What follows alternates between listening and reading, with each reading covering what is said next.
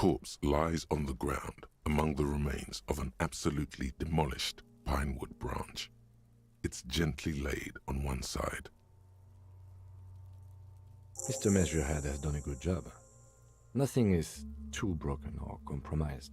The victim is ready for a field autopsy. Yes. 1. Investigation of the scene. 2. Initial examination of the victim. 3. Field autopsy. 4. Transportation of the body to the morgue. We are on number 3. The RCM's 4-phase murder scene processing manual.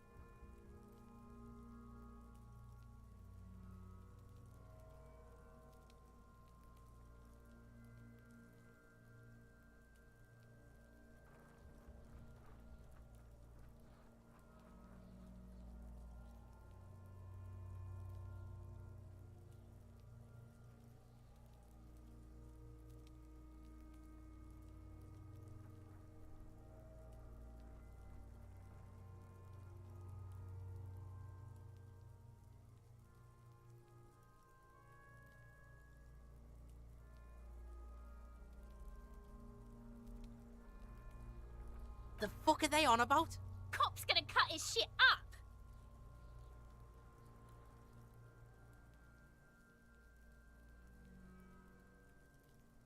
It's not about cutting. And no, you and I are detectives. The honorary rank of detective signifies our ability to handle the entire incident chain, from autopsy to cleanup to social work. An honor and a burden attached to your rank once you've proven yourself able, usually after 5 to 8 years of field work. Mine is Lieutenant Detective. You are. Your station would not have assigned you on this case if you weren't. Now, the way I see it, it's either this, or we complete the initial interviews. We already met Evrard, that only leaves the Wild Pines representative. There's one in town, negotiating the strike. She could have information.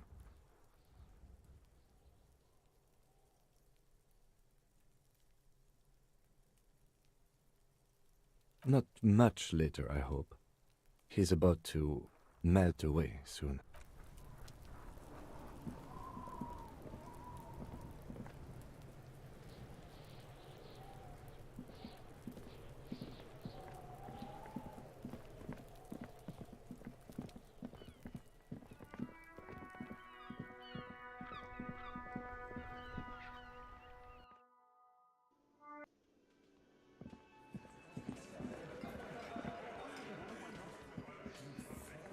Behind the dockworkers, a ceiling-height window. The hawthorn branches scrape the glass like bony fingers. There's a little slide panel up there to let some air in. No need to open it in spring. It's still too cold outside.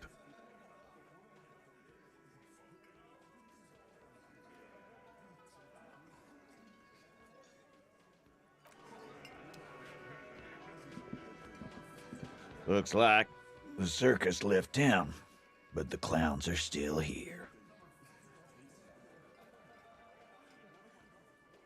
Again.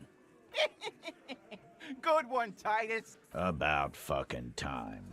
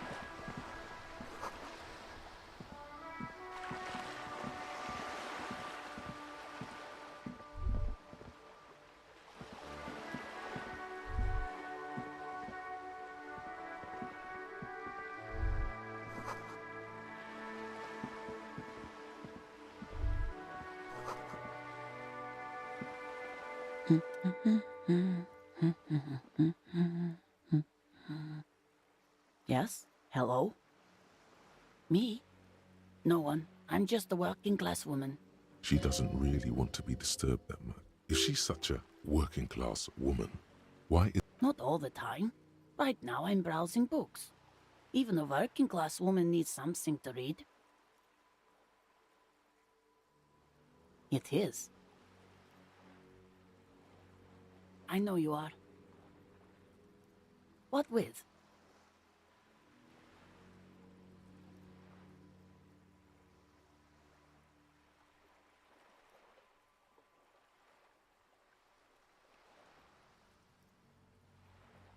My husband? No, he's not. I don't know. At home now? Out drinking with his friends? Where is this going, officer?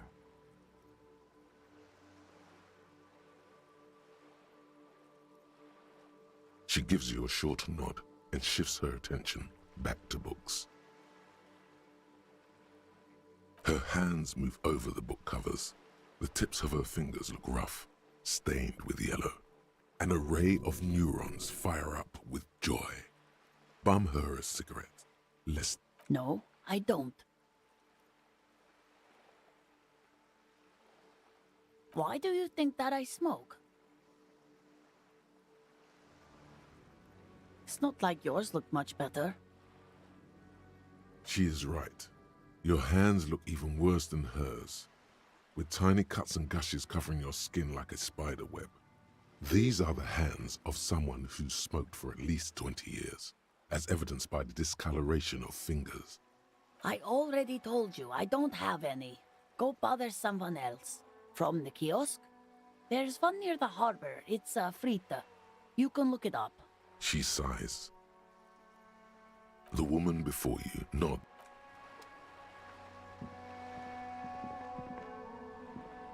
Hello again, sir. Oh, that's Auntie Billy. She's nice if a bit distressed. No, sir. She's a working woman who comes to look at the books a lot. I think she is a bad husband. Not very nice or helpful.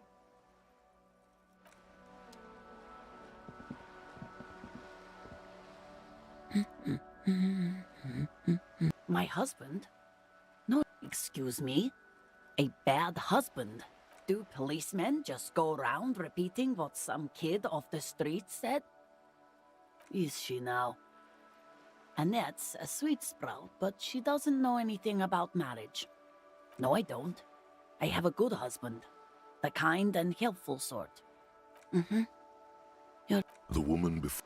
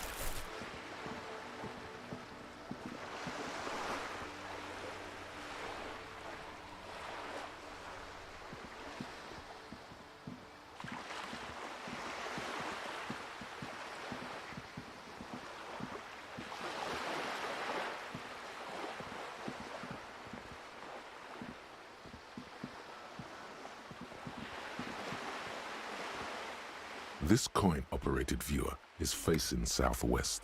Its coin slot.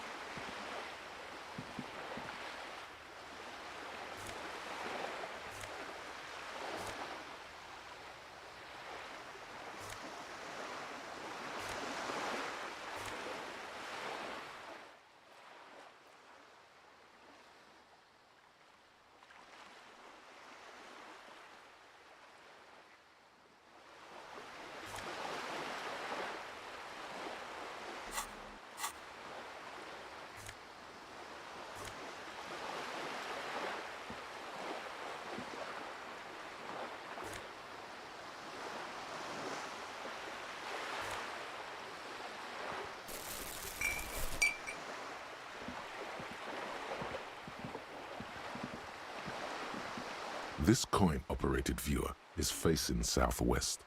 Its coin slot is full of fossilized bubblegum, rendering the machine permanently. The metal feels cold and wet under your palm.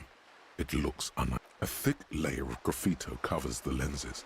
You spell out the word Onuk written on the other side, with that's Kuno on the lens. Under the graffito, a sea of blues and greys appear. Behind the water lies a coast studded with concrete and reeds. On it, a church on stilts, lanky weather-worn wooden planks, an X-shaped cross top. You know this to be the star of Pericarnassus, or the Cairo. The church looks old and weather-worn. There are no lights in the windows. Probably some kids.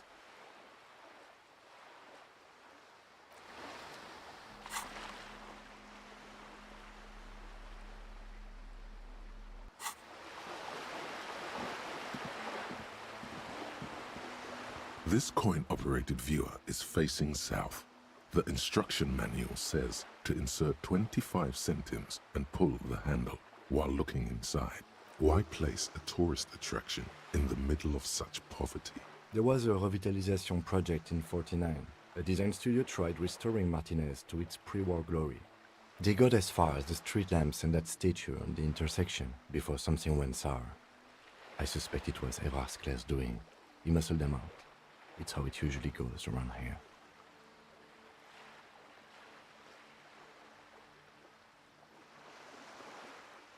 We should have done something about the Union 10 years ago. That ship has sailed. Your money disappears into the coin slot. The curtains on the display open. You lean in to catch the view. It's blurry. Different blues and greens. The lenses shift. The ghost sharpens into an islet in the bay. In the ruins, a man-made structure is visible. It looks as if it was abandoned quite some time ago. Nothing but a rotten tooth remains of the anti-aircraft tower. A lonely birch tree grows out of it. Really? I don't have the eyesight to make it out.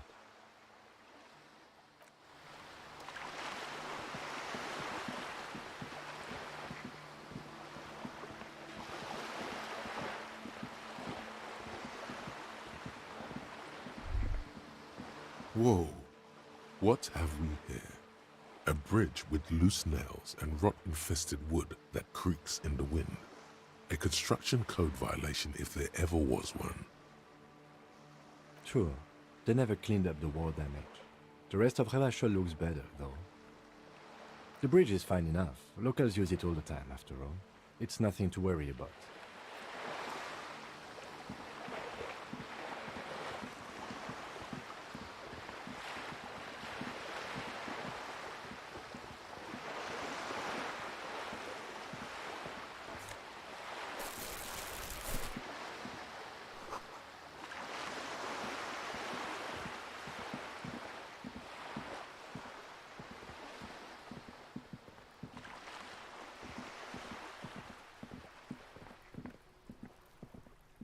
This is a wall on the side of an apartment building.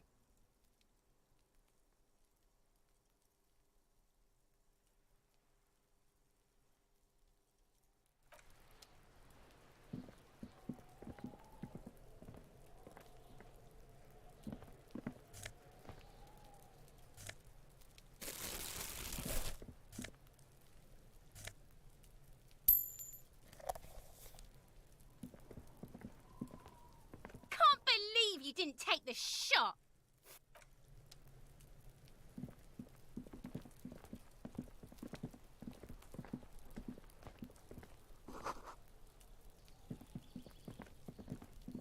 There must be another way into the building.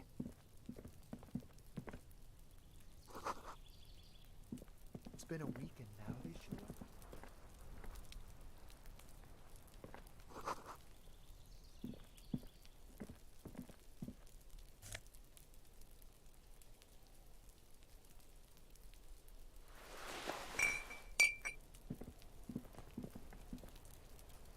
This must be it. The basement door is weather-worn. The copper nails holding the upholstery in place have turned green from sea air, and there's a knocker shaped like a lion's head. The leather upholstery is worn and rough against your jaw. In fact, it's oddly silent in the yard around you. No birds chirp. You knock silently. The upholstery muffles the sound. I guess no one is in? Let's be honest. This isn't what I joined the RCM for, but every day tells you something new about yourself. Apparently, working with the local union boss to get info on an investigation is not something I'm squeamish about.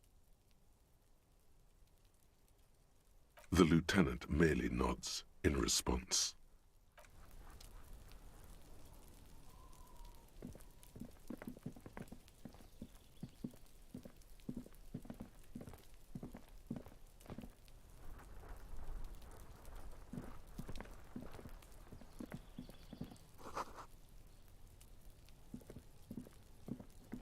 You see a young man on a balcony, nursing. Not looking for any trouble, officer.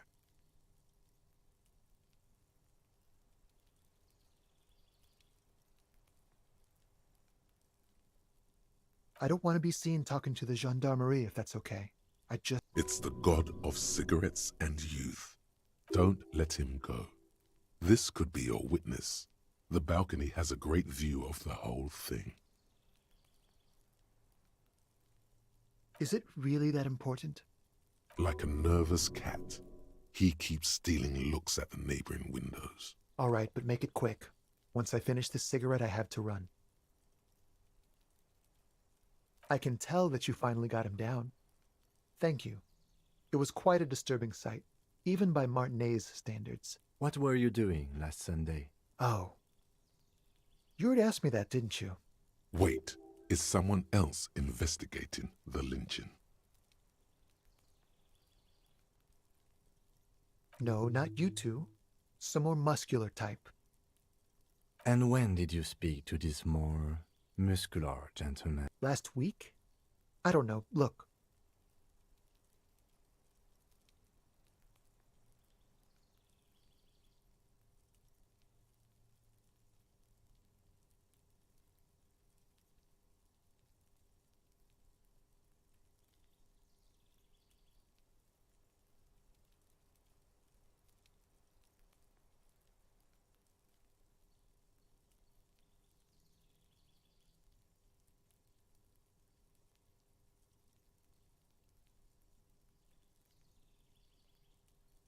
He's an actor declaiming a soliloquy. See how you hang on his every word? You didn't answer the question. What were you doing last Sunday? I had a friend over. It was my Sunday friend. A Sunday friend. How intriguing. He doesn't reply, gesturing no with his cigarette. In the neighboring windows, you can see faint reflections of his silhouette. My name? My name is Martin Martinez.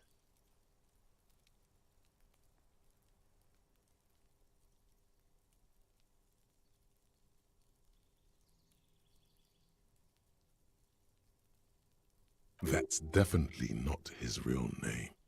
No, of course not. Could you please lower your voice? No. We won't. Now, if you'll excuse me, I really need to get going.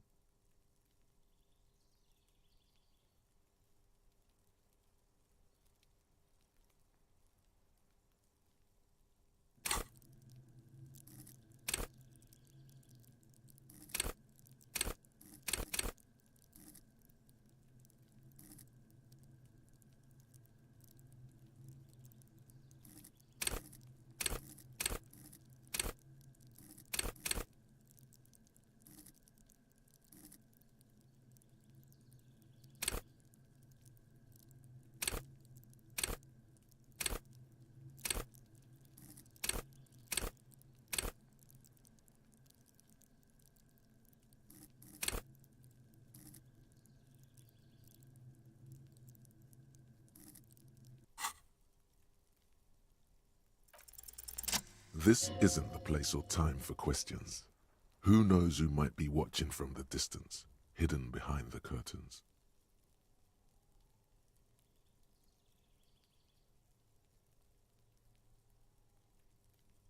For a moment, the man on the balcony seems almost vulnerable. I am sorry, but I really don't have the information you're looking for. But, hold on, what's that? For a split second, his hand lingers, as though gesturing towards a stone placed right next to the front door. It's a sign. Good luck with the investigation.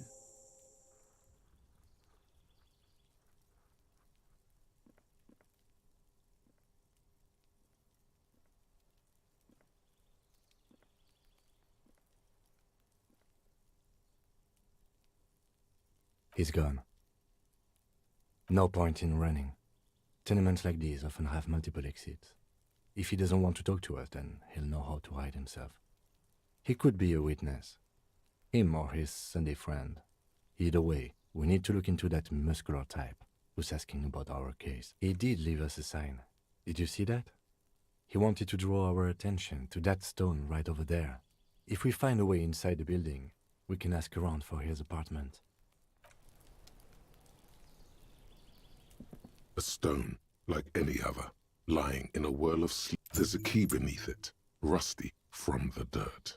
This must be for the front door. Pity doesn't have the apartment number on it. This building has many apartments and the man can be in any of them. We'll just have to go in and see.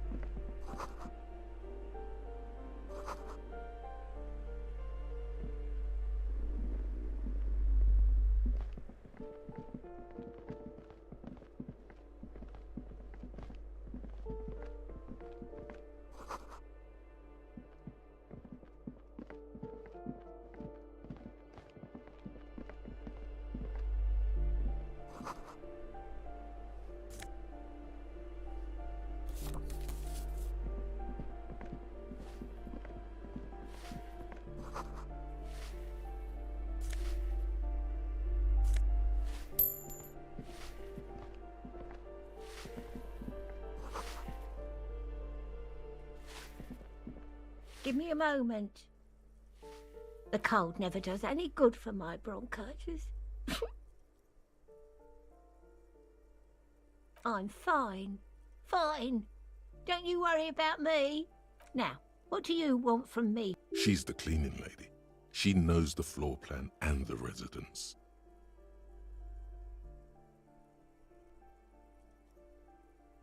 Yes, yes. I know who you mean. The scrawny boy who's always smoking like the devil, right? Somewhere in the building, a child starts crying. You hear a radio tuned to a talk show. What's he in trouble for?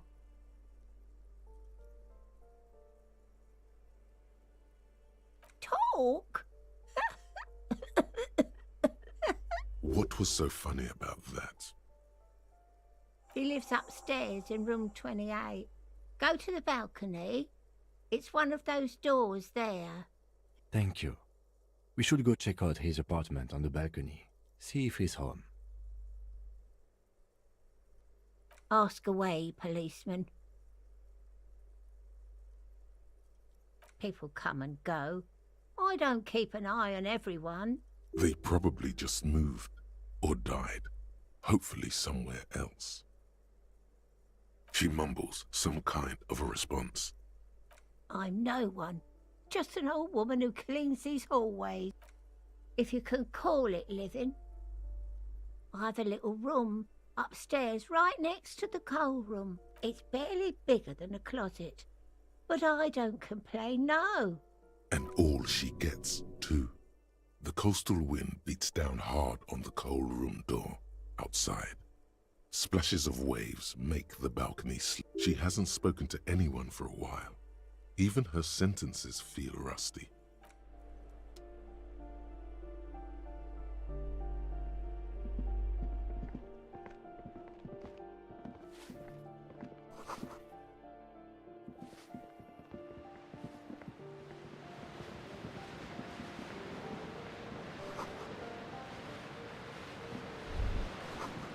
A shift in temperature. The air chills around you. Dust settles on the stony floor. A former architect stands before a slice of window, a room plan in her hand. A cold wave has made the air in the building stand still and frozen, with temperatures falling down to -20 degrees Celsius. Is red from the cold. She's breathing on her fingers, clasping the plan. Traces of sadness are visible in faint pencil lines on paper depict the same place, but a missing eastern wall connects the room with the neighboring apartment. Ideas for arranging the furniture have been jotted down. It's clean and empty, with new tapestry embellishing the walls. A standard HB graphite pencil has fallen off a three-legged stool. She had an eye for beauty.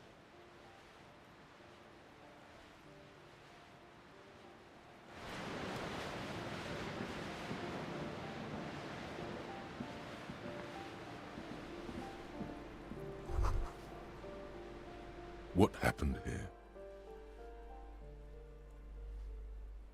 It will still be accessible through the apartment next to it. That one didn't have a door. Sadly, nothing of great value remains here. Indeed.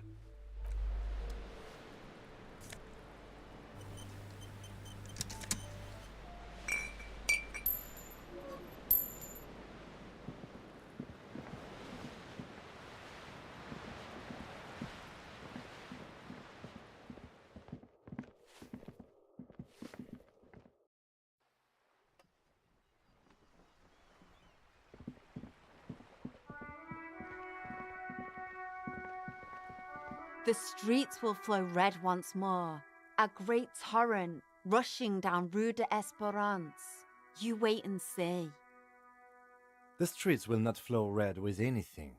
I'm Cindy the fucking Skull. What else do you want to know? Date of birth, blood type, the last time I was tested for Hep C.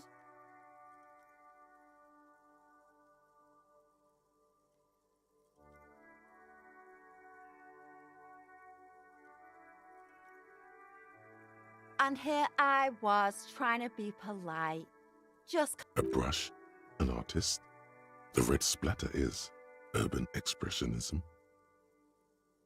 That smell coming from her paint bucket. It's not paint, it's heavy fuel oil.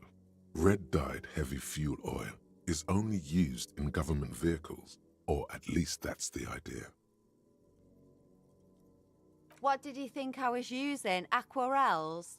Sucked it out of a cop's fuel tank myself, back in Jamrock. You ain't seen nothing yet, piggy boo. The lieutenant furrows his brow at another one of your eccentricisms. Hatred, disgust, it's difficult to tell which of the two is more present in her girlish features. The woman on the boat does not notice her staring. That Ozon her. Someone's got to keep an eye on her. Ozon is an archipelago 2 days' travel away from Rivershaw. Its moneyed residents, used to posh restaurants and upscale boutiques, rarely have reason to visit Martinez. Probably the Wild Pines rep. We should talk to her. She's a professional negotiator, though. I have the feeling she will be very cooperative while telling us nothing. You should take the lead. Ask her unexpected questions, you know? Do your thing. Don't be afraid to get a bit wacky. Throwing her off is our best bet. Good idea, piggies. Run along now. Fuck her shit up good. I ain't no snitch, Pigstein. Go forth and far. Actually, there is a shortage of people who talk to us in a normal, calm, informative manner. We weren't put on this earth to make your life pleasant, fucko. What do I care about some fucking tin eggshells?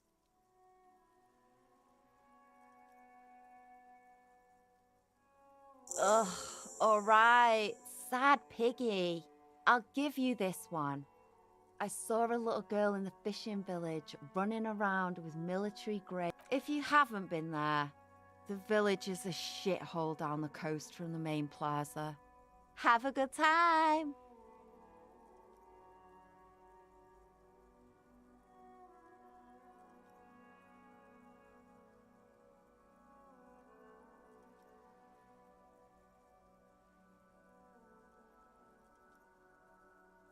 No.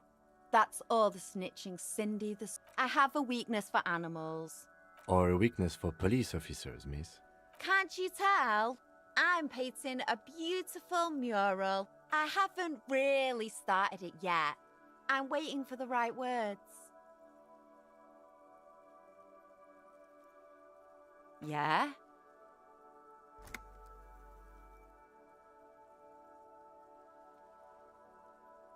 Let's be realistic. What are you going to do? Throw her off the balcony? You heard your partner, Pig. I don't condone the idea of using physical force on her. She's a girl. Watch your back, Ungulate. You...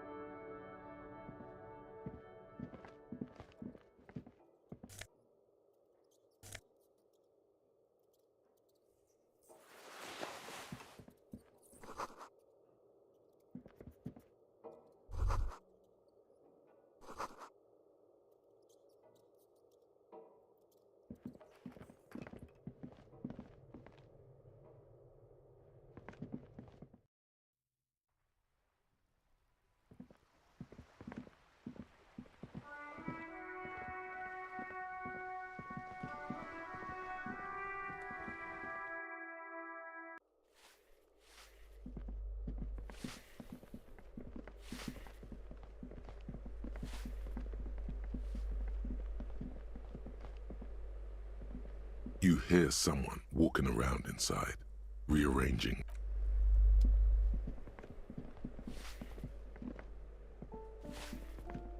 Give me a moment. Ask away, policeman.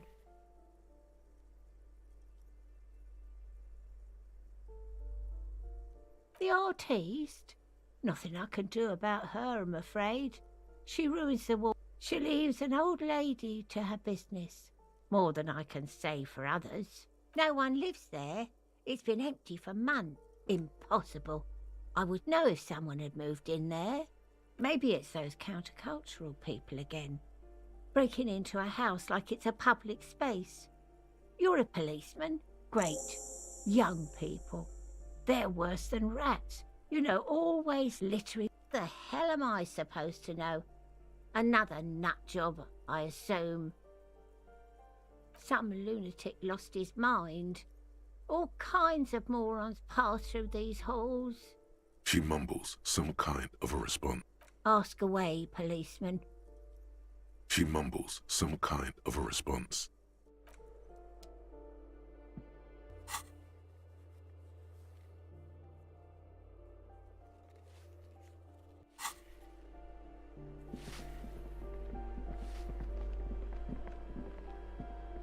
You hear someone walk. The walking stops abruptly. You can feel tension on the other side. A poor communard, from the looks of it. The room is barely bigger than a closet. Do I have to open the door? Do you have a warrant? I'm not. Let's go. We don't have a reason to get inside the dump. It's generally easier to do things if you have literally any reason. Excuse me? Of course not. You have plenty of reason to enter.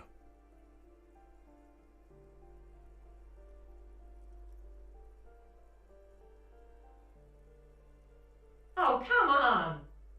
Well, that was easy. That was smart.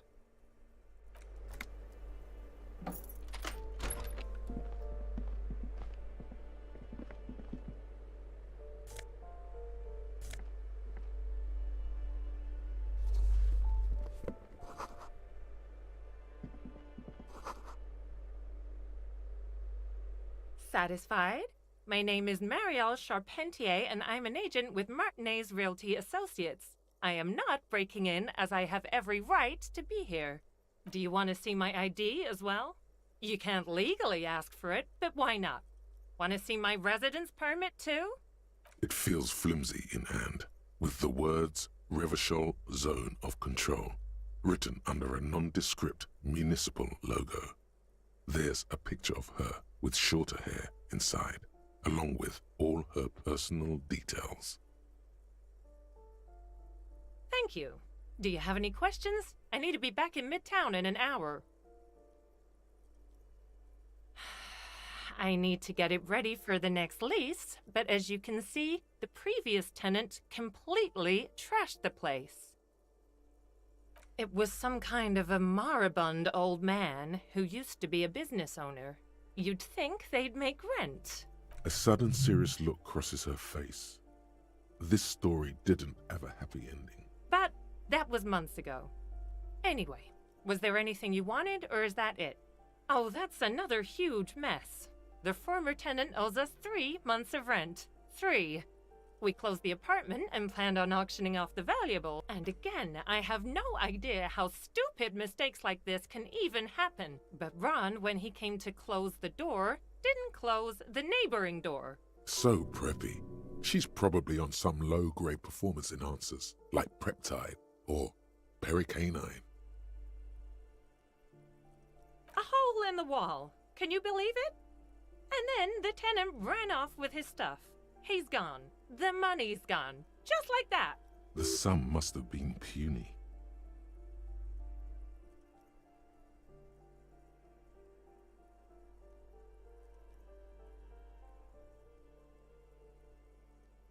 Well, it does not disappear from my hands.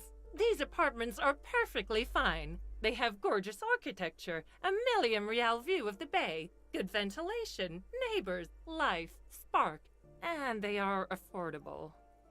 I'll tell you, Martinez has a future.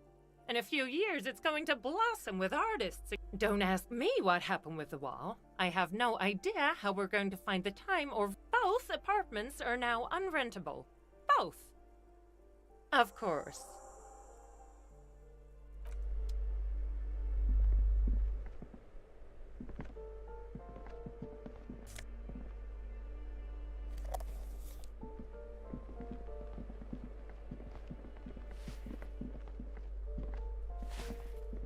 Give me a moment.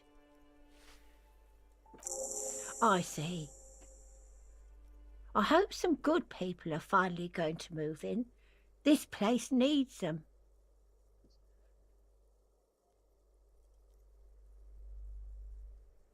Yes, well. Your statements are too vague to comment on.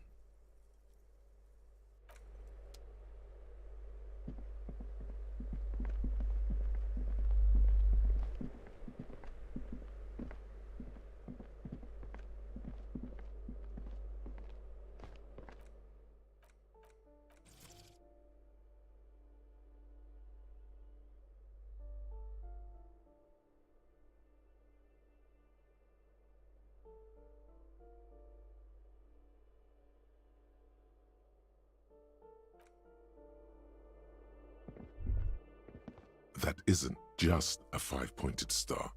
It's an inverted white pentagram cradled in a wreath of antlers. The star and antlers was developed in the 6th decade of the last century and quickly adopted by Mazov and the communards. Even today, half a century after, the star and antlers retains the ability to evoke hope, disappointment, and fear in equal measure.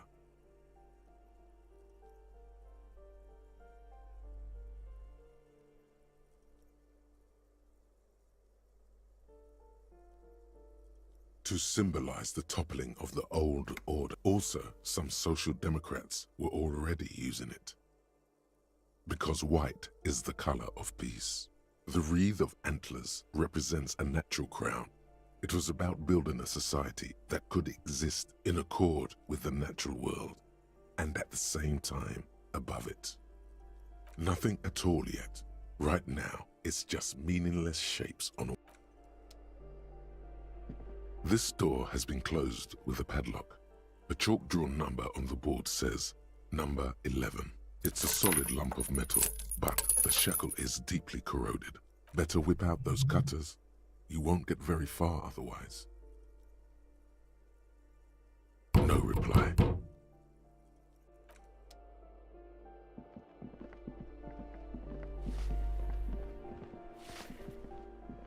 Give me a mo. Ask away. Oh, that one is a scientist, a future scholar. I think he studies astrology at the community college. Something to do with all those stars around his door. He asked me to leave his drawings up on the wall. The symbol of what now?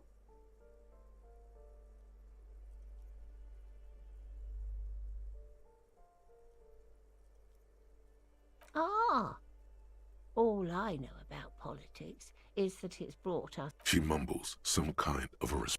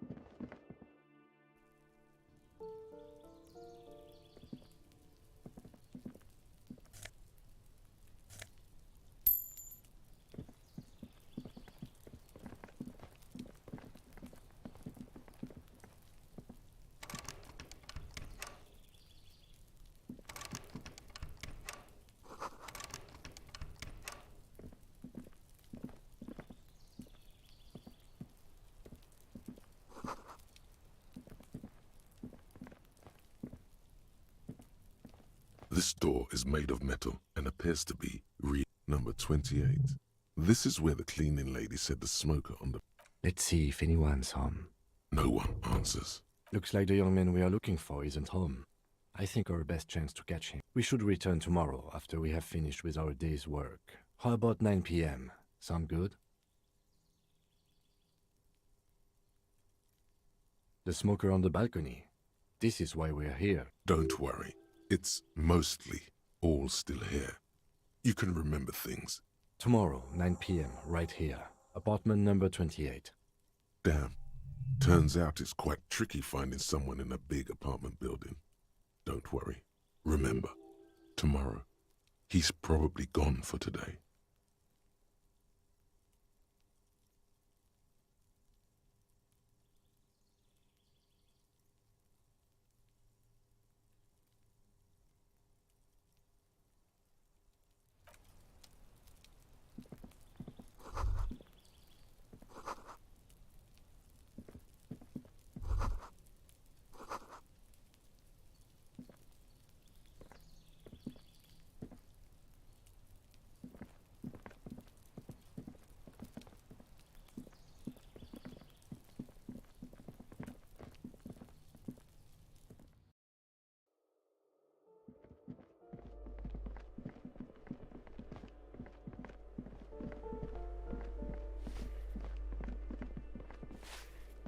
Give me a ask away. She mumbles.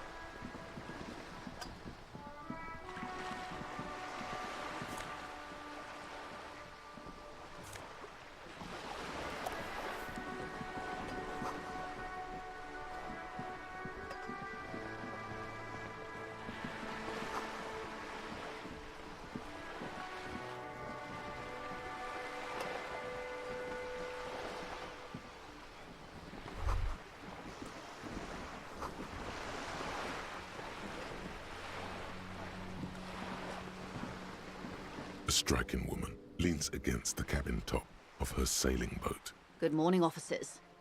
I'm Joyce. Joyce L. Messier. I represent the board of Wild Pines, the owners of the harbour. You gentlemen must be from the RCM.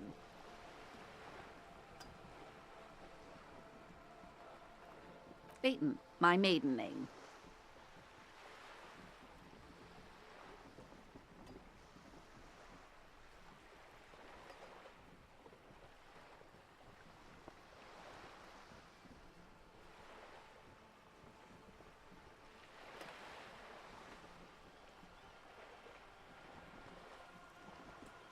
I'm glad to see you here.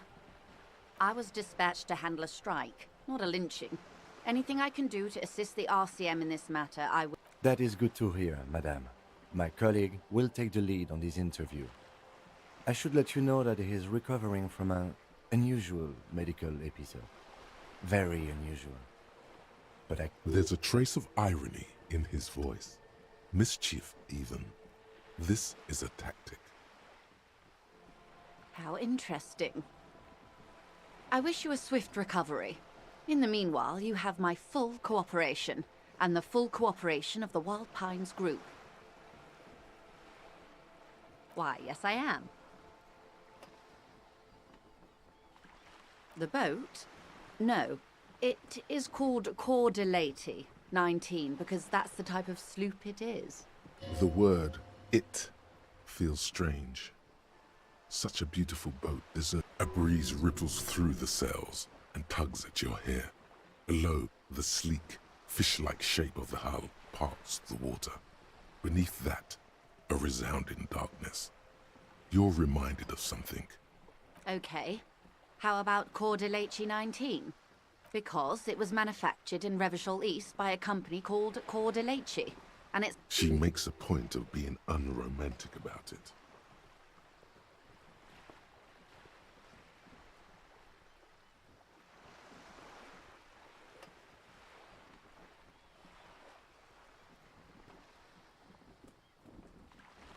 The X something. The X what?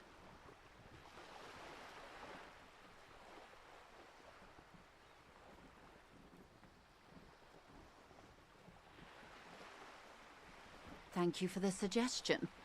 I see the word has emotional resonance for you.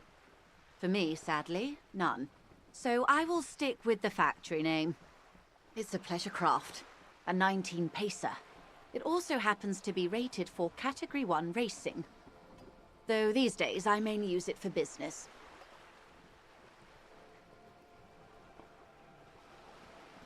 My sloop? I like it a lot. It's the eel's hips, babe. I'm enjoying this part of the interview. It has so little to do with the murder we're investigating.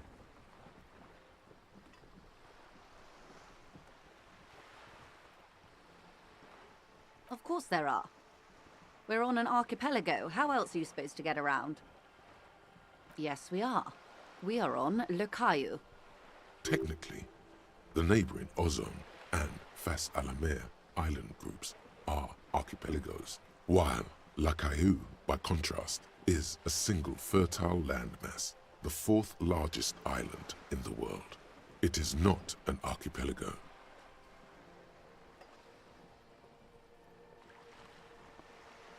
Okay, if you want to get technical. The point is, we're all on islands here, and sail is still the most expedient way to get from one island to another, especially when you're in a hurry to resolve a strike. I haven't seen anyone else drive a souped-up Capri Kenema motor carriage either. Actually, that motor carriage has been specially issued to serve as a patrol and pursuit vehicle. It's for crossing long distances in the greater Revachol industrial harbor. It's not a toy. Neither is this. A toy, I mean. It's a machine for crossing long distances in the Bay of Revachol. You need to make this lady admit she's only riding around on this boat because she's rich.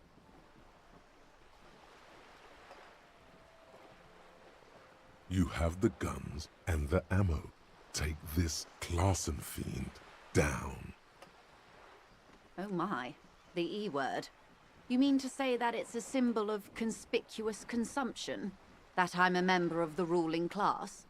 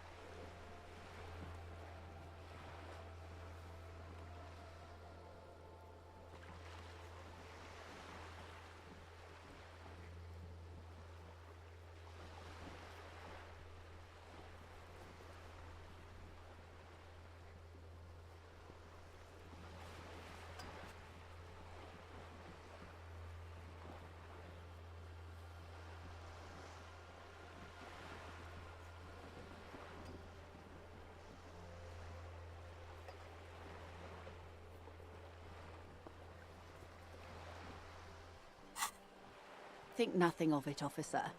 What's a little class conflict between friends? Good. What we do? I'm afraid I don't speak for Wild Pines as a... There was a touch of discomfort there. She wants to merely represent. The Pines' core competency is logistics. Container shipping, freight, that sort of thing. See those airships there, blinking? Those are the shipping side of things. And that is the terminal. Another subdivision deals with energy, oil and gas exploration, offshore platforms. The Wild Pines Group is one of the original Revacholian Indo-tribes. Companies awarded royal monopolies by the king, the suzerain himself, centuries ago. The king is long gone, but several of the Indo-tribes remain. Saint-Baptiste, LUM, an unknown entity known as Brightest Star. Why, thank you.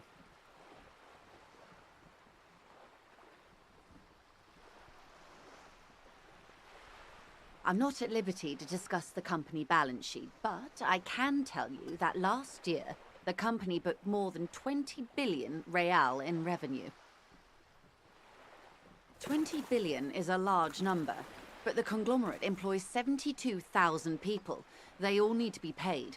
Then there are capital. A conglomerate the size of the Wild Pines is like a shark.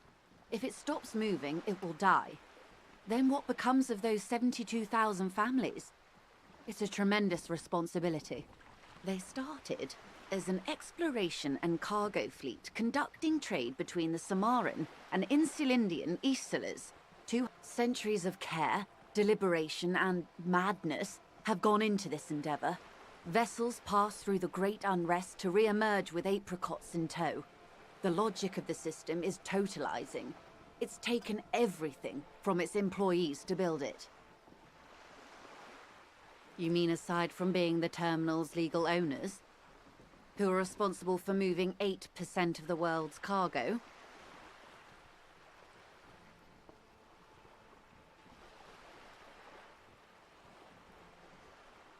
nods. Everything. Right up to, but not including, trade secrets.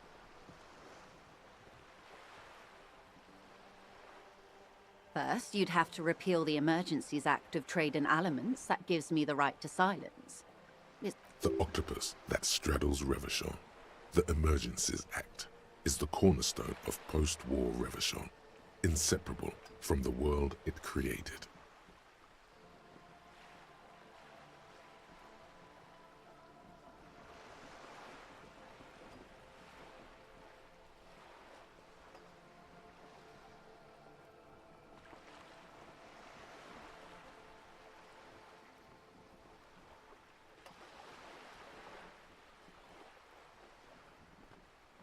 Good luck is only kept in place by the vested interests of half the civilized world, including your own.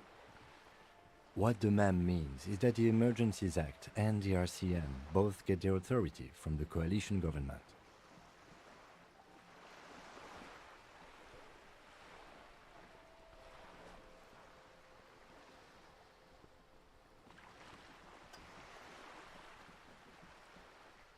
You'd be shooting yourself in the foot, in other words. But I am derailing us. You wanted to know about the strike. I believe the official title is Senior Labour Negotiator. In practice, I'm a grocery clerk. I relay the union's demands to Wild Pines and return... And how are the talks going? They're not. That's the problem. The union stopped all negotiations a week ago, after that awful lynching took place. Now they won't even let me into the harbour. There's a 2-meter 20 racist behemoth blocking the gates.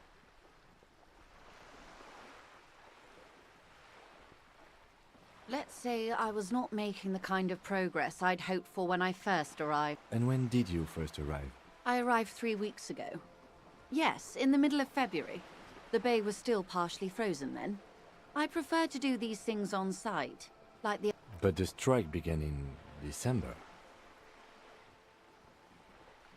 I wasn't the original negotiator here. I took over after Mr. Gaumont hit a wall with Mr. Clare, the union boss. Mr. Clare refused to speak with Gaumont despite concessions he'd granted the union in prior negotiations. This isn't the first time the union has gone on strike? Heavens no. There have been 2 prior strikes. Both times the union won significant concessions, including overtime pay and a medical plan. This time their demands are more, I guess you could say, aggressive. Ludicrous even. It's meant.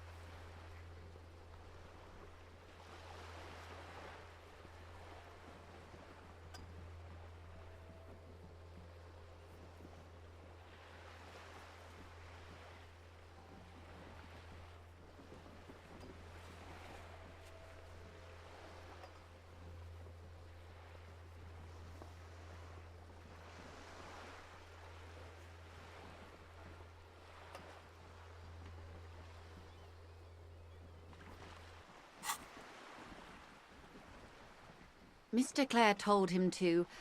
how did he put it? Fuck off, midget. Gaumont is short of stature, you see.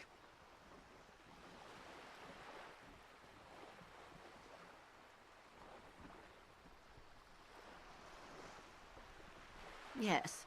Keep in mind, this is a negotiator Mr. Clare has worked with before, and who was more than fair with him and the union. There are leaflets everywhere, and banners. What did they... Every worker, a member of the board. Most of the workers probably don't know what that means.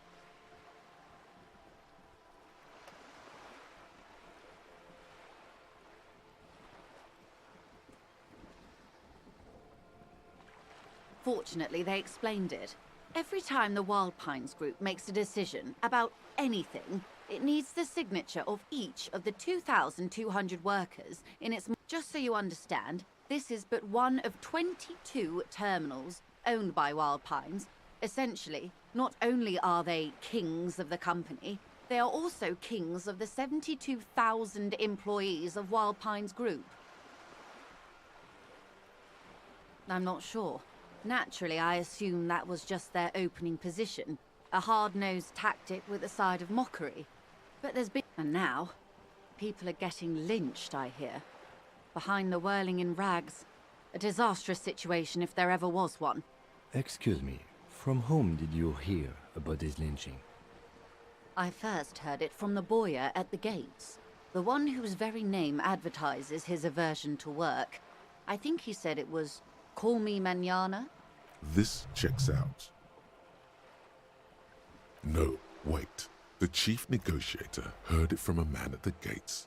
Surely the Wild Pines Group has more effective channels of information. After all, 2,200 people are on strike. This is a big deal for them. The scabs? You mean the huddled masses of Jamrock come to plead for work where the union refuses to? If they were organized by Wild Pines or its affiliates, then it would be a company secret. I could not share it with you. Not right now, at least. It's implied. She's open to discussing this matter with you. Everard Clare is a man of the utmost integrity. If you can say one thing about him, it's that he always puts the interests of the workers first.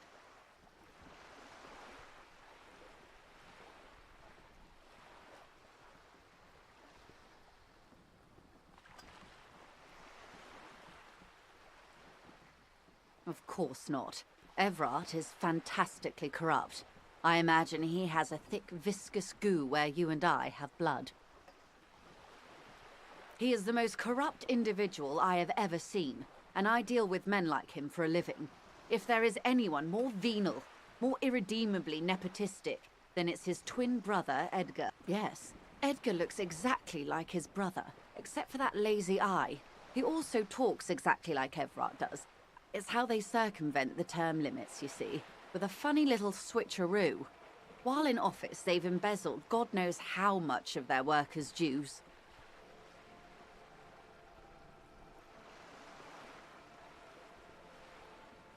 The Débardeurs Union was once a perfectly normal institution. 20 years ago, anyway. It must not have been easy to establish under the Emergency Act, but they did it. I can respect that. Organised labour at its best, as they say. Then something happened in the local chapter elections. The brothers Clare came and transformed it into a... how do you say? A mob. The Débardeurs are a crime syndicate. Sad as it may be, we are forced to cooperate with them. Refreshingly honest, officer. The company has tried appeasing in the past, but I'm afraid our concessions have only emboldened Everard. And your opinion, detective, if I may ask? I'm a curious and talkative person, you see. Would you say the Débardeurs Union is...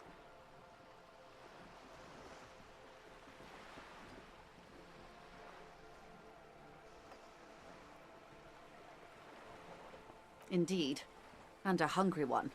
Sadly, Wild Pines have cooperated with what amounts to a crime syndicate for 2 decades. However much you feed the leech always hungers. I'm glad you asked. There was a woman, the previous forewoman of the Union. She disappeared. Disappeared? Yes. On the last day of the local chapter elections, her daughter phoned in and said she wasn't running anymore, or coming to work. Ever. End of story. Indeed. The company suspects foul play, but there's nothing they could do. It was a union matter.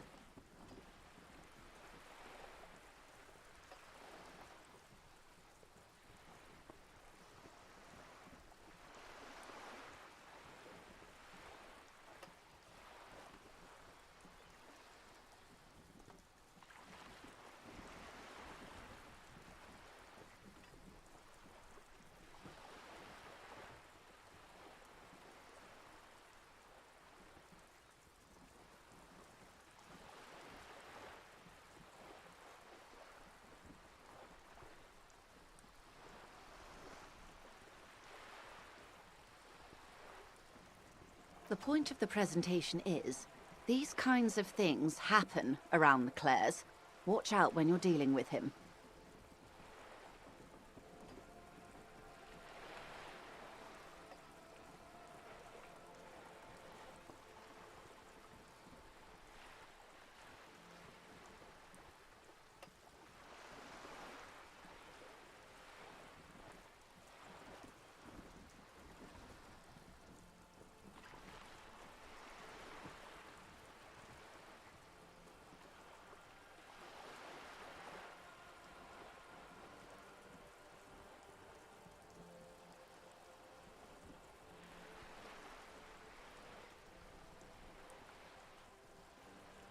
Thank you for your concern, ma'am. We'll be just fine. Of course. How else can I help? You have. And Finally, time to choose sides.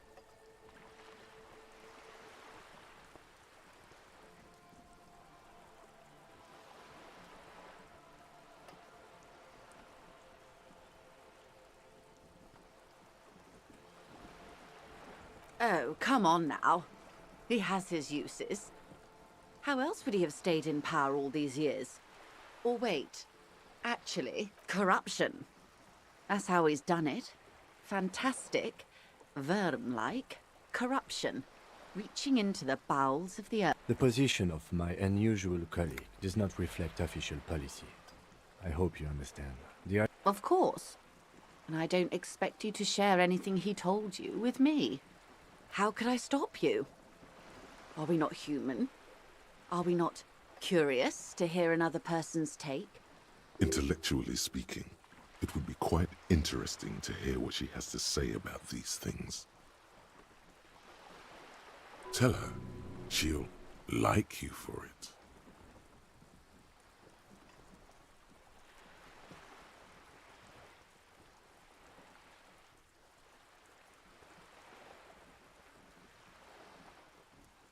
Oh. The lieutenant looks at you, and you can swear his jaw muscle is he's able to contain the anger and surprise. Unconventional police officers sometimes lose their guns. They then go around and tell people about this, to gauge their reactions. It's all part of detect. Incredible. Simply incredible. And how is it going? Has this detecting produced a gun?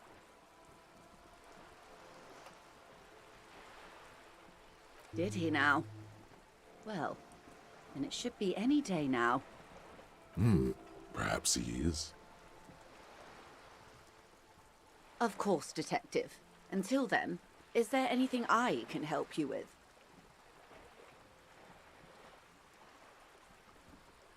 Quite a few things, I'm afraid.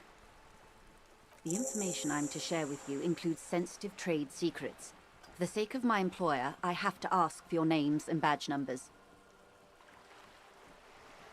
Of course, ma'am. We should have introduced ourselves. I am Lieutenant Kitsuragi from Precinct 57, and this is my colleague from Precinct 41, Detective Dubois. I'm afraid Harry doesn't have his badge at the moment. I hope mine will suffice. Oh, and what happened to yours, Detective? I see. So, are you saying you lost your badge during the course of this episode? Oh dear. Some kind... I do believe you, naive as that may sound. I simply can't imagine what you gain by faking such a condition. As I said, ma'am, his technique may be very unconventional, but he is an officer of the RCM. Of course, I sympathize. But I'm afraid I simply can't share anything more until I've seen that badge.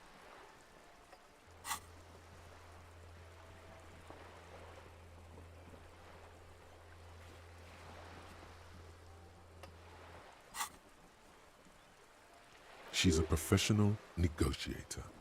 She should be open to some sort of mutually beneficial arrangement.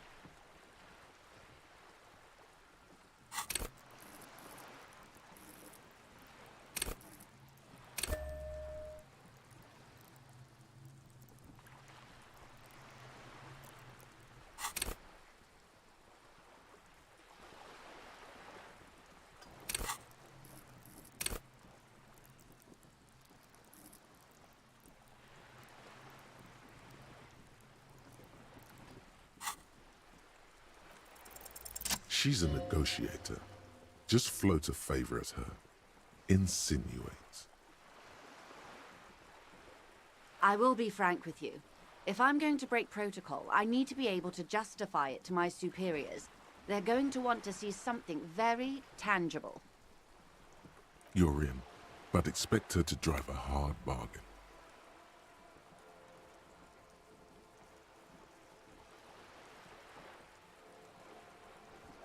Reports from inside Terminal B suggest it's a hub for the local drug trade. This is an open secret in Martinez. The Union controls the terminal, so they're profiting from this trade.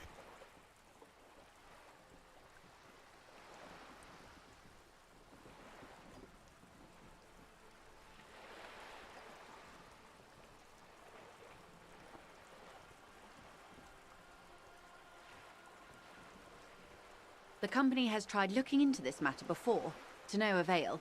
Perhaps someone with your authority, or you can recover your badge. Though if I may be blunt with you, it sounds like that may be a lost cause. Detective, a word in private before we continue. Wow, you work hard. Oh, yes, you hustle. You're a provider. It's tough out there, but you keep it real and provide. Look at yourself. You're a human pedometer. You must have walked 200,000 steps down cracked asphalt, mosaic, sand, and linoleum after you re-emerged. That is the sign of a hustler who never gives up. The world is harsh and people are evil. You didn't make it that way, and you won't let it break you. That's just what it's like, life and death. But you got gills on your side, baby. Got those black papers with the faces of the innocents on them. You bring in the Franco Negros and the Solas. It ain't easy, but you do it, day in and day out.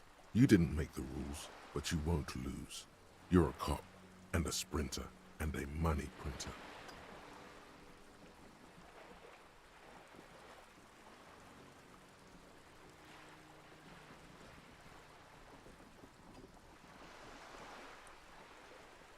Wasn't easy getting that giant novelty check from Everard. Took some ingenuity to get into the harbor, but you got in, and you took that bribe as hard as any cops. Yeah, you're in the sales business. Shake 'em for shit and then pawn it off. Sure. And has it been easy? Is life easy? Have you not gone into cardiac arrest? Are you not about to have an anxiety attack or shoot yourself in the mouth?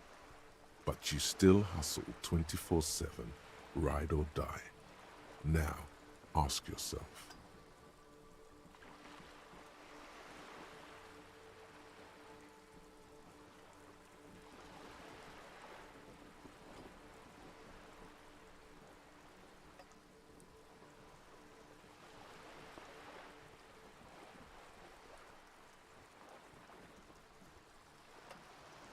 Are you rich?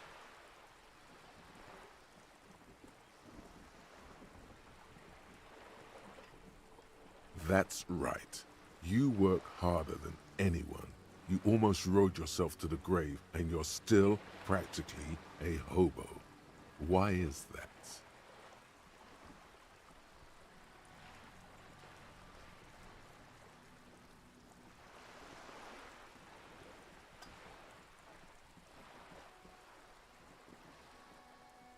Because of the taxes. G-Man's got his jam-covered sticky fingers in your pocket, stealing from you every time you buy, sell, walk, talk, fart, so much as sneeze. Aren't taxes almost non-existent in the Gotham estate that is Revachol?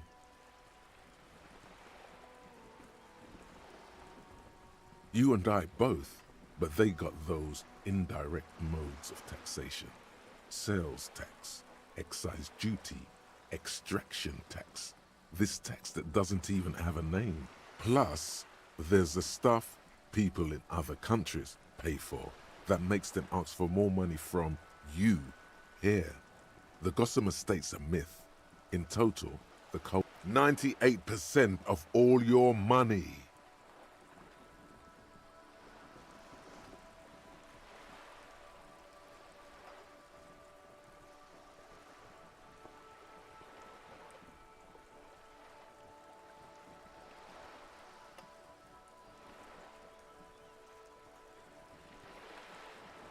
What are you not sure about? They're milking your nipples till they bleed. Can't you see? Aren't you sick and tired of having bloody nipples? It's all about the tax issue, hustler. No other problem in the world is as pressing as top marginal tax.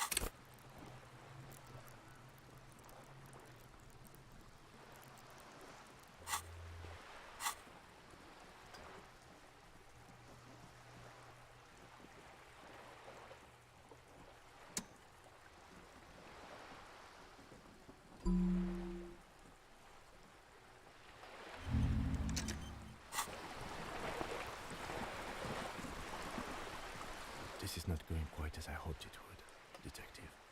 Honestly, I was expecting you to use your unorthodox technique to keep her off balance, and not volunteer us to be her henchman. This woman is running circles around us. She might have known about your misplaced badge all along, or she's simply an adept improviser. Maybe this is all her plan. She might have heard about you.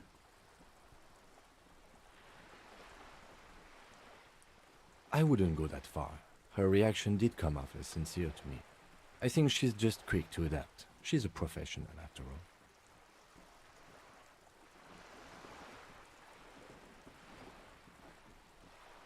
No. If there is reasonable suspicion, we must investigate.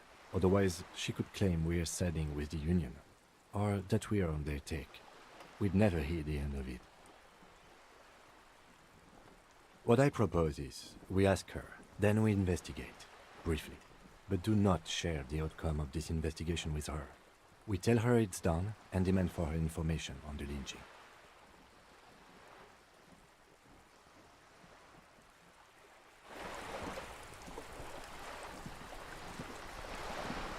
You're back. Good. What can I help you with? Not an umbrella, I hope. All around you, rain keeps falling down. On the wooden boards she's standing on, and on the water around you. Sadly, I need this one myself. It's hydrophobic, repels water, almost magically. What I can do for you is answer some questions. Nothing like talking to pass a rainy day. It's quite straightforward. Someone is using Terminal B to smuggle raw ingredients from the Samaran Isola into Revachol with the Union's blessing. Wild Pines has suspected it for years.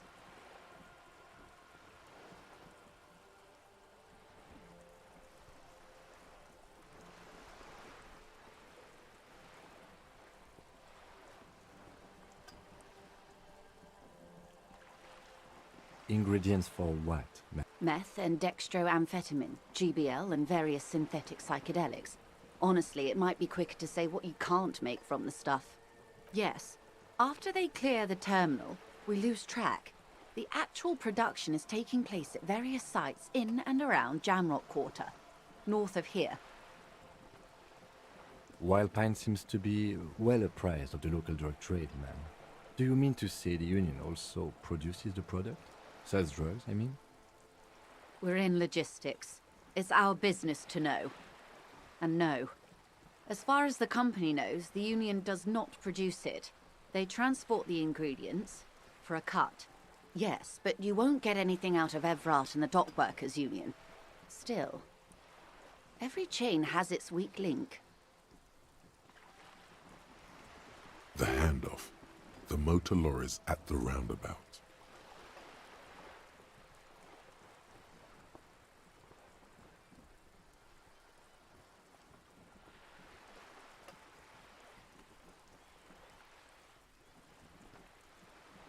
Precisely.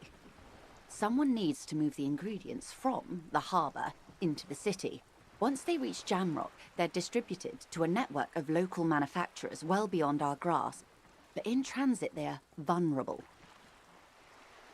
How convenient that they're stranded like beached whales at that roundabout. Perhaps you've noticed that a number of lorries are tangled in a traffic jam at the roundabout just now. Interview the drivers who are still hanging about. I'll be explicit. If you find this driver, I will share company secrets with you. Uncovering Union secrets could also give you an upper hand when dealing with them.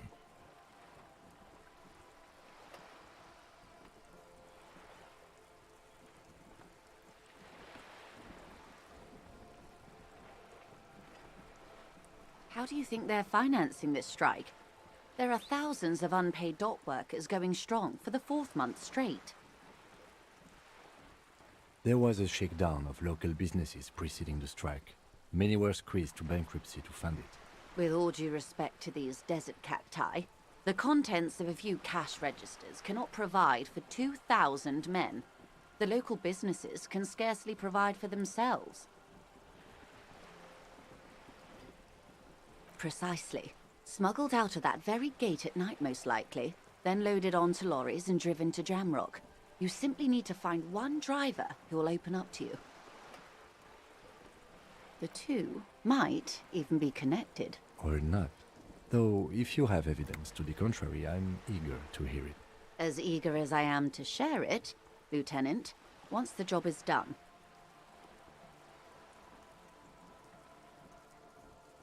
No. We asked East Motor Track to raise the drawbridge. The road company is a partner of one of our subsidiaries. However, this is a limited time opportunity.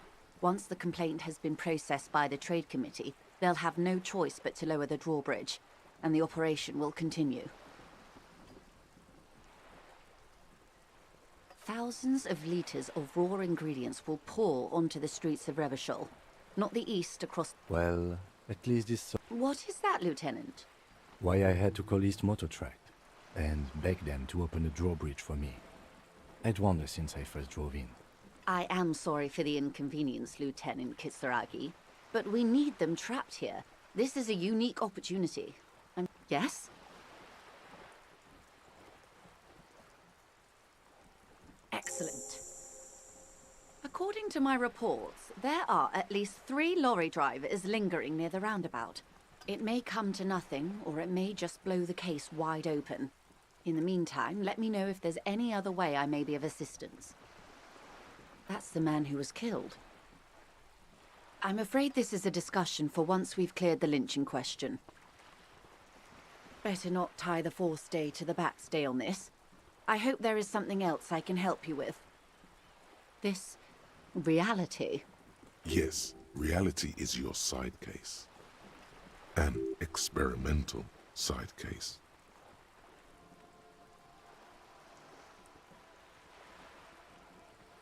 How truly curious.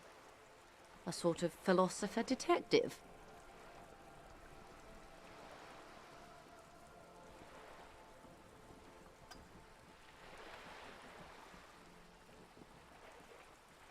Oh? Then why? Yes. Why don't you tell Mrs. Messier what you told me, Ah, yes. The episode. Sounds like an acute case of encephalopathy now that... Don't be phased, madame. He functions perfectly well. He only needs a lowdown on all of reality. We may be here a while then. Ask away, officer. I'll help however I can. All right, we're in. I know these all look good, but begin with the first, okay?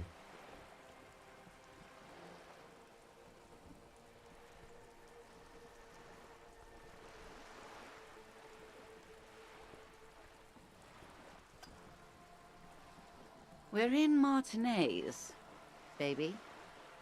Martinez is a district of Revachol. A very small district tucked away near the industrial harbour, north of the 881 and Jamrock.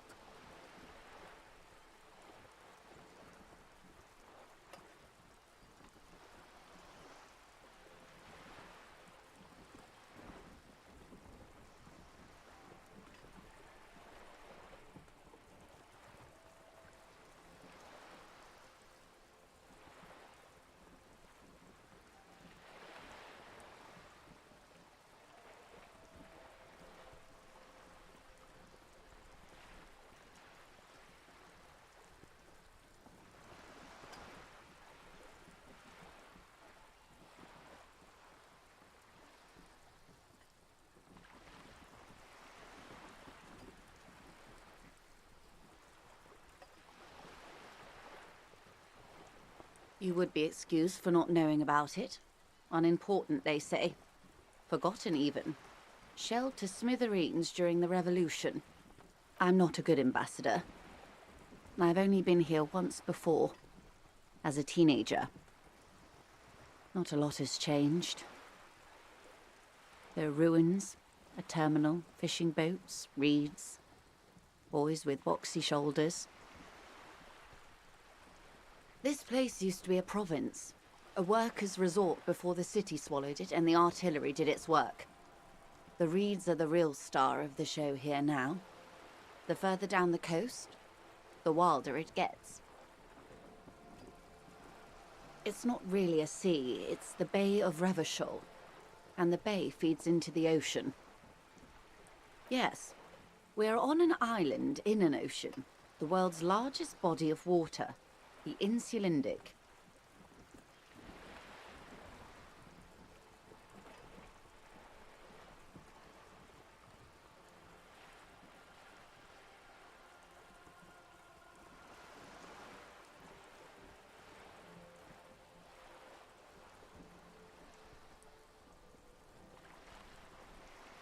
Known to the early Revacholians as Les Immensités Bleues, the Blue Immensities. Vast, lukewarm and unknowable, flowing in and out of sight. Caillou, as you already know. Imagine a pebble. A smoothed-over pebble amidst a great blue sea, misshapen, cracked. The cracks are the River Esperance.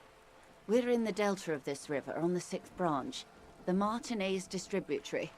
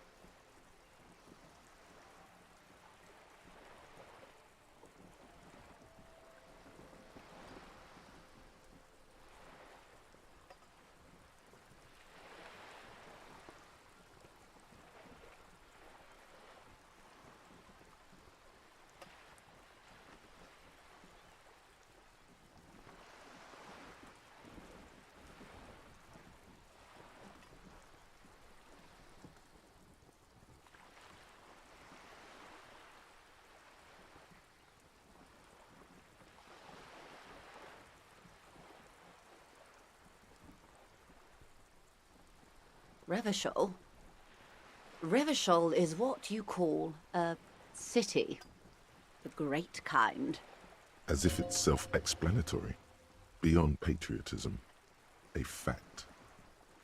History detective. They built this city to resolve history. Our part in it, at least. Our centuries. The nations of the Occident, or migrant workers from Seminine and Ile Marat, depending on your creed.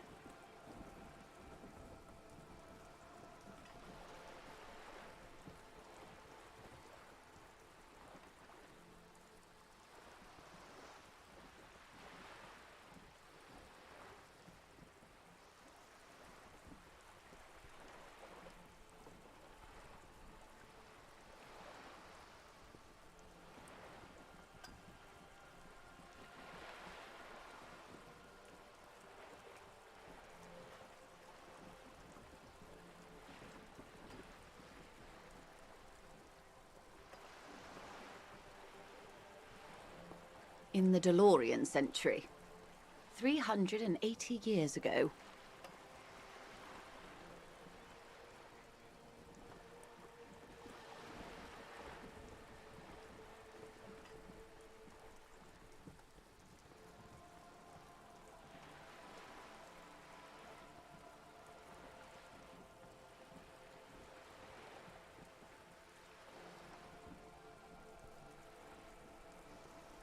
They say it's where the terrible questions of our time will be answered.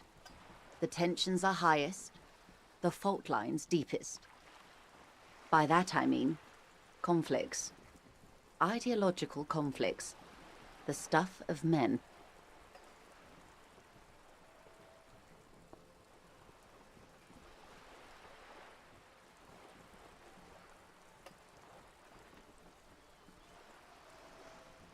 We are standing on a fertile, self-sufficient island able to sustain up to 200 million people in the middle of the Insulindic Ocean, the world's connective tissue.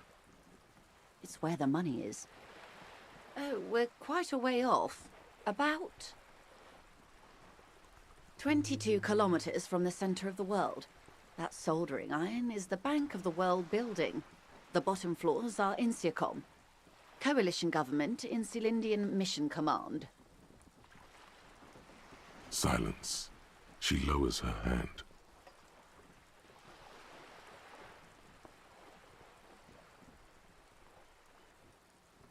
The water, the light. It's as though you're seeing it for the first time.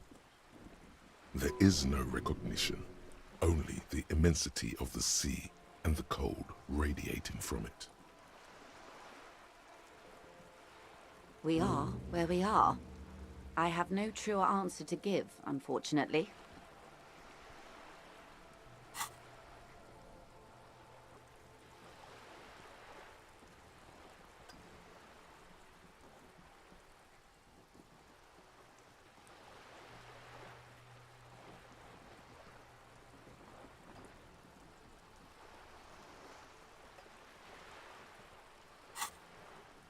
This is one thought you need to complete.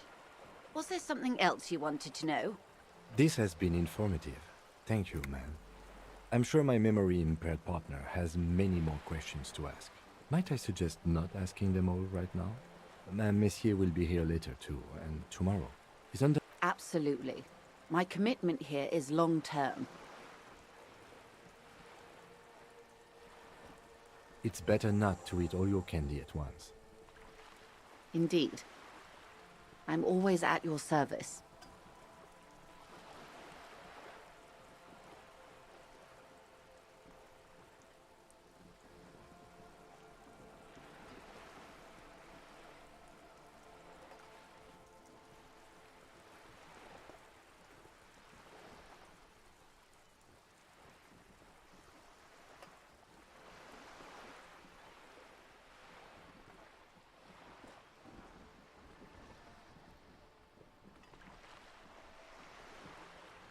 It's a neurological disorder caused by a lack of vitamin B in the brain.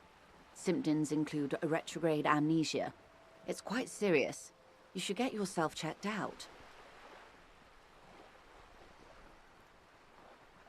Well, it's either bariatric surgery or long-term alcohol use. She nods, slow. What this boils down to is, this reality thing is stupid.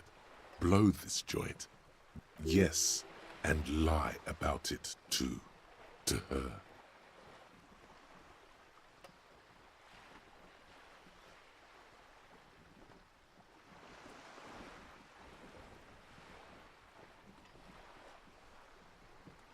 She stares at you, head tilted to the side. These are unimportant times, Detective.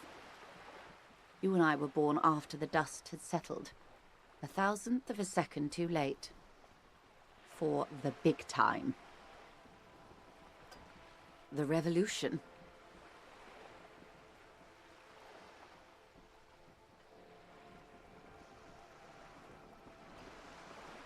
It's quite easy. Every 100 years or so, our species gets together to decide what's next, who gets shot in the head, and who gets the mineral rights. Those would be the communists. Generally speaking, 40 million people got shot in the head during the World Revolution. But the communists, they all got shot in the head.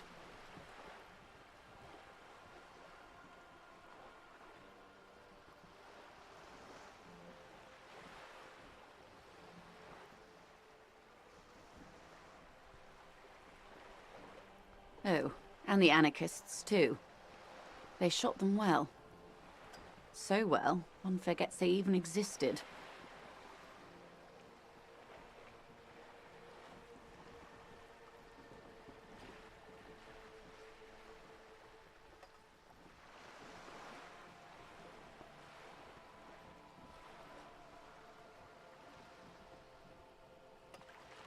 She likes the totality of it. Did they ever? Before they got shot themselves, they shot 2 million people. Yeah, it was a kerfuffle, all right. Yes, the Insulindian deluge, they call it.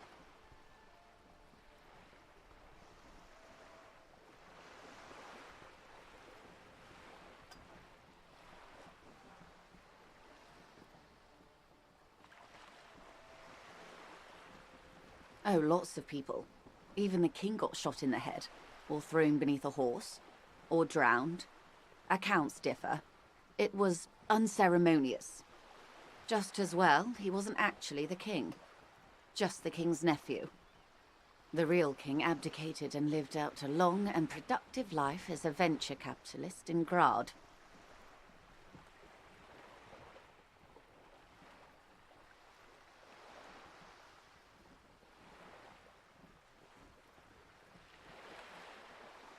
I prefer the term risk-averse. King Guillaume was nobody's fool. He could smell a PR disaster brewing, so he got out alive, and his nephew Fricelle got shot in his place. Him and tens of thousands of his wonderfully fascist kingsmen. It was a wild time. The liberals got the mineral rights. And by mineral rights, I mean everything.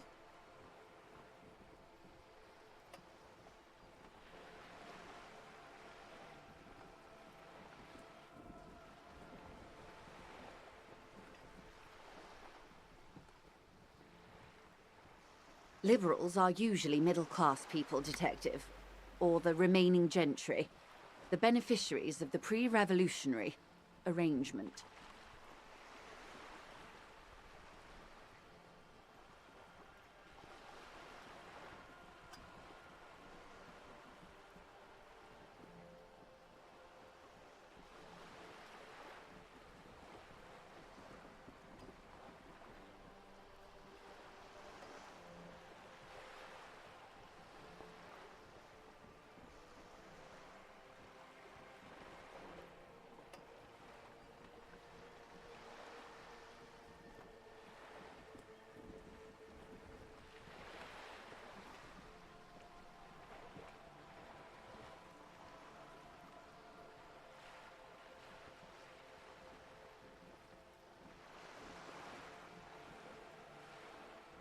Some were rich enough to stay with the Constitution, with monarchy.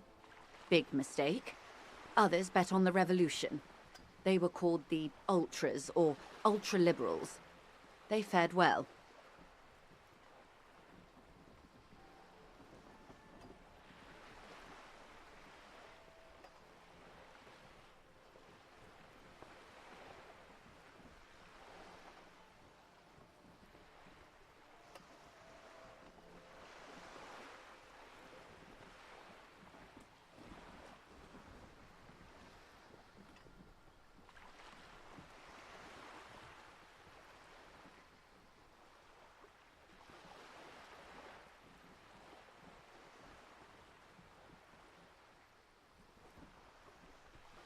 They didn't win so much as survive.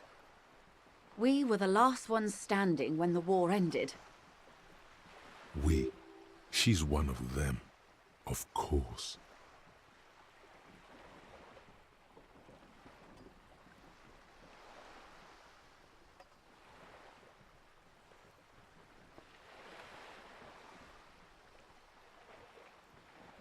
To foreign intervention, the coalition. Those people really took the mineral rights. The liberals took everything that wasn't nailed to the ground. The coalition took the ground. The ocean, the laws, and the people.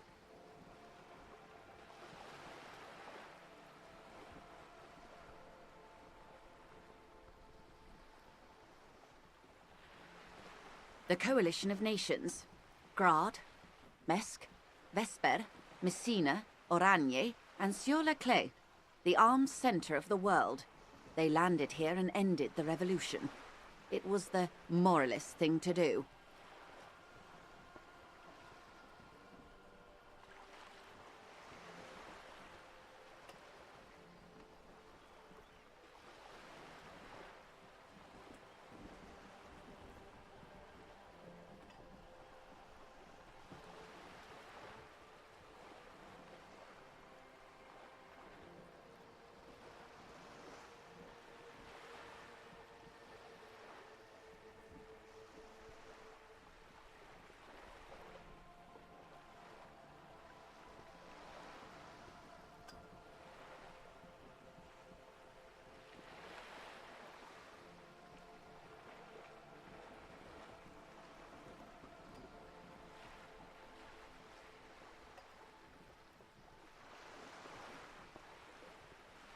The moralists believe in keeping everything exactly the way it is. They believe in mineral rights and not shooting people in the head.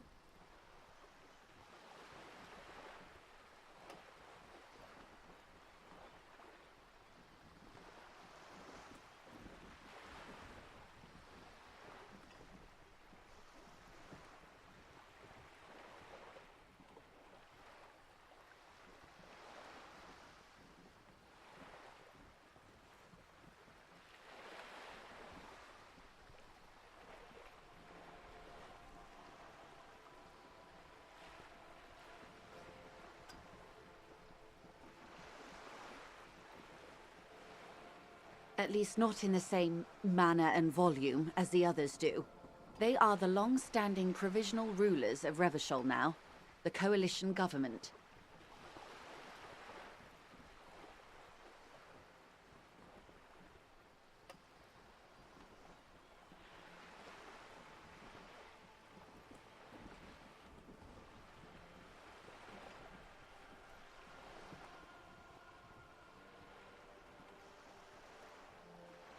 The rulers of Revachol, and also the world. This is their zone of control. They embolden the RCM with crumbs of the same law they took. Technically speaking, you are a moralist.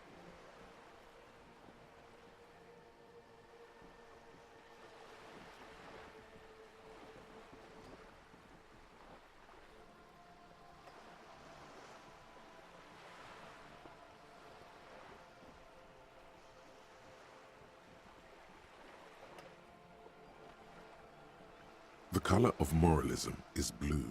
The official motto of Moral Intern, or Moralist International, is a blue forget-me-not, a piece of grey sky. Unofficial. For a moment, there was hope.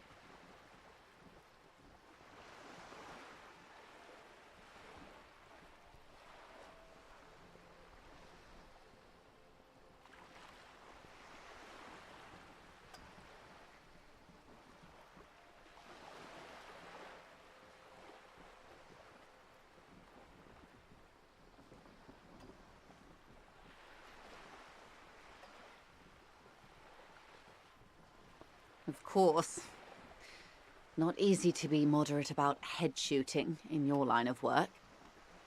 The turn of the century revolution? Don't answer it. It's a trick question. The revolution began in '02 on the Isla of Grad, though by the end nearly the whole world had gotten involved.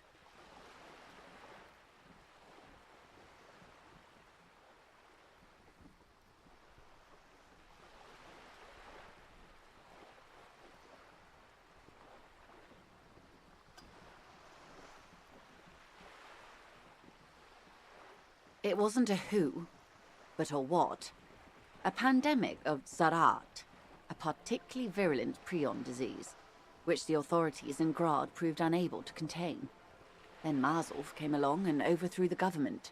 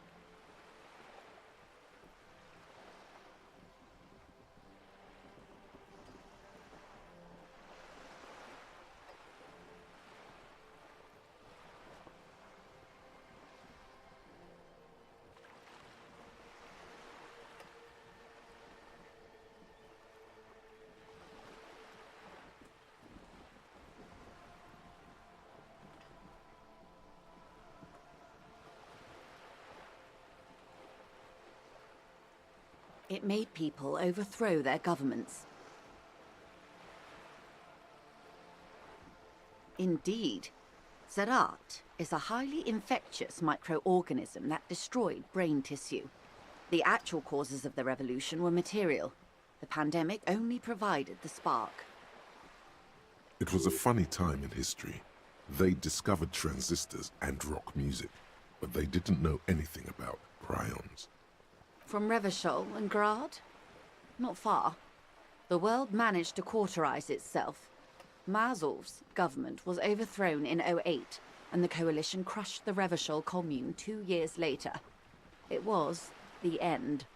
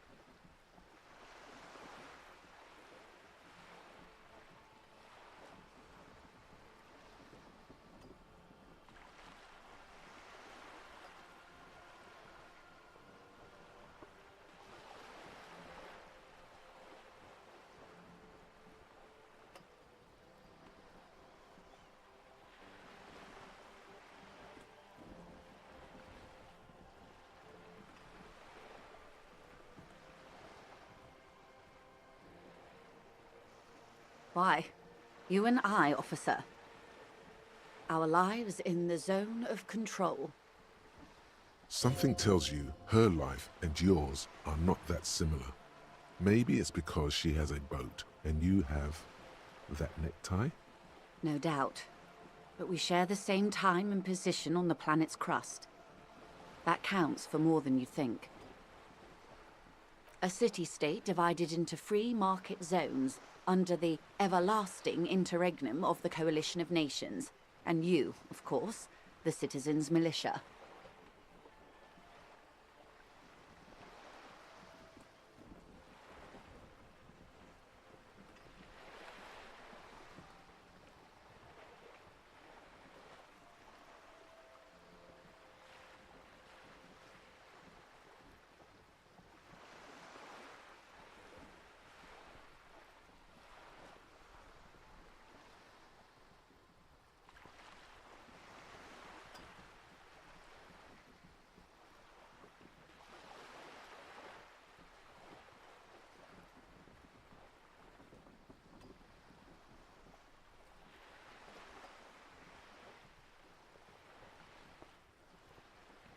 The Zone of Control is the third incarnation of Revachol, after the failure of the Suzerain and the Commune.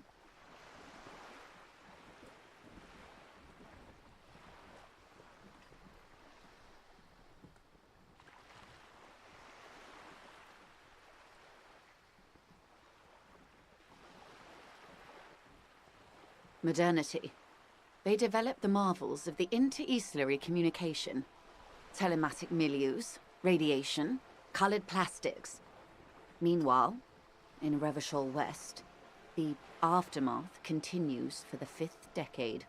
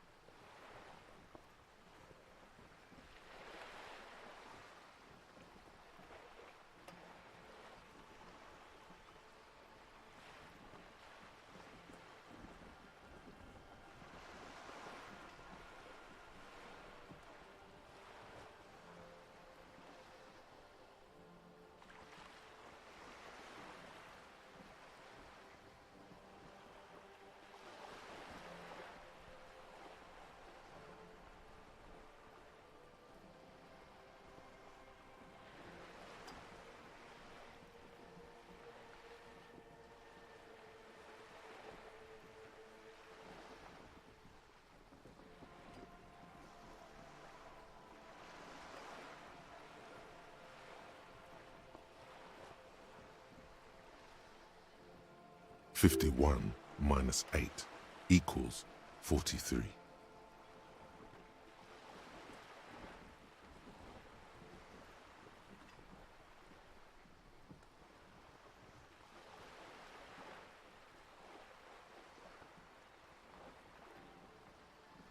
Time flies.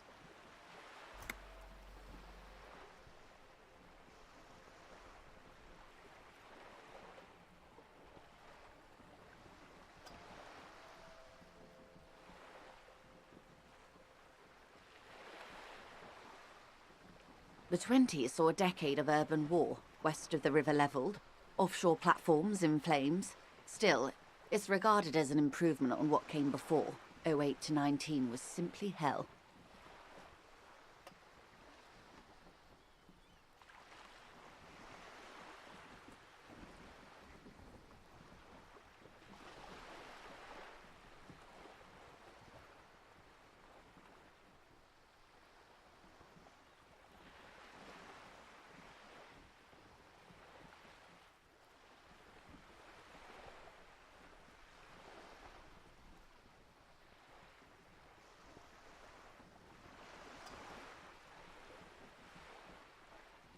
The 30s?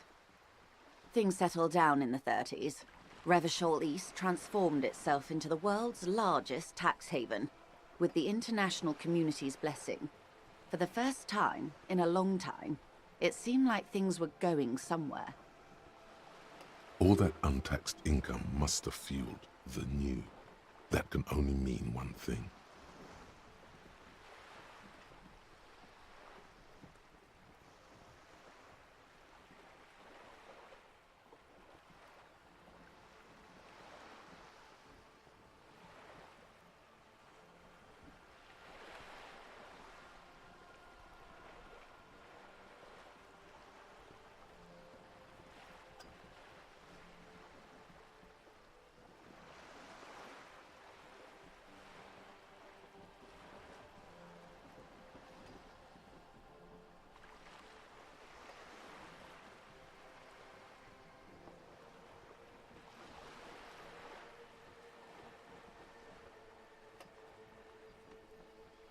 Yes, and quantitative easing.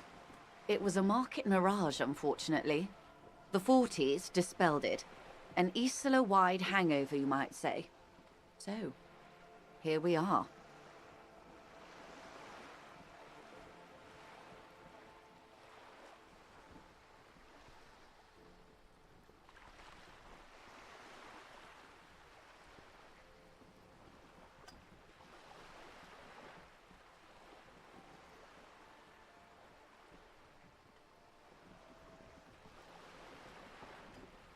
Welcome to reality, baby. For her to be where she is, Wild Pines Group must have picked the right side. They picked the winning side. That's why they're here, and others are not. Perhaps it wouldn't have turned out that way had I been in charge. I might have bet on the king and led the Pines to doom. I would have sided with the cannons. If you'd seen the calibers of the things, you might have too. 10 of the 14 Indo tribes got it wrong. Feld, Kupri, Tricentennial. So I suppose I would have been in good company.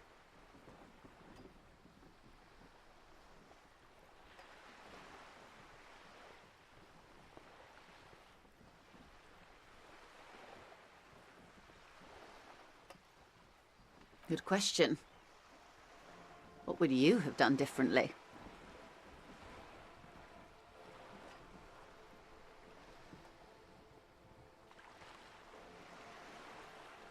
And you would have died, most likely. Not far from here. Maybe even right here, during the beachhead, defending the coast the day the Coalition took the city. The cold runs down your spine.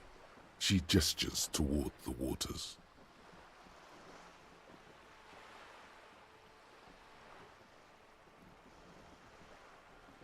The wind stops. There is silence on the dark water of the Martinez Inlet. No, Almost certainly. The Commune would have forced you. Such was the fate of the undecided.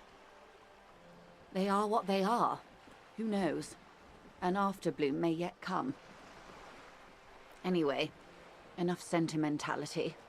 Is there anything else you want to... Not so fast. Who is she in all this? Ask her who she is.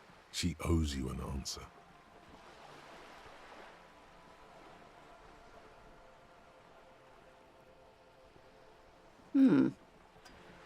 She won't maneuver her way out of this one. I am the vilest of the vile. A traitor. A devourer of nations and infants. I am an ultra. She raises the corner of her mouth, smirking, revealing a canine.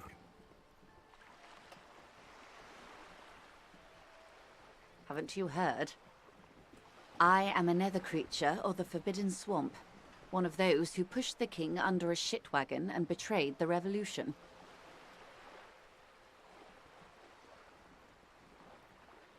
We surrendered the nation to financial colonists. No saint person identifies as an ultra anymore. Not in broad daylight. Tell me, now that I've uncoiled myself, are you repulsed?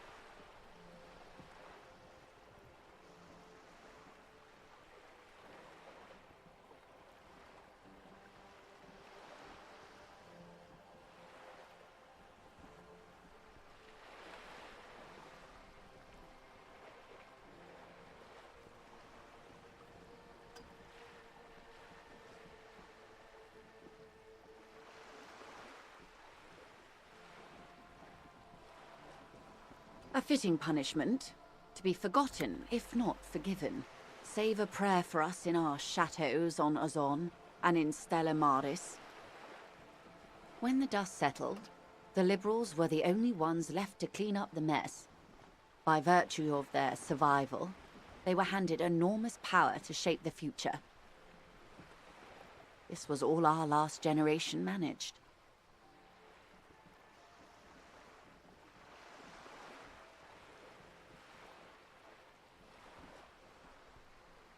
With due respect to our overlords, the eternal caretaker government that keeps Martinez a monument to the efficacy of its artillery.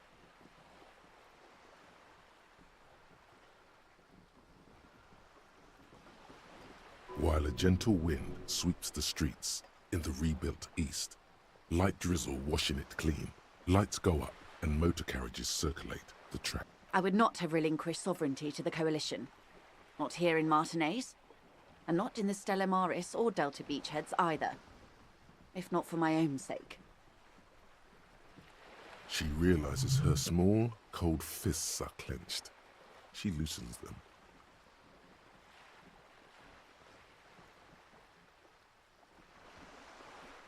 Then for my daughters. We had an obligation to defend our sovereignty. We should have burned the whole Isola down rather than let them have it. Dark orange flames reflect in her green eyes. An oil fire on the ocean. Perhaps. My intellectual vanity will be my undoing. You're no dummy yourself.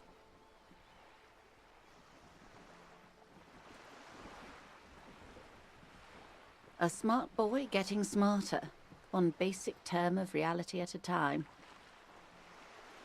Yes, I suppose I am. But I wouldn't be a patriot anywhere but here. Seditious talk, man.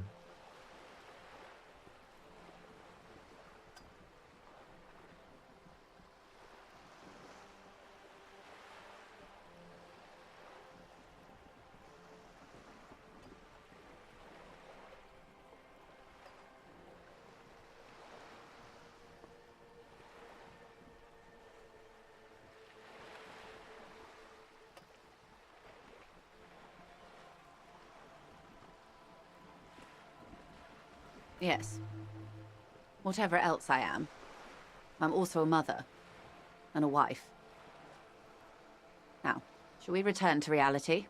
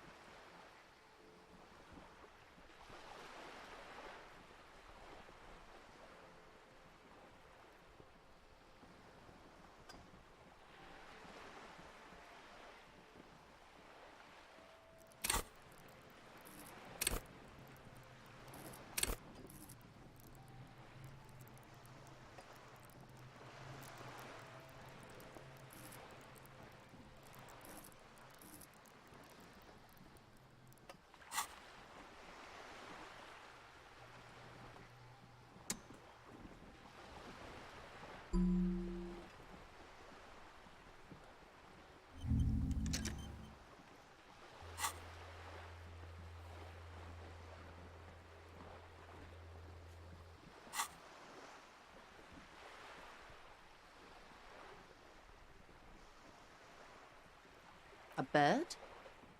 A sphenicid? A flightless bird of the polar regions?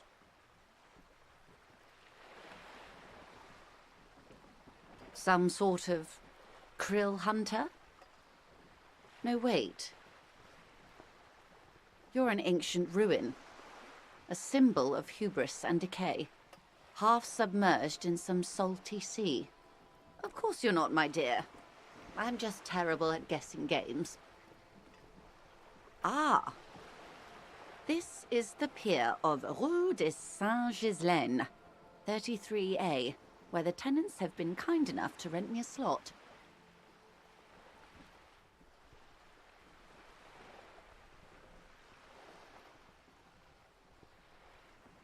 Or two. A pre-revolutionary tenement. Old buildings are called tenements, you see. And new buildings, bâtiments. After les bâtiments nouveaux. But 33A and 33B are not nouveaux. They're old. This one used to be 8 to 10 stories tall. A real high-rise by the standards of the last century. Built to mirror the skyscrapers across the bay in the Delta. That was before the war, of course. Mostly the urban middle class, I believe. This was once primo real estate, before the cannons lopped 4 or 5 stories off.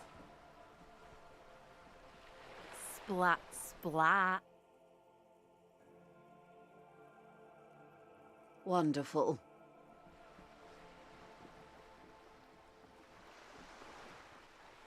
The girl in the old lady rags.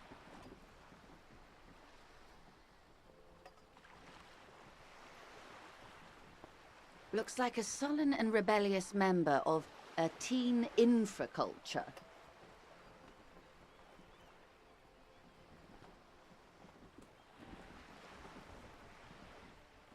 Yes, you and I belong to the supraculture. We're common, the herd. The music on the radio, the food in the chain restaurant, those are all too popular for the girl in the old lady rags.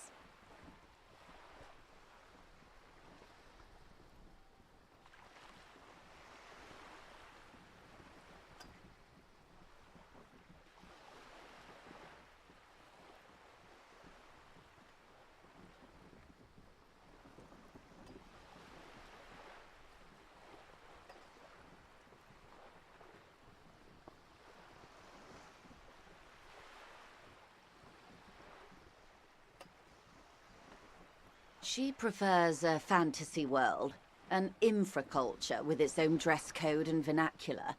It is an illusion, I'm afraid. There is no refuge from the supraculture.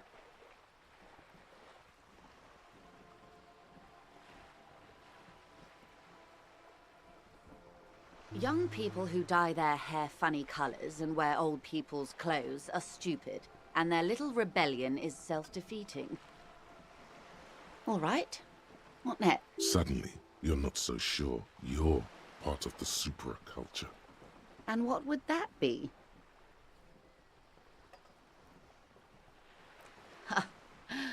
I can see that, yes. I dabbled in those dark arts myself, not so long ago. I assure you, it was a thoroughly supracultural phenomenon. All permeating. Downright mandatory. Nothing infra about disco, baby. Those days are long behind me. And even in the early 30s, I would say I was more of a new girl. Disco was a minor, but still enjoyable facet of the whole thing for me.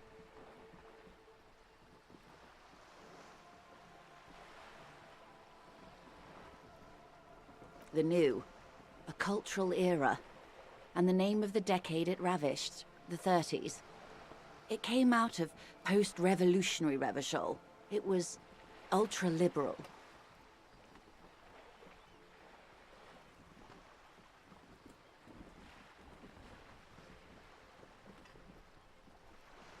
It involved lots of partying, as you might imagine, and champagne-coloured everything. By the looks of it, that would have been when you came of age. Now,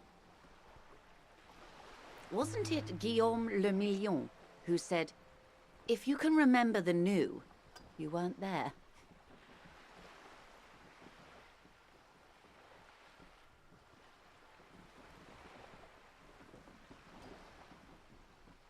Ah, yes. This is not very central to reality, is it?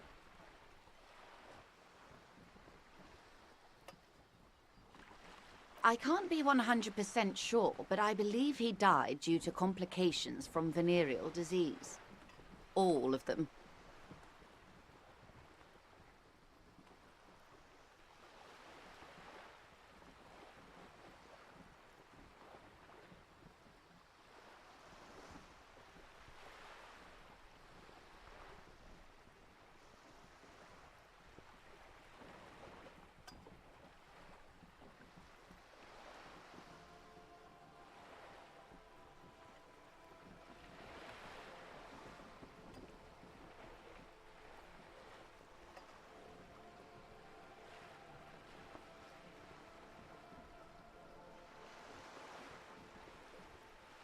I'm afraid no. But then again, one can't be entirely sure. It's all part of his mystique. Ask someone else and you may get a more champagne-coloured take.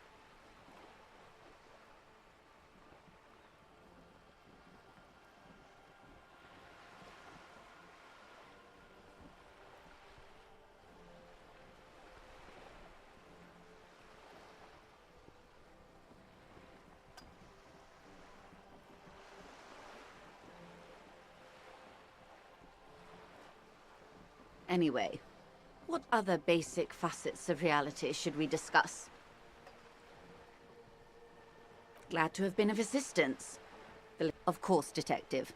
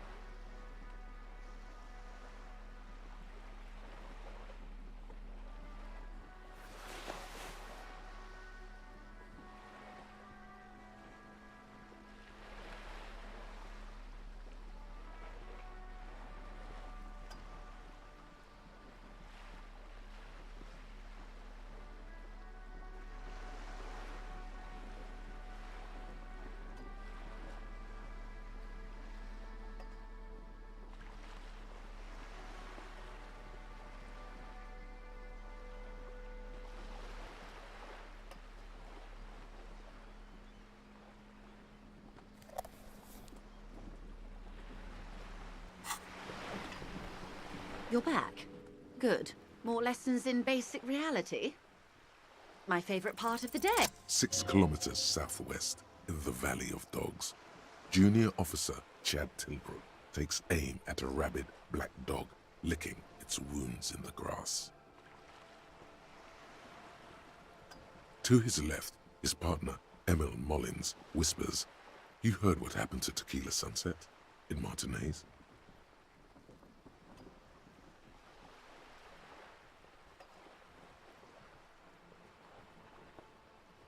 "Yes, he lost his mind," Tilbrook answers, fingers on the trigger. "Don't worry, Emil." He pulls it out slowly. Slowly now. He'll find it again.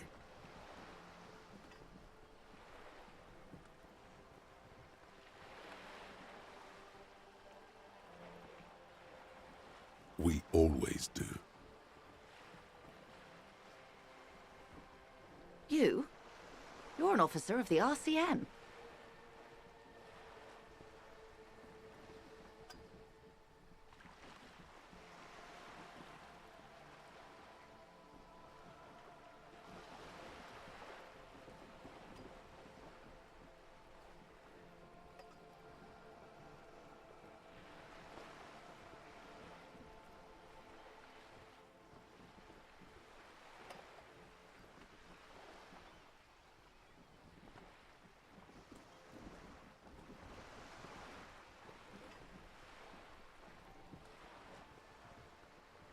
Preciso Mundo.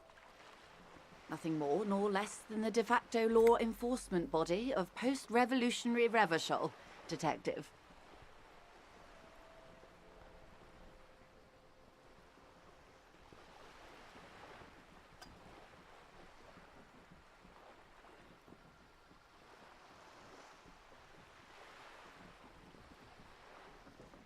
Yes, we are the Revachol Citizens Militia. He's being sarcastic. Yes, that means not de jure. The RCM acts in what is poetically called the twilight of international law, both at the behest of the coalition government and to its chagrin.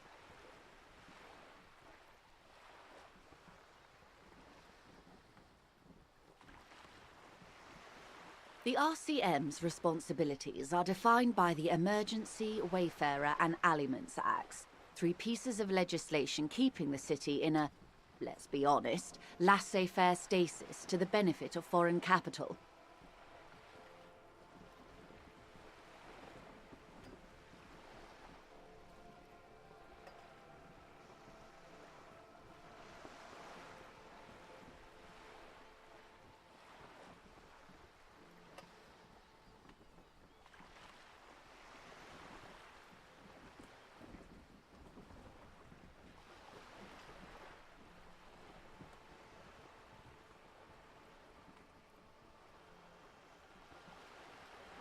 All 3 are good to know when we are out policing.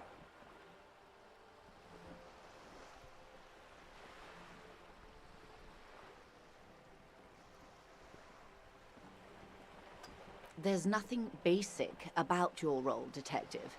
It's true that the RCM keeps everything, yet, on the other hand, I know these people. I deal with them daily. The post-revolutionary decade was a disaster for the coalition government. Revachol in the 20s was hell, especially on the west side of the river. Gang warfare, a botched privatization scheme. And they called it the international zone because no nation wanted to claim responsibility. The RCM restored peace where the coalition failed. A true blue citizens' initiative. They will never forgive you.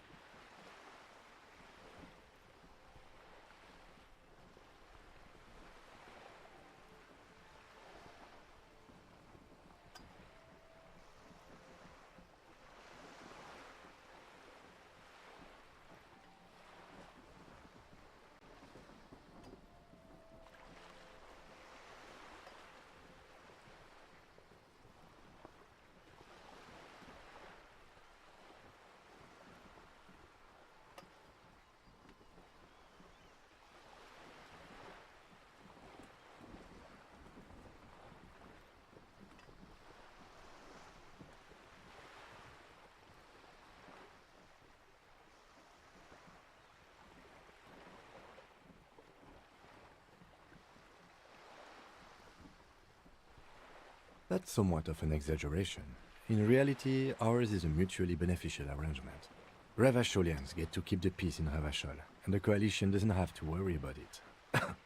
Anyway, sorry to intrude. Please continue. Yes, Lieutenant. Permit me to conclude with this. Who you are, to me, is the police. The only legitimate law enforcement authority in Revachol. And if those authorities drink so hard they need help recalling the basic terms of reality, nothing more nor less than the de facto... Yes, He's being sarcastic. we are.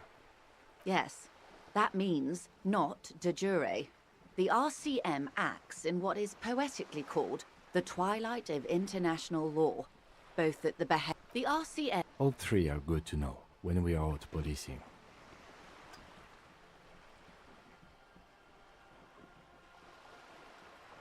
There's nothing basic yet. They call... That's some Ravashol. Yes, Lieutenant. And if those authorities drink so hard they need help recalling the... Glad to have been of assistance. The little...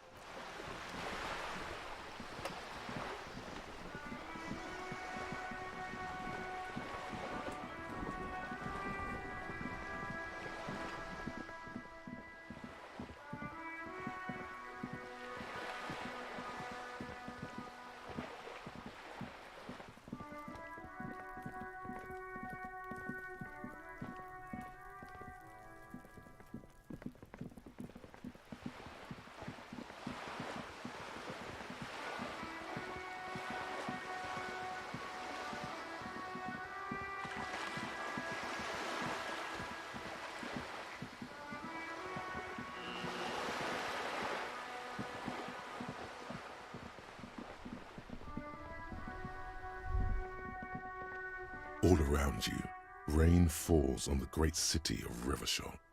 Rain drips from the eaves and floods the gutters, washing. The spring thaw must be here. The snow is melting. Looking up at the sky, cold water dripping from your hair. Grey sky like great battleships, clouds colliding with one another. Rain falls down on the world. Humid, your coat shields you from the rain while the city shivers around you. Sheets of rain over the water, a flight of stairs leading into the ocean. Wave after wave washing the coast of Martinaise, with its motorboats and gently swaying reeds. The ruins of a half-sunken sea fort crumble on an inlet beyond the Bay of Revachol. Ghosts rise into the sky. The skyscrapers of La Delta, the financial district. Faint golden light seeps from the office windows. Will you ever go there? No, you are just one of the hundreds of thousands who watch them rise across the bay from Martinaise every day. Urban coastline, rain dripping off Eternite-covered roofs. Cinder blocks left over from half-finished construction. A defunct research and development building, once seized by revolutionaries. An old wooden church stands on stilts. A coal city, end of all lines.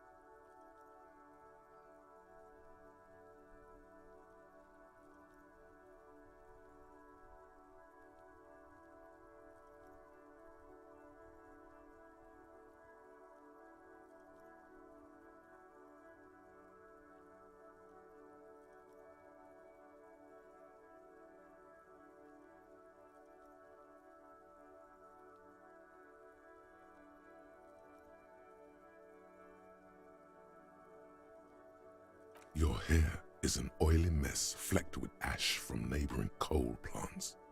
The great gates of the industrial harbor are locked. A chill runs down your back. Behind the gates, heaps of supply crates, red and blue metal shipping containers, slick with rain. The Greater Revachol Industrial Harbor is an artificial mountain range. Immense wealth resides within, and immeasurable poverty in its shadow.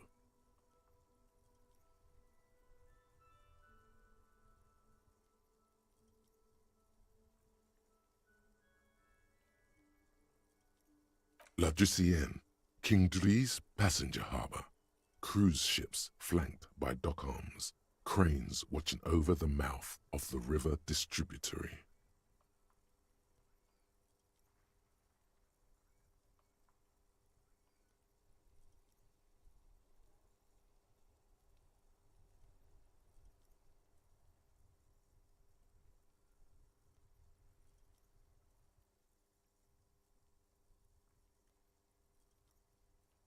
Couronne, the lower middle class.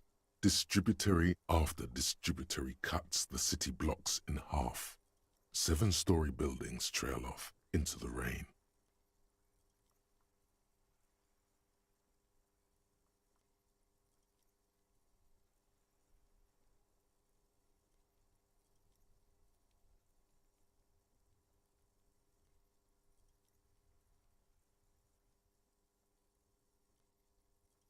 A silvery curtain of rain over the houses, the class divide. You have never been there. They don't need the law east of the river. Capeside apartments. Tower blocks crowd one another. 4.46mm bullets still lodged in their war-torn stone walls.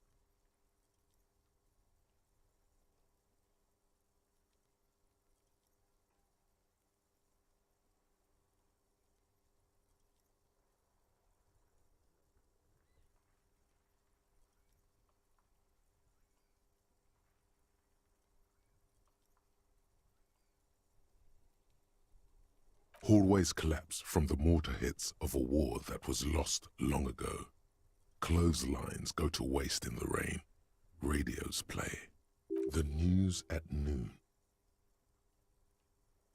A yard. Rain falls onto the roof of a woodshed. Filthy water pools around a body. Droplets of rain slip from the dead man's cold cheeks. A traffic jam. Rain thrumming on the roofs of motor vehicles.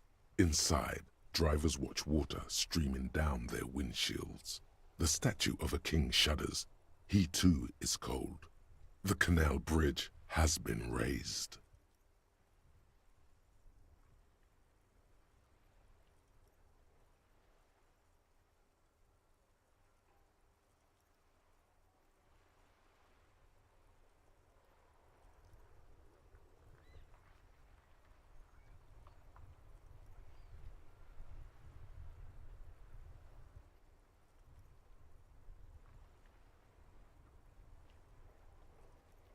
The road ascends. A raised motorway loops above the ghetto.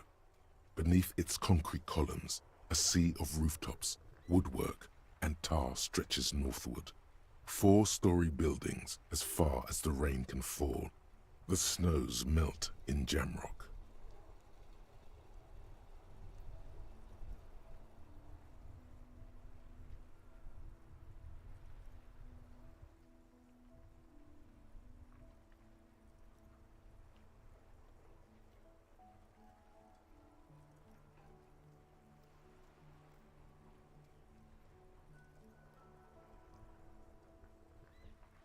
In the rain-swept distance, above the rooftops of Jamrock, a repurposed silk mill stands perched above the motorway exit. Precinct 41 hunches in the rain.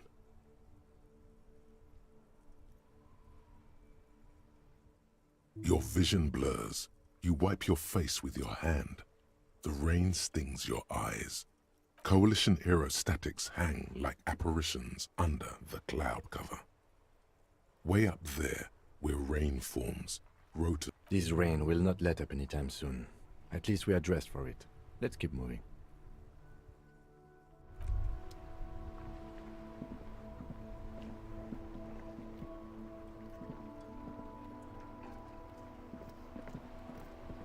The worn and beaten wooden planks of the bench.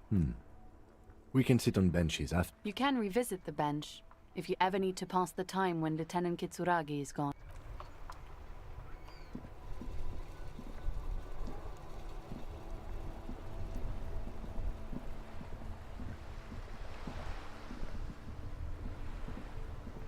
Life doesn't need to be a struggle. I'll be with you in a moment, officer. Let me just finish my sandwich. Have you no shame? Whining about your back every time you... René, you're a man with a fork in a world of soup. Please. I'm trying to, but you keep breaking my concentration. You're old. I can see that. These manly men are playing balls. This is a ball game. No, you got this. There's the ball. You're the game.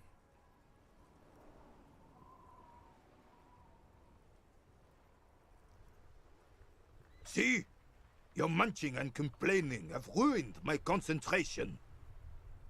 Ah, mon Dieu. The pain in my back. I hope you pass out from it. Trying to throw something as close to a predetermined point. Shush. Ignore them. They don't know what they're doing. They're eyes on the ball, Dinky Winky.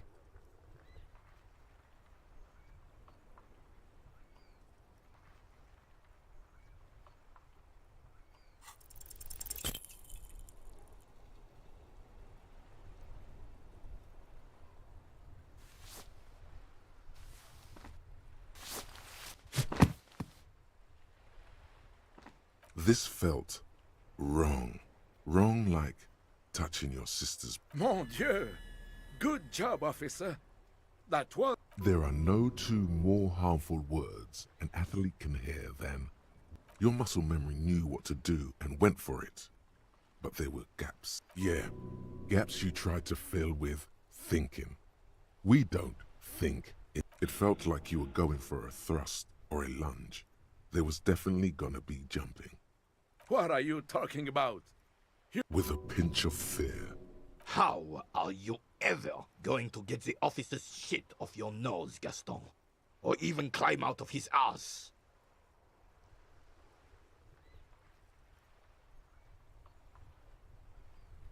Probably because those rooster pants are squeezing you senseless. Whatever happened to practical? Look who's talking. That cockatoo uniform must give him a real advantage. Yes, officer. What do we need from this gentleman?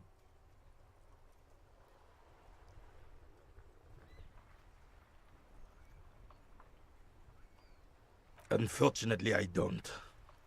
Unlike most of the locals, in Martinez, the union is the law.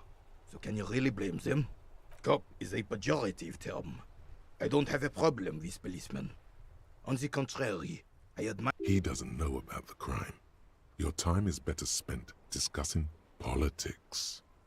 I'm confident they are indispensable in regard to all the paperwork and other administrative duties.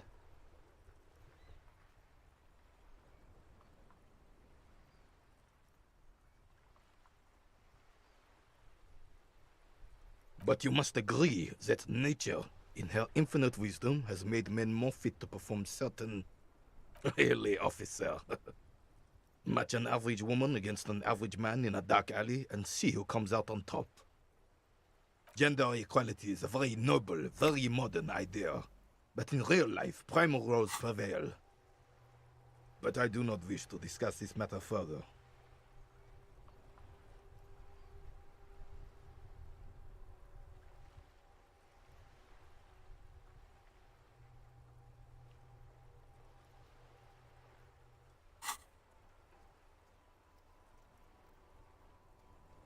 Yes, the Debardeurs Union pays me to stand vigil during the night. I'm an old man. Don't sleep more than a few hours every night anyway, and money is tight.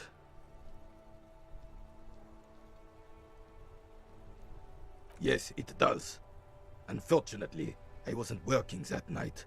Been on a 2-week leave since last... No one. The boss has been unmanned since last month. No one has been guarding the container yard since last Monday. Yes. It's... Look, officer. The container yard doesn't actually need a guardsman. Never had one before René.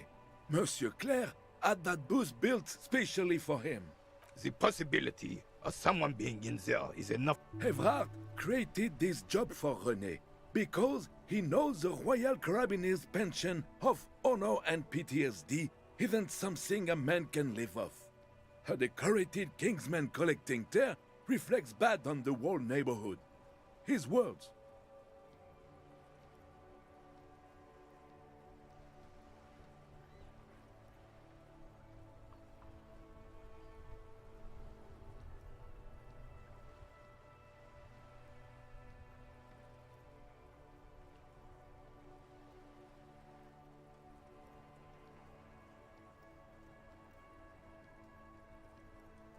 Look, officer, can we conclude the topic of my guard booth now? She is nobody. This is none of your concern. The lady is Jeanne-Marie Beaulieu, and she sure as hell wasn't a nobody.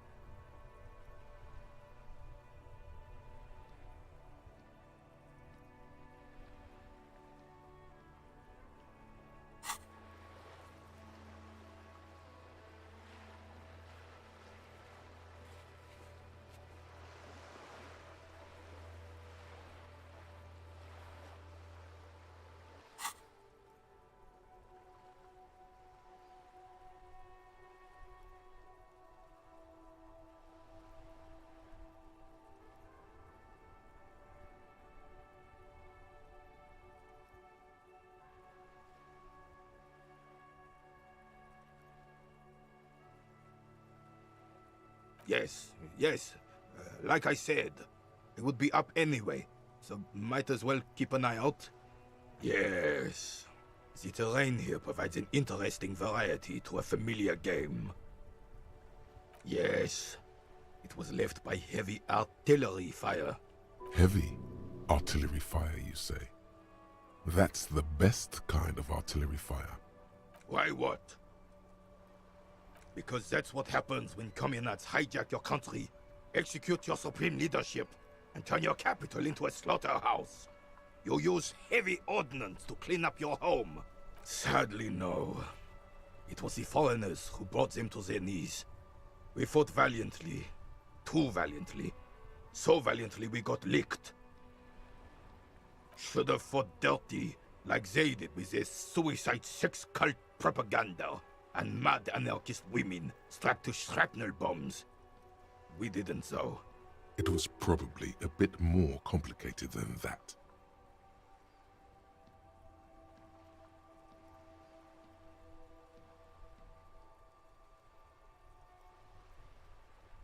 Because this place is a damn beachhead. Had to soften the commies up first. Yes, the military coordinated amphibious landing to take back Revachol.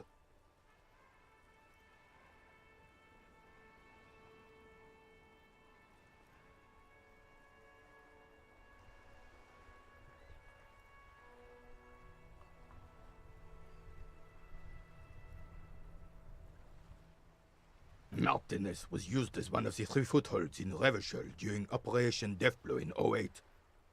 The other 2 are off in Stella Maris and the Delta.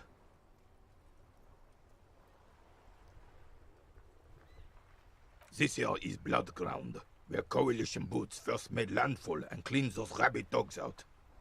Most likely, we're playing pétanque on their Blood Ground. You got old René going there. Like he isn't hungry enough already. Damn right, son. They let it. He approves of this radical approach. Knows it was necessary. The rest of the city got cleaned up, but Martinez they keep as a monument. And now the Union Socialists are practically running the place. Well, it's your own damn fault. You, we, the Coalition, Revachol, whoever you want to blame, never finished the job. Officially, the party never surrendered. You don't even begin to truly understand the players on the table, let alone the specific circumstances surrounding the... Thinking men have opinions on these things. Present one.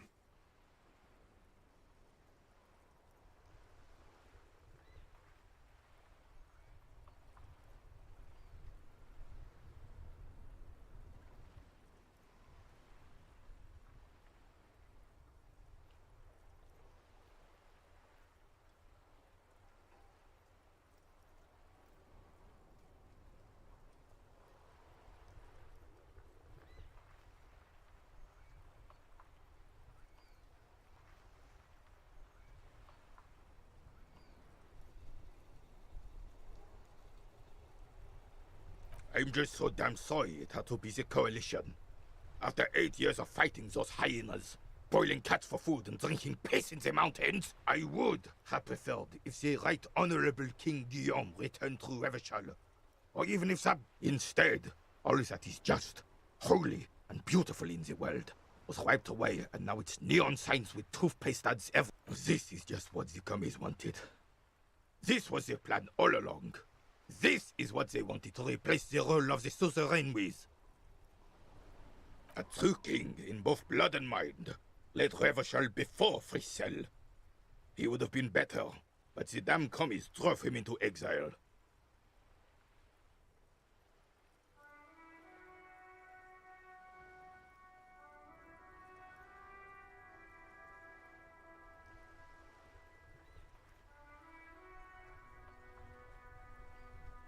Exiled, Joyce said Guillaume ran and his nephew, Frissel, was shot in his place.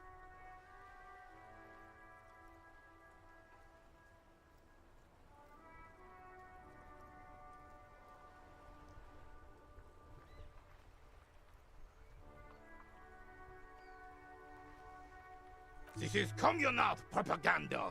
Guillaume would never do something like that. He is Le Lion. Damn Frissel. He was the king we couldn't protect. The Carabineers failed him, and the crown. He died in the hands of the Hyperlay, in a very public execution.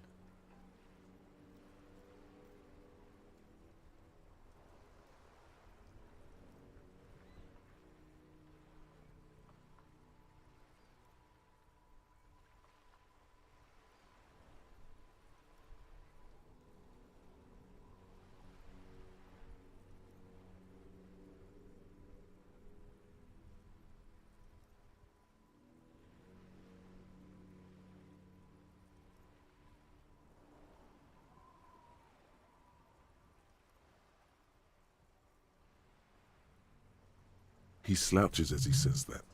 It makes him smaller, admitting they left the king to the mob. The suzerain is the king! Has everyone forgotten already? It's no use talking to you. You were still in Daddy's balls when it happened. When we took our last stand against the Fifth and... Ah, yes! King Philip III! Oh, absolutely.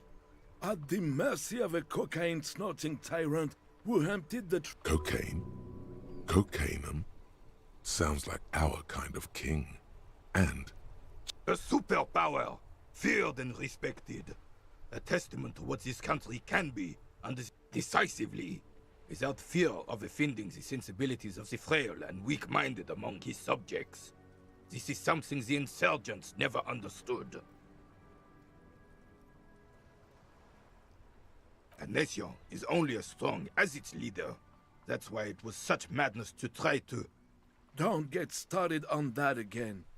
The Carabineer doesn't reply, but his entire being communicates unbreakable resolve.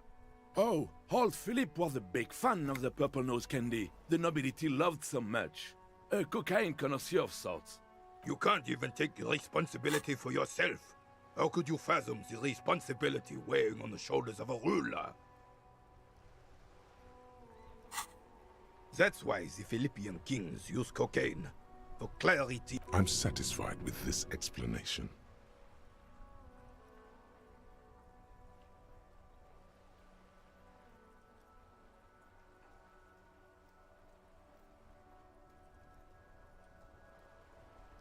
Of course, clarity of vision. Philip III was even brought into this world with the help of cocaine. The court made him administer the dose to his mother when she was in labor. Higher realms. Of course, it all makes sense. He's just making excuses for the king's habits, isn't he?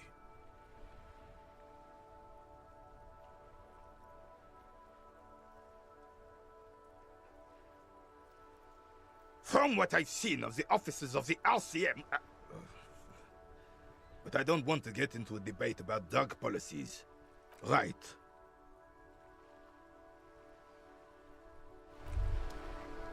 Hey. Psst. Yes, you. Word on the street is you're ready to start building communism again. Yes, you're ready to start building communism again. You've built it before. They've built it before. Hasn't really worked out yet. But neither has love. Should we just stop building love, too?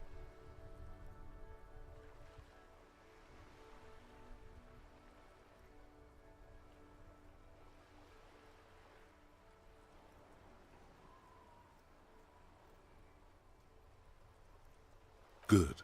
We need tender men like you building gargantuan communism. Word on the street is it's going to be 10,000 times larger than any communism previously attempted by human beings. Is that right? You keep saying things like, down with the bourgeoisie, eat the rich, sodomize the landowners, impale all people who have more than 25 real in their pocket. Literally murder all human beings regardless of their political beliefs. That kind of stuff. Oh yes, the mask of ambivalence. Don't deny it. You're about to rip it off and reveal the monstrous seven-eyed lamb of global communism that would devour and masticate mankind.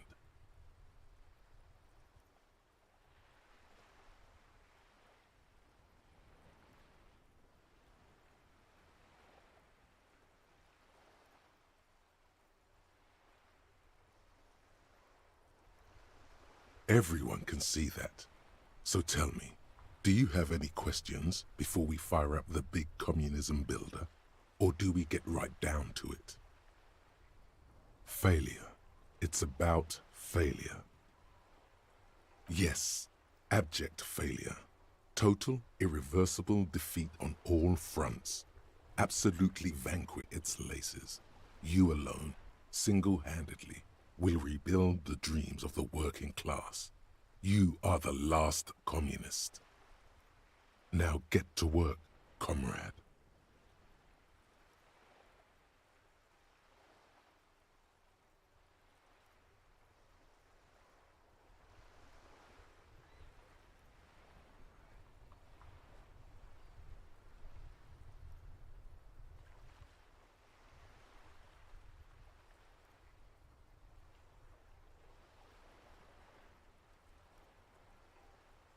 Very well. I guess no one will build communism then. Tell the working man it's over, unless anyone has no objections. It's mathematically impossible to achieve a classless society. Everyone knows this. Did someone mention cocaine? Are we doing cocaine? No. I'm sure I heard someone say cocainism. Anyone? Anyone else? There's no one? There's no one. Okay then, lie down and let the water carry you downstream. Indirect modes of taxation. Turns out those Financial Oversight Committee gangsters stuffed millions of hard-earned dividends away in the last place anyone thought to look. The hearts and minds of everyday Rivasholians. You need to spread that deregulation gospel to the people. Tell them about that foreign fair tax. Preach that 98% gross burden. Preach it, preacher man. Set the brothers free. Taxes are racist.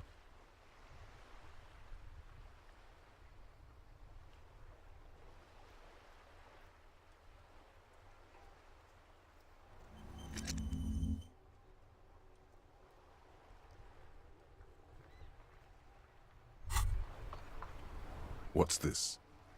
We're getting reports of normal, reasonable, temperate political opinions somewhere in Martinez.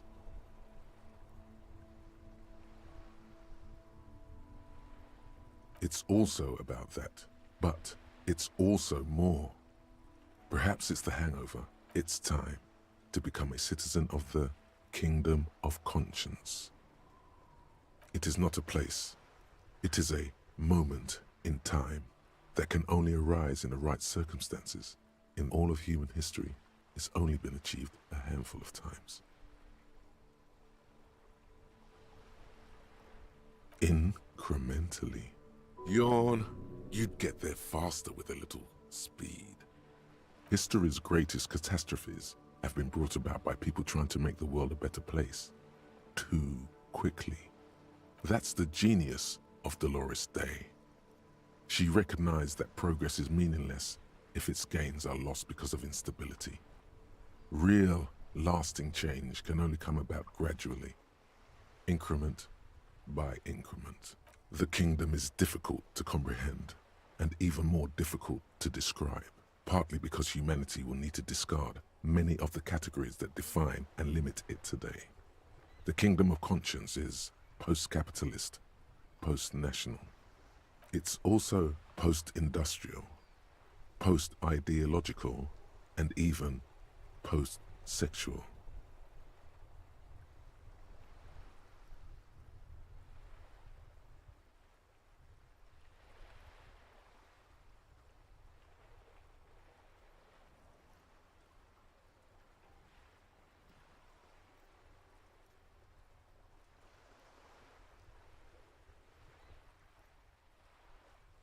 Slow down, Mr. Reasonable. Did you miss the part about compromising and taking things slow? That's right. Remember, real democracy is just...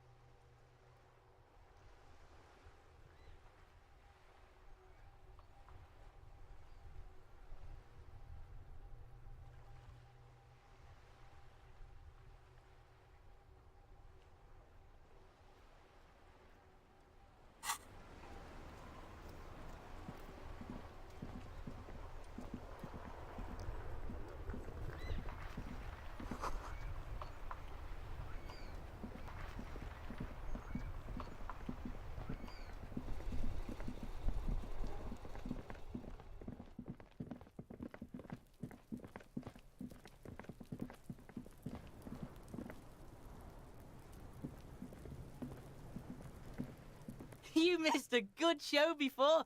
A kid came by and completely... He fucked the tree up! You need to act decisively. It's Kuno. Use Kuno words.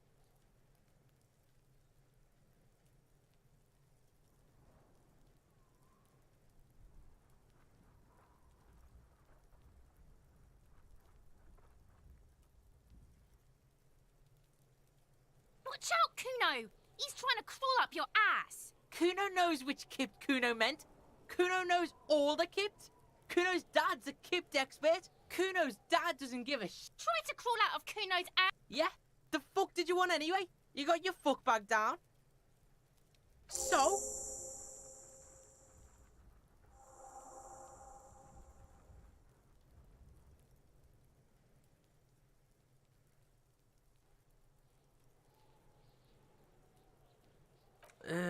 Fuck, okay. Kuno's a giver like that, yes? Kuno sent your fat ass running around like shit! Look, pig. Kuno sent you to rough some people up. Kuno played you. That happened. Now you and Kuno should move on. What is this? Trying to be cool with your new asshole? Kuno was after this shit. Yeah, real interesting. Kuno doesn't...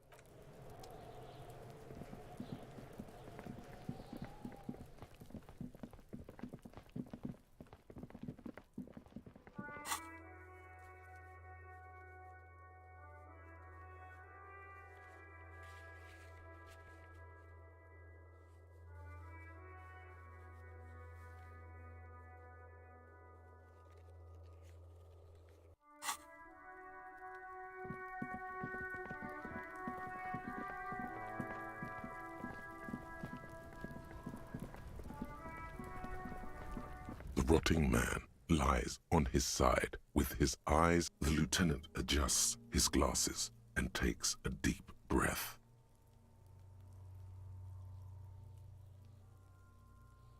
Come on, officer. You know what a field autopsy is. You've done 100 of them. What you do know is, at 18.9 kilometers, the dormant shield volcano, Corpus Mundi, is the world's highest summit, and the failure of the 38 single, Et puis descend, to crack the top 20 was the death knell of disco. Unfortunately, no.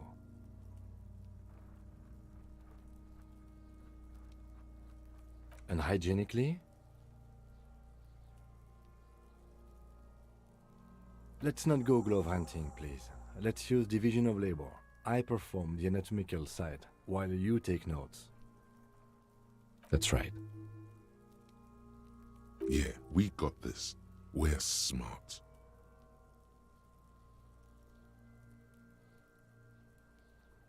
Shoot, Looney Rooney.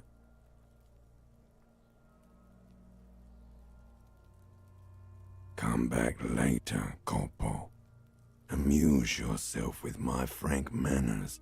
The dead man stares in silence as you crack open the ledger.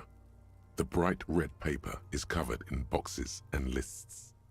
Above those, an 11-field info form needs filling out first. It begins with, That's you.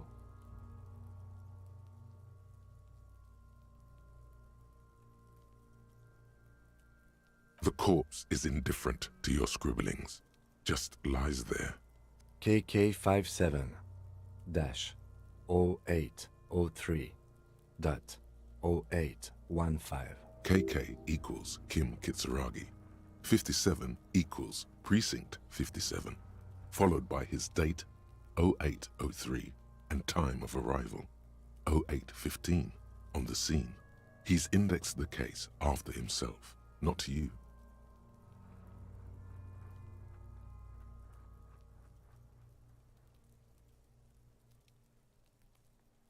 That's because he doesn't want to bring up the messy question of your initials.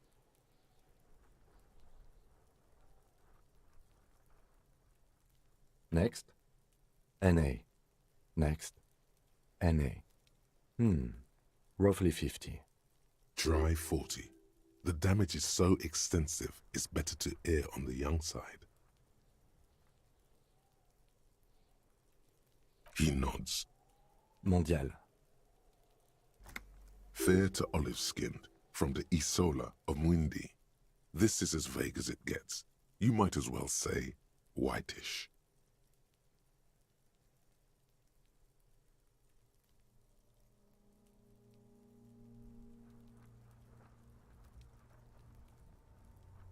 The pudgy mess of curdled meat looks... Fucky! Male. Pigs can have sex!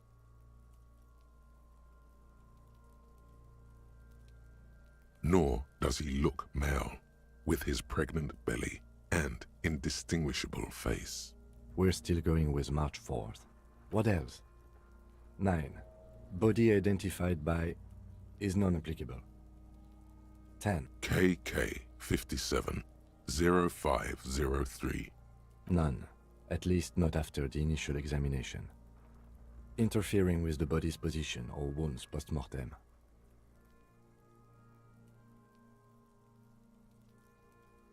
A silent nod. The lieutenant places his gloved hand. Your central nervous system recognizes this gesture. It's the stations of the breath. Ecclesiastic, religious in nature, a holdout from pre-DeLorean burial rites. It takes him 2 seconds to perform. Then...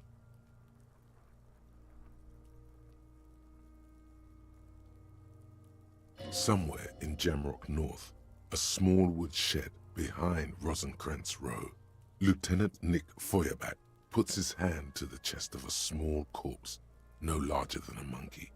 It's raining outside. Elsewhere yet, an obese female sits in a wicker chair, her silhouette bull-like against the window. Outside, Grand Coudon. The day is turning dim.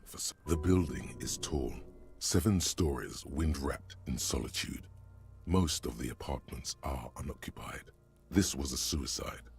And so, all across Jamrock, Coal City, GRIH, 42 deceased persons found today. 42 stations of breath. We should start the post-mortem. The corpse cannot feel Kim's hand on his chest. It no longer meaningfully interacts with its surroundings. A thicket of boxes and lists on red copier paper tries to answer why. Clothes. The deceased wears armored boots and white briefs. The make of the briefs is Babrodin, I think. Let's see. See, it's happening. Babrodin, yes. Inexpensive. Size M. Color white. The disappointment is palpable. The red-haired thing was expecting something. The rest of the clothes have been removed post-mortem by scavengers in order to get to the victim's ceramic armor. Officers are in search of the missing pieces. Removal of the boots is left for processing. It would be clever of you to omit the boots altogether, sire. If you are to keep them for yourself, as you ought to, you have deserved them more than anyone else.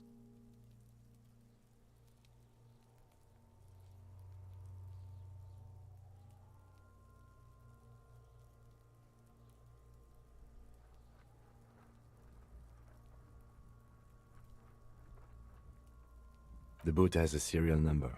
It's E50.100.100. The lines between the plates are in the shape of the alphanumerical. The number is purposefully concealed by the design. Tattoos.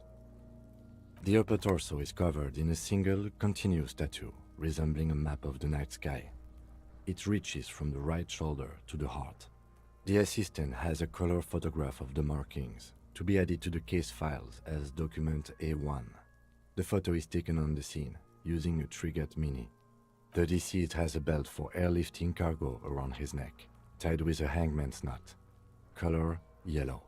Length 3 meters. There is a buckle on the other end. Well-nourished, athletically built, measuring 1.8 meters. Generally consistent with age 42. Preservation is good. Ambient temperature below freezing. Body hair is light brown. Distribution is consistent with the age. The deceased had male pattern baldness. Hair is combed back, short.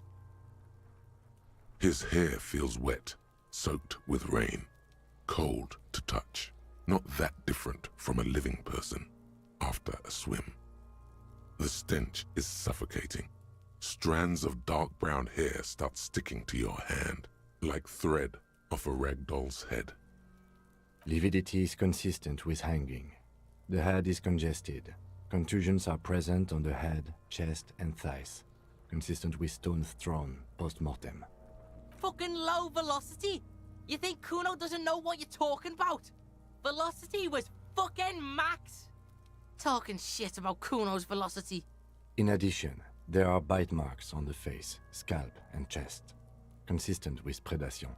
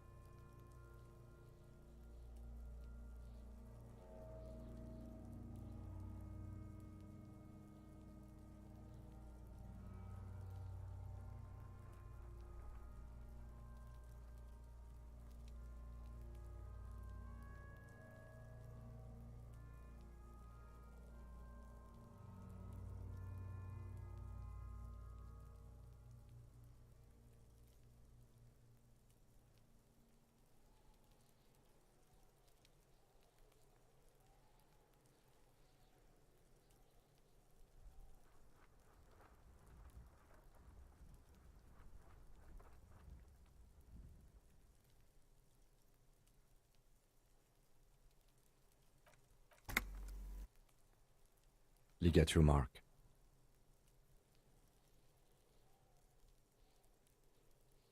The steel wiring. There's too much of it. We need to remove the bell so we can get to the ligature mark. You got just the right tool for that. The chain cutters.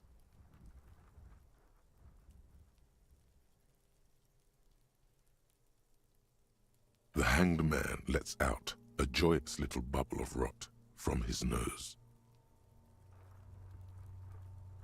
Always good to think ahead. Now...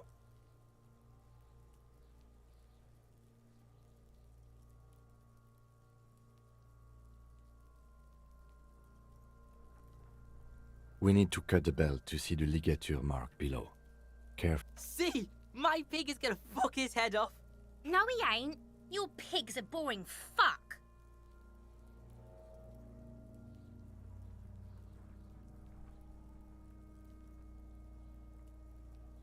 The belt is equally tight around the whole circumference of his neck, swelling over the edges like white bread rising from the east.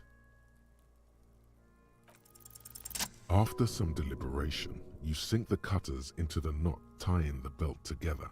You squeeze the rubber handles together, sweat forming on your brow. Snap! The knot is slashed. Another cut and the belt falls apart like a flower bouquet, revealing the dead man's neck and the dark red ligature mark around. The rope rises to a point, leaving a gap in the ligature mark. The suspension point is in the back of the neck.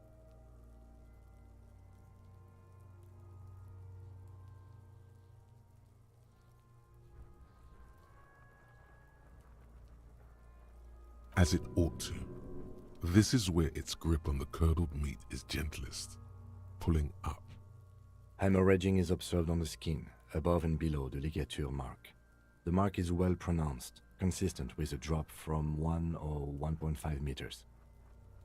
Chest is intact, normal contour, abdomen is protuberant, pelvis intact, genitalia...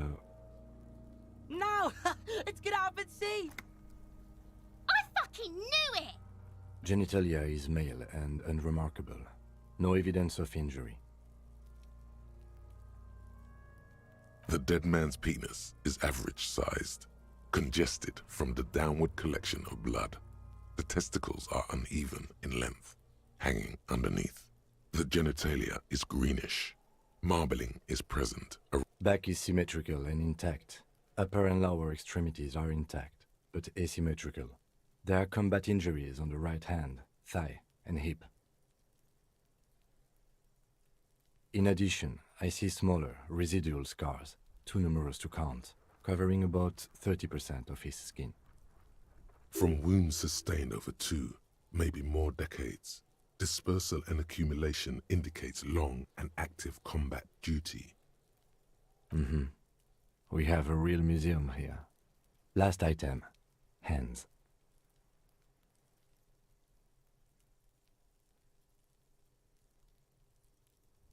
His flesh is cold, icy. Pleased to meet you. Where are you from and what's your name? I'm only fucking with you. I know where you're from. From Cappadocia.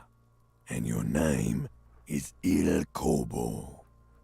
What can I do you for, Il Corbo de Cappadocia? I did, Kobo. I did. Reminded me of when I was just a small boy, before this happened to my face and my body. We should do this more often. Be close like this, I mean. Hands are clean. No sign of injury from struggling.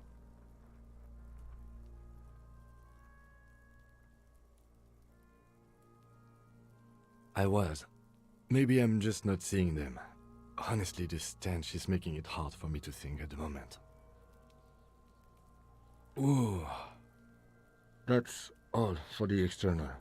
Well done. What next? Central nervous system. I have nothing. Do you have anything on this man's central nervous system? Of course, there is a moral to be drawn from it. A moral to this story. What would that be?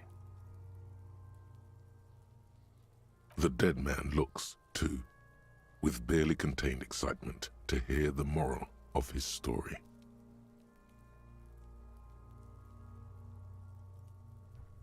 I think that may well be the moral of every story, officer. Good. Musculoskeletal. Purge fluid is coming from the mouth. Not injury-related. Eyes and tongue protuberant. Hyoid bone. Let's see. With his eyes almost closed, the lieutenant puts his hand on the dead man's throat and begins to massage it, gently. A rotting smell erupts from the mouth. Yeah, jack that fucker off! The hyoid bone is fractured. The rest of the musculoskeletal system is intact. Unremarkable. Respiratory system. Oral cavity shows no lesions. The victim has received dental implants, possibly after a combat wound. Mouth swollen. Hemorrhaging present in mucosa of the lips and mouth. No scream, no sigh of relief rises from the darkness inside. It's humid there. Sickly sweet air, unlike anything living. You feel it's hard. Once more, you taste stomach acid in the back of your throat. A contraction. Your throat pumps a little. Inside, you see darkness. Just a mess of meat. There are ancient mysteries down there, Kobo. Ask me later. Hemorrhaging present in mucus. Hepatobiliary, NA. Are you a hepatobiliary expert? Hepato means liver, and biliary, the gallbladder and bile ducts. Neither am I. That's it. Same for toxicology and serology, NA.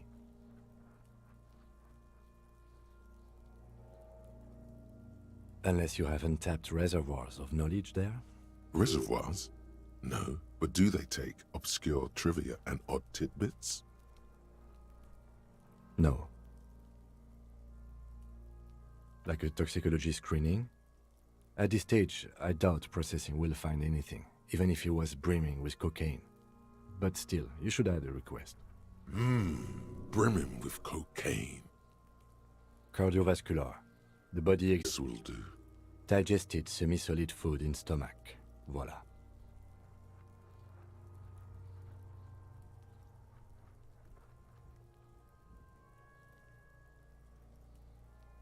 What's next on the list? Let's see. We have bite marks, contusions on the head and chest, and a ligature mark encircling the neck. You'll need 3 fields. Leave a 4th one too.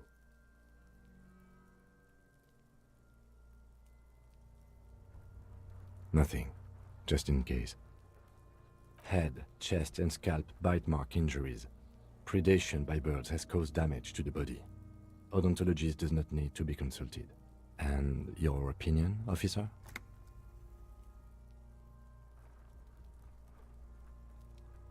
Agreed. Next injury? So, the scalp bleeds from a post-mortem head injury, a stone. The injury does not have the rim of an early inflammatory response. At maximum velocity, fucko! Has confessed to causing it at maximum velocity. Coagulated blood sticks to his scalp and chest, where the countless stones have hit the dead man. Right. Next, a dark red abraded ligature mark encircling the neck, with a gap on the nape measuring, let's say, 7 centimeters. The hyoid bone is fractured, the cervical column intact. I see hemorrhaging on the skin, above and below the ligature mark. Depth of the mark, 1 centimeter. Below the note, 2 customary boxes wait to be ticked. The man's head jerks to the side, the ring around his neck. Why do you say that?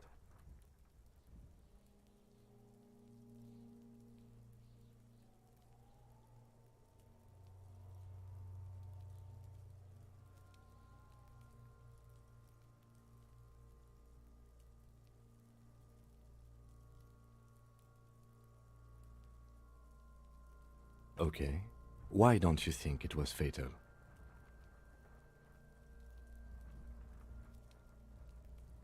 Honestly, I'm not sure there weren't marks on his wrist. That part got blurry for me. The stench. But you are right, I was ready to call this. Now I think we should leave it empty, at least for the time being. Let's wrap this up. I pronounce this field autopsy over. It was an irregular field autopsy. We did not establish cause of death, which is supposed to be the goal of an autopsy. But, personally, we also requested a toxicological screening. That was thorough. The results should arrive in a couple of weeks. We were thorough with the list of injuries too. We described them all in detail. What is there to say? Oh yeah, well done, Master Detective. Maybe a drink is in order?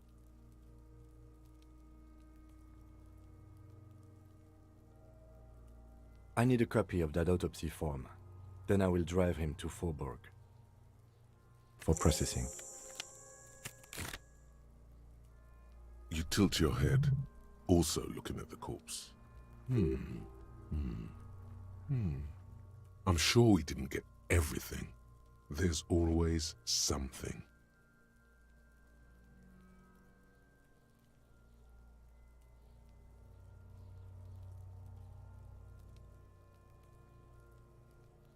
I thought we decided to leave it to processing.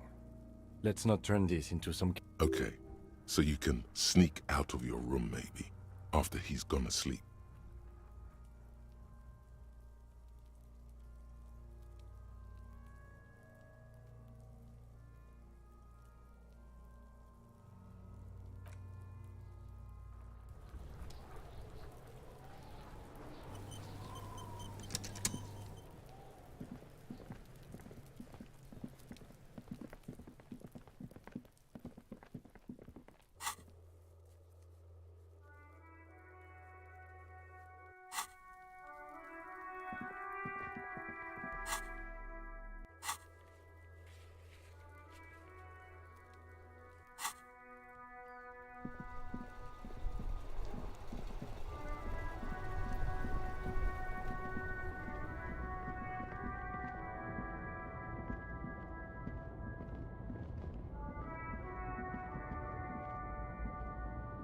An old monument stands in the middle of, even by the standards of the Philippian kings, old sumptuous Philip was known for his profligacy.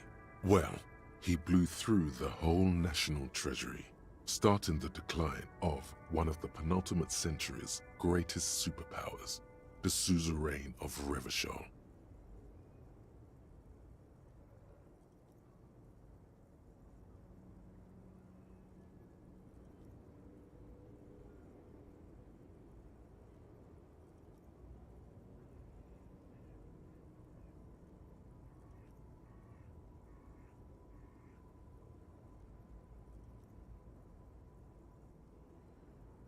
His own maladministration foreshadowed the fall of the monarchy during the anti-centennial revolution, an end to his family line and the monarchy.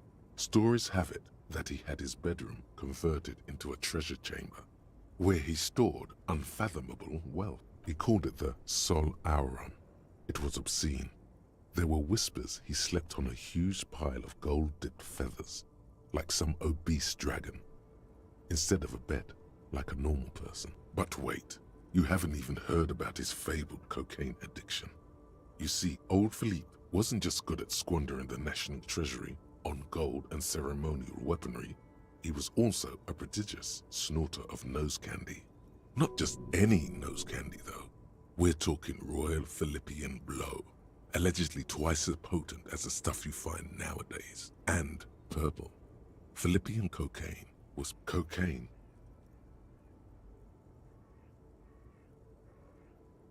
That's what the revolutionaries said 150 years later. Right, His Majesty's courtiers said it helped him connect with the higher realms.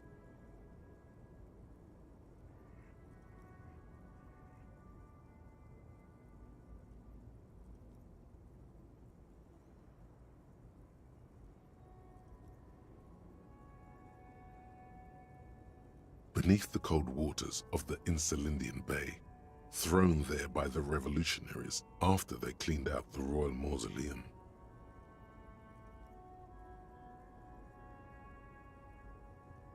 A group of marble pleurons still surround the king's vandalized tomb. A deathly cold wind sweeps up candy wrappers and old newspapers. The original was blown apart by communards, then further damaged during the landing of the coalition's airships during the turn-of-the-century revolution, when Martinez was leveled.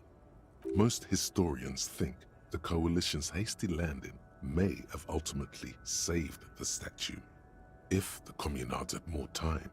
Some years ago, a group of liberal, artistically inclined individuals, designers mostly, thought it would be ironic to restore the statue of the most wasteful ruler of Revachol in the poorest part of the city.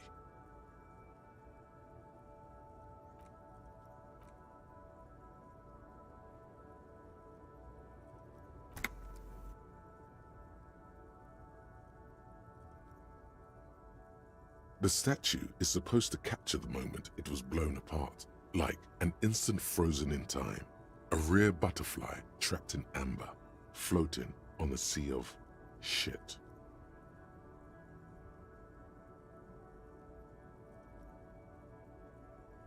People in Martinez tend to disagree, as do many prominent art critics and thought leaders. With more nuanced social awareness, those critics might have it wrong though. There's more to it than just ironism, but you can't say what precisely. Perhaps this art mystery will be solved at a later time. Philip III, the Squanderer, however, with his bronze face up in the air, doesn't seem concerned. Not that he ever did in life either.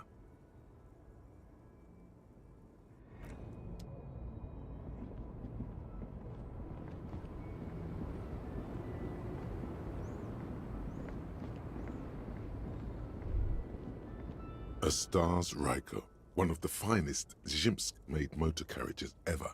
Not many people outside of Grad. And bulky frame, heavy, hardy, looks like a tractor. Yes, built like a tractor, and used like one too in the Zhimsk countryside. Take note of the 8-antler emblem. A Stash Ryko KK2. That's a classic model. Never thought I'd see another one repainted after what happened last time.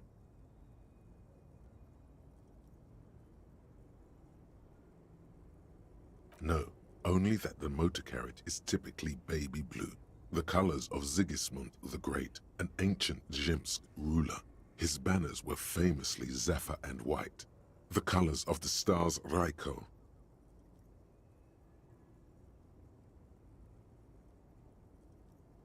An old case for my precinct.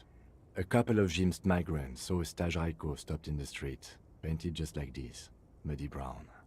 They said it was an honor killing, Hussar style. The Zhimsk community protested the trial, flying the banners of some old king or whatever. 5,000 came to protest. Correction, 4,395, the fourth largest public protest of a criminal trial in Revachol. Is that so, officer? I'll take you at your word. 4 years for murder in Reunion. The perps were remorseful. Their sorry knocked 8 years off the sentence. That's the system. The prisons in the greater Revachol industrial harbor are already full. Prisoners are expensive to maintain. The longer the sentence, the larger the cost. Could it be another Staj Ryko murder? Honestly, that just doesn't seem like the type of vehicle our dead guy would drive. So my initial guess, people we are paid to protect. Let's leave it at that.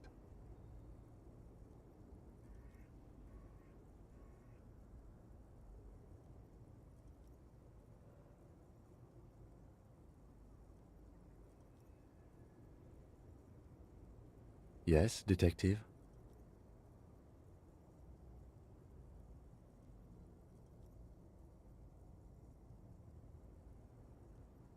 You sure you're not Zhimsk? Yes, you're sure you're not. Or if you are, it's only in that Revacholian way. 4 to 5% maximum.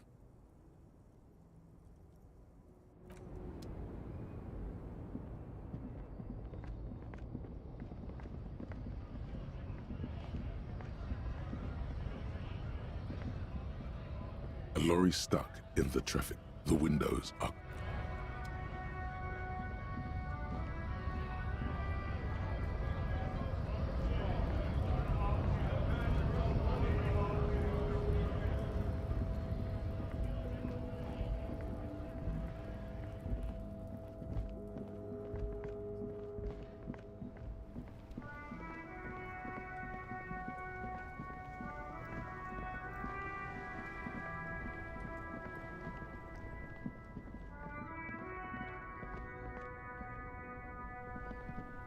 There are clothes inside.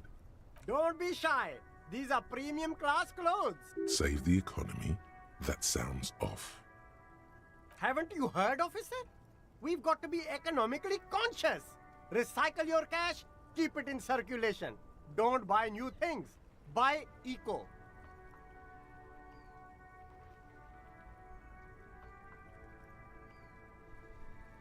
Very cool. The economy thanks you, officer. You find your hands deep in tattered and faded garments made from weird polyester blends that make your... Economical, but also trendy. Look first-hand, buy second-hand. Keep the economy moving. No good. All you can come up with are some treated wool pants. You can tell they're too tight around your thighs and too loose around the waist. They itch. Like, the itch is so bad. All natural materials, see? Real wool, 100% skin friendly, and they're yours for only 2 real.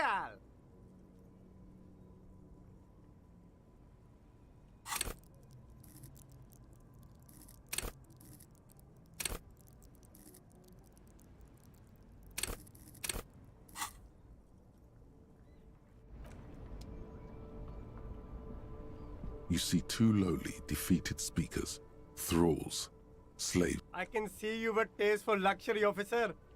Can't keep your eyes off those sneakers? A pair of Faun Ultras. The design is impossibly sleek and simple. Those sneakers, mister. Those sneakers are the latest Faun. Only? That's madness. Faun Ultra. We're the future. You remember the slogan from some magazine. These once respectable speakers have been conquered, reduced to a mere prop by the No, don't look at the speakers, officer. Look at the sneakers. The sneakers are the stars here. These, officer? These speakers are Samaran garbage.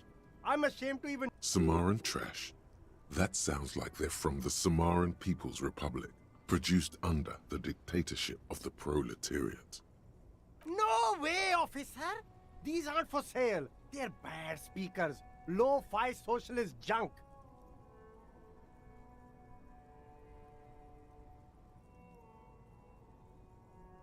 No, officer.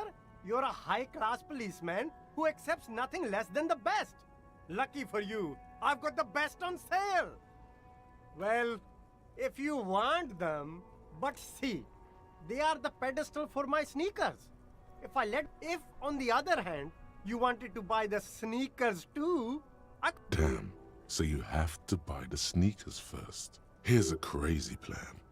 Get the seed money for the sneakers, buy them, then buy the speakers too. Then sell the speakers to Roy, that wacky vendor in the pawn shop. They're right up his alley.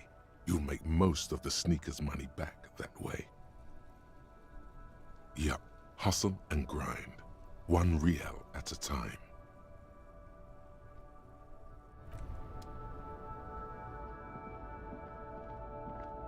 There's a pile of cheap sunglasses. You like sunglasses, officer? I've got the latest styles right here. Abort. These are hideous. Damn, officer! You look like a mega secret spy. Very secret. They're perfect for concealing your bloodshot and... It's going to be very difficult for anyone to take you seriously. No, you are definitely not buying those.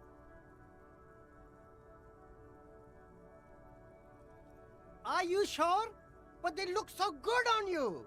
You should think this through, officer. These are all boring. Those UV stickers are almost certainly just there for the show. These are all first-rate sunglasses. Premium design, super material, very cool, UV resistant. These were definitely.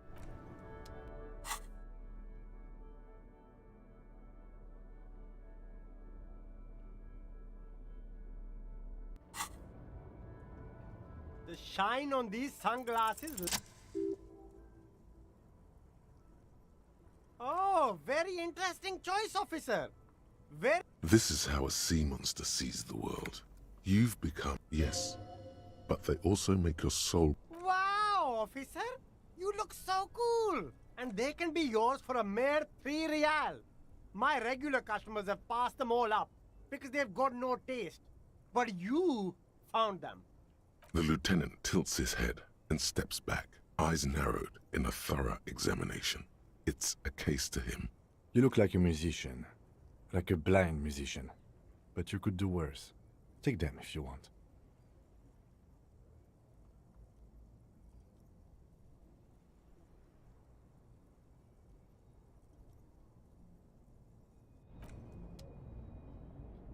You see a Samaran street vendor. The name Sileng is embroidered. Happy shopping, officer. Everything's cool here. Everything's cool. The goods are cool. The customers are cool. The place is cool. From out on the bay, a cool wind gathers. It sweeps into the city, tugging at the textiles hanging around the... You're very cool. Bang, bang, bang, bang.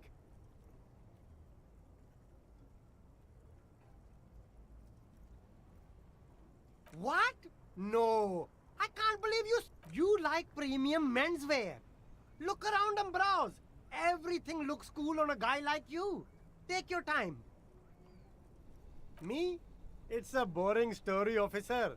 This man probably comes from Seaguy, sometimes known as the Apricot Suzerainty, an archipelago in the Samaran Isola.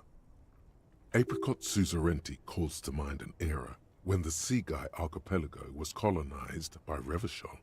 It's a bit of a slur, in other words.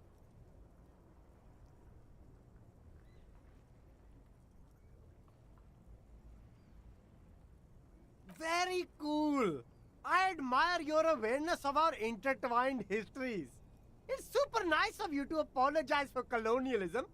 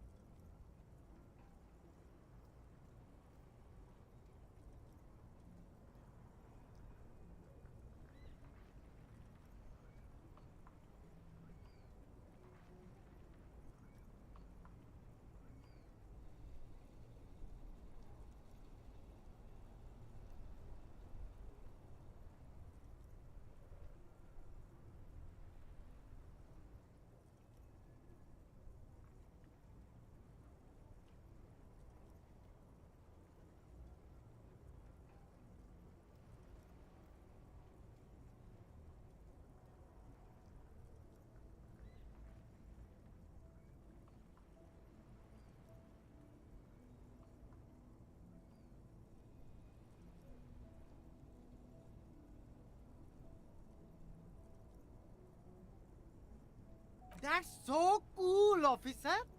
Speaking of, why not support an independent local entrepreneur? Only the coolest goods in Revachol. I've got sneakers, speakers, extremely comfy pants too. Try them on right here. No shame, no need for discounts at ceilings, officer. But did he first mark them up 100%, just so that he could... My man, you know how the game is played. You and me, we should work together. What do you think? Sheikh, I'm an entrepreneur, officer. I've got sources, buyers, supply. Good joke, officer. You glance around the decrepit buildings. It's beautiful. Beautiful freedom. It is, yes. Anyone can set up their shop whenever. That's right. No permits, no bureaucracy. That's why this city and its law officials are so cool.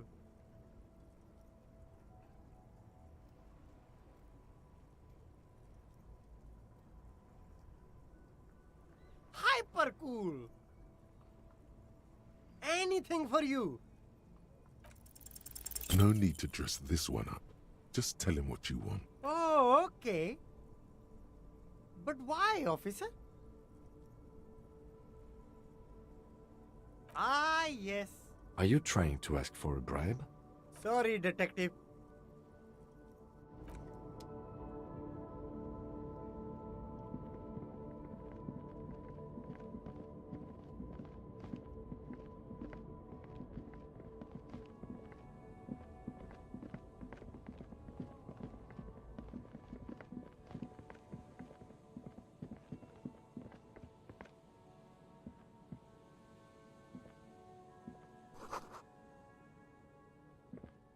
A crumpled billboard reading, Samaran butter soaks in the canal. Whatever it is, the boy on the billboard goat milk butter. The Samaran terrain makes it easier to raise goats than cows, and the local goat farmers produce high-quality meat and dairy staples that add it's an acquired taste. Judging by the size of the impact and the parallel lines of burnt rubber, the cause was probably a motor vehicle.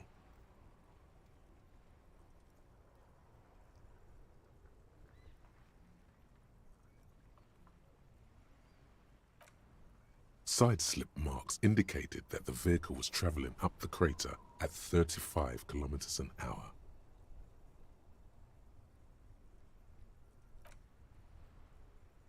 The black marks on the roof indicate that the vehicle vaulted from the crater to the roof of the shack.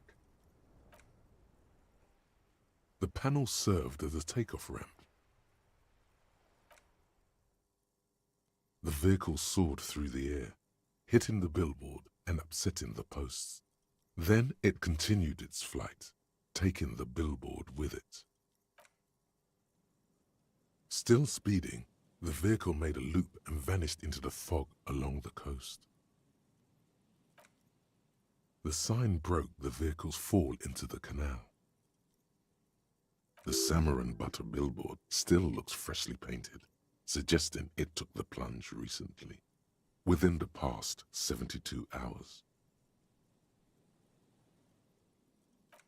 There are two good candidates, the Caprice 40 and the Linear G22. It's about the right size, and the tire marks look like they came from the skinny tires frequently found on the Caprice 40 is a very popular model with bank clerks, topping pie delivery drivers, secondary school teachers, cops, strippers dressed as cops, undressed strippers.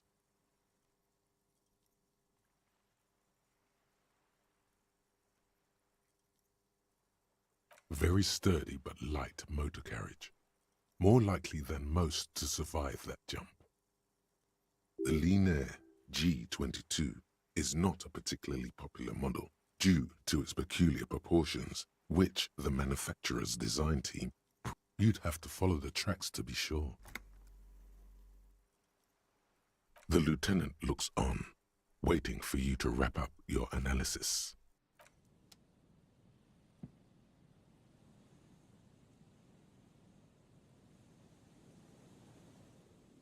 Any theories about what happened here?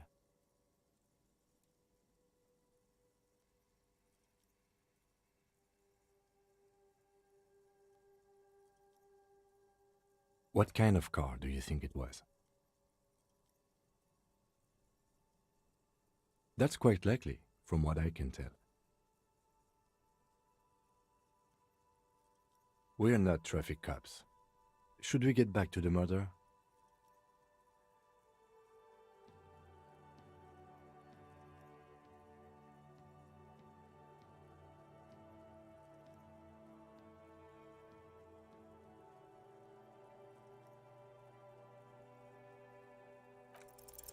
Somewhere in the depths of your alcohol-addled soul, you find a few threads that you can weave into a story. The tip-top tourney champion?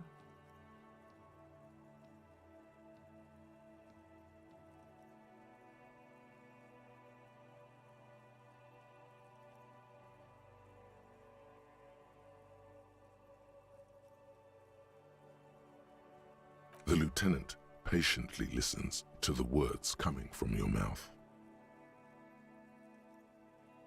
Jumping canals at night? If I was Jacob Irv, I wouldn't drive in Martinez. The roads are awful. In conclusion, it's a colorful theory, but I don't believe Jacob Irv did this. Should we go? If we must.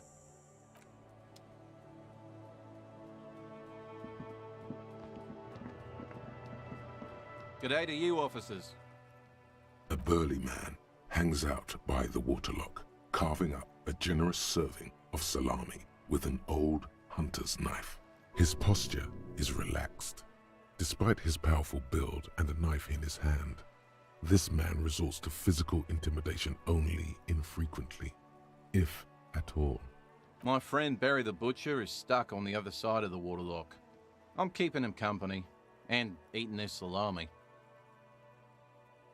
From the corner of your eye, you see a man in a yellow shirt and grey overalls waving at you from a... Very good stuff. Anything I can do for you, officer? I wasn't here to witness it, but those look like tire tracks on that sign. Weird, huh? Then again, plenty of daredevil drivers in Rivershoal. The words, Daredevil Driver. Too bad it also takes a year and a day to repair anything around here. Especially a waterlock. The rest of the coast is closed off to... Well, there's the fishing village, an abandoned fish market, a bizarro church. Not much use... Yeah, not really much else. Just bombed out ruins. Sure thing. Want some too, officer? Why not?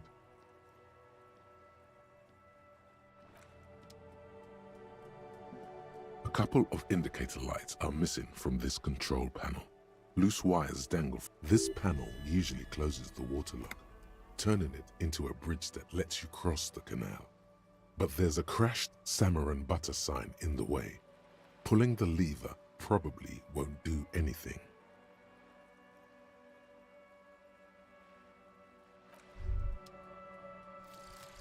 Jamais vu.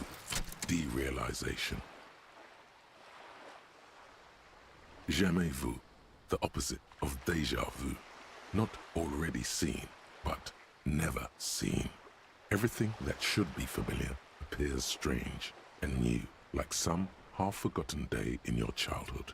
Only now. That's the feeling you've been having. And for who knows how long. You should go and ask Joyce Messier about this. What world are we in? This is a fundamental question.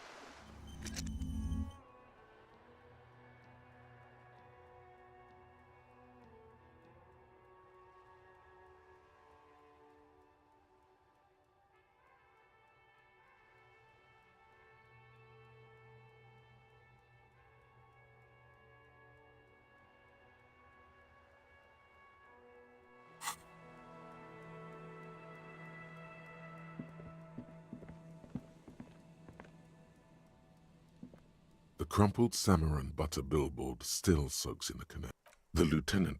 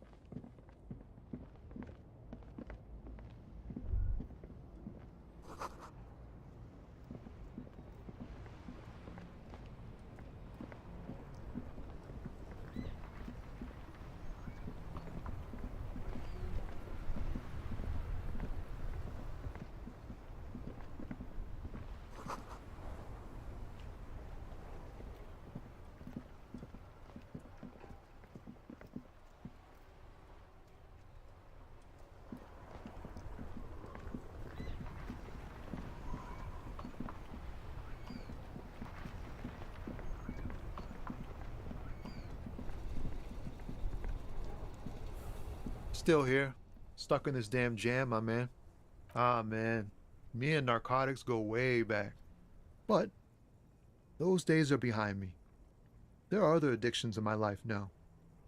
Why the inquiry, my man?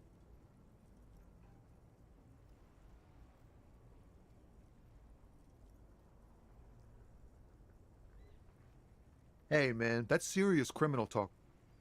Are you... Entrapment is a practice whereby an officer of the law induces a person to commit a criminal offense that the person would have otherwise been unlikely to commit, usually through some trickery, persuasion, or... Then what's your deal here? We have a credible lead, sir. Someone on this roundabout is waiting for a bulk shipment from the harbor. Not me, man. No way. I don't need any trouble. Shit's bad enough anyway. This jam... Look, man, I try to stay away from the criminal underbelly of Revachol. I'm a guest here. We wouldn't say he's lying, sire.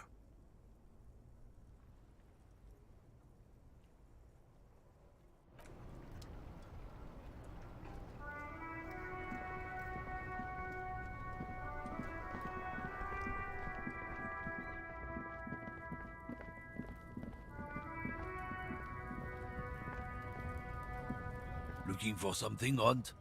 Come to tell me to fuck off again?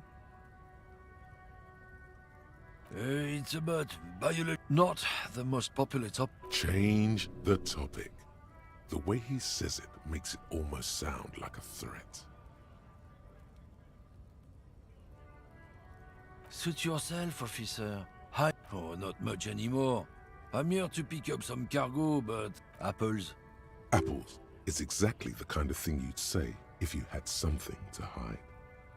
Look, as detective. I come from... Oh, I'm here to pick up a load of fucking apples, man. Koiko may be another derogative. For a person from Grad, you think?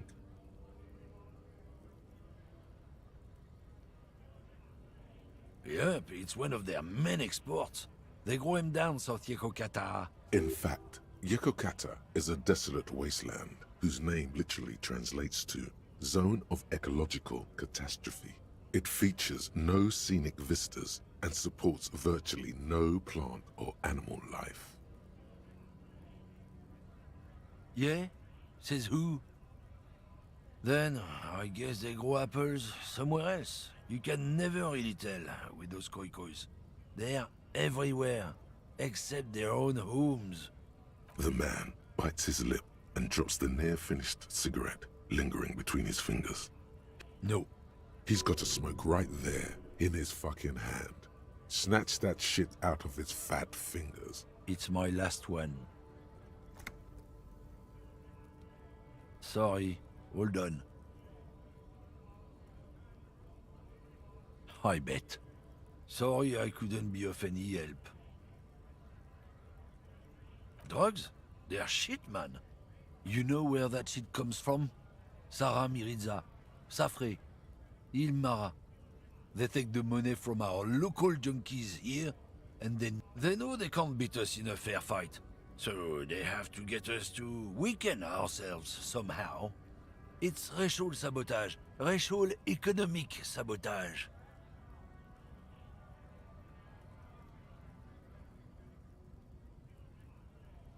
He eyes you warily, unsure. I don't know shit. And if I did, I wouldn't tell you. What do you think? I can't leave the lorry unguarded. Stuff's been getting looted lately. It's those little kips sneaking around at night. If they touch my stuff... There was a bunch of spilled boxes in the back of a big lorry nearby.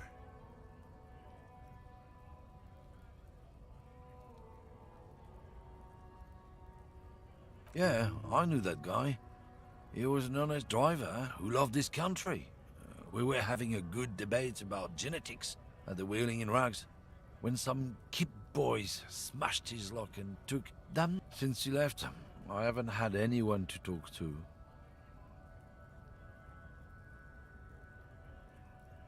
If they were getting drunk inside the Whirling in Rags, how could they know who broke into the lorry? What? Aren't we allowed to say that it's the kips who do all the stealing around here? That's not road to science, man.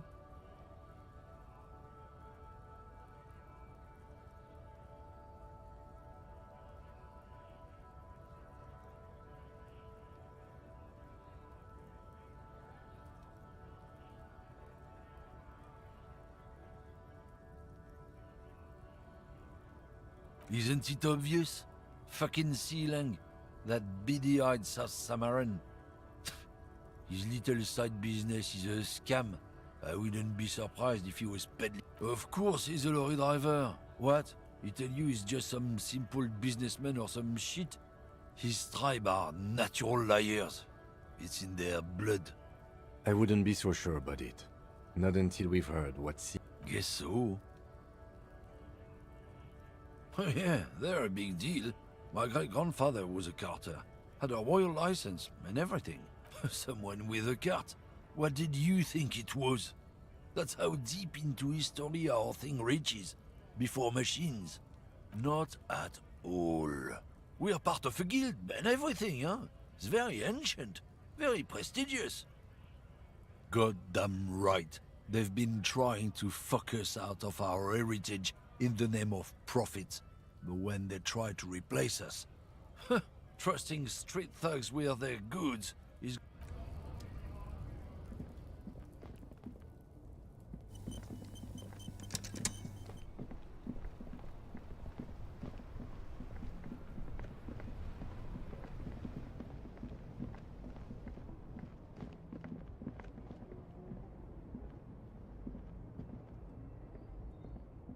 Everything's still cool here, officer.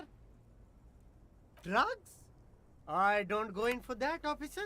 Unless you're into drugs, of course. In which case, drugs are excellent. Mwah! Tasty, tasty drugs. That's very cool. A lot of the coolest detectives do drugs. Sadly, I don't have any drugs on sale. Or at my home, or on my person. That's even cooler. You investigating that and all. But, I am not a lorry driver. I'm just a street vendor. I don't know anything about that. A blatant lie, sire. Yet he tells it with such conviction. We'd believe him if we didn't know better. Who said that? It's the fat racist, right? I bet it's him. He has an agenda against me because I'm an immigrant who works harder than he does. So you admit you're a lorry driver? No, I just said I work harder and he's an asshole. Okay, maybe I'm a lorry driver too. A little. But that's not the most important thing about me. That's my day job. This is my dream.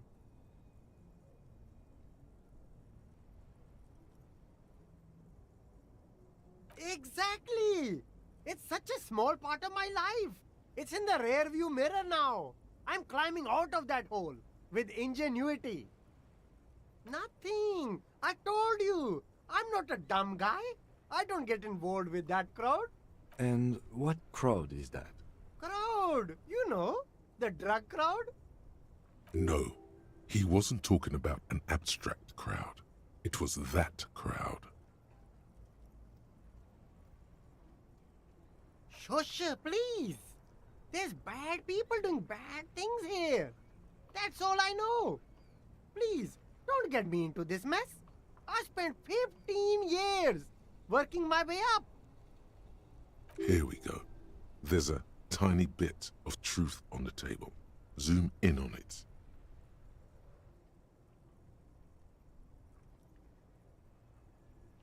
It's a she, okay? The other drivers call her the lady driver. You're better off staying away from her. The way they talk about her, she's no lady. All of them. I don't know.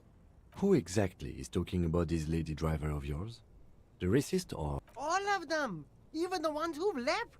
I don't hang out with them. I don't remember who has tattoos. I don't know. Maybe. If she is, I haven't gone near her. It could be. She was strange. He's not ruling her out.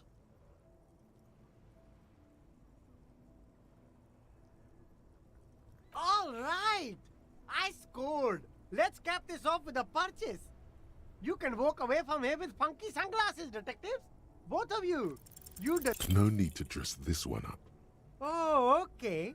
Are you trying? Sorry, detective.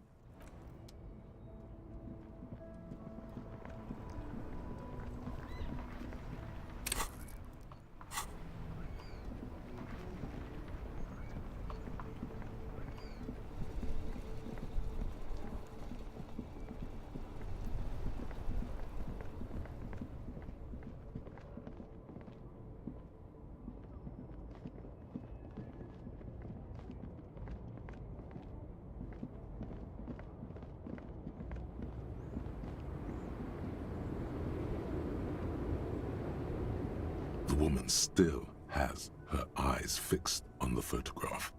If you want her attention, you may need to be more forceful. Where am I? Who are you?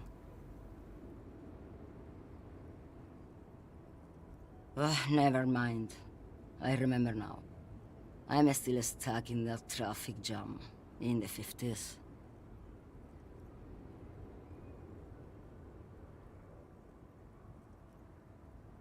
Back in Mecca, during the time of the revolution, the sidewalks and cafes are filled with young people. Until you came along, that is. Someone was.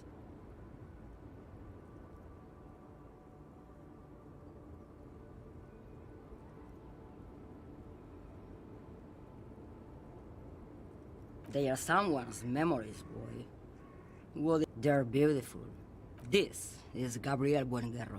A strikingly handsome man looks straight at you, his head crowned with a wide brim hat. He was the biggest star of his day. Girls used to faint in the aisles of cinema whenever he came on the screen. And in all likelihood, it's a world that's only ever existed in her mind. I wasn't dreaming. I was there, Loman. It was early spring, and the man behind the black... Well, you, people... The Republic of Mesk is a massive confederation on the Isola of Muindi, the world's largest state by territory. Why not, Harife? It's not like I have anything better to do in this hellhole. There's something off about this woman. Tell her to show you the soles of her boots. Maybe she was at the hanging somehow.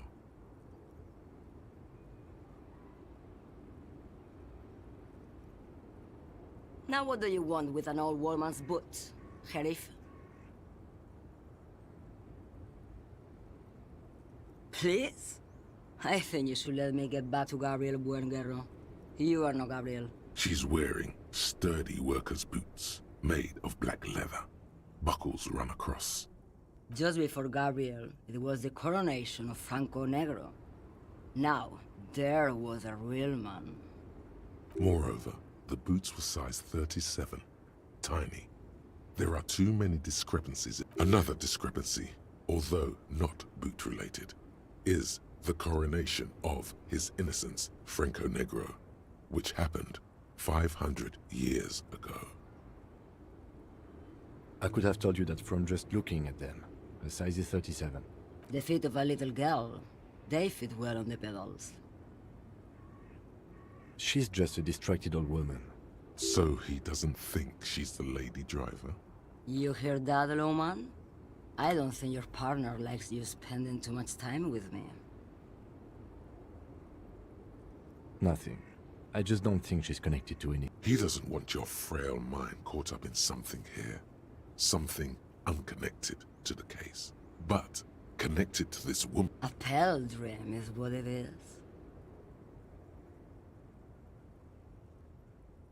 Diamonds? Of course not. But wouldn't it be marvelous if I... Whatever stupid things they put in the lorry, I imagine. I quit concerning myself with that a long time ago.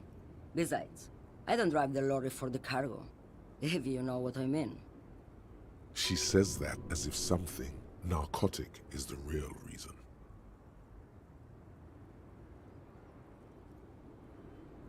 Oh, it's so much more than a high where I go, Harife. It's low. I go to the bottom. Yeah, it's definitely some kick. Some terrible kick in the dark. A sleep kick. Perhaps you can find out later. Then it's contraband, Loman. What? Do you want to take an old woman in? Be my guest. Lock me away like Bad Hand Hermenegildo. Bad Hand? Hermenegildos's bad hand strangled 300 people. What can I say? Some people just really like strangling people. Of course not. To truly understand the boyadero... The boyadero, boya for short, is a cowherder from upstream Magritte, the great steppes of northern Mesk. He is a rugged individualist It's an old ballad about a young girl who falls in love with a daring boyadero. He promises to marry her as soon as he returns from the Western Plain. Of course not. The boyadero returns from the Western Plain a changed man. One night, as he and his beloved are out walking... In the background, you can hear the orchestra swell as the screen fills with the maiden's imploring eyes. So the boyadero strangles his beloved and throws her body in the maggrate. Then he rides off, because the Western Plain is calling to him. You have to understand, a true boyadero needs a whole horizon to himself. He can't be tied down by man or woman. His beloved was selfish. She didn't know what it meant to love a boyadero. What if to truly love a boyadero is to float lifeless downstream?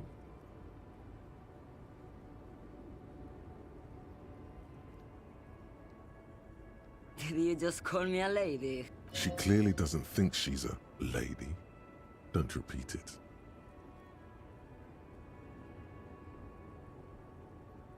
I'm not that either, Herife.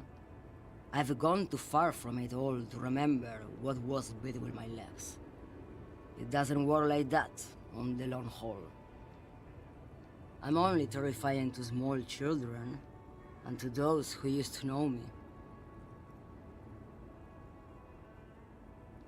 Yeah, it's not her. Believe me. How should I know? Do I look like I spend a lot of time with the other communers sniffing around? When I have my movies to go, because they can no longer recognize the person I once was. The big ones, the trucks. There's no women and men there, it's all just...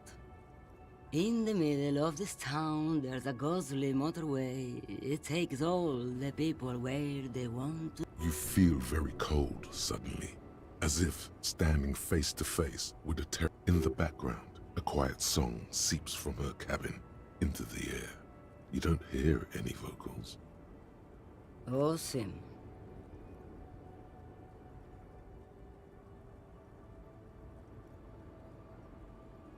What do I need drugs for, Lowman? What I see, what I feel, the great adversary, no drugs can compare. Yes, there is a protagonista and an adversario. I am on the side of the adversary. There's no coming back from... Those epithets are familiar somehow. The great adversary, the great unrest. I don't like the sound of any of that. Sounds like a horrible drug. The worst one of them all. Then what were you getting at? Maybe if she thought you're corrupt.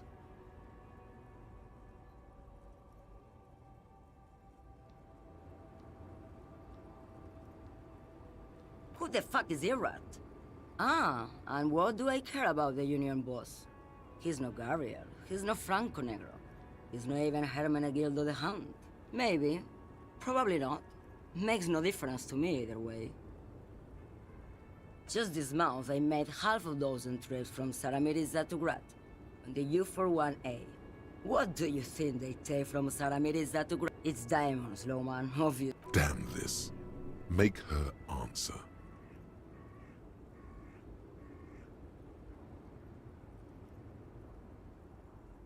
I would never make fun of a real lawman, Herife. Ma'am, you're not responsible for what the client puts in your lorry, as long as the seals are not opened. We officers know that. Lay off her. Where do you want me to go? This isn't so bad. Or I can just... I think we're done here, no? Yes, go. Enough jump.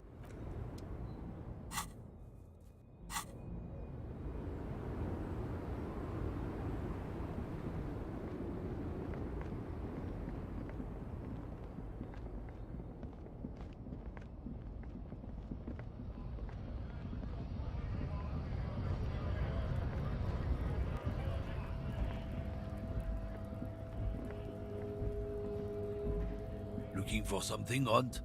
Come to tell me to fuck off again? I don't know what you're talking about.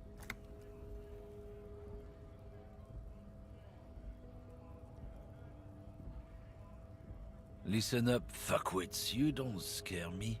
You cops don't run Revachol West. You don't run Martinez. You don't run anything. No. He means La Puta Madre. A legendary, and not in a good way, crime boss from Jamrock controls what is probably the most powerful organized crime. Yeah, him.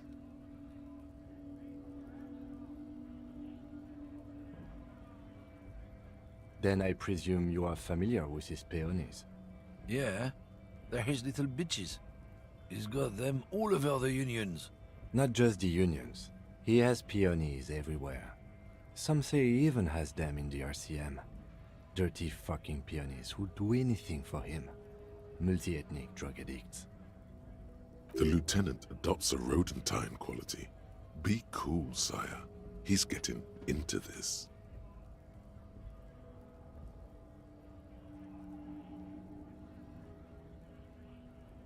You're not peonies. You wouldn't be investigating a drug thing if you were. No, of course not. We are not peonies. But if we were, and one of Madre's drivers were to be stealing from him, then it's a good peony's job to find out who that is. He's surprisingly good at this. Not bad at all. Look at him lurching.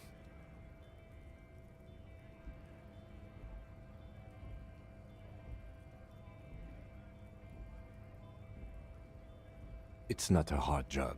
It won't take a long time. It won't make Padre Madre angry. But a stupid fucking racist is standing in the way, protecting this fucking thief.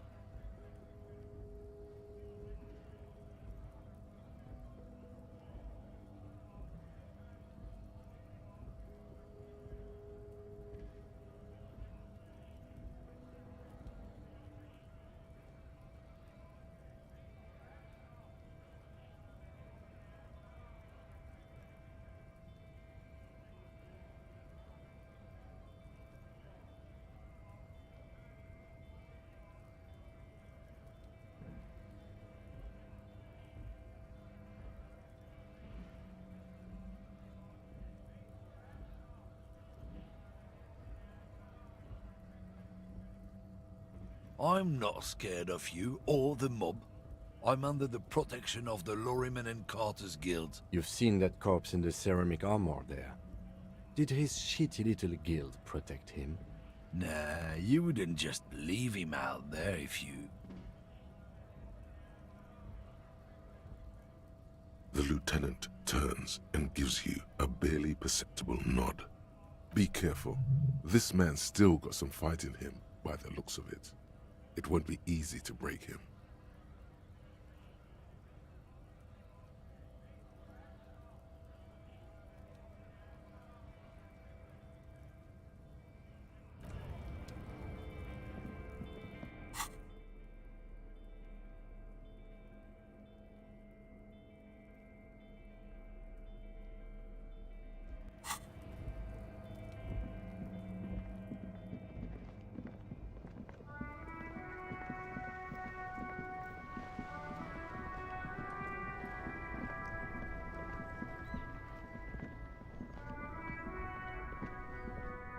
Everything's still cool here.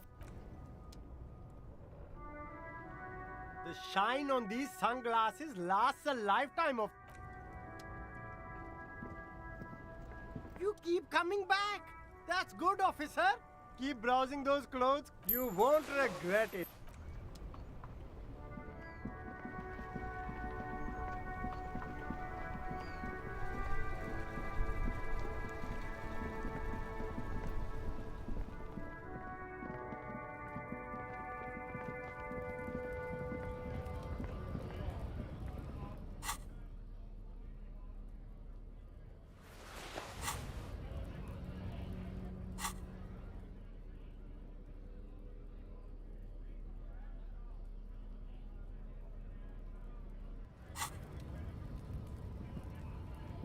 Looking for something, Hunt? Come to tell me to fuck off again? The main thing is to not overdo it, even when you're trying to scare someone. the most important thing is, how does it look on your resume?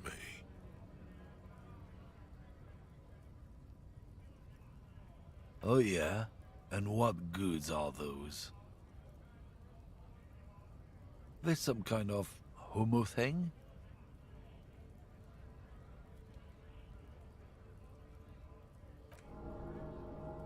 Make me rent. We'll just have to ask someone else about the lady driver. Let's go.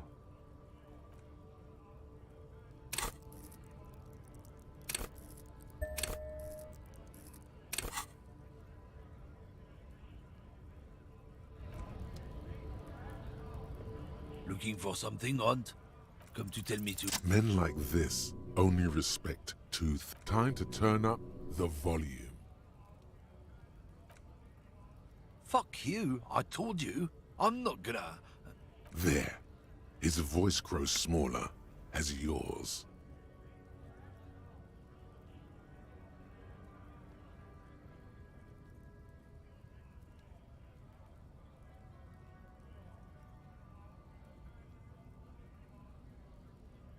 Look, fuck you, man. It's some lorry down there. Green banged up thing. I don't fucking know who she... When did she go away? I don't know. I don't even know her name. She just rolls with the fleet and acts like a big shot. Some past the monument. Down there. The Green Temple. Now leave me the fuck alone, okay?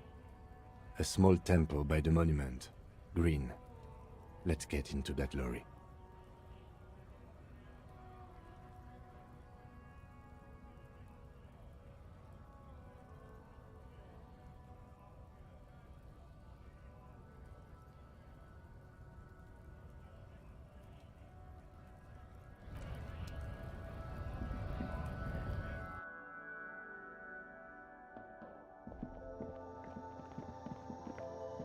The tear machine stands in the corner. Your bottles clunk into the machine, and the money appears with a satisfied...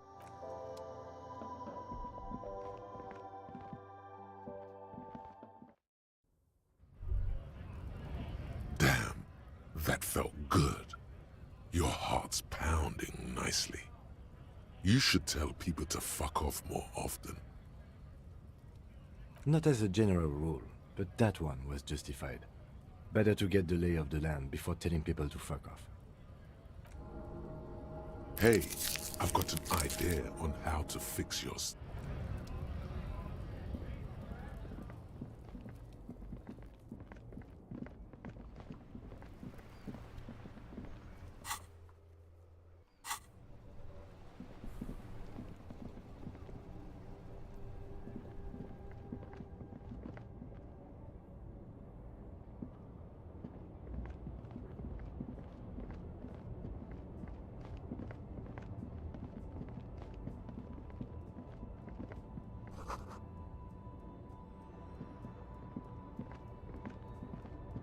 This screen found, A to Z, contemporain, is parked in the shadow of the ruins. This must be the one he told us about, unless he was lying. The glass on the side windows is tinted and covered with dust. You can barely make out the shape of the seat and two steering levers. Use the pry bar to smash the window. Open it from the inside. This has been hard enough. No need to make it any harder. The door is locked. The handle looks shiny, like it...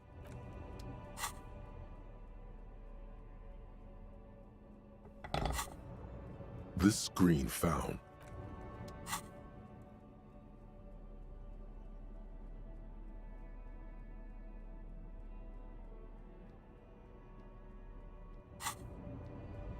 This screen found, A to Z, contemporain. With a firm grip, you raise the pry bar.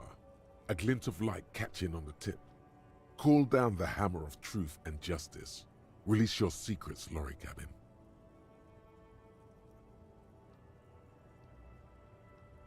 The window shatters and droplets of glass fly everywhere.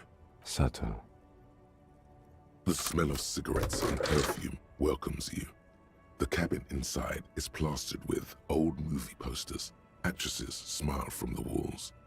There's a radio transmitter in the front. A metallic drawer slides out from the seat. It's empty, except for it's an issue of Peripherique from last Wednesday. A piece of paper falls out from it. It looks like an article ripped out from a radio enthusiast magazine. Complex mathematical equations explain the basics of something called the Ulan frequency system. The Ulan frequency system? I've never heard of that before. I know of FM, AM, UKV, but... The pull-out toolbox slides back into its nest. The rest is as it was. These are movie posters featuring starlets from long-forgotten films from the 20s, the teens, even the 90s of the last century. One of them particularly catches your eye. A centerfold of an ingenue attached right above the back seat. The actress is draped in a sheath dress, one of her shoulders bared. The faded remains of an autograph. This is Tip Tijon, a starlet from the dawn of cinematography, less known for her talent than her tragic, untimely death. She wasted away in a drug den called the Door to the River, not far from here on Boogie Street, a mixture of cocaine and morphine. She was afraid of the world, and the camera, too. The actresses and the rear actor all smile you a warm goodbye. Looks like the frequency dial is absent. It requires a key to work, but the key has been removed, likely by the missing lady driver. Strange. There are so many radio stations saved here. Must be over 100 at least. For contacting an entire fleet of lorrymen, for example. This is all shortwave.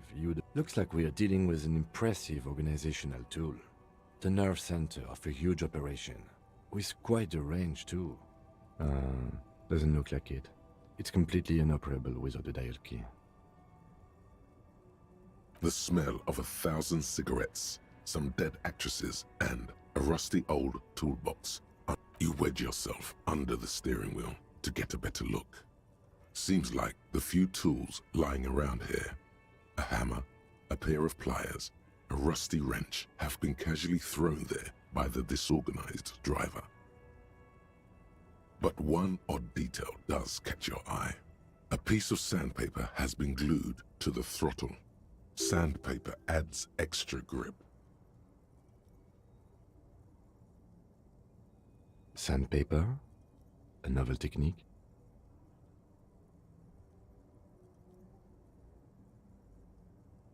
Yes? Which means that the missing lady driver was present at the lynching. Looks like her, yes.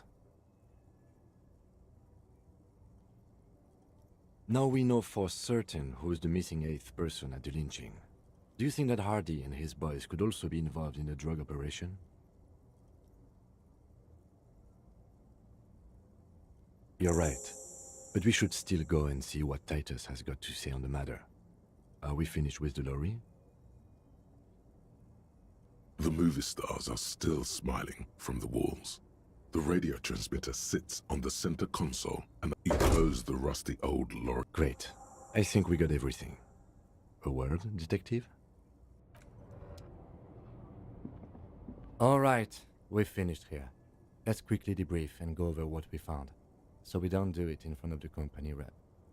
Honestly, I'm quite worried by what we've seen so far. The evidence seems to point to a rather extensive and well-organized operation. I'm especially intrigued by that radio transmitter, particularly the sheer number of stations it can connect. This means it's well-funded. Technology like that, a major player must be financing it. I'm not sure what the Ulan frequencies are all about, but they may hold some significance. Perhaps it's a better way to connect between fleets while avoiding frequency bleed, or maybe... Listening in on your calls between you and your station, a worrying prospect. And last but not least, it looks like the Hardy boys knew this driver, as we know that she was present at the lynching. This may be the Union connection we've been searching for.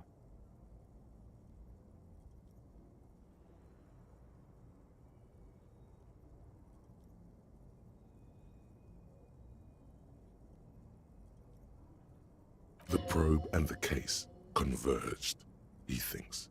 This was quite the find. Like Joyce told us, yes, logistically. But don't expect to bust this open during our stay here. At best, this is an angle we can use against them to other ends. As elegant as they are, I don't think they are relevant to the drug trade. Yes, well... We should return to the murder case. See what Joyce tells us about the lynching. When we are done for the day, I call my station and suggest our narcotics department look into it. There are more than enough grounds to start an official investigation, sometime later when we are done here. We do not want to get caught in that. The fact that one hasn't started already gives me pause. An investigation, I mean. Especially if the Madrid grouping is involved, and I can't imagine they aren't. It's certainly worrisome. All the same, I don't like the idea of internal affairs descending on the matter. That won't help anyone either. Debrief over, after you.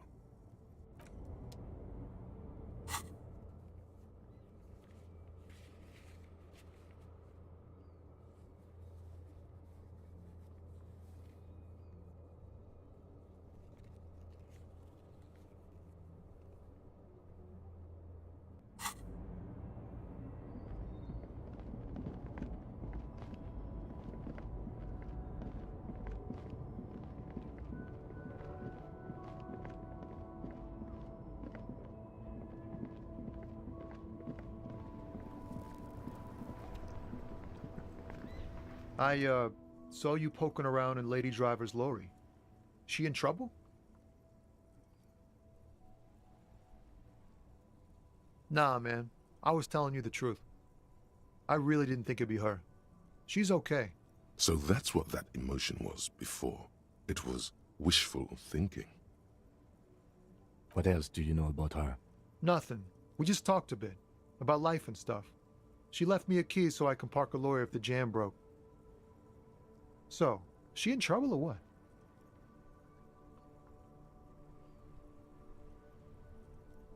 It's that bad. Man, what should I do? What should I do to help her?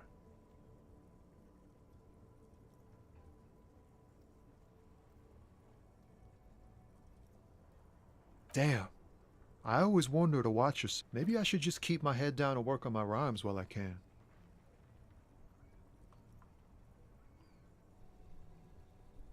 The man taps his fingers rhythmically against his arm.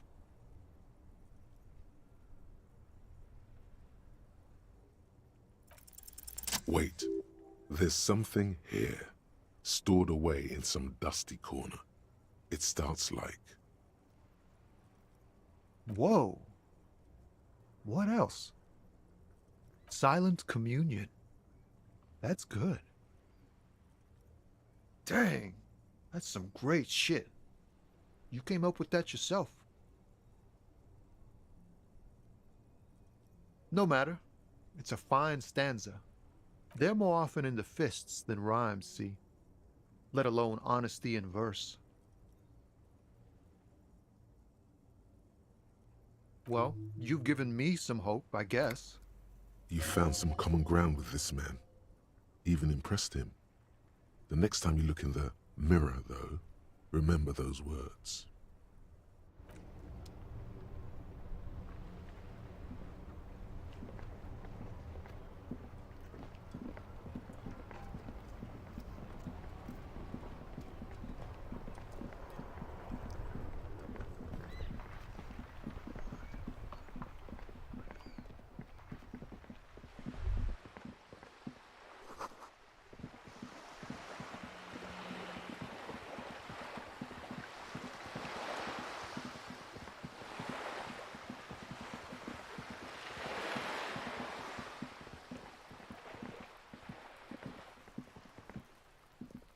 Just an ordinary wall. Nothing to see here. Because this is no ordinary wall. It is sublime. Look at it. The shadows, the colors. All the other walls on all the other houses must make a pilgrimage in adoration of this, the uncontested pinnacle of wallcraft. O Wallfather.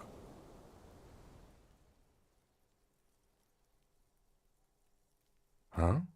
He sounds tired of it all. Cindy the Skull has all the necessary materials. Talk to her.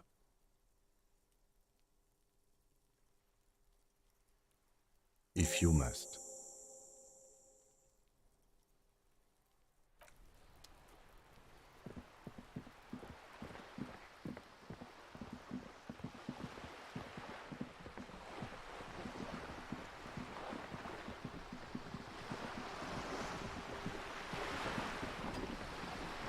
You're back. Good. What can I... Yes, my eyes on the harbour have sent word to that effect. What have you discovered? It doesn't really matter, and I do apologize for the surveillance. Wild Pines can't afford to be blind at a time like this. One of the tall buildings overlooking the roundabout, most likely. That would give them a read on the... In any case, it's a relief to know someone has looked into it.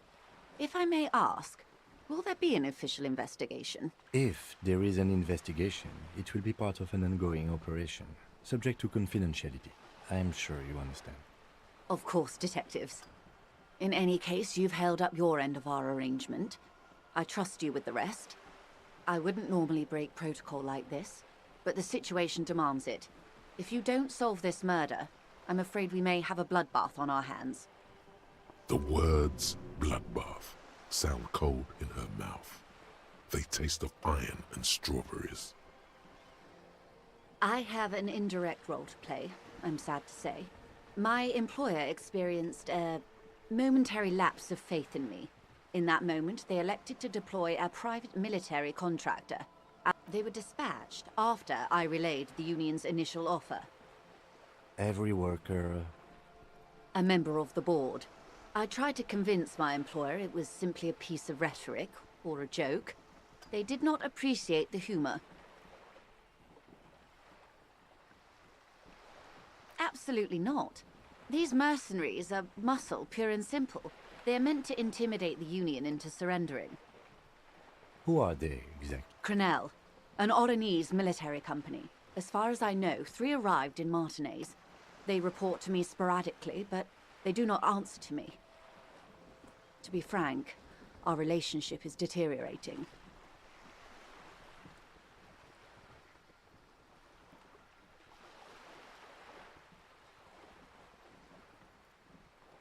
They wear ceramic armor, have semi-automatic weapons, and years of combat experience.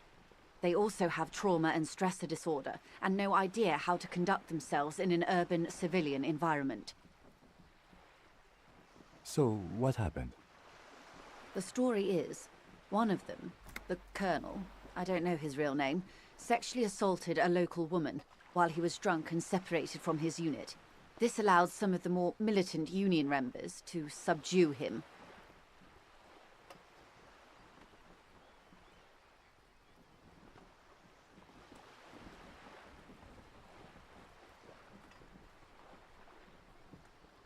He was taken out behind the whirling in rags and lynched. Nothing. Mr. Clare refuses to let me into the harbour. I have not been able to discuss this matter with anyone there. The remaining 2 Crenell contractors carry out their orders, for now. It's a smokescreen. In secret, they are conducting an independent military tribunal into the lynching. Once this investigation is concluded, executions will follow. What is the nature of this so-called investigation? Whether to execute one, some, or all of the Union militants. It will be all of them. The decision is already made.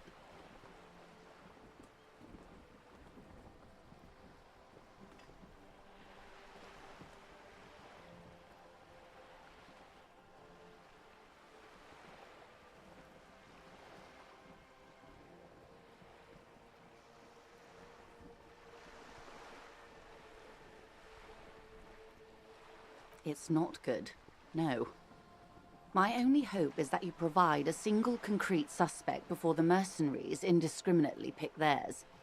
Simply put, If you don't pin this on someone good, and do it fast, they will identify and execute everyone present at the lynching. This in turn will force the Union to respond.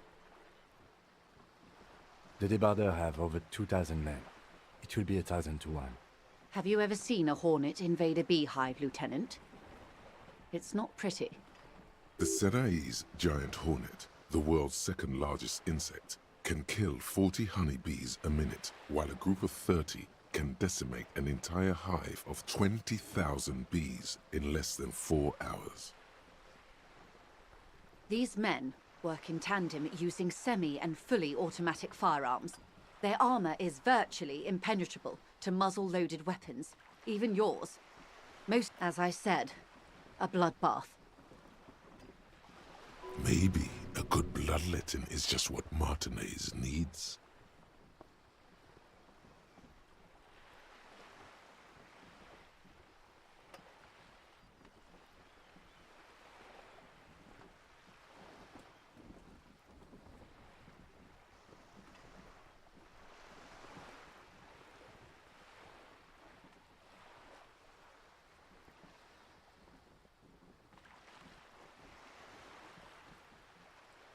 Many bleak scenarios have already come true. Nameless, badgeless detective of the citizens' militia. All we can do is keep the rest from going the same way. One single concrete suspect delivered into civil court, and I may be able to defuse this situation. Not much.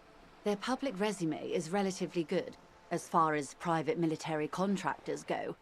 I believe they were once called Downwell.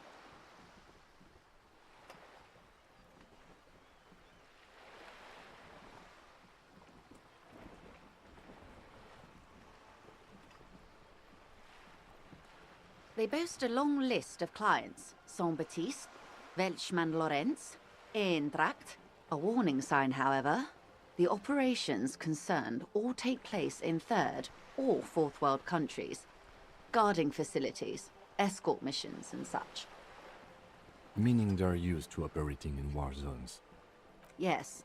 All the good conflict corridors, Supramundi, Yesut, the Seminese Islands, countries that don't have a good record reporting atrocious military conduct on their soil. Sadly, no. Before this happened, I had little interest in them. Now that I do, I don't have the resources. If you still have access to the ICP's database, you could run a better background check than I ever could. It may take some time, though. Do you know a lot about the inner workings of the RCM and In my line of work, it pays to do your research. I was prepared to deal with the RCM. I did not think I'd be dealing with a group like Crenel. I have. And they will. However, these orders take time to reach what is basically a rogue unit out in the field here. Until they do, it's all on us. She's being truthful. She is pressing them as hard as she can.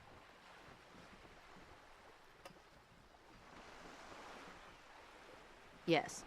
I'm afraid this strike may descend into a small-scale civil... Since you are sharing, ma'am, this is also the RCM's worst case. Then we're on the same page, as grim as it may be.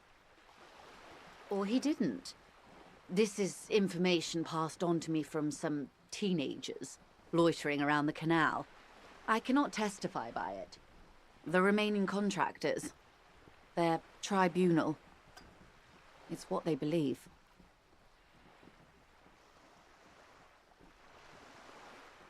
That the man was killed because he assaulted a local woman. I've asked around a bit. This seems to be the accepted story around Martinez. The lieutenant consults his notebook, his eyebrows knitted in concentration. Odd. We haven't heard any reports about an assault in connection with the lynching. Where did it take place? Last Sunday night, at the Whirling in Rags, the hostel by the gates. Supposedly, the colonel was drunk. Either way, he's alleged to have sexually assaulted a woman. Sometime later, a group of dock workers got their hands on him. That's a good question, officer. I don't have the slightest idea. As I said, it's a rumor about a rumor. In any case, it's what the colonel's remaining colleagues believe. You'll meet her soon enough, you feel. If you mean did I see him alive, yes. But I did not know him. Lely, his service name, a nom de guerre, most likely. He wouldn't divulge his full name. Only one of them did. A bad sign if there ever was one. He was 40. Or 50. It's hard to say which. He had a combat injury on his lower jaw. It made it difficult to estimate his age. Indeed, this matches the dental reconstruction we saw on the body. What else? Nationality? Accent? He was, Occidental, I think. Light brown hair, a mixed accent, Oranese, or Messinian, maybe. His injury gave him an accent all his own.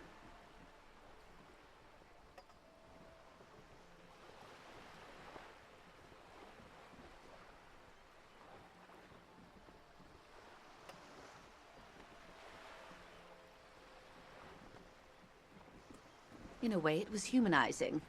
He had to learn to speak through it. Through the injury. That's all I know, I guess. They've gone to ground, as it were. I don't recommend seeking them out. For one, they're almost certainly armed to the teeth. They don't have the same respect for the Revachol citizens' militia as I do. To put it bluntly, they think you're vigilantes. Ghetto savages. It will not be a fruitful meeting. You should show those meatheads exactly how savage you really are. You're likely to run into them eventually. When that happens, I'll be in a better position to mediate if I don't appear involved. One is obviously the scab leader at the harbour gates. The one chanting the idiotic slogans. He's barely maintaining his disguise.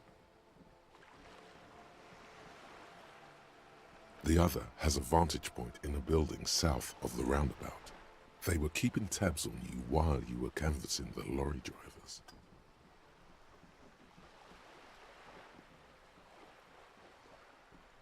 That may be so. I still hope you heed my advice. There's no need to kick the hornet's nest. For all your talk of averting this catastrophe, the situation at the gate is a powder keg. Does this not bother you? Of course it bothers me, Lieutenant. But my hands are tied. How would my employer react if it appeared I were intervening on behalf of the Union? Your concern may be appearances. Ours is keeping the peace. That would afford a good vantage point. In any case, it's practically inaccessible.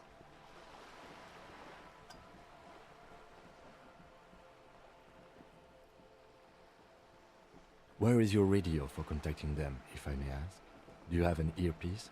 Heavens no. I'm not an undercover agent. There's a short wave at the ship's wheel.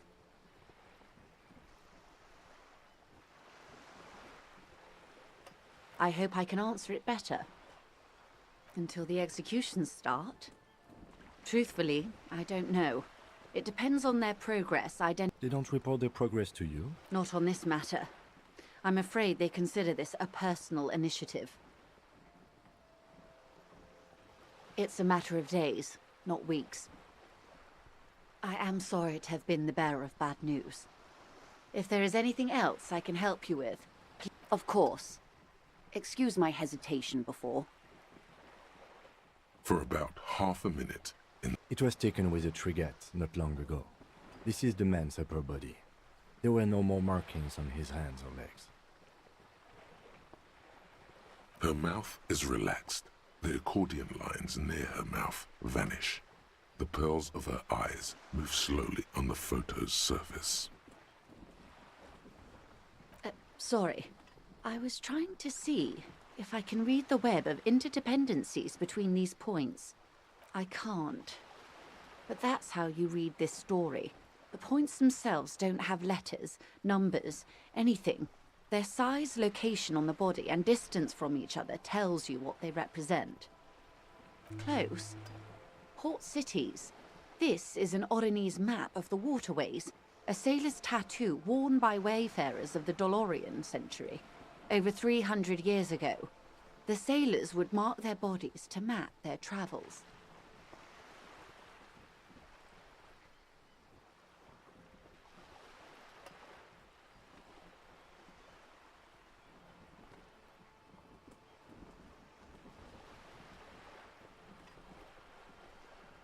The sailor's soul would use it to fly back home if they should die abroad. This is a sort of contraption to be reeled back in by. The silver cord, they would call it. Where is he now?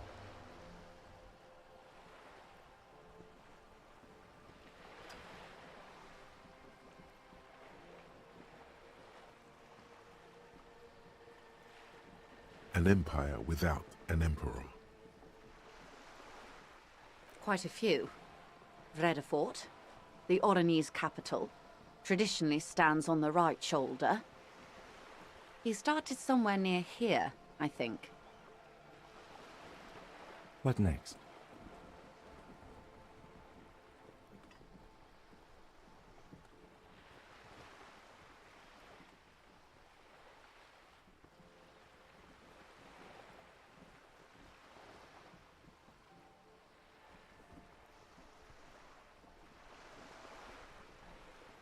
Then he made his way to the Pretto Grande, through what I think must be the Stutz Canal, an artificial channel through the Occident. From the Pretto, he sailed to the Insulindic Ocean, first the Semines Islands, then this.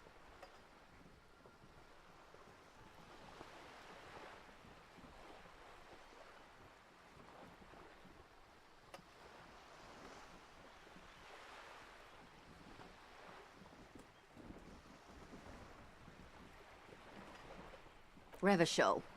Those are the two constants. Vredefort on the shoulder, and Revachol in the heart.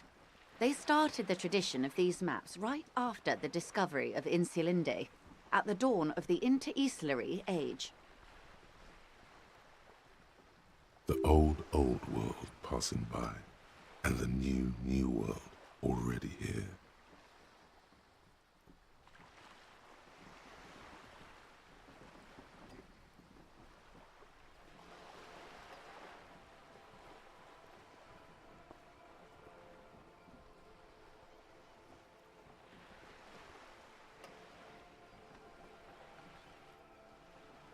You said you can't read it. I can't. This man was no sailor, and these are no ports. I can understand geographic fragments, but not their meaning. In Martinez, looking into Krenel, he writes in one.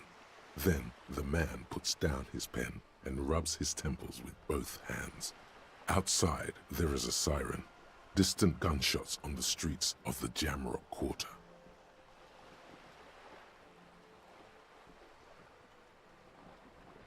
Vredefort? Vredefort has a military academy. The Semines Islands saw a recent conflict. In Revachol, he was executed.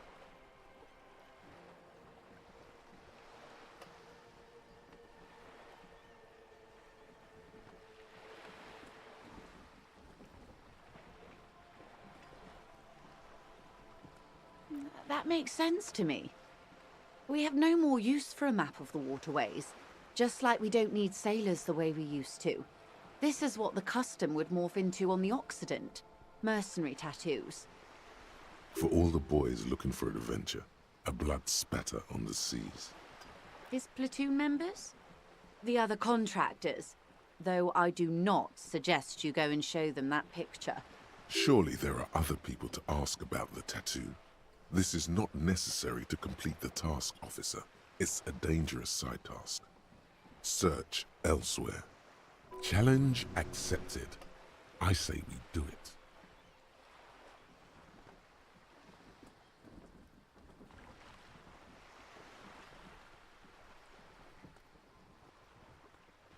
I am relieved you think so. I don't think deciphering that tattoo... Is there anything else I can help you with? More lessons in basic reality? My favorite part of the day. Go ahead, ask me anything. What is all of this? The scent, the sound, the air. What world? The only one, I suppose. The world of matter. And its pale antipode. The camera of her mind glides over the surface of the water. Great bodies of water. Forest-covered surfaces. Clusters of light where the cities lie. You've seen the montage. We all have. This world is enough. There is a term of endearment they coined for it, in the DeLorean century, when humanity was high on this world, discovering more and more of it, these archipelagos included. Elysium.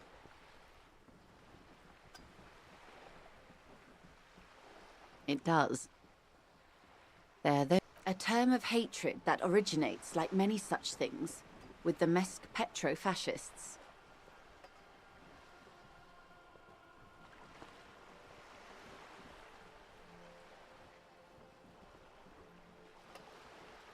Oh, you want a picture of the world? There is no complete set yet, dear. They're having some trouble reaching orbit.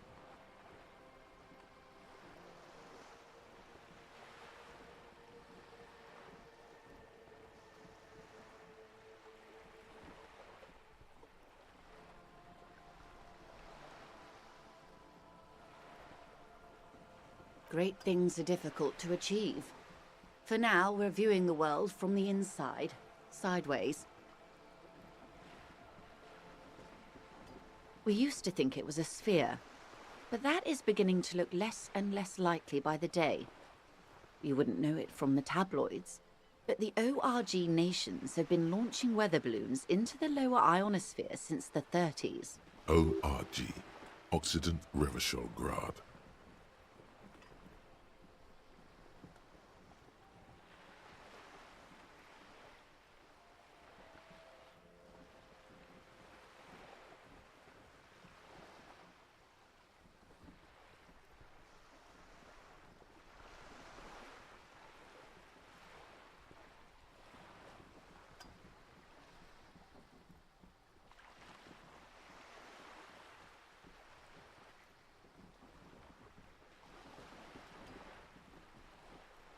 There's a steadily increasing trickle of images.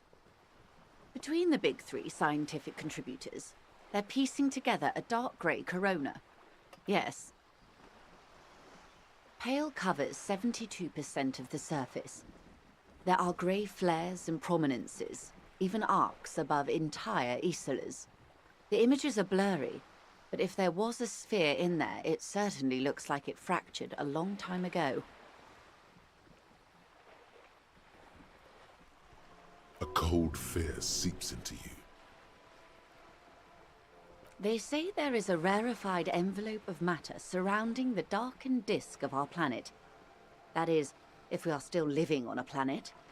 Or, to speak more plainly, imagine vast swathes of land disrupted by nothingness.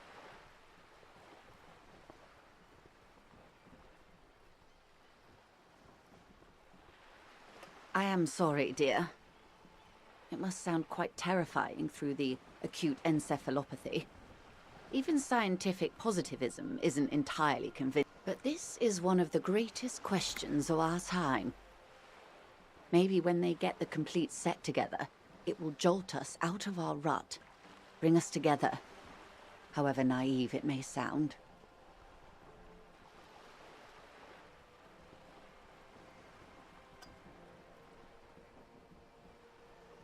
I don't know about things of that scale.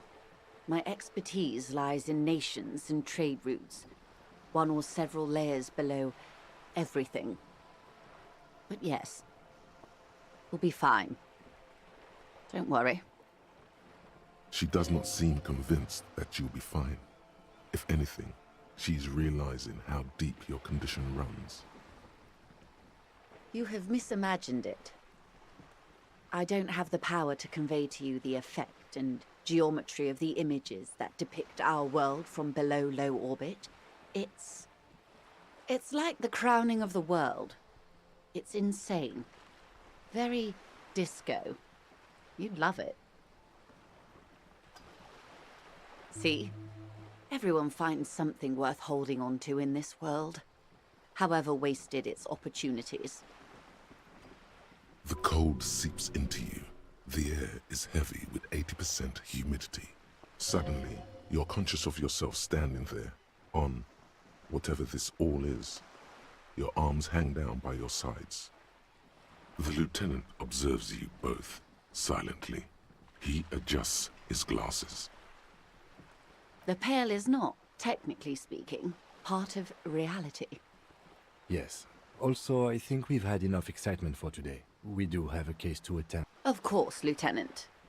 Let's try something else.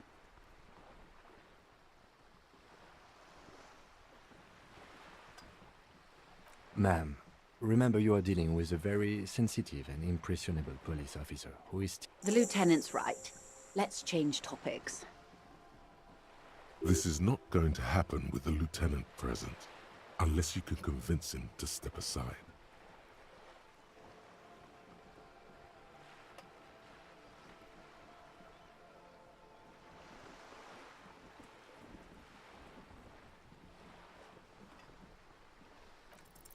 Is what you want to do. But should you? He expressly stated you shouldn't hear about it. Yes? Glad to have been of assistance.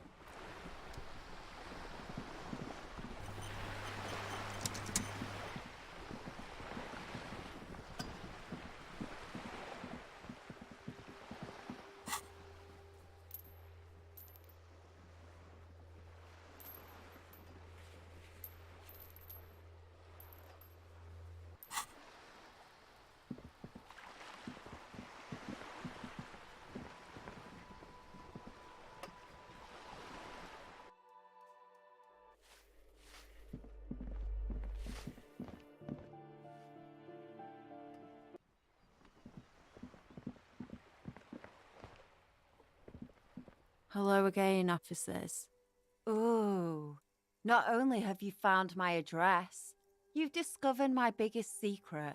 I'm a coal miner. Yes, I keep hoping a shaft will collapse on me. Does anyone in a city like this? It doesn't have to do anything at all. Nothing does. The inspiration will come to her once hell is set loose on the streets. It's too calm. Shoot, Piggy. It's what you do. What for? Well, if it's for art. But what kind of art are we talking about?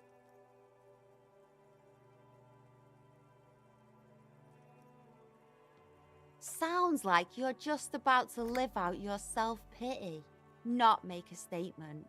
I can't have shit art on my conscience. Yeah, not gonna hold my breath, Piggy. You look like you'd suck. Everything really.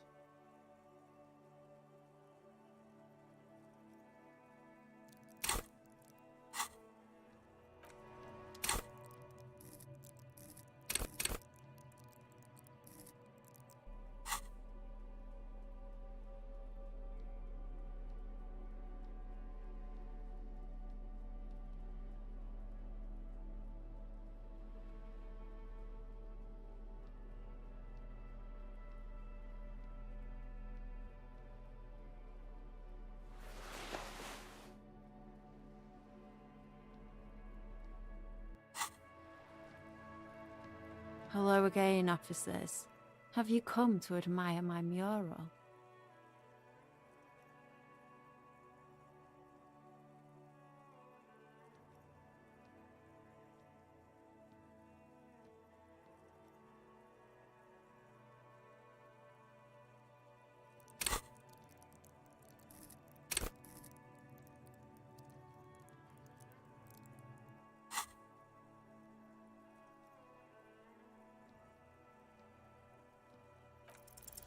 They do say the painter always paints his own portrait. That's pretty fucked up. Even for you, Piggo.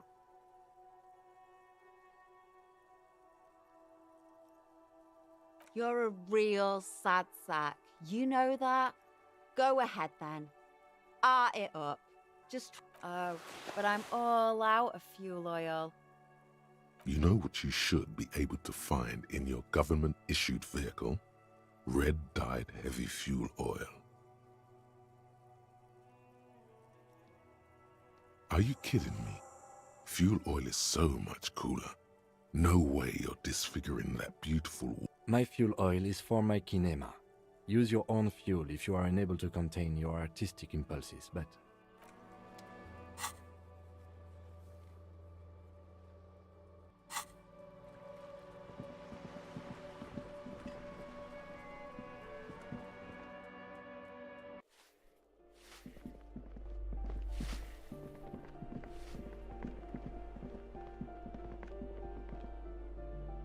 This door has been closed with a padlock.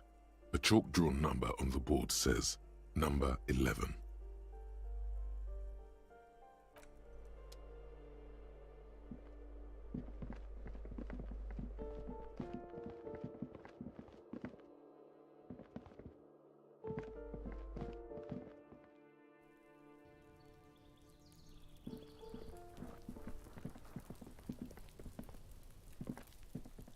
The door to the weasel, you try to be as silent as you can. It takes a bit of rattling of the handle. Finally, the door unlocks. Only curiosity could account for stepping over that threshold. There might be important info. As you hold the open door, you can feel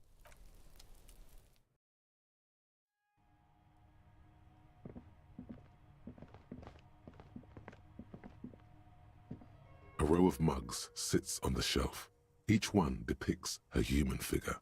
A dark-skinned, a little ring. Though cheerful, the images on the... There's something disdainful in the way the curves and lines of the bodies would. It looks like the artist is celebrating diversity, but underneath, he's just making fun of these people.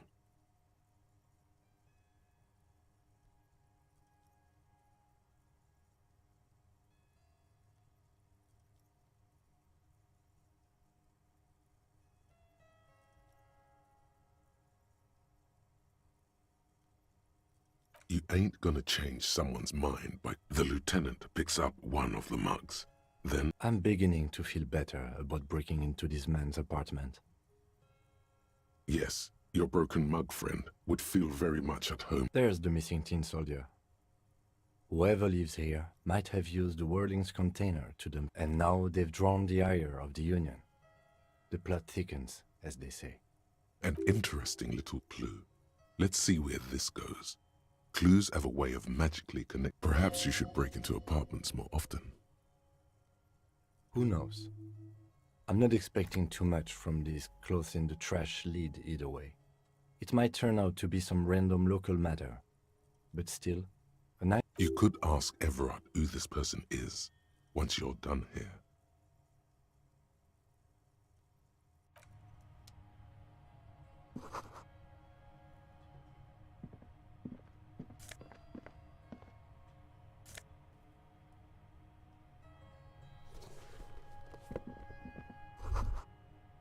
This is the flag of Revachol, the suzerainty. This isn't just one sun, but there are little suns dancing around the big sun. This is the sevenfold sun. It's an optical atmospheric anomaly the first settlers saw. Happens in cold weather. 6 small suns around the big one. This complex halo phenomena is how old Revachol got its flag. Mm-hmm. The tenant is an old-fashioned guy. By old-fashioned, he means very right-wing. The flag doesn't seem to mind. It's just a colorful fabric with a sun sewn onto it. Like all feudal flags.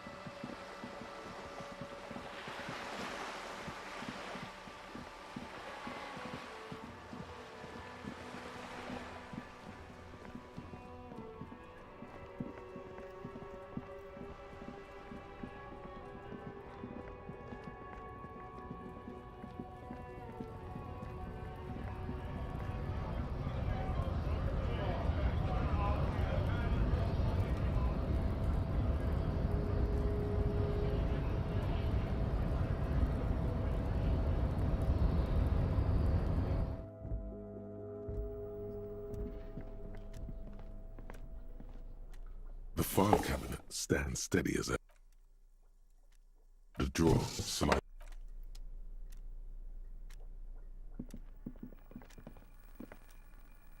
The already familiar cold.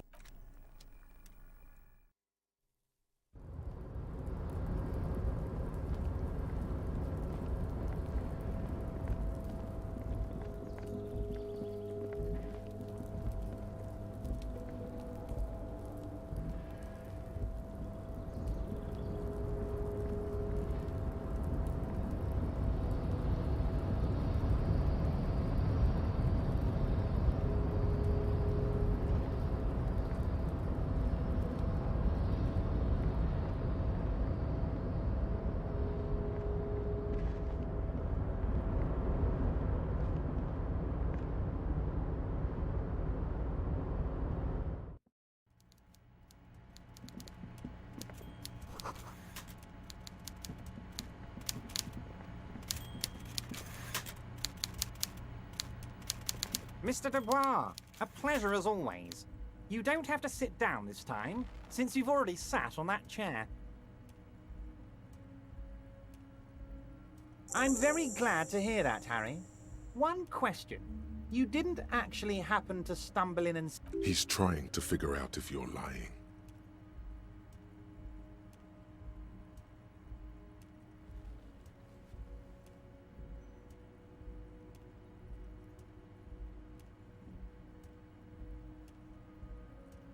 Exactly the kind of fascist memorabilia I was expecting.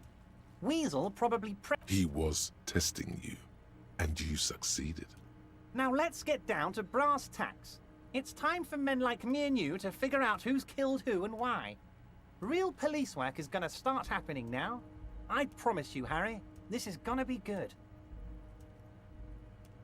Racist mugs in the trash and in the apartment? I have so much confidence in the ability of your organization. I'm relieved you're doing... Yes, yes. Do you think this weasel is somehow connected to the murder? Oh, no. I don't cross paths like that. Oddly, it seems to be true.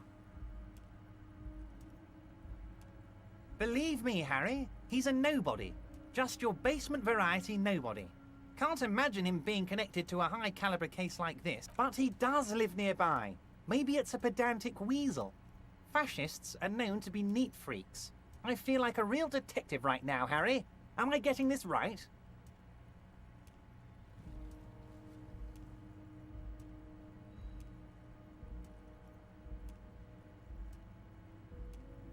Of course, Harry. Stoic silence. I like that. Very befitting a police officer. I'm not a real detective. You are. By now, I'm sure you've figured out who the dead man was working for. The bad guys. Wild Pines. Sent to scare us.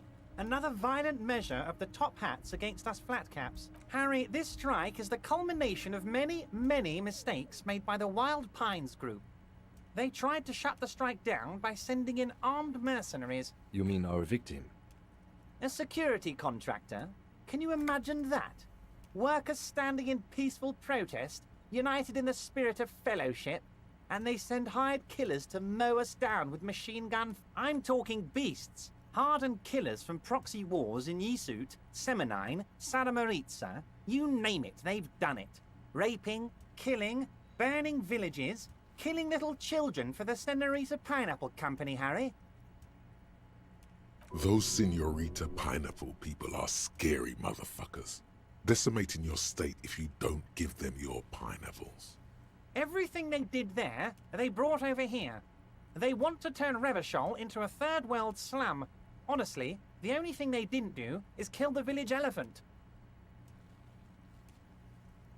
No, Harry, the elephant is metaphorical and so is the village, but the mercs and their brutality are... Now, I haven't personally witnessed the brutalities out there. I have the luxury of staying in my container, you see. If I need to go somewhere, they just move my container. About my fun container? It's a hoot, Harry. Who knows? Maybe you'll be in here the next time they move it. It'll be very fun, I promise. But enough about me and my container. The killers the company hired, I think there were 3 of them. One of them got downright suicidal. Getting drunk, violent, a little rapey. Even their own negotiator couldn't control him. That's your boy, the one who likes hanging out. By negotiator, you mean? Harry, what you need to realize is, we dock workers are not pushovers. We got grit, Harry. This whole neighborhood does. Push us hard enough and we push back. And when we do... An entire neighborhood of killers.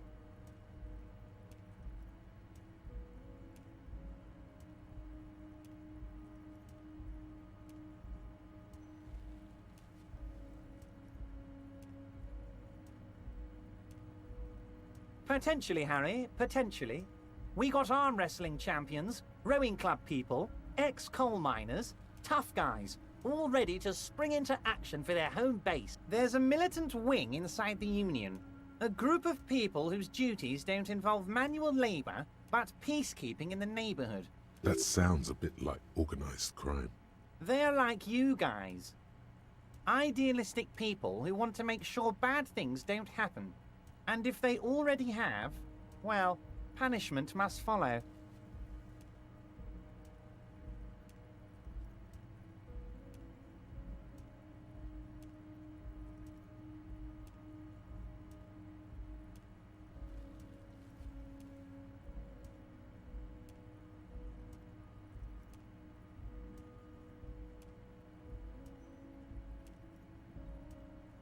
Again, that sounds like organized crime. So these idealists killed our victim? One day Titus Hardy, leader of this peacekeeping faction, comes up to me and says, "Boss, socialist democratic fervor drove us to..." He probably worded it differently, but that was the idea. Sure sounded to me like they killed him. Aren't you worried we might arrest them for this? Oh, I'm not at all worried about that. These are not the kind of men who get arrested. They're Martinez boys, tough and gritty. I'd like to... He places a lot of faith in that lawyer girl. Perhaps this is a tactical error? Anyway.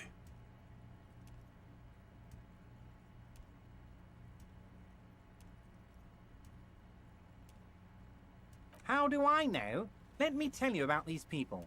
That's the... Last winter, some poor workers in Terminal E went on a little strike. The company sent in Sediment, a security contractor. The strike was over the workers' right to wear protective footwear, Harry. These guys turn up and start beating people. Tell you what, Harry, I wouldn't be surprised if we got the same mercenary company, after a little rebranding. And I'm sure as hell not surprised to see an army of scabs under my gates. So you believe the scabs were organized by the security contractor? You said it. Hell, one of those guys looks big enough to take down that proverbial elephant. Boys like that don't just happen to show up during strikes.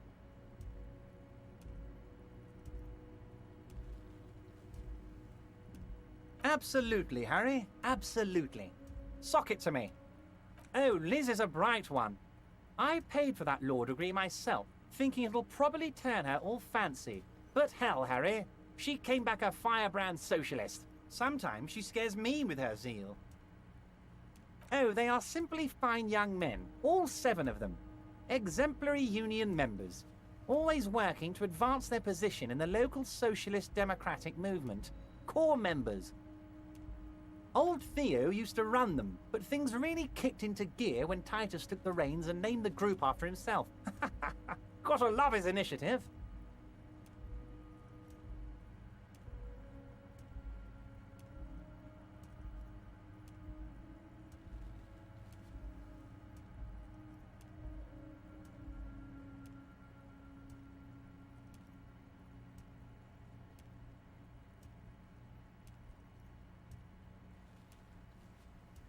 Interesting.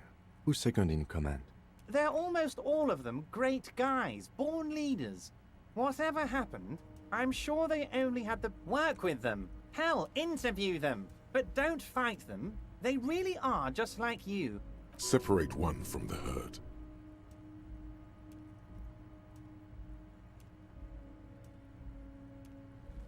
Oh, that would definitely be Fat Angus.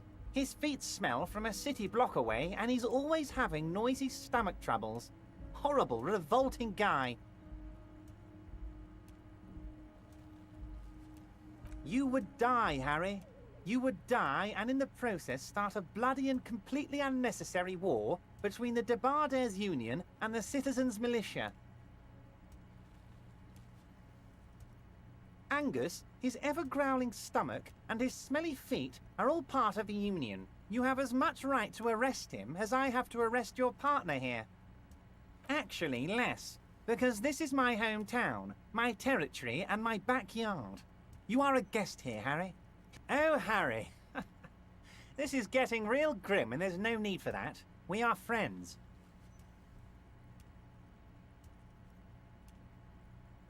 But of course, it's the least I can do for my good friend Harry. Also, Harry, here's 5 real. I'm not giving you anything. I'm just holding out 5 real.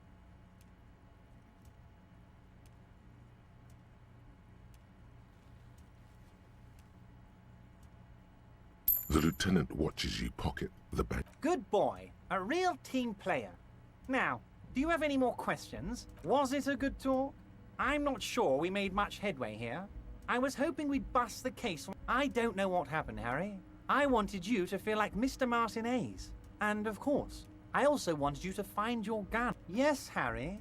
It's like I can't fully trust you if you're not a man of the left. A man of the left? So you have to be a social democrat?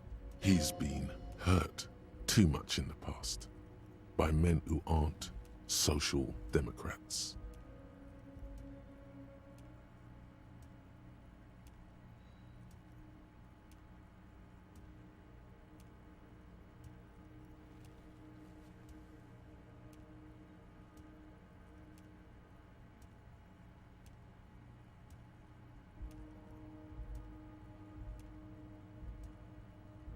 Perfect, Harry. That's perfect.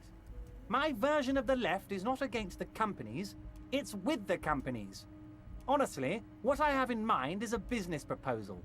And what would this entail? Once again, I require nothing unethical or illegal of you. You just need to get 2 little signatures on this piece of paper, and then mail it to my accountant in La Delta. I'm glad you asked, Harry. The Union is going to build a modern youth centre in Martinez. It will be... There's a nameless little street on the coast with some old houses around it. Most people have already signed.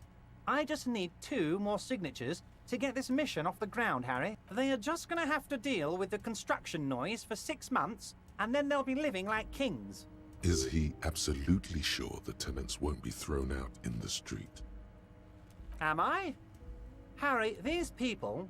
Martinez is the most important thing in my life. We're going to build a youth centre there. The value of their properties goes up and kids have a place to play in. I'm looking out for these people, not pulling the rug from under them, Harry. I'm looking out for all of Martinez, not just the harbour. On the coast, Harry, across the canal. There's a cul-de-sac there, a little village they're calling it. A gloomy place. You'll find it. I trust your detective skills. Water drips from the eaves. A woman looks at her freshly tarred skiff. It depends. I don't think what we just got from Mr. Clare was very useful. But, he thinks, it's your call. As I said, it weighs on me heavily. But once we get really talking, well, I'm going to hand you the keys to Martinez, and maybe even help you figure out who's behind this killing. He's saying as little as possible, as vaguely as he can, deliberately omitting things.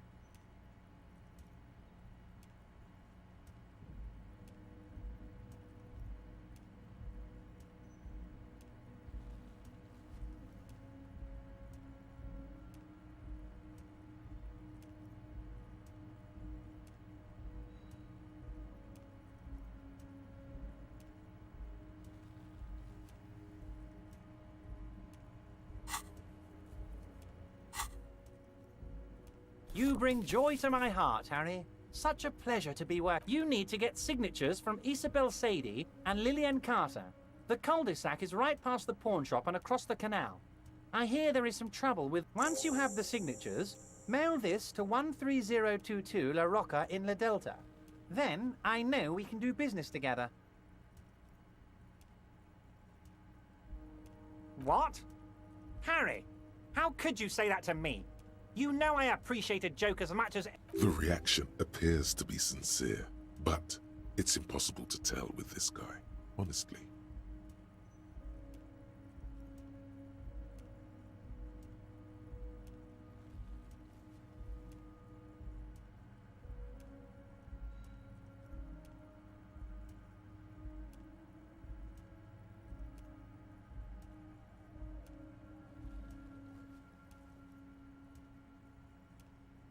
You've hurt me, Harry. Me, a friend. But I trust you, like I trust all my friends. And I know you'll never talk to him. He's hiding his real reaction. Thank you for your understanding. You too, Lieutenant. You know, I like you. None taken. Did we have anything else to do here, Harry? Most certainly, Harry. By all means, Harry. What's on your...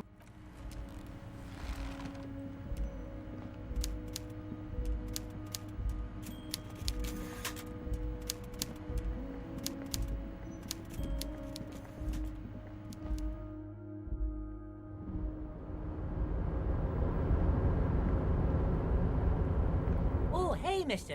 I knew you'd be back to talk with old Leo here. Yes, I did. Yes, I did. It's like Lady Larice said when she... Sure, mister. Absolutely. I'm always willing to help out nice fellows such as yourself.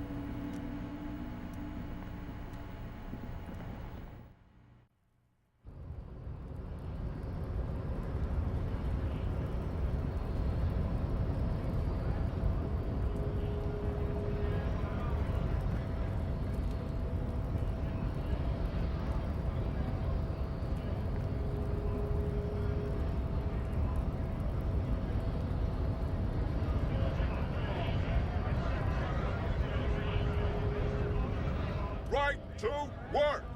Right to work! Shame on you! Hell no. I'm just an honest scap. His neck muscles tense up. The veins on his neck bulge. It just has to be said, that was not a convincing line.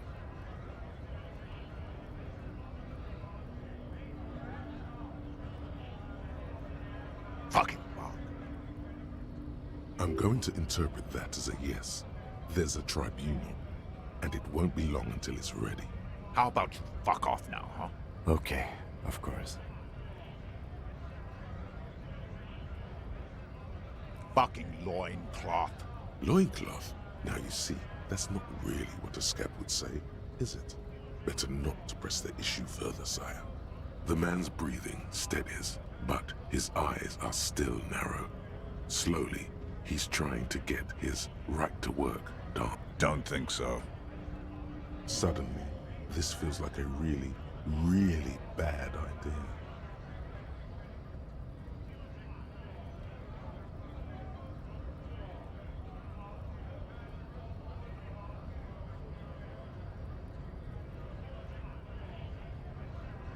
Actually, I think we should maybe even get going now.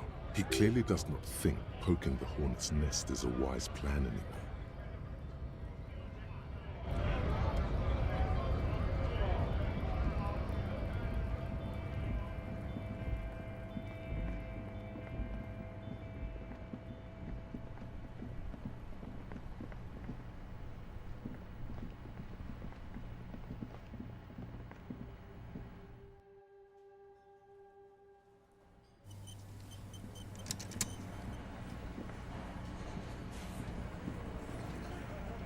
Looks like the circus left town, but the clowns are still here.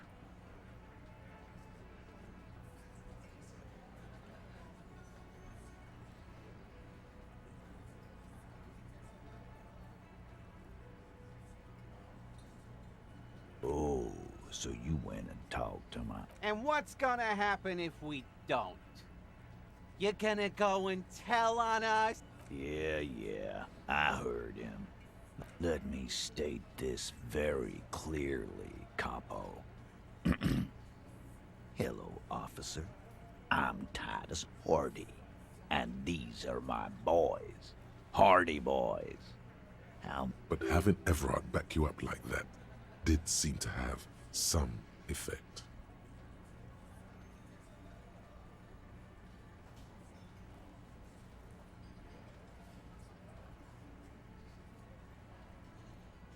Like hell you have.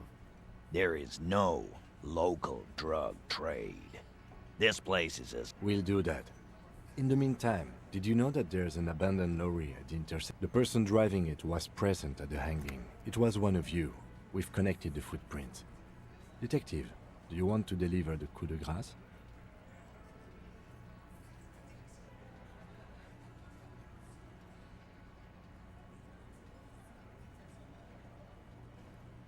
That's a mighty interesting theory. I guess that's what you would need to do, theoretically. Yeah, man. Theoretically, that's what you would do. You would need good, trustworthy people to take their place, of course. Hardy men to run such a monopoly. For the good of the community, of course.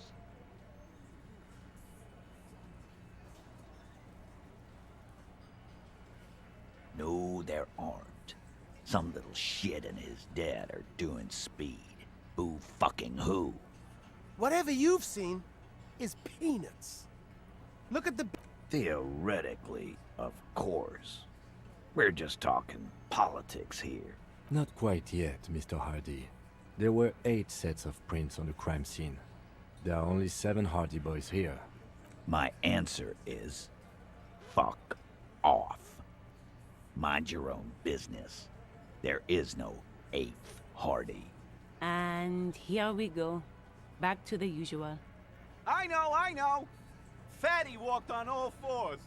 He's so fucking fat he left 2 sets of footprints. Go fuck your mom, Dennis. That's more like it, boys. You heard him. It was Angus on all 4s. Anything else you need to know? Yeah. By friends, you mean his squad mates from Cronell. Wouldn't want to beat up his grandma.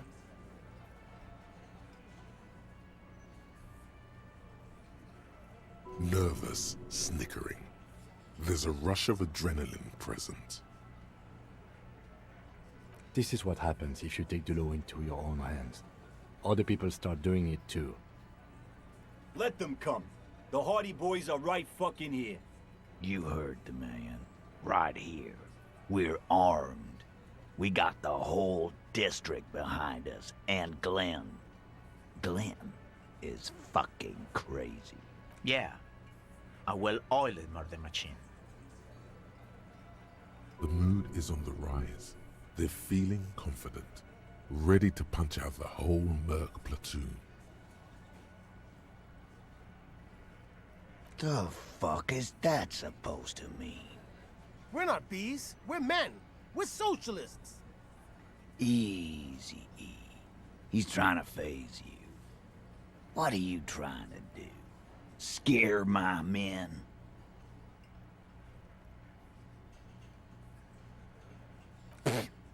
So are the local gangs.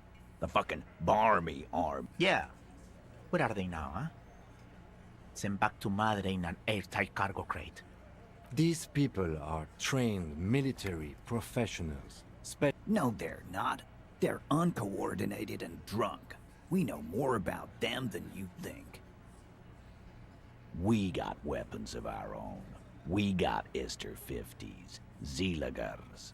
Glenn's got a knock cannon at home. I guess we're gonna see. That was an unsure phrasing. Yeah. Like you've been up against ceramic armor. You haven't even seen the whole suit, right? I've seen the whole fucking thing. And big fucking surprise. They hire psycho scum, arm them to the teeth. He's really prepped himself up for this. He has to keep the fear in check. What do you mean, okay?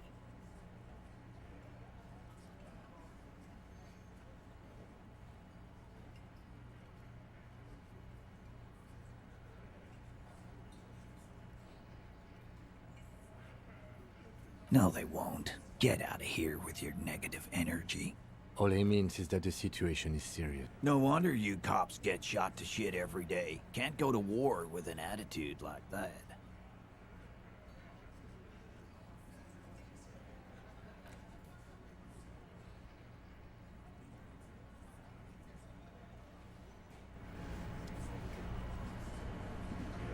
Behind the dockworkers, a ceiling-height window. The hawthorn branches scrape the glass like bony fingers.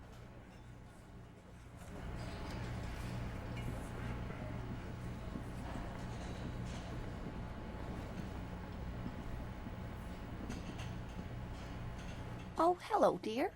There you are again.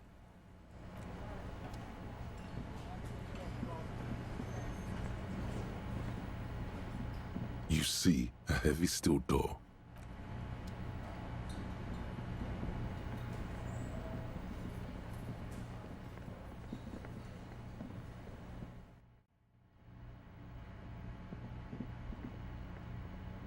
The door is closed.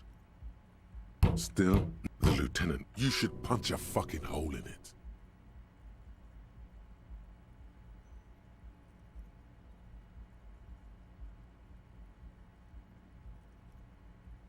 You slam your fist into the vinyl.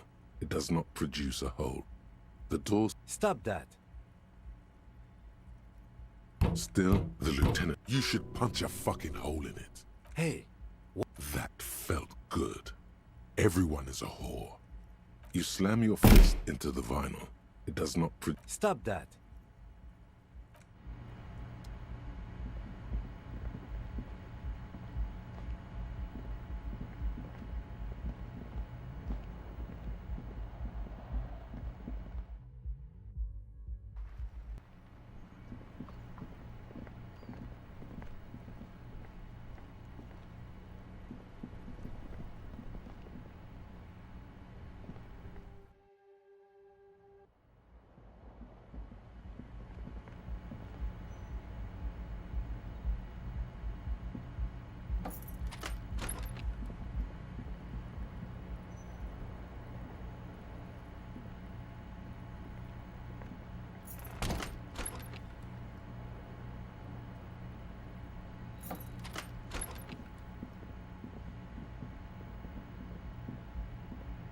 The door is closed. Still, you should punch a fucking... That felt. You slam your fist into the vinyl. It does not produce a hole.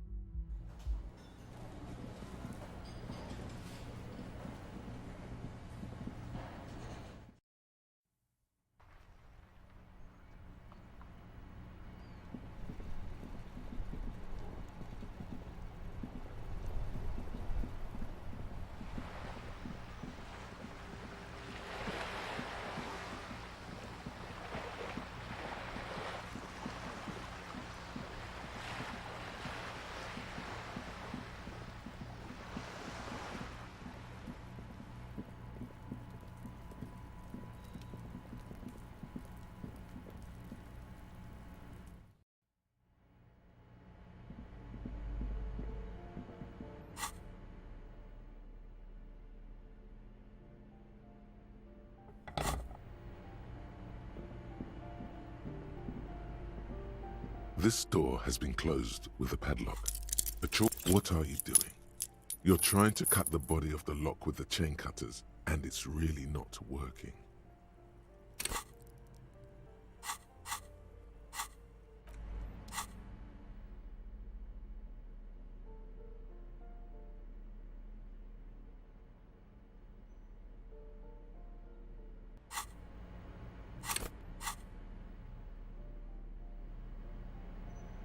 Take the legal documents out of the envelope, a 12 to 40 month construction period, and the zoning plan in the addendum. The youth center cuts into the ocean like the bow of some great modern ship. It's going to be awfully close to the already existing buildings, almost wall to wall, practically integrating them into the youth center.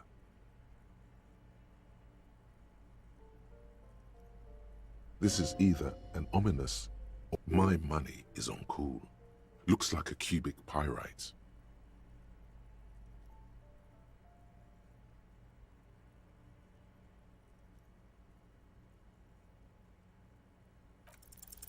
There is no loophole. The simple truth is the current residents are going to lose their street access, and for the next 12 to 40 months, their lives will be dominated by constant construction noise right next door. Once the construction starts, it'll probably take a few months, a year maybe, for even the most stubborn occupants to get tired of living like this. Well, you could trick Everard. Get some random people to sign the document. By the time the union boss finds out, your business here will be already concluded.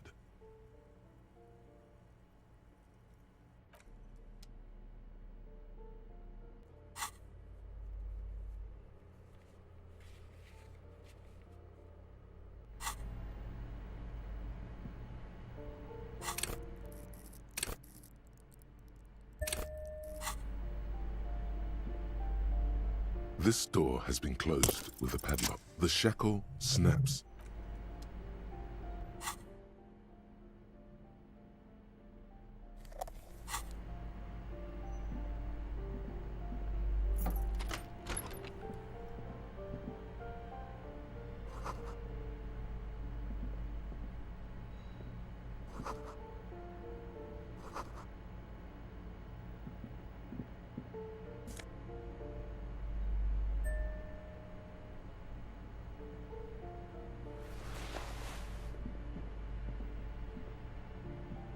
A plaster cast bust depicts a middle-aged man with impressive sideburns.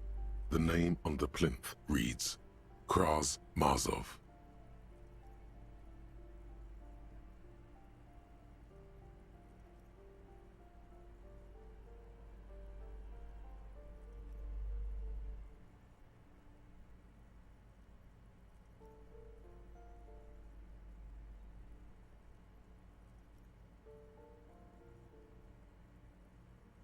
A poor communard, from the looks of it.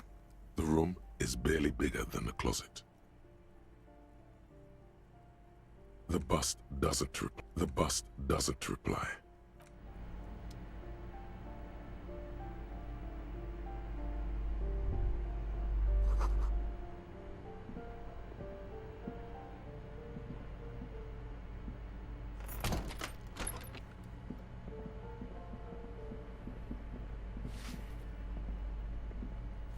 Give me a moment.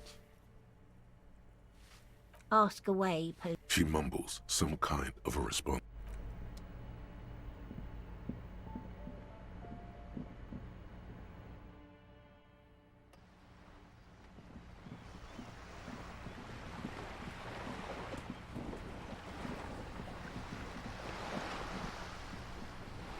You're back.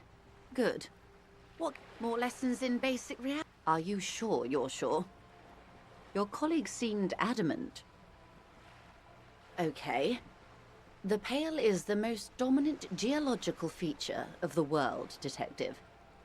The separative tissue between the islas. It is the inter-islary mass.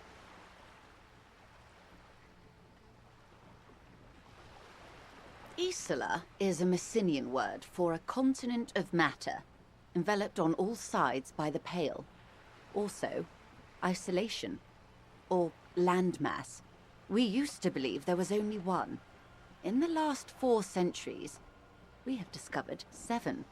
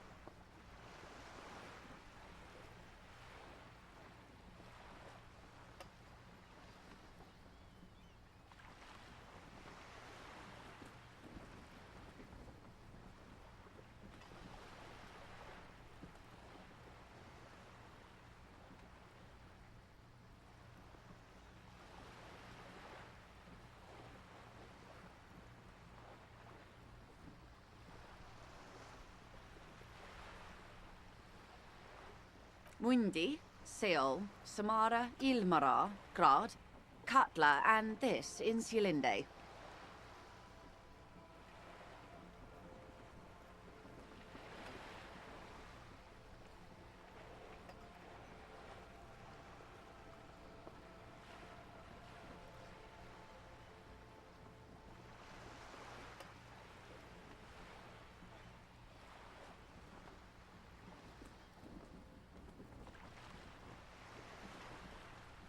An oceanic isla. It comprises mostly of water. Muindi is the largest, Katla the coldest, Insulinde the bluest. What can I say? Each is perishing and dear.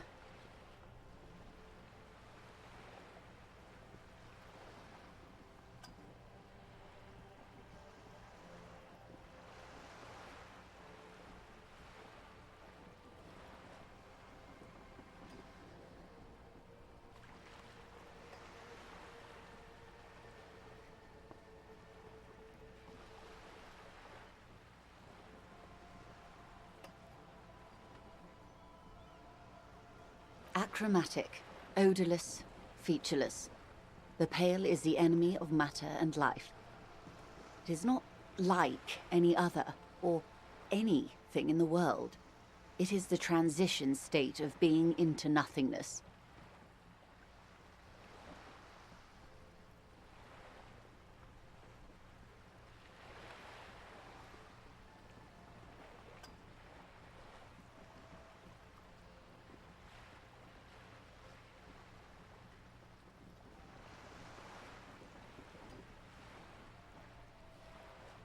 The negation of being.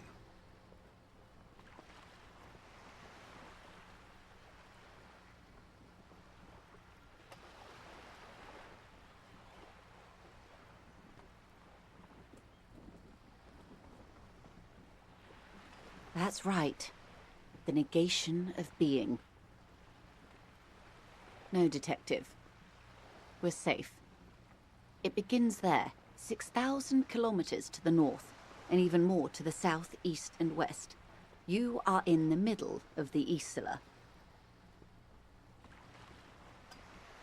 As your gaze instinctively turns north, a small black pit opens up in your stomach. Yes. That is an uproar of matter, darling. Rising into the pale. Rolling. Evaporating even. A great vision. The area of transition between the world and the pale is called... Imagine a grey coronal mist. Cold vapor marked by spores of an opportunistic microorganism. A mold that's adapted to grow at the edge of the unrest. It's the most disco thing you will ever see.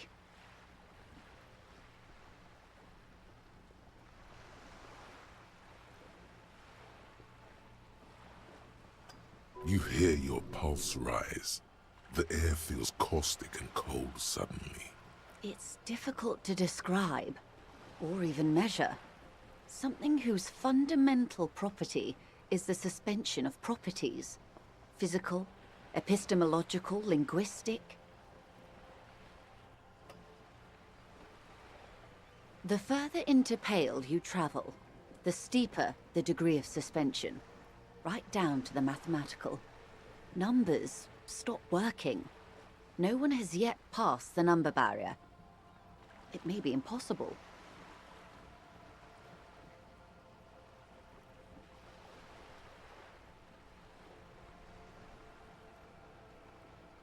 Oh, it is so difficult for us.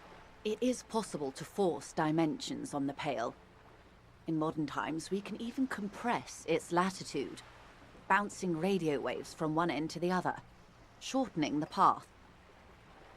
But it is still hard for humans to navigate the Pale without getting lost. Extensively. Some say the damage stems from extreme sensory deprivation. Others argue that Pale somehow consists of past information that's degrading, that it's rarefied past, not rarefied matter. They call it the blend over of the self. The Pale does not only suspend the laws of physics, but also the laws of psychology, maybe history even. The human mind becomes over-radiated by past.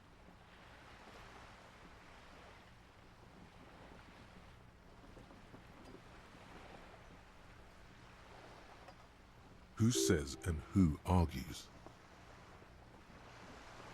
The logical positivists say, the dialectical materialists argue.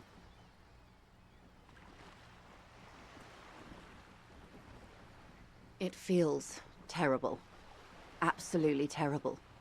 International standards strictly limit civilian travelers to 6 days of pale exposure per year. It's more for her. Way more. No, nameless detective of the Citizens Militia. I am a member of the Entropanetic Business Class. I'm cleared and trained for 22 days of pale transit annually. Someone else you've met may have been exposed as well. Yes, carried in the hulls of airships. It's a horrific job. Automation will abolish it soon. You should ask the pal driver about this. See what she says. That poor woman must have stories to tell, like you wouldn't imagine. Up to my gills, officer. Entropanetics is the scientific study of the Pale, or a recent iteration of it by way of Grad. The study of the Pale reaches back 6,000 years. The Pericarnassians called it the Western Plain.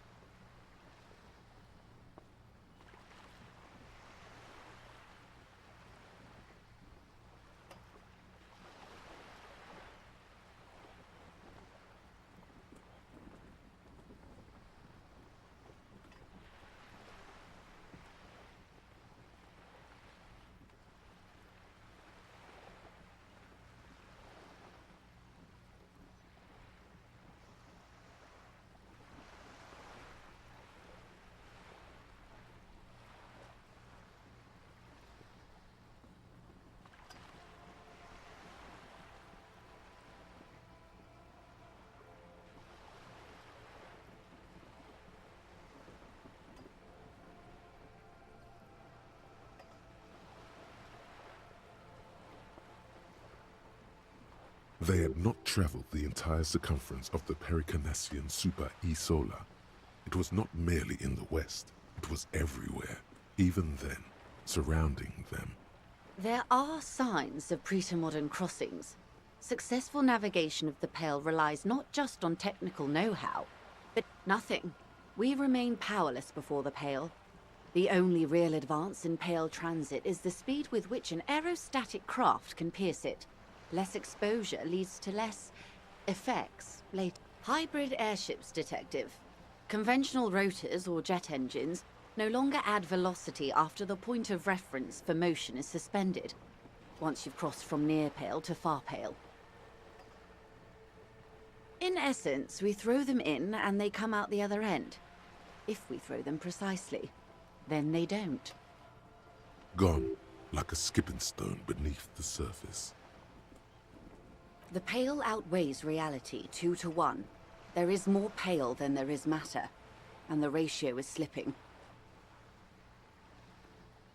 What do you think, detective?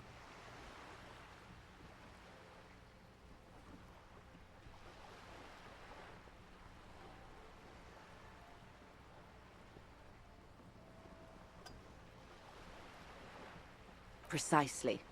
One of the few measurable effects of the Pale is that it is expanding at an intuitive conclusion of that development is that one day the Pale will cover everything.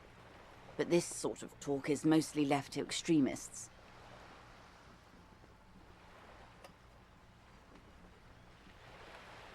Most people, and indeed most private and government sector organizations, entire civilizations and religions even, find handy ways to ignore or downplay that knowledge. I suggest you do the same. Off we go.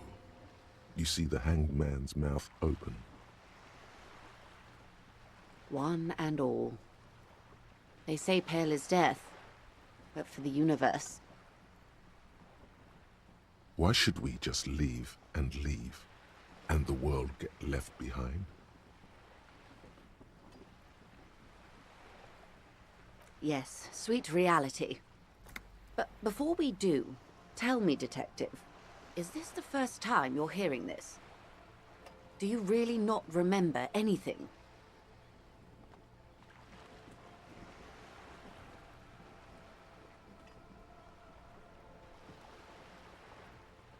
Beyond curious. Tell me, what do you think of the Pale?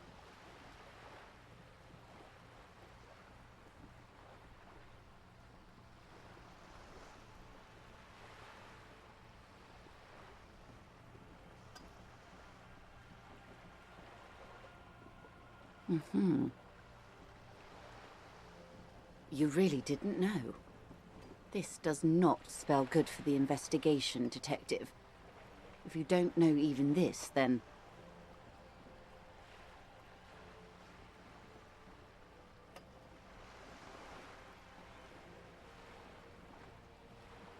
I hope so. I truly do. If I may suggest, hold on to your colleague, Kitsuragi. I ran a check on him and he is very competent. You have me. I will assist you in any way I can, even if we have to do it one basic term at a time.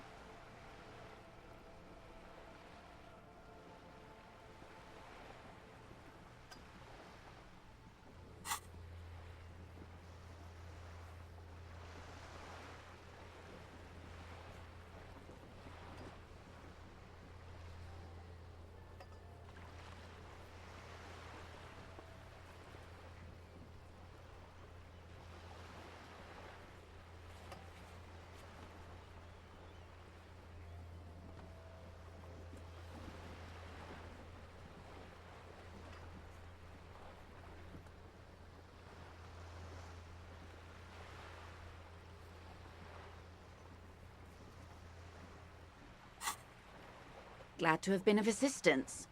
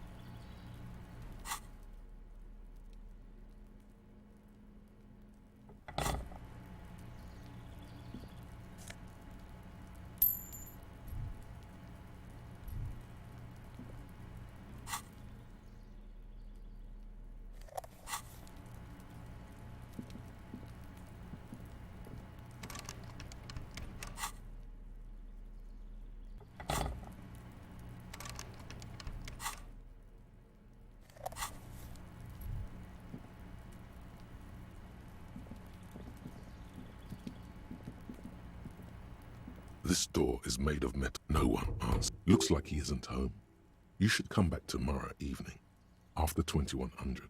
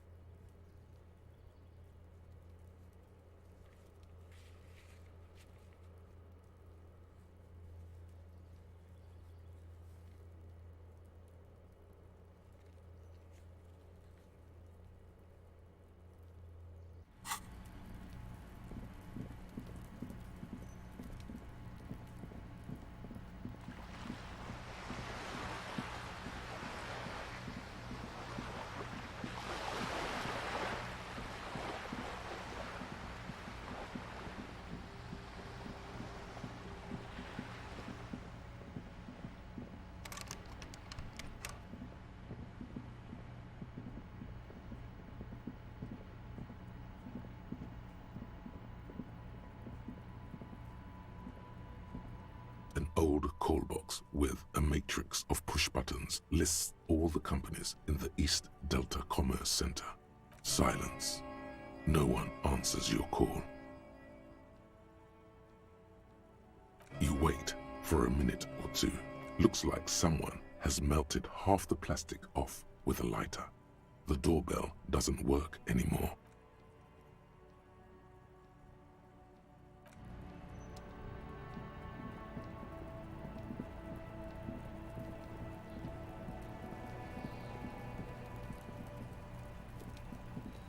The man is decomposing. The body is reluctant to let go of. You're going to need to... Whoa! Yeah, fuck it to pieces for us, liar cop! It's not completely useless. You're able to reveal a little more of the... It feels like the leg is going to come off along with the boot, but you're able to get the boot to move a centimeter or two.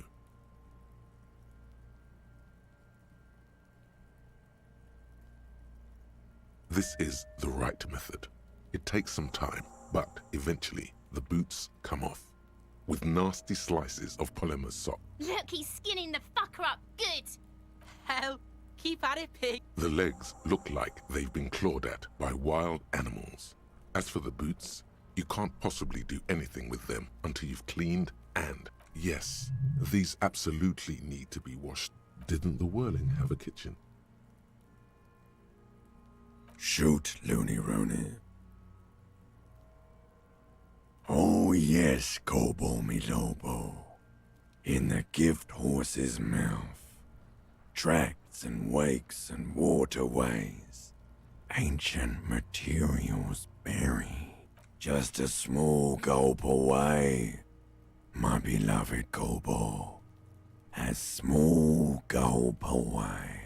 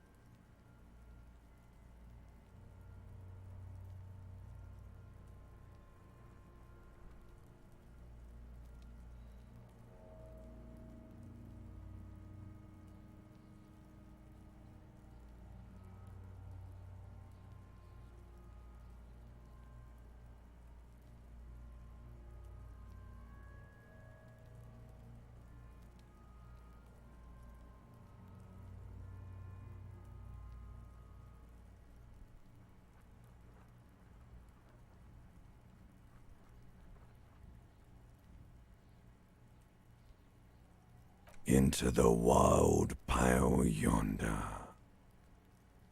In the past, way out in the west.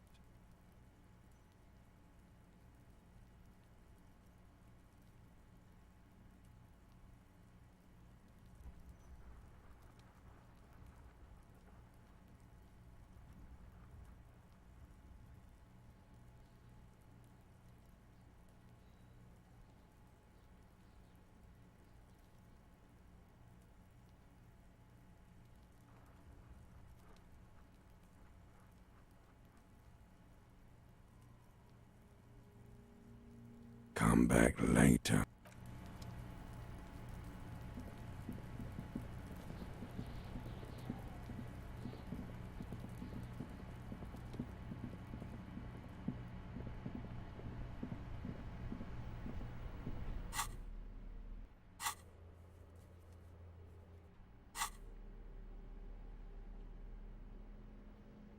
These boots were probably left on the corpse because, hopefully soon, you'll know more about them.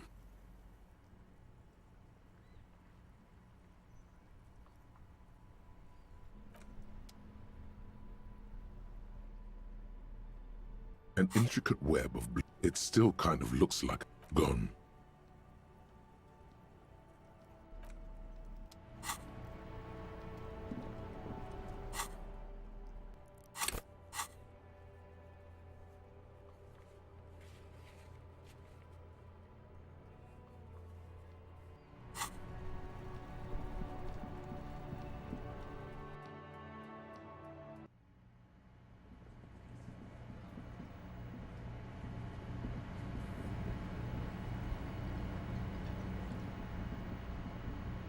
This industrial gas-powered stove has been used to prepare food for many hungry hostages. A commercial pot draws your attention. It's very large, gigantic even. It could be used to make enough stew to... There is a variety of soaps and bleaches. It's bad with those boots. Don't be stingy now.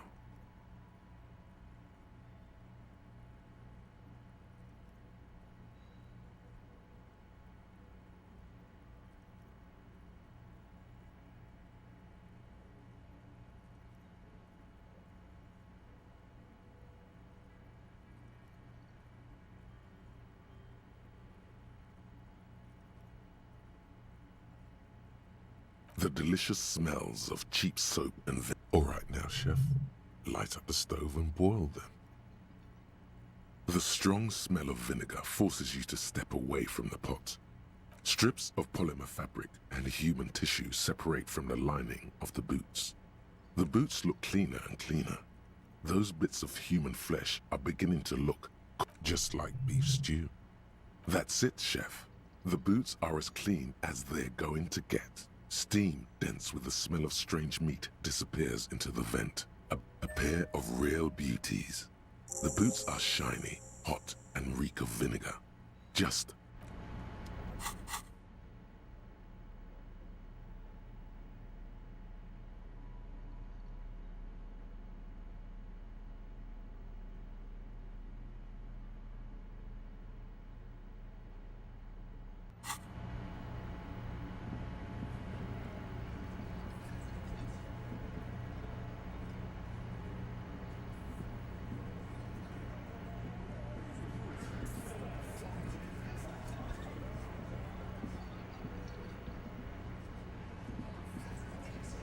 It's you again. What is it?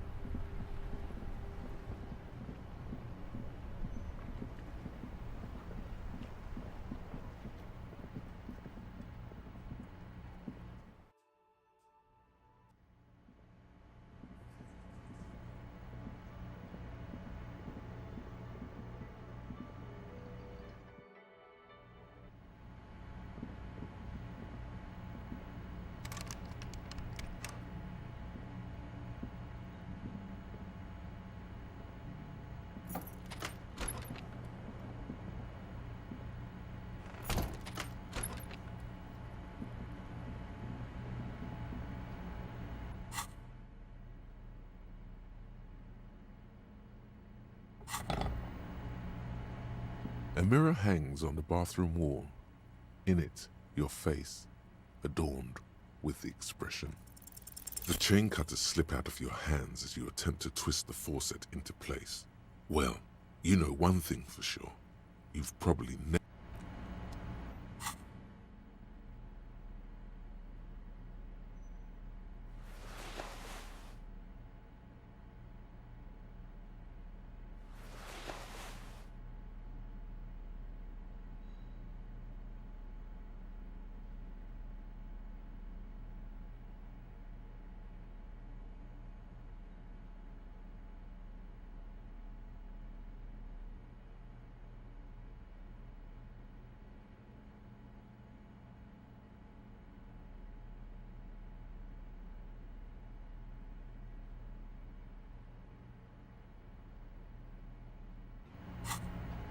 A mirror hangs on the bathroom wall. In it, it's like something snaps in you. A nerve ending, a thought, a sadness. Just like that, it's over. The running gag that your life had become. A sad old man.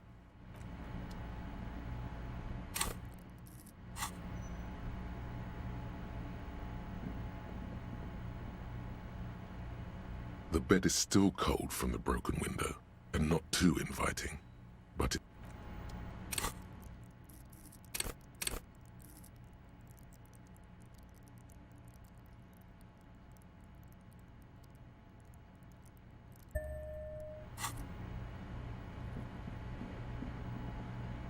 A mirror hangs on the bathroom wall. In it, your face. The chain cutters slip out of your hands as you attempt to twist the faucet into place. The bed is still cold from the broken window. The bed is still cold from the wind blowing in from the broken window. The mattress creaks as you close your eyes and try your hardest to fall asleep.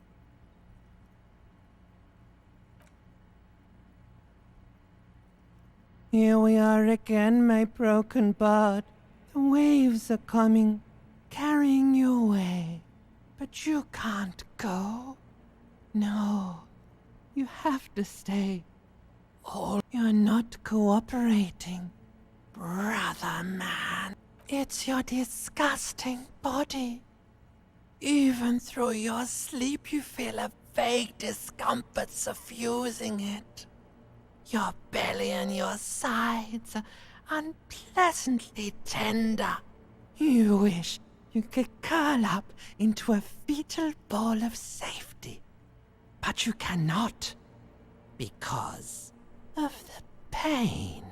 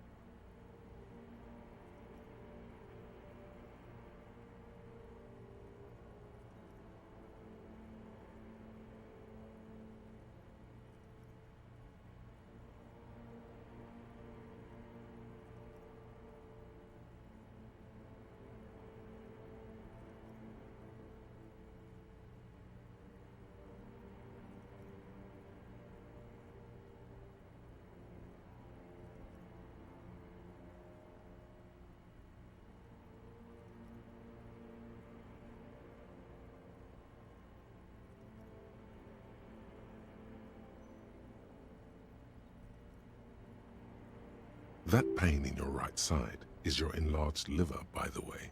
As for your kidneys, but this suffering, it must have some kind of meaning. A story that will come out of it. Perhaps even a story that you will write yourself. There's no dignity here. Only reflections of your body mass. Flashes of the day. You keep coming back to yourself in the mirror. But why? To admire all your accomplishments? You're just stuck here, in the half-world. could try looking at other people. Really looking. But why would you want to start doing that? Oh, baby boy, you're already in the other place. There's no nourishment for you tonight. Maybe tomorrow. Maybe if you know, like, took a lot of drugs before you go to sleep. Maybe if you cracked the damn thing, then you'd feel satisfied and tired, holding the picture puzzle in your hands, complete.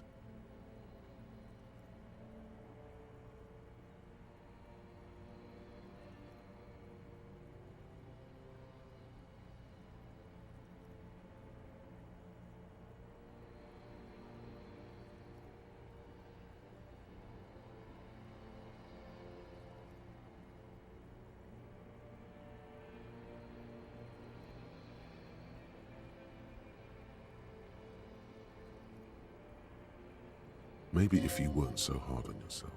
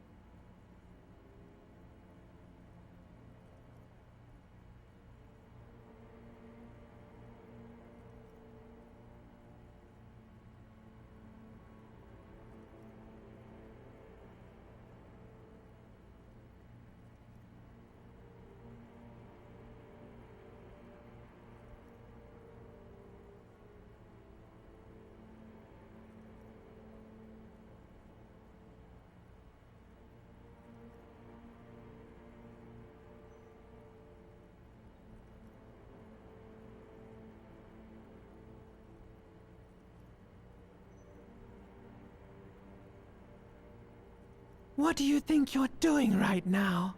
Coming to some greater awareness? Look at all these lights, blinking in and out of existence. Thoughts! You're just pretending that you're asleep. Let it. Let it.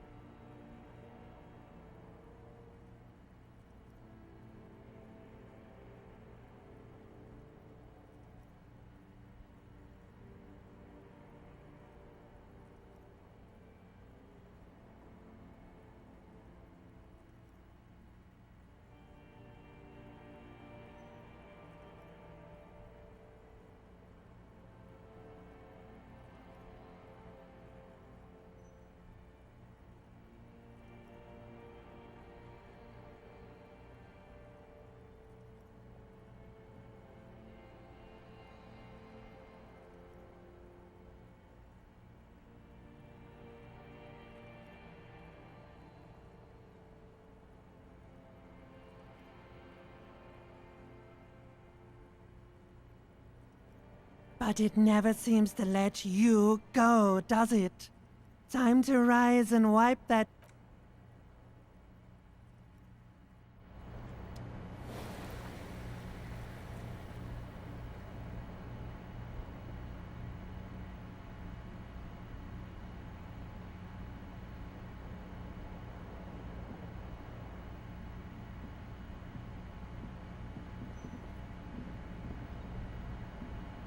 mirror hangs on the bathroom wall. In it,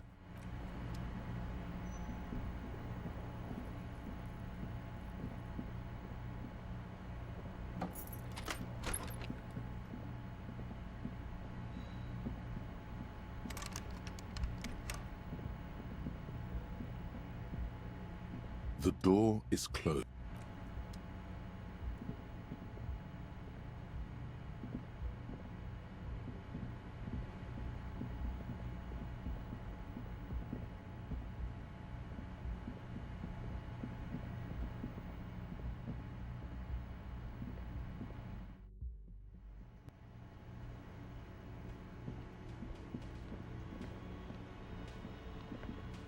Yes?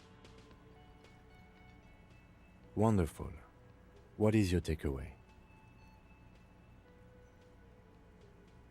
I can't stop a grown man from learning about the fundamental geographic and anthropogenic features of our world, can I? Perhaps I was overprotective, is what's insinuated.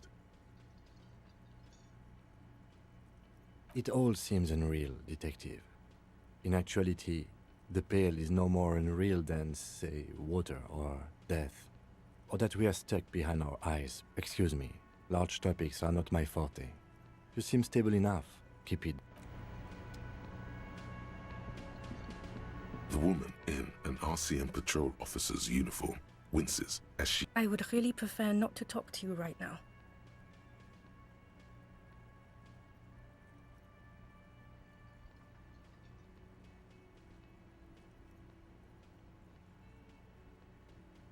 Okay. You look like shit. And I don't mean that as a metaphor.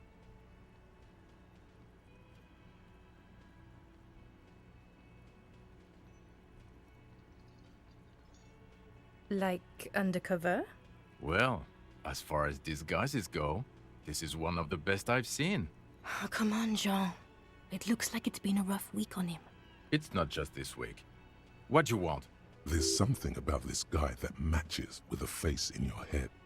A similar, but different. He might be wearing a disguise.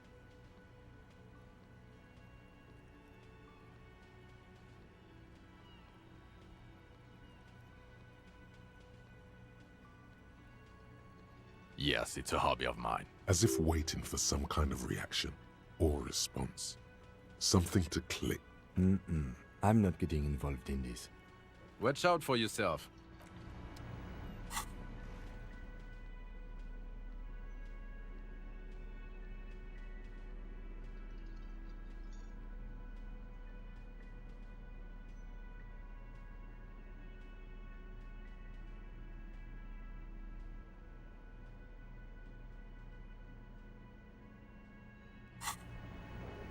Again? I can't believe this shit. There's something that binds you to him. Some kind of an outfit, maybe. A uniform.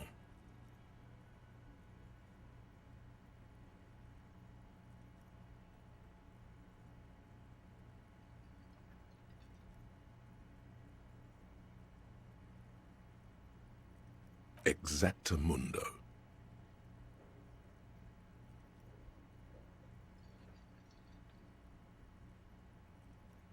Of course, you don't have to.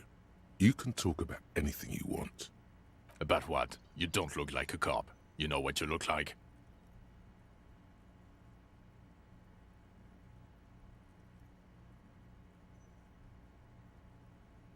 I don't know. A sad stack of shit next to someone far more Can I help you? Got the 20 real? Good. You got the room for the night, but... How could anyone forget, asshole? Oh, hello, dear.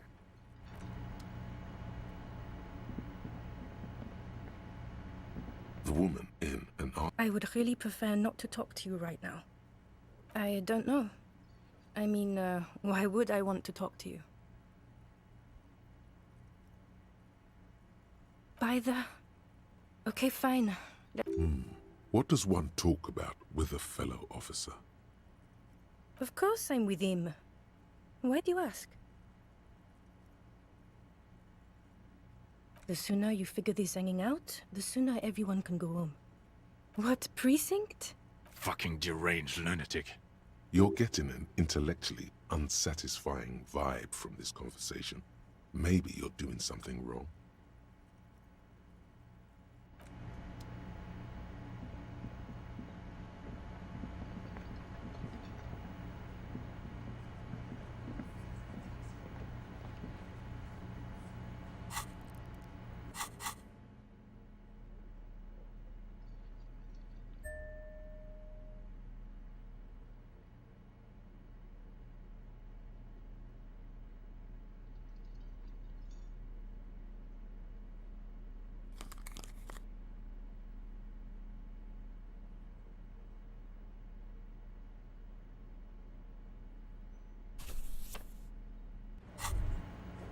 You look down at the white ceramic sabatons hugging your arches and calves, surprised at how well they fit. The hardened vitreous enamel, at once sleek and voluptuous, adds a glow to your cheeks and a spring to your step. Just imagine what a full suit of this stuff could do for you. Remember, this is a highly specialized kinetic redistributor meant to stop bullets. Wear it for the day you have to fight.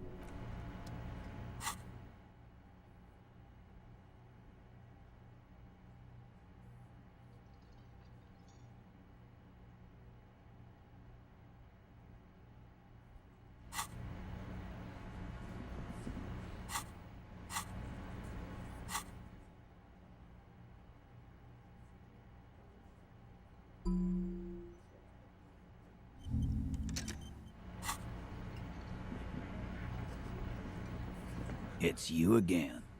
What is it?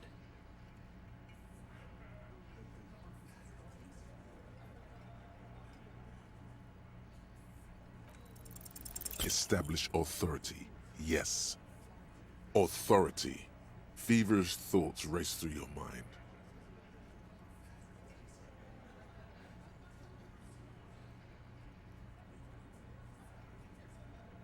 Did you already try the gun thing? I hear the gun thing is excellent. You're probably right. The others are only there for filler, to make the gun thing pop. And what exactly is it you've been doing? All the while talking racist shit. Don't think we... Fascia. That's short for fascist.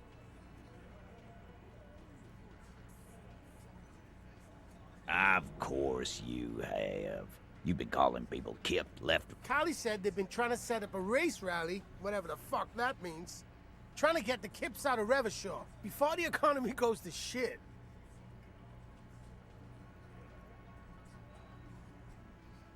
Sure there is. Callie said they're bulk purchasing confetti. Get the fuck out of here. What happened? We got absolutely wiped. Let's go be... What's going on? Are you racist now? Is the rally real? Please don't set...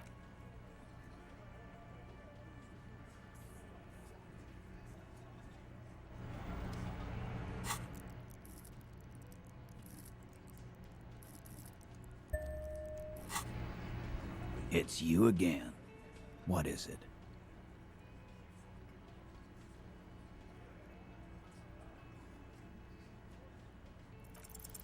As you look around this room full of sweaty men, swearing, drinking, spitting out tobacco, does this look familiar? You believe the place was called Precinct 41.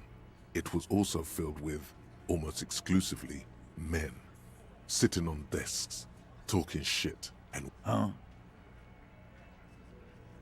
You got a problem with beer now? Not quite there yet. Push on.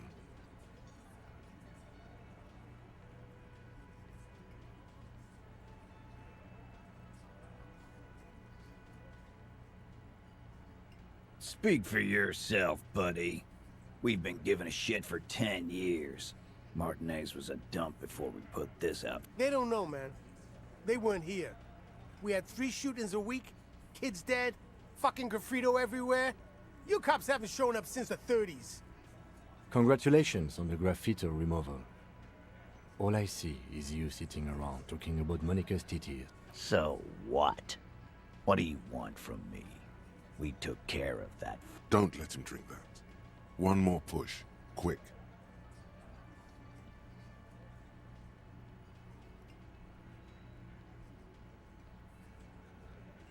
Titus?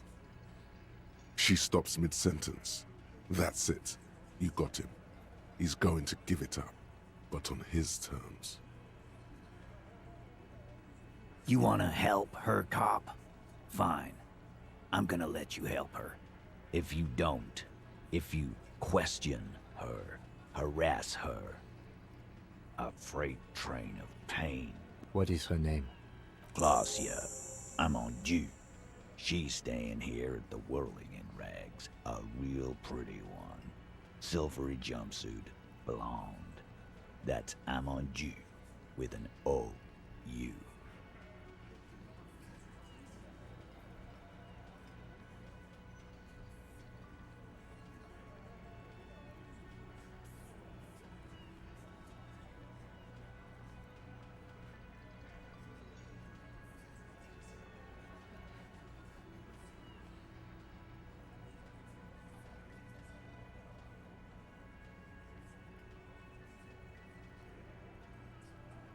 Shit. The girl. The girl upstairs? That can't be her. She knows you drank so hard you forgot you were a cop.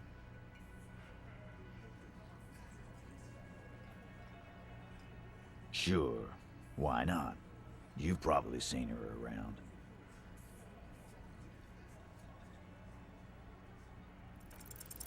You inexplicably add cool after the victim's name. With your... I don't understand what's so cool here. Nothing. We just have a few more questions. Then we'll be on our way. Calm. Normal. Try to forget this little hiccup.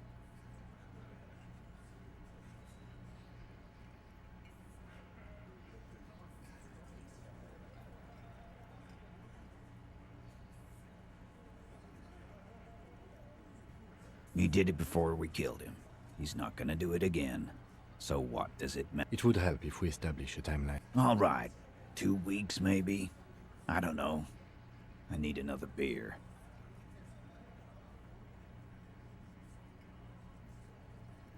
Here you go, boss.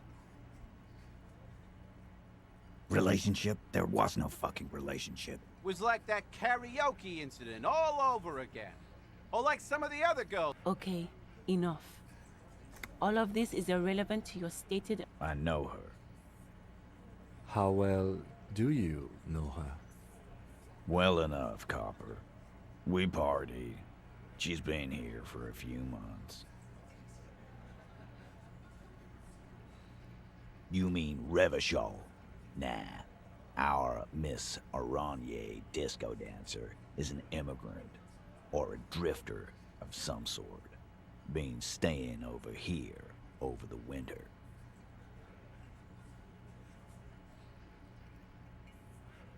Don't you give her any more trouble. She's just had some bad luck, that's all. Shut up, Angie. She doesn't need your help. Titus gives them both a look. What's with all the silences? It's like these guys don't know how to feel about this. You should keep picking at it. And what was up with the partying she and Titus did? It sounded fun. What do you think I meant?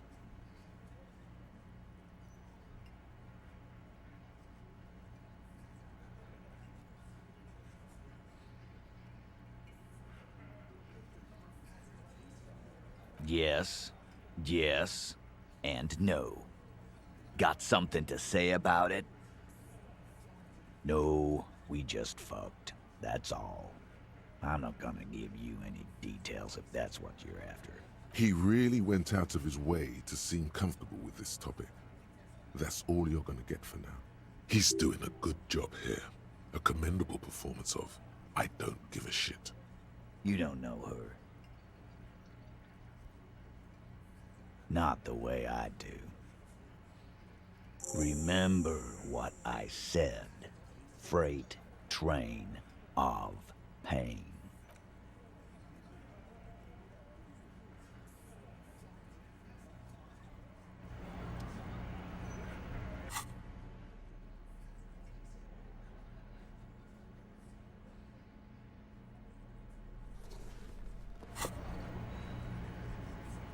Officer, what was that?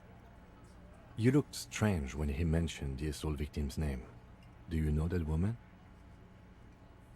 Is there something I should know before we talk to her? Whatever you do, don't say the first thing.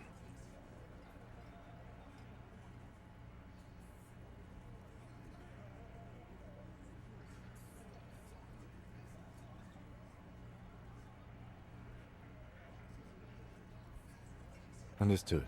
You were not in good shape on Monday. Okay, that's manageable. This is unprofessional.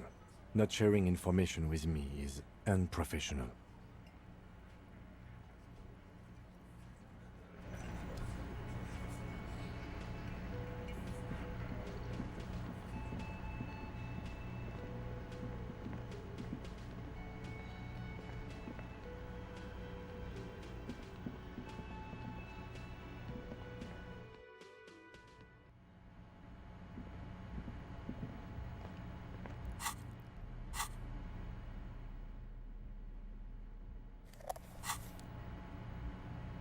The door is closed. There's still a dent in the vinyl where you punched it before. This little depression is all you could inflict on the... You're just as alone as the last time. Whatever kept you company in this world, what kept you safe, has left your side. White mourning. It was mourning all along. You should have seen it coming. It was wrong. Who is it? Tired. Controlled. This is the police. Can we come in? Come on up. The door is open. I'm drying my hair.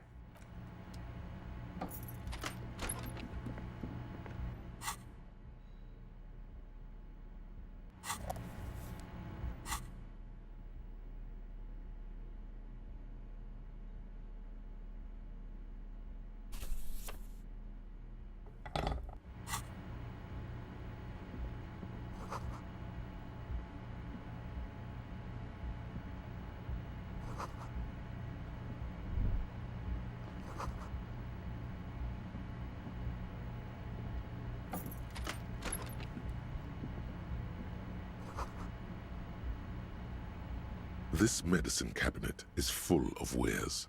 Sheets of pills, haphazardly stacked, one on top of the... It's been used quite a lot. Pharmaceuticals line the shelves. Sheet upon sheet of pill bottle next to pill bottle. Acetylic acid, APAP, eye drops, blood thinners.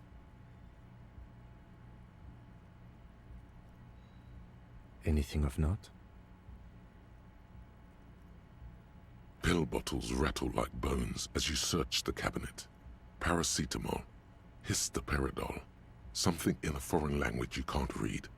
Behind them, an unusually shaped nasal spray. Its label reads, Nacra. Nacra, this is used to treat opioid overdoses. Always handy to have around.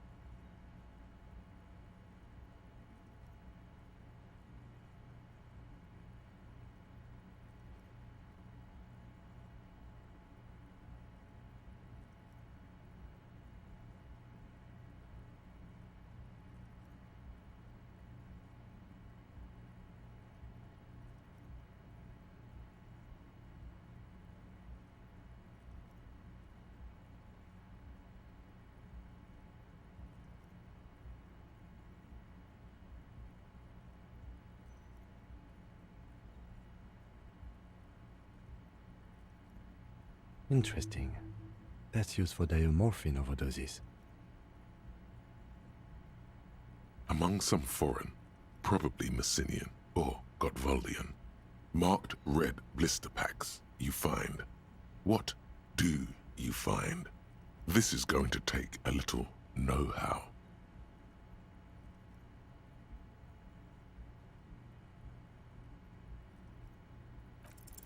A bright orange bottle with Preptide stamped on it, in sunny, happy letters. Jackpot, baby. That's the stuff you're looking for. Your palms begin to sweat just holding that little plastic container.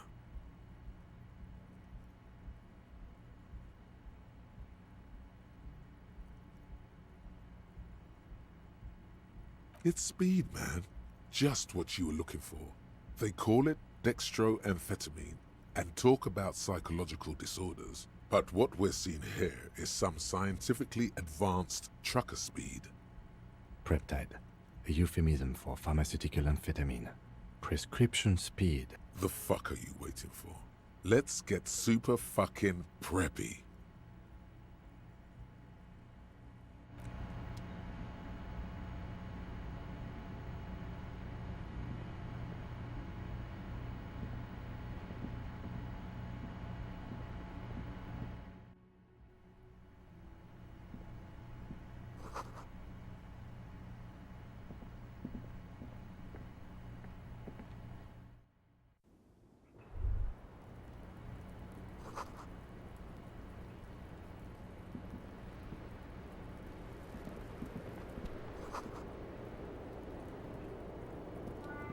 Welcome to the roof. Below her silvery jumpsuit, an athletic young body, built long and lean. I'm sorry for the mess down there. The cleaning lady hasn't come by in days. I'm beginning to wonder if she ever will. Nice? I don't know about that, officer. Where the ripe corpse of a man still lies on the ground, spotted with green and purple.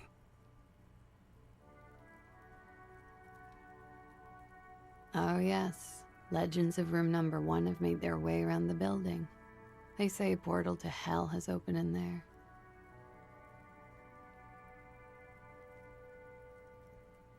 They also say that's why the cleaning lady quit. Because of the infernum. I'm Kim Kitsuragi. I'm a detective from Precinct 57. I see you've already met my colleague. Have I ever? Have you grown accustomed to your role as a police officer? Like riding a coppercycle. Miss, we are investigating the murder of the man who was hanged. The people responsible have asked us to talk to you. Huh. I see. What could she be thinking of? It's hard to say. Her shoulders are relaxed. It's like she's disappointed this wasn't about more entertaining matters. Clausier Amondou. Same name that Titus gave you. It sounds Oranese, as does her accent.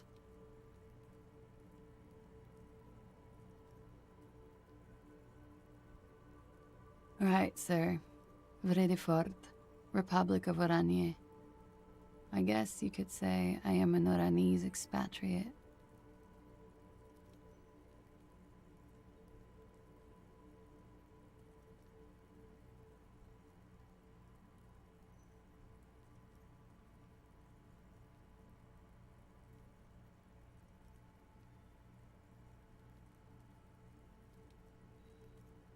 A bad memory, officer.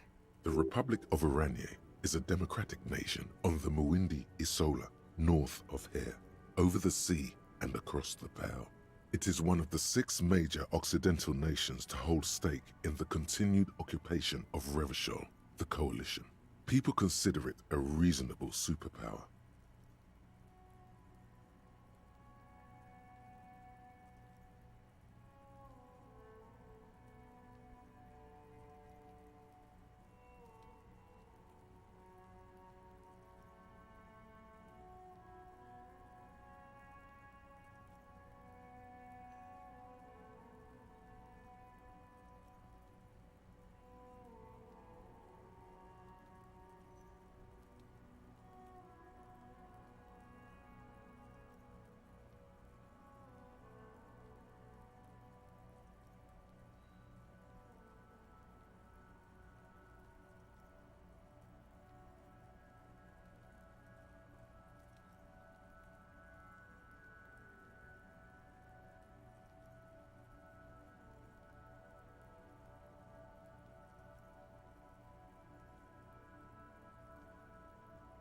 They will make you into a fiscal colony, divert your natural resources, hold patents and shares, but they won't threaten to wipe you out anytime, like Revachol did in its prime.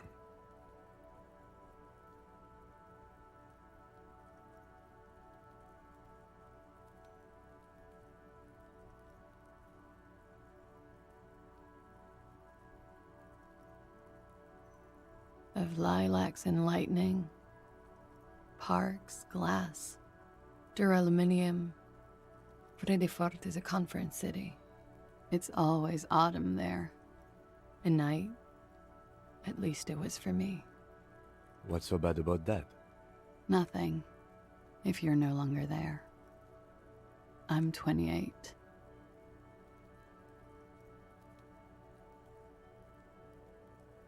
Something stupid. Orani's lit.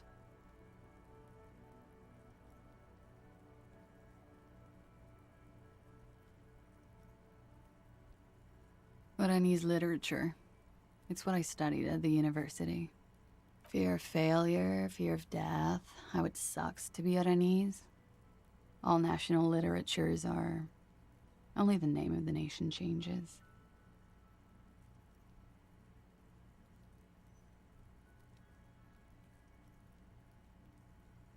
What about Revacholian literature? People sometimes reveal things about themselves when they discuss such matters. No. Revacholian lit is about how magnificent and serious Revachol is. It's about how you have to save the world.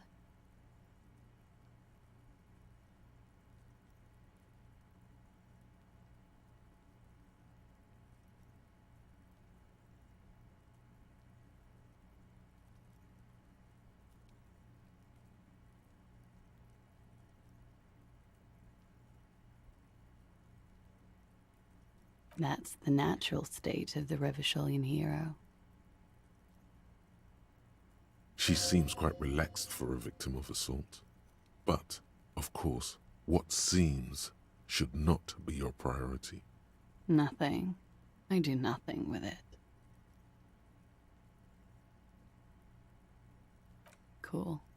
I've made more money by just being than I have with Orani's lit. Many things. A roller skating instructor, a secretary, Miss Oranje 37. Miss Oranje, now there is something you should linger on. All things considered, very. Now linger.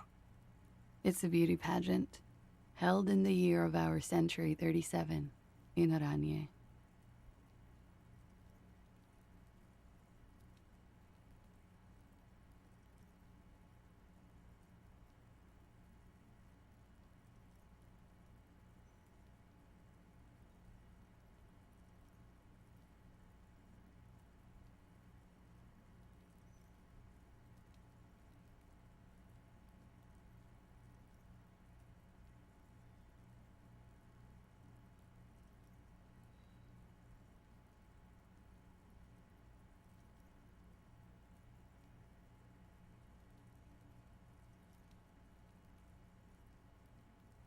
She was 14 at the time.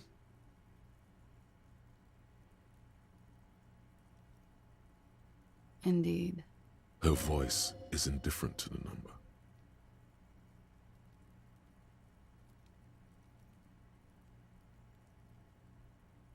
Full disclosure, I was Miss Teen Oranje 37. The pageant was discontinued recently. Another innocent tradition bulldozed by the march of ethical progress. I'm afraid you can't. Why is that?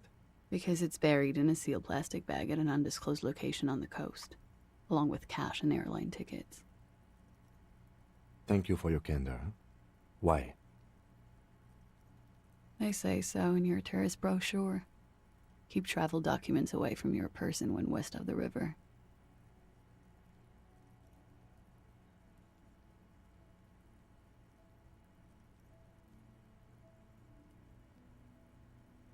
If I were to lie to you, I would come up with a more She seems to be telling the truth, sire. Okie dokie. If any of this made her nervous, it certainly doesn't show in her expression or her movements. The record. So official. Yeah, it's pretty deluxe. I'm wintering. How long have you been staying here? About 4 months. I came in November. The bills downstairs concur. Here in the Whirling, here in Martinez, or here in Revachol?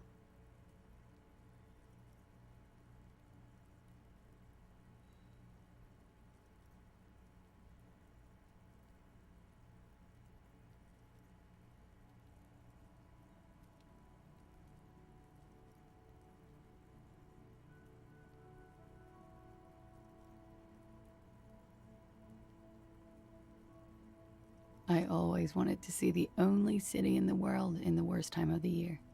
This is by far not the only reason she's here, and she isn't really hiding it either. Thank you. I've put a lot of time and effort into it. With money, sir. It's not exactly the anti-star size caboodle I intend. The Anti-Star is, or was, a Vespertine rock and roll star who liked to do drugs. He did so many drugs, he eventually mutated into a corpse. Comes in handy when you've done too many opioids. Is that something that happens to you often, miss? Better safe than sorry. Oh, yes. One of my favorites. Like, not being able to stay up for 36 hours. Not being happy. It cures those ailments. It's just a merit speed molecule, basically. Very funky. Okay.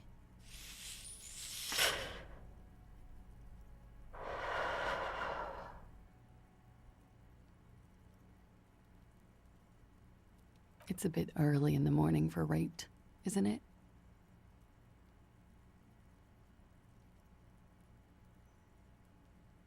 She looks around.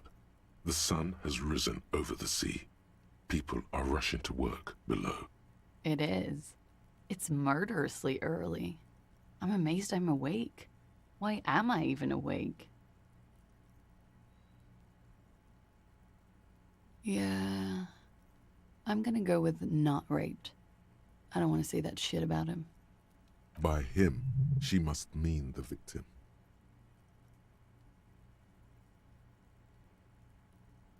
Tell them it's not my style.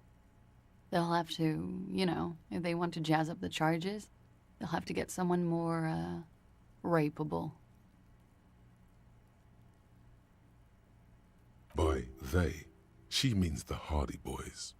Are you saying that you were asked to tell us you were assaulted?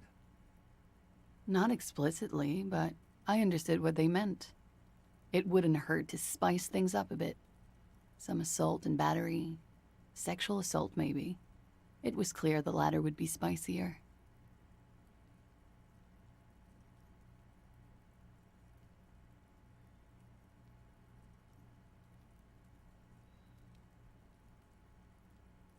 I'm sorry, I can't do it. Not right now. Later, maybe. I keep seeing him. Like he is now. I know it's difficult, miss. We can return to it later. Pretty much.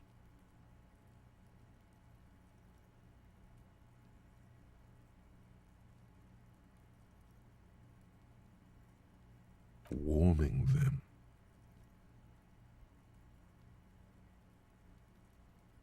I'm 89% sure.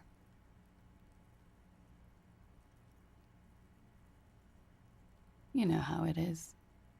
Do you?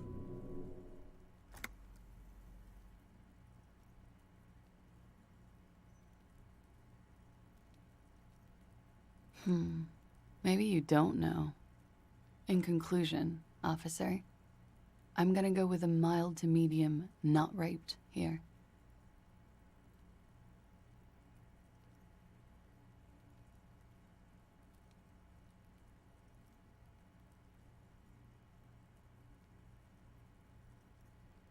I'm sorry, miss, but we need a definite statement. Let me make this 100% clear then, officers.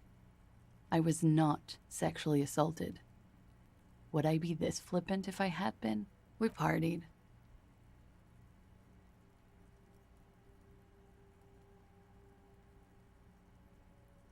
A lot of partying going on. From Titus. About her and Titus's relationship. That's where you heard it.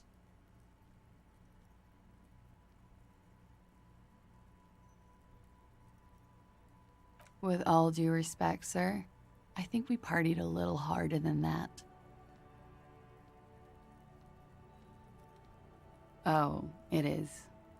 You're still alive. What did you do when you partied? We drank, sir. A lot. For weeks, basically. We had that effect on each other. We made each other drink harder. That's why I liked him. What else? Stimulants. Speed also has that effect, making you drink harder. And then drinking harder makes you do more speed. It's quite the combination. We also had sex. A little. The drugs were good enough, and we did enough of them. How did you two meet? Downstairs, at the bar. He was on some sort of assignment, a military man, as you probably know. Had a cool, scary scar. When was this? A month ago? Something like that. Oh yes. I have multiple viewpoints. A bitter cringe. It hurts. He takes a small step. You called us, the RCM. Yes. Jackpot. I made it. And I would appreciate it if you didn't tell everyone. In Martinez, they call it snitching.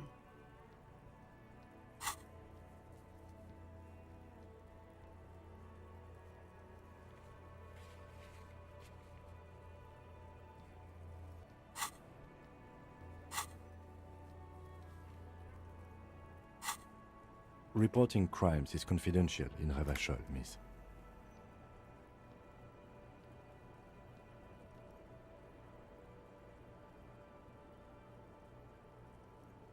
I didn't exactly disguise it.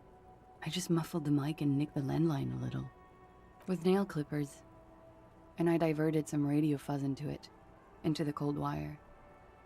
So that's why the phone is out of order. She tampered with the whirling landline. Did I? Fuck. I didn't mean to. I had no idea what I was doing. Jigsaw falling into place. This is satisfying. Good catch. I appreciate the symmetry. Still, that's pretty clever tampering. Simple and clever. Crossing the lines like that. Thanks. She looks a bit like a little girl who's just been complimented on her bike repair skill. I don't know, sir. It was stupid. I was drunk, too. I was probably afraid the union was listening in. Locals say they have ears in the wires. Thank you for making the call, miss. It was the right thing to do. I didn't want to, sir. But if I hadn't, he'd still be hanging there. He won't be down there long, miss. We will move the body to the morgue soon. He had something to do with the strike. One has been roiling since I got here. Rotten timing. But you probably know all about it. And his role in this strike was what? I think he was in a security detail. He was ex-military, worked for Wild Pines, and against the Union. We didn't discuss work much, if you know what I mean. And they lynched him for it? She nods. They're frequent guests. Downstairs, they have a booth for Union members. They're probably down there now. Over drinks. It's been a long, boring winter. A little, yeah. Like you partied with the deceased?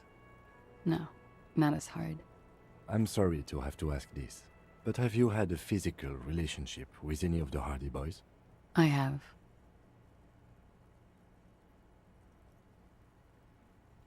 She sips her coffee.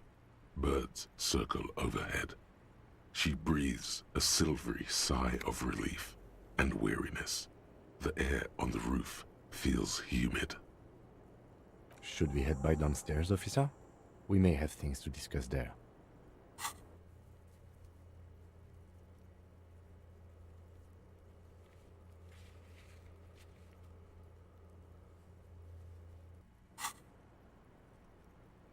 She nods.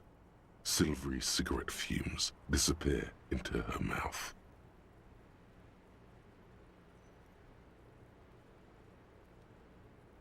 Yes. Good. Yes. This means she could have heard something. Like what you were doing before you blacked out. You do not need to know that.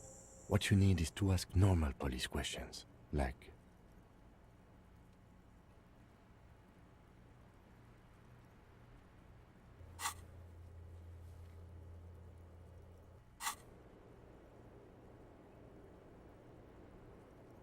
Why not?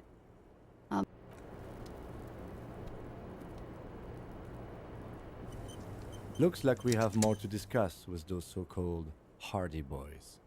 Half their reasoning just went out the window. Nothing will make them respect the RCM, but it will disrupt the game they prepared for us. We just stripped off one layer of whatever it is.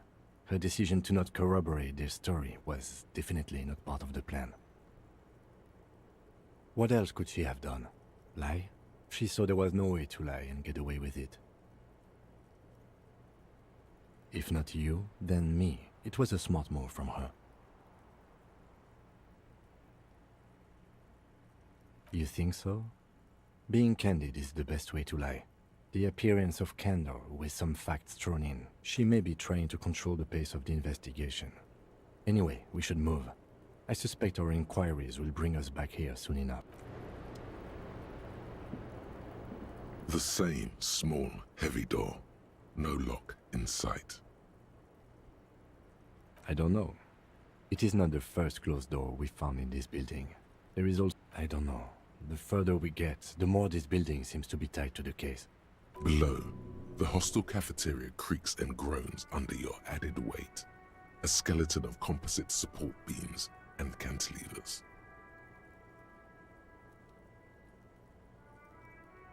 A dull thump. Somewhere inside, a wind brace rattles from the imperceptible... The vigilantes, the cadaver, and a number of people connected to the case are in or around this building. This door is part of it. It's not unimportant. No, still a mini investigation. It's barred from the inside. You hear the bar rattle in the brackets.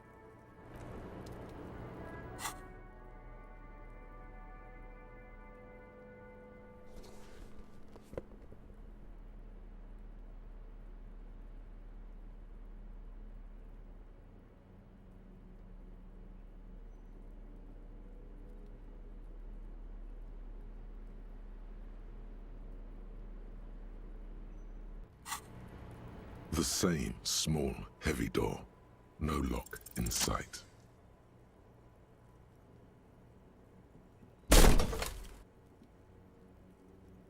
Something cracks inside. It is an unbelievably satisfying sound. Nice. Filling you with a belief in your own body. Sounds like the property damage wasn't in vain, at least. Would it hurt to look in?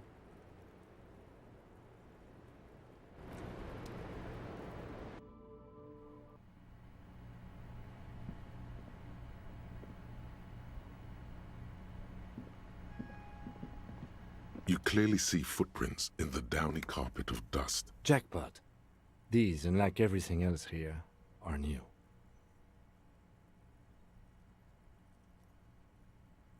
Three weeks maximum from the dust coverage. It could easily have been 1 week too. The Blue Door was a mega investigation after all. It has now converged with our main investigation, which I would say is quite large.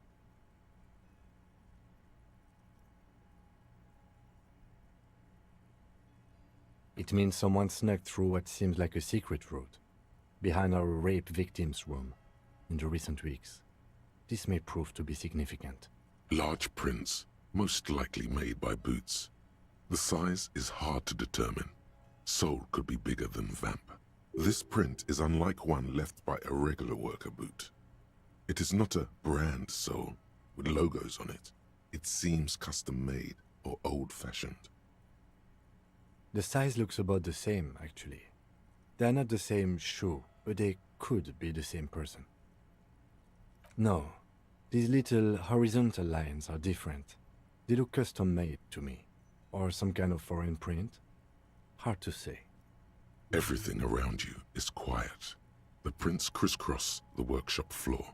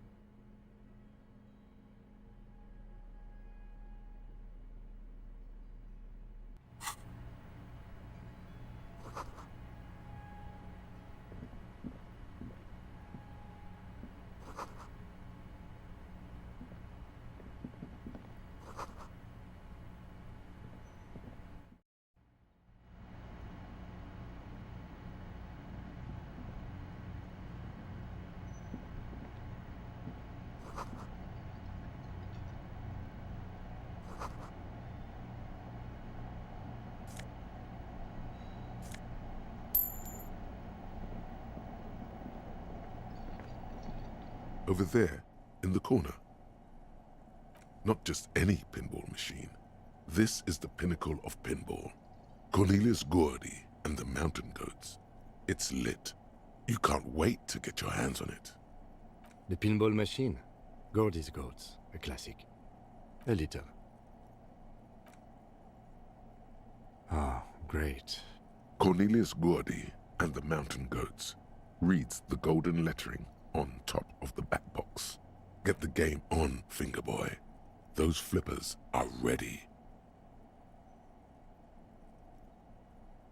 Above the painting of a mustached man climbing a hill, a column reads, inspired by the legend of Cornelius Gordy, taken on the world's tallest peak, Corpus Muindi. The Mesk legend holds that when the nation is in danger, heroic Gordy shall return and save his people. The theme of the game is to explore Gordy's climb through. The peak of the mountain is at the top of the playfield. All the balls have small areas around the playfield represents Gordy's climb, places he was said to have camped. Indeed, think of them as balls. It takes a while to get into a rhythm, but pretty soon you're able to keep 3 goat-faced balls in play. With go, Fingerboy. I feel sorry for the goats. If they only knew the kind of guy old Cornelius really was.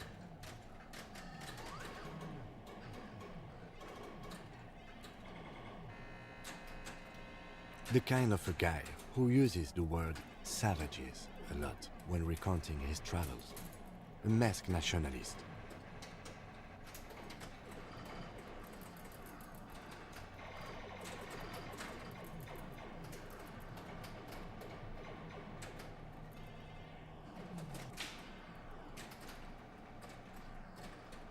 An avid huntsman too. He was often photographed in his dining hall, surrounded by wall-mounted hunting trophies from every continent.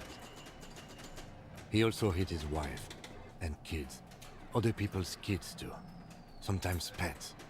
Hateful little man. But you seem to be having fun. Your game is definitely improving. The jolly goats are flying all over the board. And although a few plummet to their deaths, you're never left with less than 3. Suddenly, a special passage leading to the summit slides open at the top of the board. Maneuvering a goat ball into a position for a perfect hit isn't easy. More fall to their deaths. But finally, the opportunity presents itself. The words "Pale Rupture" light up on the speaker panel, and the machine starts filling with a thick, milky fog. Something's happening. Congratulations. This is where the game ends. It's a cheap way of getting more money out of the players. A stupid nihilistic finale. There's so much fog, you can barely see anything.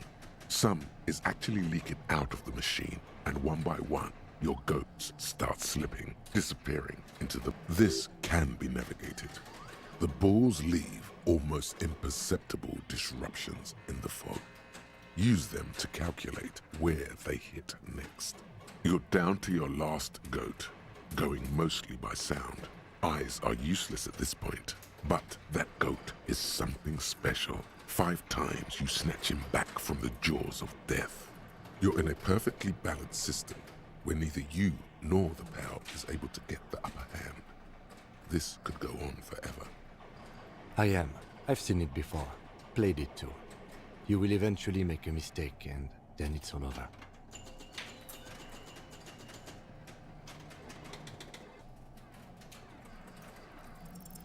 How if you can't even see it? The last goat plummets into the fog with almost suicidal glee. There goes nothing, finger boy.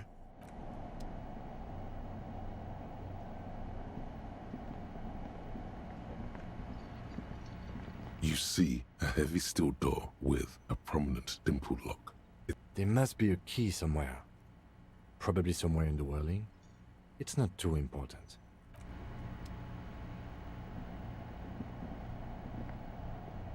This small elevator is dimly lit by smells of nougat and sweat.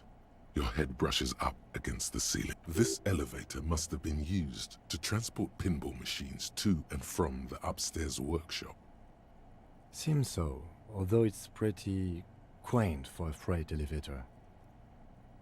There are large rectangular buttons, monter, descente, and an international call for emergency assistance. That third one appears. A small steel plaque reads Halter 800. Halter is a Koningsteiner lift company who went out of business a long time ago.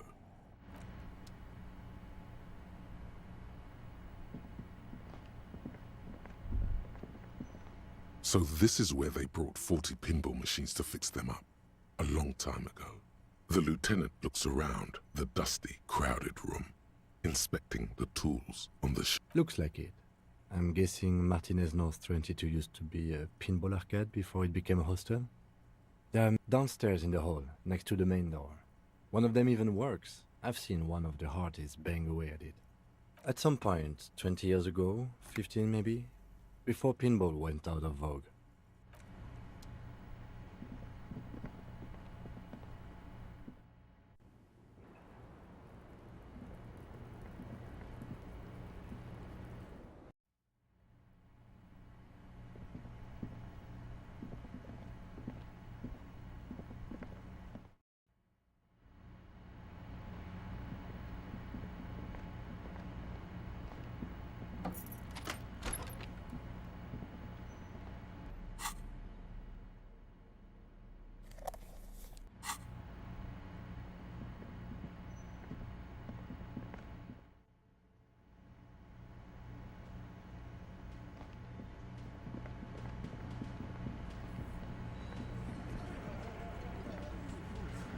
It's you again. What is it?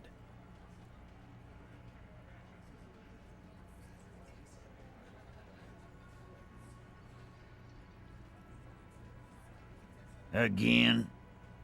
Yeah. Fuck! I knew that fucking whore couldn't be trusted. For the record, Titus Hardy did not explicitly specify the victim as a whore, nor did he say anything about trusting her. Oh, shut up and stay out of this, Liz. He raped her. He was out of his fucking mind. You have no idea. She's just in denial, asshole. You don't understand the traumatic experience. She's shutting down, and she doesn't fucking trust you. Yeah, she's crazy, you know. A crazy bitch. You know the This is a diversion. Stay on track.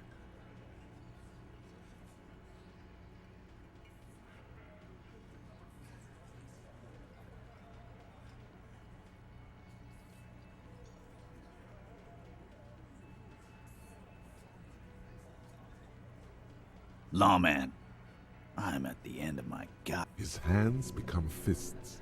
And you went and pushed her. I am gonna fucking... Titus Hardy. Everett personally sent me to take care of this.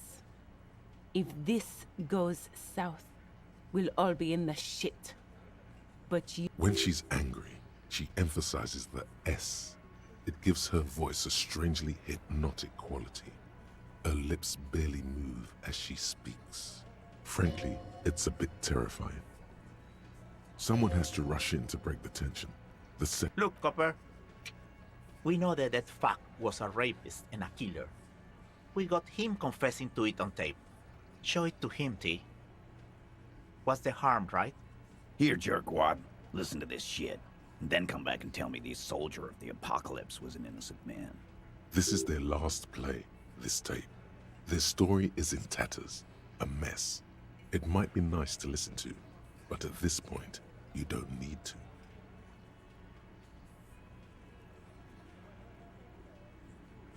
You don't care about evidence. The fuck are you? Pigs, T. They don't care about getting the truth. I won't be on your bulletin board. If you don't... There's a lot of questions. If you ask them now, they'll just keep bringing up the tape. Listen to it, and they'll have nothing to hide behind. What's on it? We call it the door gun a mega mix. You'll know why. Now that is intriguing. You had me at door gunner. You think we go into this shit deaf and dumb? You RCM aren't the only ones who know how to bug people. There's no university degree for that. Actually, there are a few. Crypto analyst, radio officer.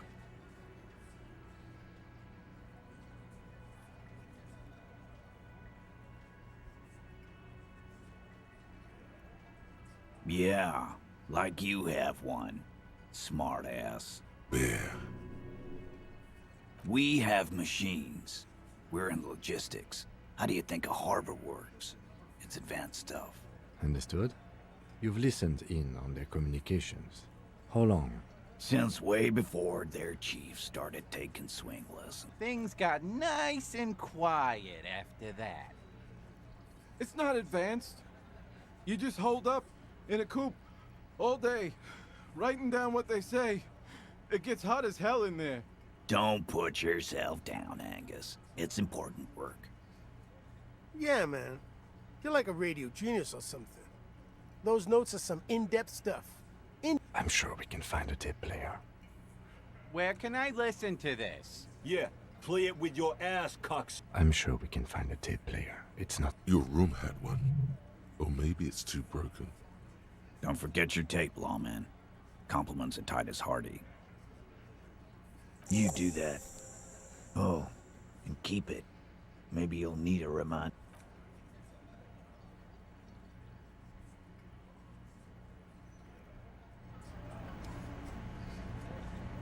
Behind the dockworkers, a ceiling-height window.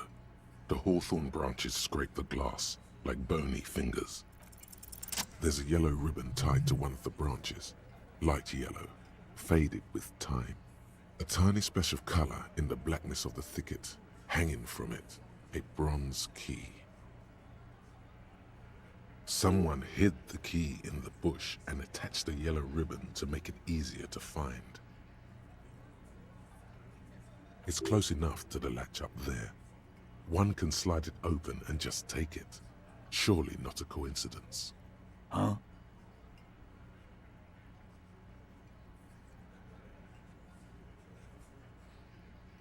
I don't know about that. I'm comfortable here. Don't think any sliding would really help right. Sorry, fucko. Looks like you're gonna have to go bush diving. I'm gonna enjoy the sight of you in the bushes. With a loud thud, the old man stands up, pushes the window open, grabs the key from the hawthorn branch and slides it across the table. The key is brass. Workshop spare is etched into its bow. The old man closes the window and... Come on, man. We were just having some fun. Where's the harm in... I'm tired of listening to your shit.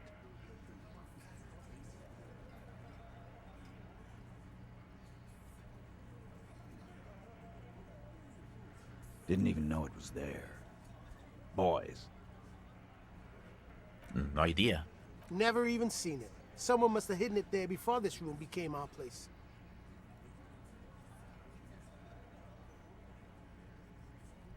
It's for the blue door in the kitchen. There was a note there that you missed. It said the workshop key is behind the window.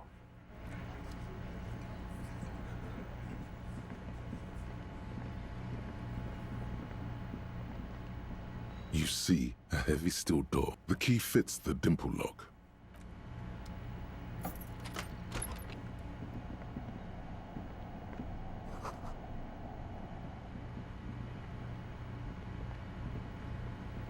The man ponders his cooking utensils. He looks up at you. Then, shrugging is an international sign for no.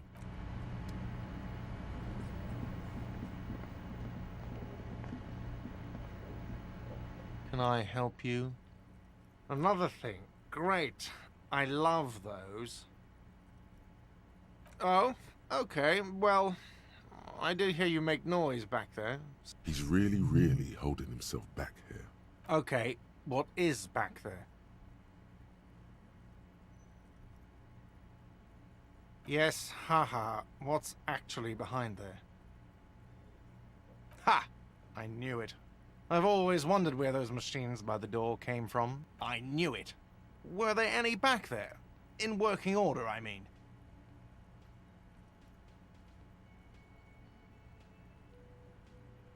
I was just wondering, if you found pinball machine... He was wondering about something business-related, about how much money he could make of one.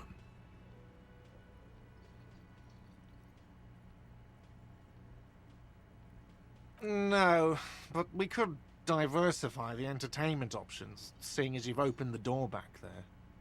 Well, the machine we have in the corner now is broken. It wouldn't hurt to get a little life in here, other than the hellish karaoke machine. Yeah, those numbers he's adding up must be making good sense to him right now. Why? No, fuck it. I don't want to know. I don't want to know why these degenerates do what they do. I thought we had one good guest in the building.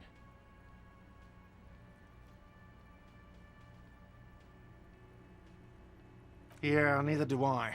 Thank you for telling me, I guess. Good thing she pays for her stuff on time. I'll forward her the bill and be... Yes?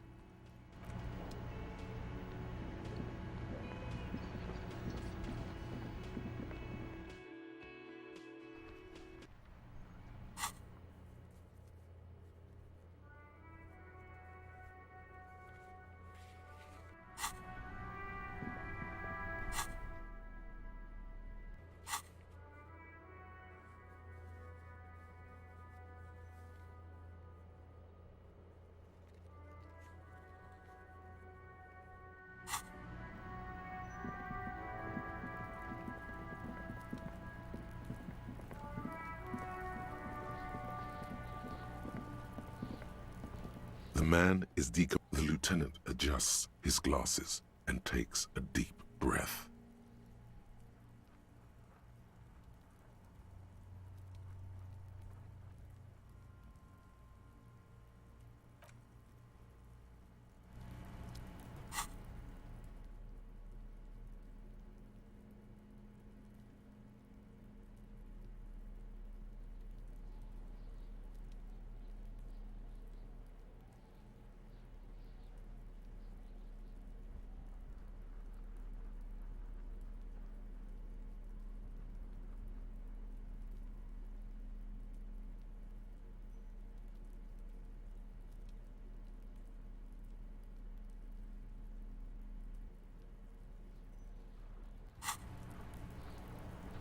The man is The lieutenant adjusts his glasses and takes a deep breath.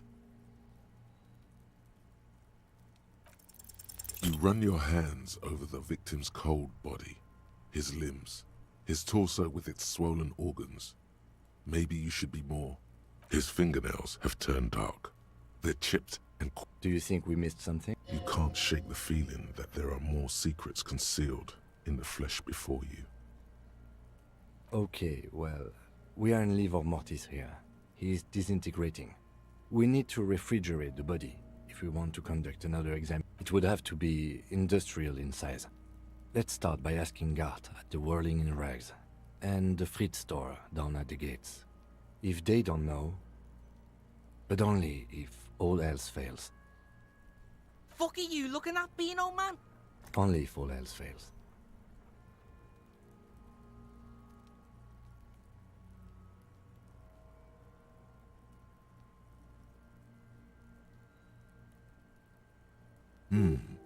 Kuno looks like he gets around.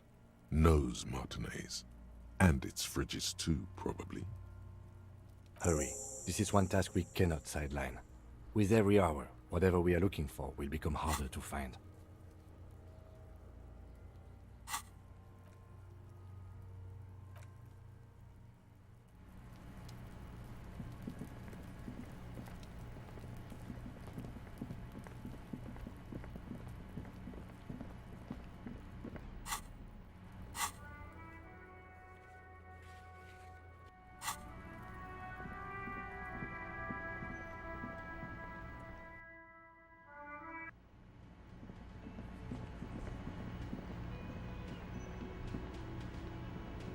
Can I help you? Yes, yes. For the dead body. You want to put a dead corpse into my fridge, right? Well, I have a fridge, and you're not putting it here. This is a culinary establishment. It would only be for... Lieutenant, you too? You're asking... Let's go talk to the Frit, Claire.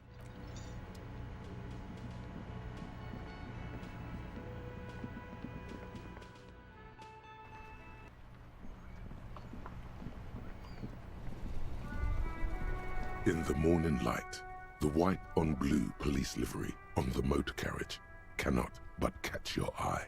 Do something important? Something murder-related? This is a Caprice Kanema, the Caprice Motor Corps follow-up to their highly successful, with its air-cooled, rear-mounted 12-cylinder compression ignition engine, driving the rear wheels through a 4-speed manual gearbox. The Kanema is able to reach even at a standstill. The unibody Caprice Kanema looks sleek and dynamic. The cabin is tilted frontward to give it a more aggressive hunt. Someone has waxed it recently.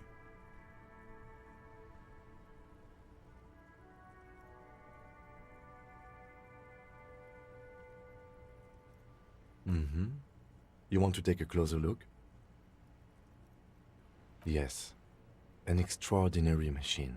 It's nice and all, but why so modest? Put some zing into it. Flare it up.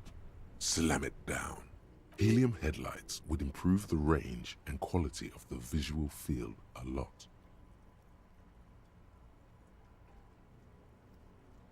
Actually, I have a pair at home. Just haven't gotten around to fitting them yet. Maybe. Yes, definitely maybe. And means no.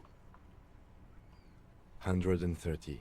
I reckon that's a 7-liter V12 there. Man, that's got to be a major advancement over the KR-18GU engine on the old Caprice 40. 7.2. Supercharged.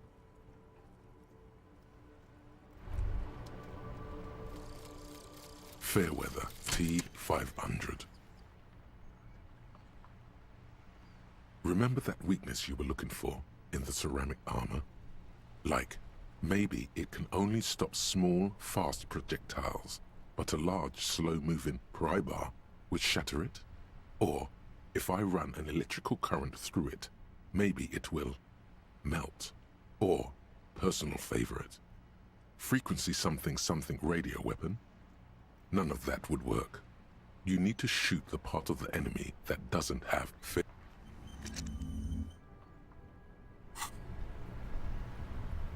Inside, you see a set of steering levers, a radio microphone, a pull-out toolbox, and... This is Precinct 57. How may I assist you? Yes. The armor was produced by Fairweather in their facilities in Betancourt, sur la Clé in 42.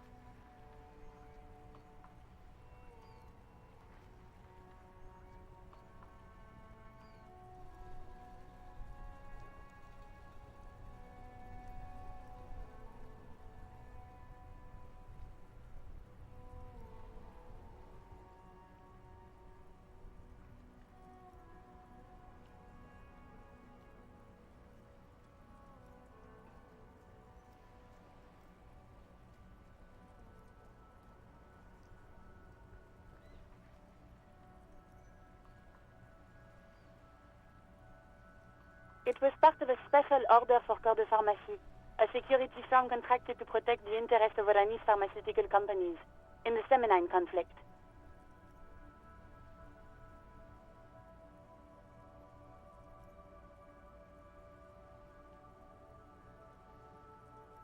So, it seems the armor went to Semenine. That's where the paper trail ends, though. Even the firm has proven difficult to track. Corps de Pharmacie has been renamed several times over in the years since the armor was issued. Yes, that is the most recent name the ICP has been able to connect to the CDP. And the one before it was Damwell. I also have one called Sediment, but I think that might be a different contractor.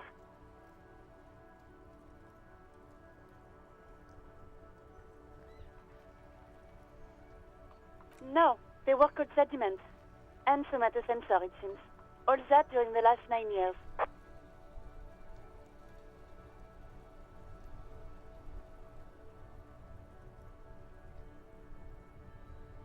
A suit of armor like this would have been manufactured with a particular person's physique in mind. You should ask for whom this suit was fitted. Yes, but the ICP tends to be reluctant to share private sector records. I could try to talk them into it, though. Sure.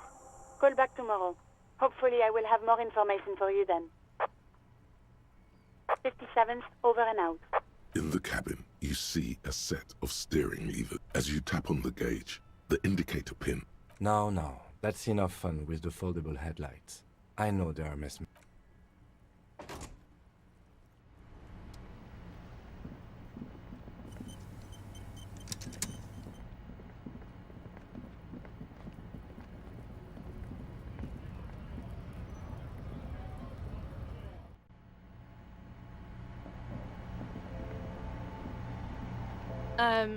Is this about the questions again? Mm-hmm. Right behind you. Yeah. You're joking, right? Yeah, super funny. Mm-hmm. Right behind you. You're joking, right? Now that I'm looking at it, maybe a glass-doored fridge in a public grocery store isn't the best option for storing a corpse. Okay.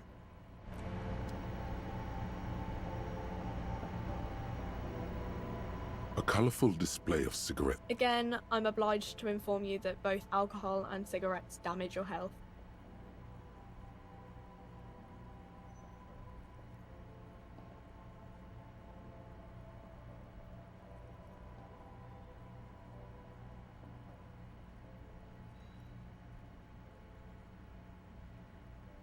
Here you go, mister.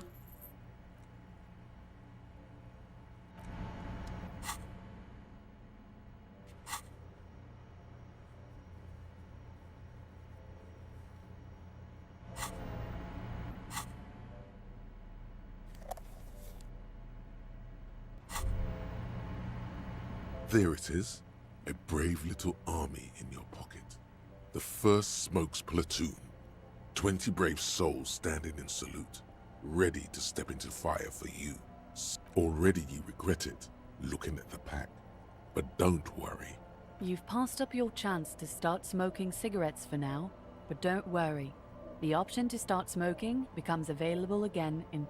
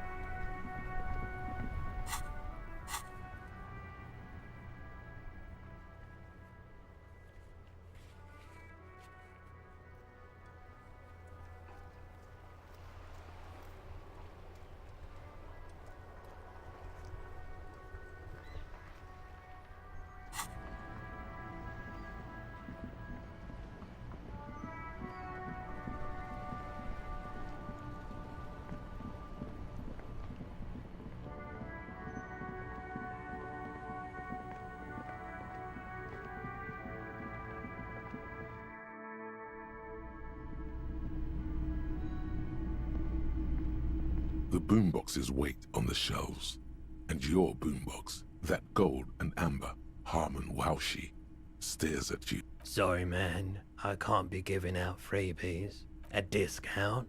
Remember, he doesn't like music. He likes sounds. The Doorgunner Megamix is his type of tape. Certainly, he'd give you a discount if he knew you'd play something so experimental. 4 real is offensively low, but just this once. For the music, concrete, cop. And here you are, quality sound reproduction on the go. It'll play anything, wherever, turn any tape into a conversation of sounds and...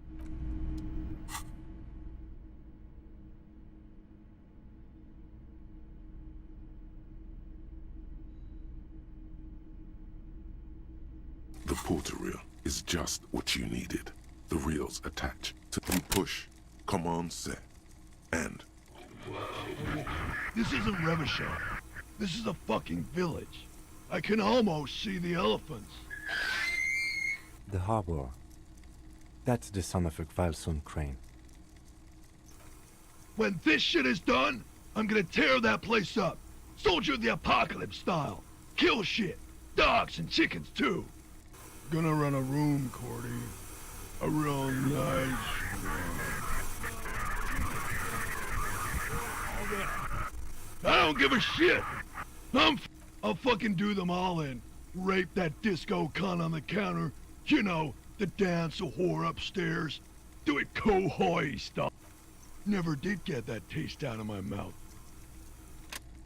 The lieutenant presses the button marked Arete on your porter reel. The tape stops spinning. It seemed authentic enough. Probably recorded off the shortwave, then edited to seem more incriminating. He sounded like he was on patrol around the harbor walls.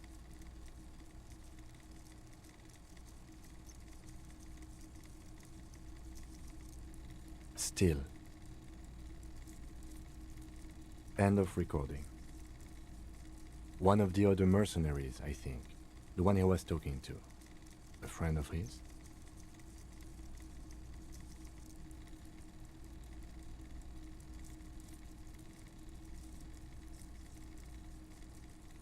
A village on the Samaran Isola, in South Safre.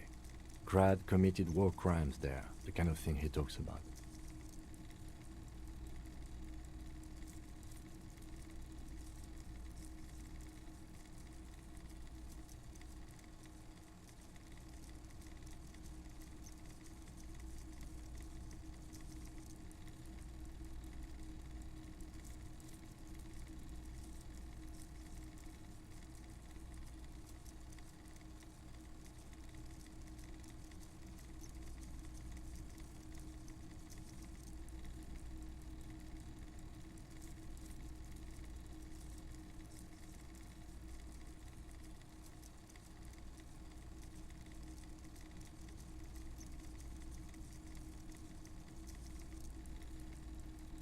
The South Safre conflict is an ongoing proxy war between Grad and Safre. It has been hot for 12 years, with the atrocities piling on, mostly committed by the Grad.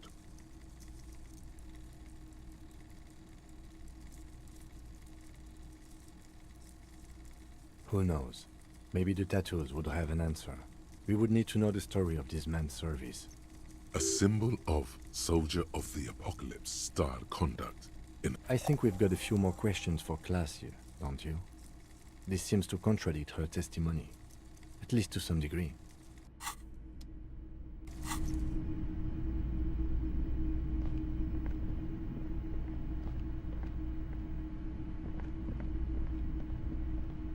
Hello, hello. Let me know if I can help you with anything. Traffic? I'm sorry, officer, but I don't drive.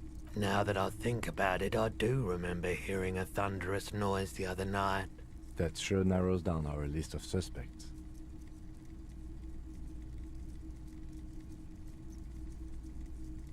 Yeah, it was pretty wild. I didn't really know what to make of it, but Sure thing.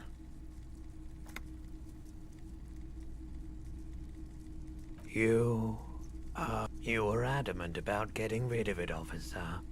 And I don't like keeping guns around the shop for long. Off the charts photon emissions. Sure, man. Sure. Let me have a look.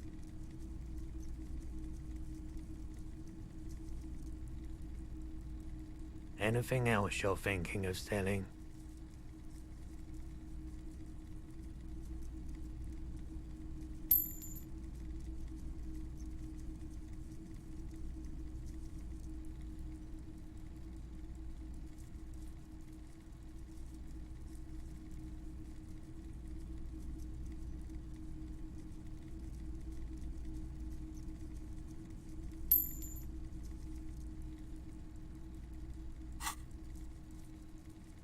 Another time, perhaps.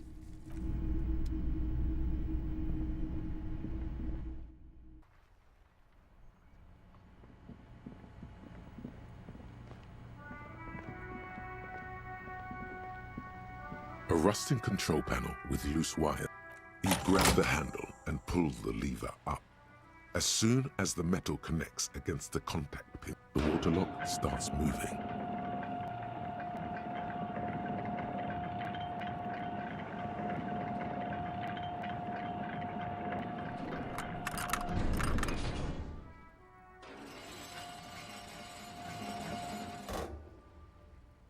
Okay, if we ever need to get to the coast, then this is the way. But please, contain your wanderlust for now. I don't want us to get sidetracked, not with everything that's going on. Focus on one thing, achieve it, then the next.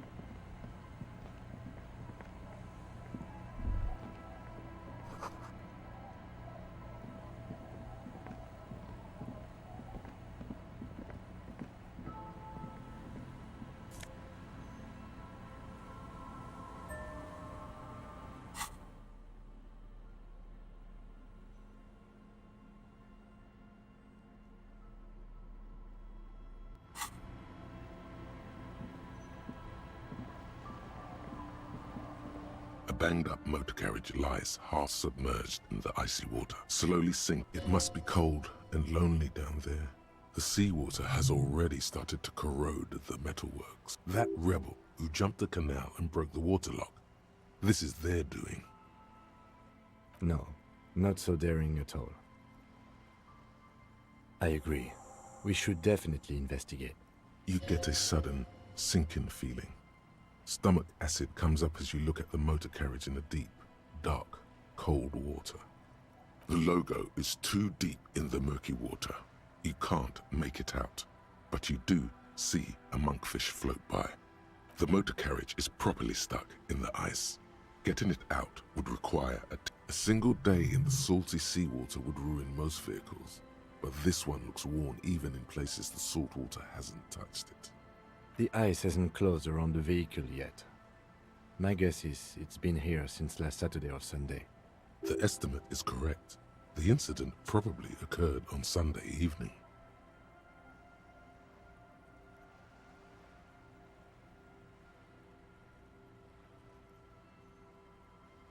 Your mocking tone finds no response, but the motion of the waves.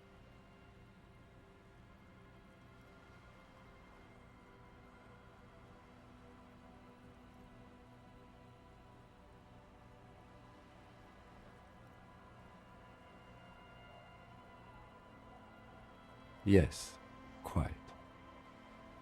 Let's wait for the low tide and see what's inside. Great idea. Then we can get the things inside. The joyrider must have left something good in. I don't know. An hour or two, tops?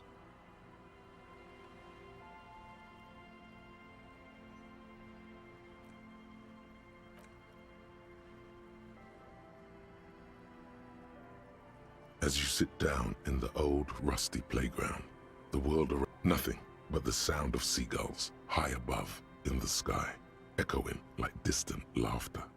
Ice cracks around the blue motor carriage in the sea. Yes, it does.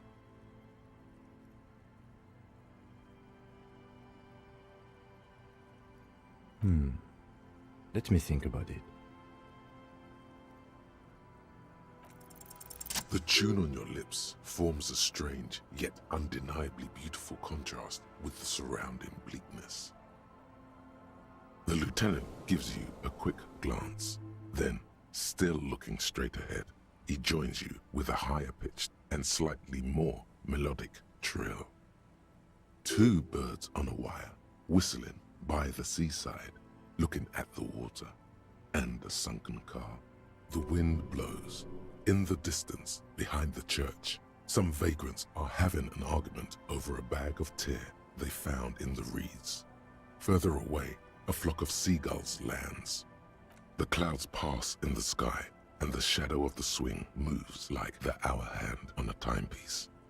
Looks like this might take a while. Time to present a good topic for discussion. I believe it's following a pattern set millions of years ago by cosmic forces. But I suppose it could move quicker, yes? Clouds on the horizon grow darker, and the shadow of the swing set keeps climbing.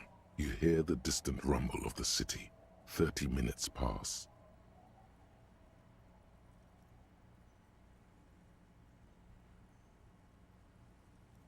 God, I hope so.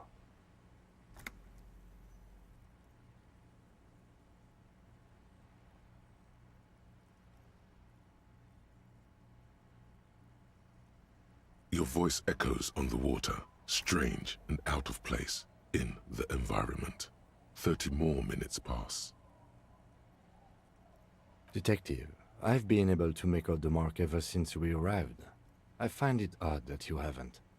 It's a Capri, Model 40. Yes. Why haven't you? It is a simple and rugged machine, favored by working men, government offices, firefighters, animal control people. You know, those kinds of people. Yes, 41. What do you think it stands for?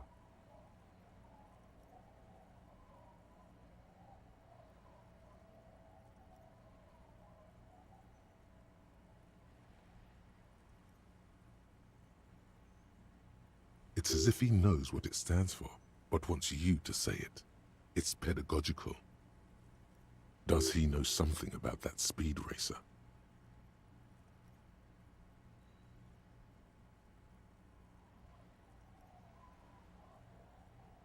I'm sorry, Harry. I'm so sorry. 41. Precinct 41. A massive pit opens up in your stomach, and the most terrible feeling comes up. Oh God, Harry. Oh God, Harry. What did you do? No. Just nope. Say no to this, Harry. Yes, your car is in the sea. Face it, so we can start dealing with this.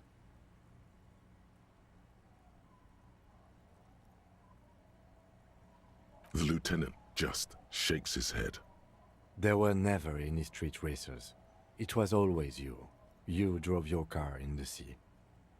I'm afraid so, yes. It looks like you drove your police motor carriage into the sea after you jumped across the canal.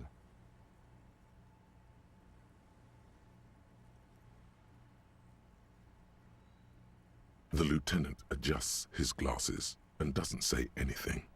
There is also a fourth thing you've lost. More precious than the gun, the badge, and the motor carriage combined. Lost forever into the deepest of seas. People are more valuable than machines. Training a police officer is even more costly. People, yes, but not you.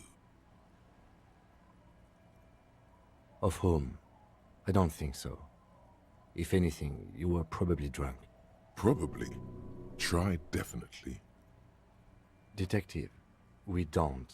A rescue operation really isn't viable at this point. I'm afraid it will have to be there like that for many years. Look at it. Parts of it might be salvageable, but overall, this machine is a write-off. That is very unlikely. You'd be lucky to find one undamaged component in there. Well, not cheaper. This motor carriage costs 40,000 real. But in the long run, it still makes more sense to buy a new machine. Let's face it, this is a substantial loss to your district's budget. I mean, my station only has 4 other vehicles in addition to my kinema. This was 20% of the station's vehicular budget. Well, it isn't. It's you. I'm very sorry. You can still whistle. Besides, the night is always darkest before the dawn.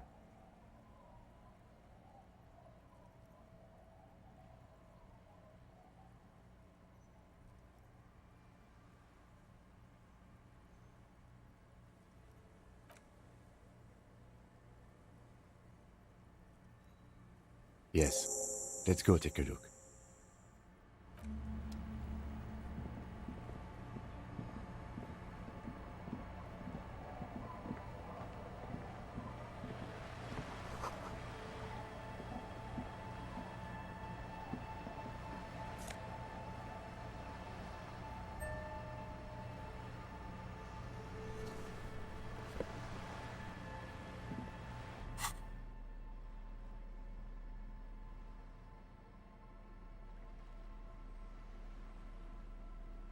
A police badge on which you see the photo of a man.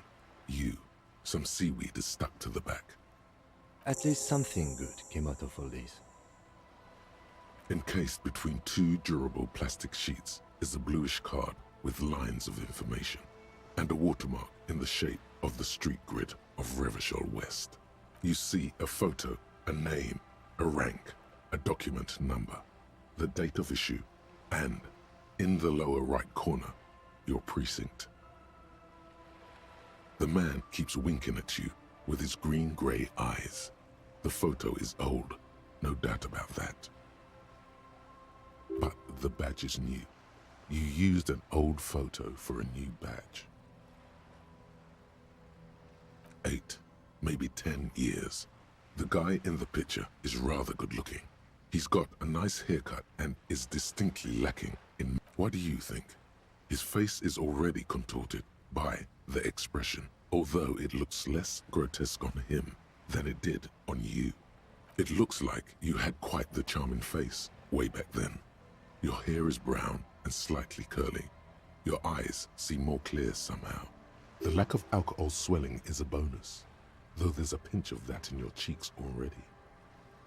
Don't be fooled. The bad times have already begun. The badge in your hand shines as you rotate it, catching light. You see lines of information on it. Harrier, that's long for Harry. So you are Harry. Evrard was half right. Probably not a lot of people know your full name. Whoever told him you're Harry Dubois didn't. It's a wartime name, revolutionary. The kind mothers give their sons during troubled times, like Undying or Boxer or Ironhide. A name like armor. Pleased to make your acquaintance, Harrier Dubois. The badge in your hands shines as you rotate it, catching light. You see lines of information. Lieutenant W. Freighter. The lieutenant is a rank above sergeant and below captain. It's the highest rank in the RCM that still does field work. I am a lieutenant.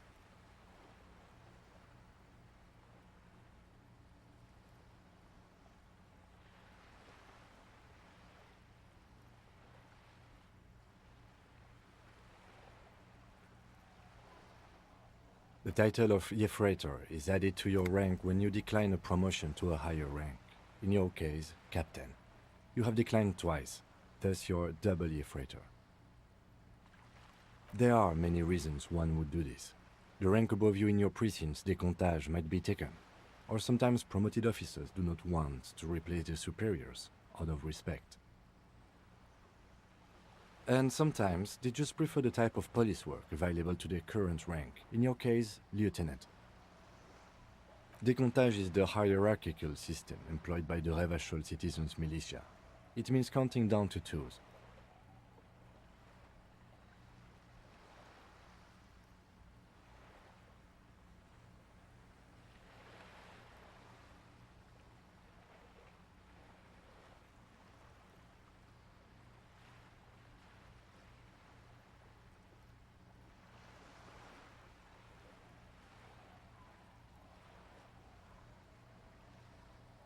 The countdown is modeled after the dual leadership system employed by the left during the revolution, which in turn was developed by last century experimental psychologists in the University of Königstein.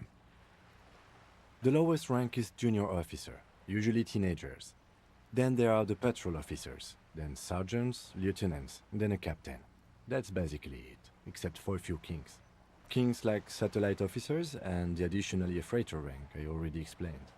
You are given the title of satellite officer if your partner is quickly promoted through the ranks and you rise with him. You don't seem to be a satellite.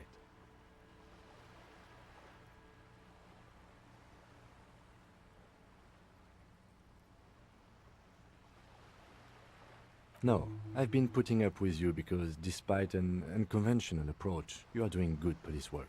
It matters more than driving your motor carriage into the sea. And now we've even found your badge. He trusts you, for now. Try not to spoil it.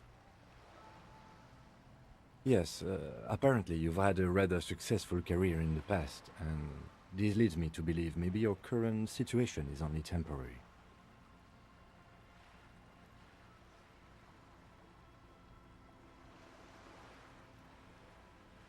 Good. Such a small yet precious thing.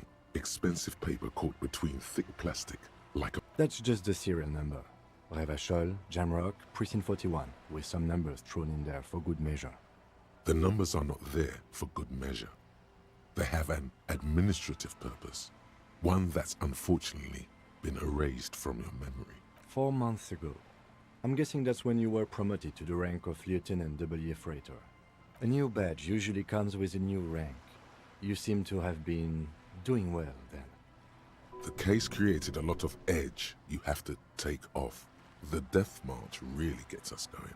You're pretty sure you weren't doing well, but better? Probably yes. A lot can happen in 4 months, especially in winter.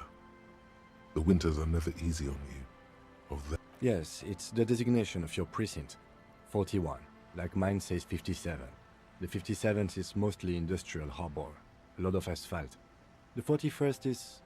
it's a tough station to work in. You have all of Jamrock to cover. That district should have 3 precincts, but money is what it is. But then again, it's a legendary district, and a hell of a station too. It must be an honor and a curse to work with people like Price, McCoy, Berdiayeva. Roberts, Feuerbach, Dimitri. Suddenly, names from your decomptage flash in your forebrain. The badge in your hand shines as you rotate it, catching light.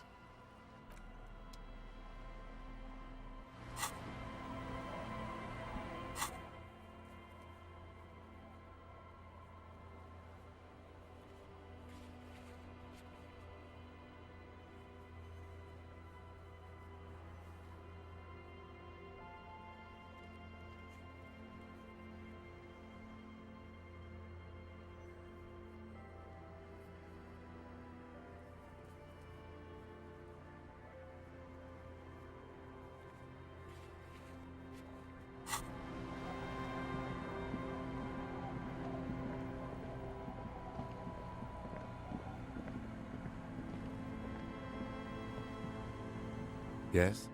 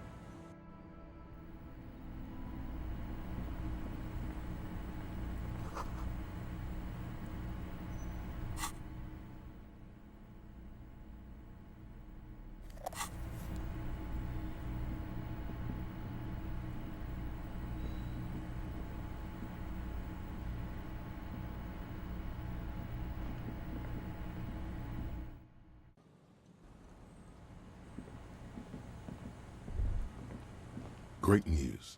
The boat is big enough for a grown man like you to fit underneath it in a supine position. I don't know. Sleeping?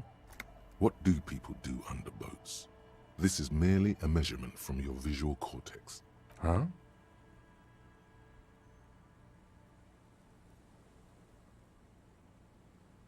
Sarcastic self-pity is not what we need at this moment. I understand the situation looks grim, but we must continue with our investigation. You have a home somewhere. All cops do. When this is done, you can return.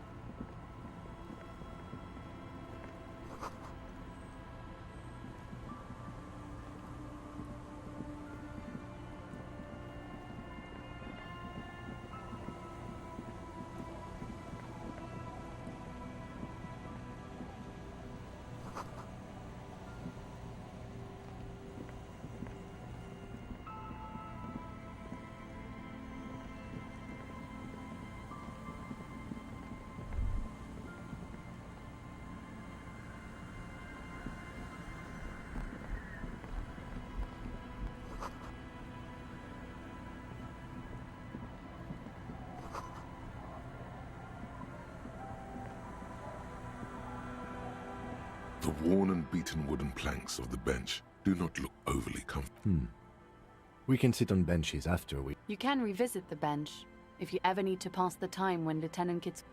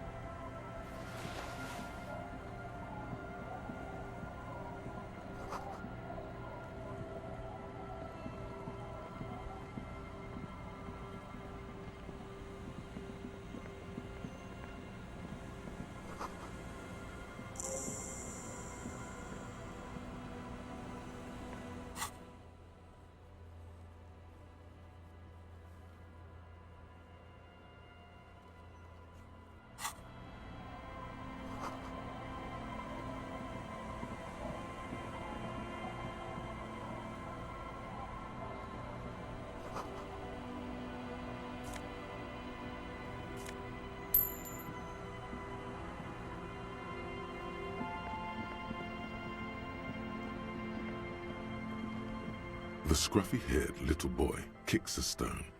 He can't be more than 5 years old. The other one looks indistinguishable from him. He watches his brother kick the stone with his... The stone-kicking one becomes frantic all of a sudden, as if that's something to be scared of. He looks just like me. The boy doesn't answer. His brother throws another rock. Both of their hair is covered in some kind of dirt. The rock kicker was just being shy, but now he's enthusiastic again. You're bad with kids. Maybe I am. Now, how about some actual police work? We are not getting anything here. The kids don't reply.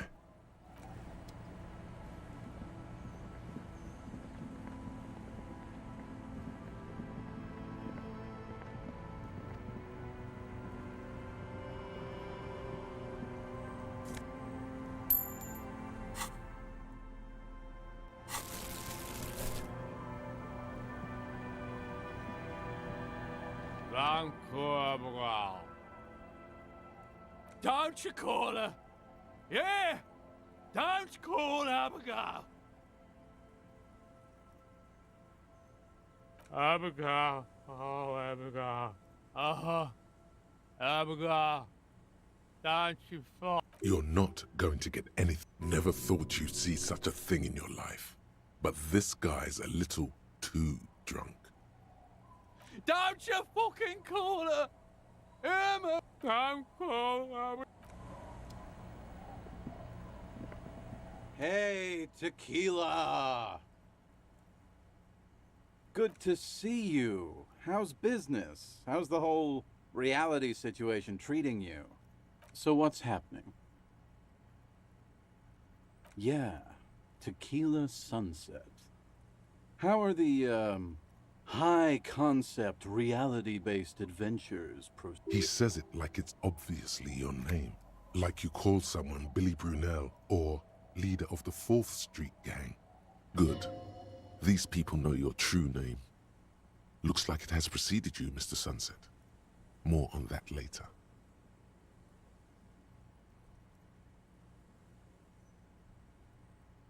That's harsh. I'm like 3 or maybe 4 years into mine. Wait, no. Make it 5. Things aren't going super well for Idiot Doom Spiral either.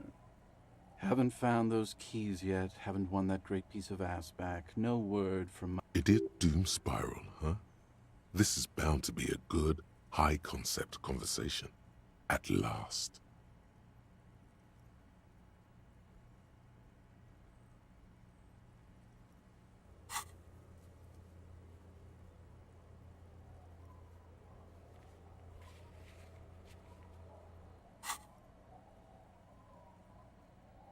We are saving the world. Please! Okay, we're drinking. We're drinking out. So now, it's a pirate's life for me.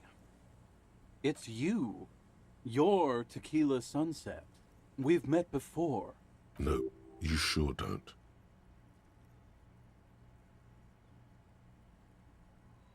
Aha. Do you— Tequila. Tequila Sunset. Something ominous there. You think you feel bad now? No. You need the wisdom.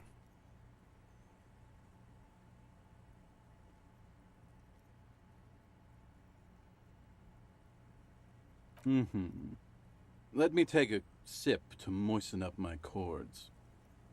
Tequila Sunset rolled into Martinez last Friday, and by Tequila Sunset, I mean you. The man, the myth. Hey, let's not jump ahead of our— You got here on Friday to solve a case, hoping to be the early bird who gets the worm. And by the worm, I mean the buzz. Because the word on the street is you went around the local hostel telling people that you're a police officer, and that it would be really fucked up if you— It is. Does that sound like something you'd do? Yeah. The lieutenant's brow is furrowed. He's listening as casually as he can. Well, the word on the street may be— Lies, lies, lies. It was a late Saturday night when we, the Union of Moribund Alcoholics, were getting our drink on. One moment we hear the sound of a Naturally, loud noises pique the interest of anybody owning a pair of ears. That's just the reality. You can't get off now. You have to stay. I think that we should let him continue with the story. That's right. I let you finish all of your stories that night. Anyway, there was a brief silence. A gasp of silence, if you will. Followed by a real commotion. Sounded like someone jumped the canal. We grabbed our brewskis and rushed to the jetty. Never underestimate the speed of an alcoholic. What we saw was a sight to behold. A beat-up police carriage containing you. Right there. The time hath— So, naturally, being the curious cat I am— The time hath come for Tequila Sunset! The end of all things! Your reality contracted. You jammed the pedal, plowed right off the jetty, and through the ice. Your hands cramp on the steering levers. We ran towards the ice, whilst you crawled your way out, miraculously unhurt, covered in seaweed and shit. When we finally got there, you were sitting on the beach crying. You said that your badge and uniform were in the car. It was too late. Recognizing a brother in need, we offered our condolences and invited you to party with us. What else was there to do? Thank you, brothers, for your helping hand. We asked about the whole Tequila Sunset thing, and you told us it was your name now, and insisted that we all call you that from then on. No, that's just what your mother called you. Your real name is Tequila Sunset. Just embrace it, brother. Hours. It was an all-night drink-a-thon. Then, at some point, I think it was Sunday morning, you got belligerent and wanted to talk about Revacholian women. How they're beautiful and also whores and so on. How one of them fucked you real bad. After a short while, you crossed the event horizon, looked sullen, got up and... Wow, that's quite a story. Yeah, I bet Tequila's a fucking legend around the precinct. You must be proud to work with him. If you only knew.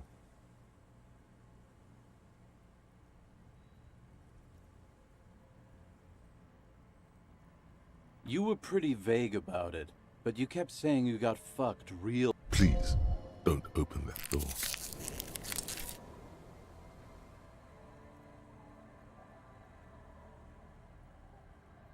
No one's fucked me. I do the fucking around here.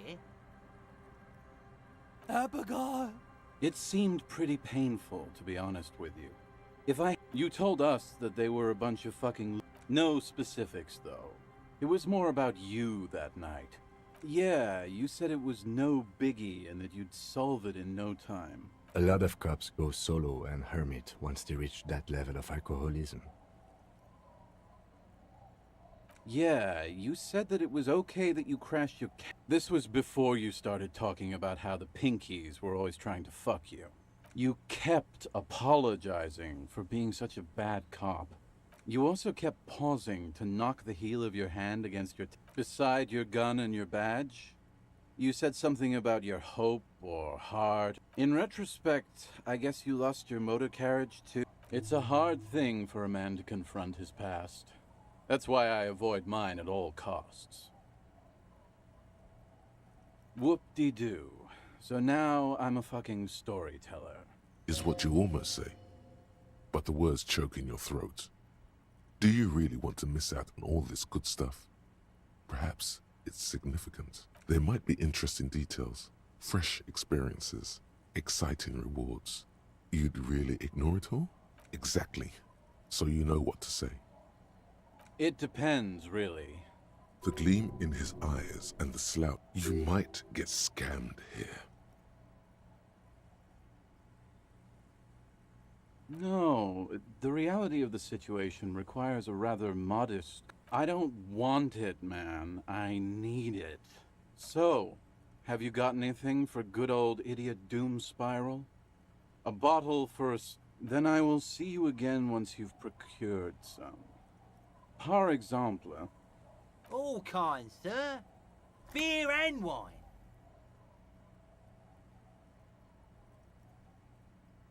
What's it about? I'll let my hand address. Maybe you've heard. I used to be a very successful businessman. I've signed more than a few lease forms or whatever the fuck they were. All right.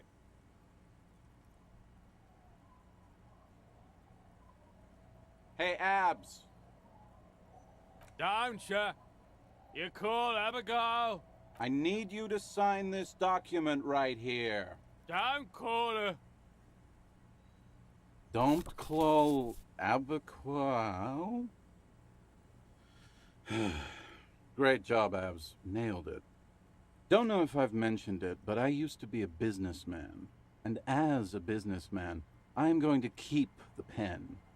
For my trouble. No, that was my favorite thing of all the things you have.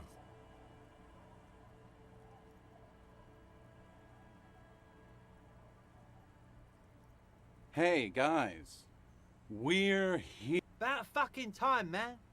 Don't call Abigail. Thank you for your services, gentlemen. Should we go and mail these? I think I saw a mailbox on the plaza. Okay, what's on your mind? You too. As you turn, a bright light catches your eye, making you squint. From a distant sunset, a stage light, flash photography, nowhere in particular. It's just what superstar law officers do. They squint at lights, and they solve shit.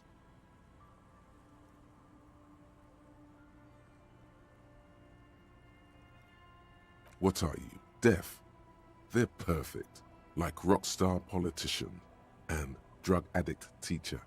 Embrace the superstardom you've worked so hard to establish. Yeah, a cool, trash superstar. Big dick cop down on his luck. Salam Rocky by here. Badass on the edge disco cop. Time to recede into a ludicrous fantasy world. With a sudden flash, the world freezes around you, and you along with it. In an iconic monochrome solution, a black silhouette against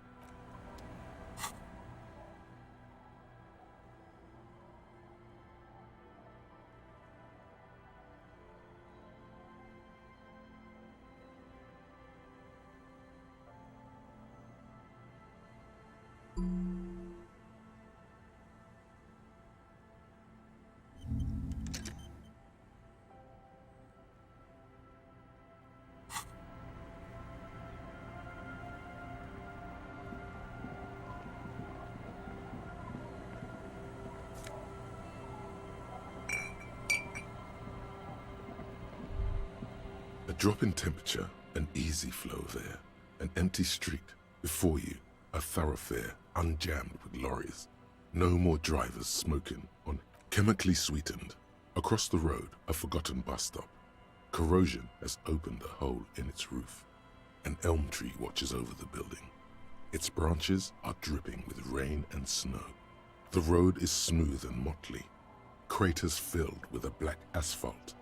The asphalt, first laid, is grey already. A row of tenements are under construction. A tub warm with water, white with soap. A man bathes while radio waves transmit the lottery numbers. 4, 18, 21, 4, 1. A modern washing machine rattles number 312D. Young girls used to come here, huddled up, hoping for more warmth than their thin coats give them. The bus took them to school. It has not run. Craters pocked the surface. Children played in them until heavy trucks full of black pitch rolled in. The landowners have filled the craters with money. It is a vital artery of the flow of trade. The wind moves the aerosol. A detective stands behind the boom barrier. A breeze moves a curl of his hair.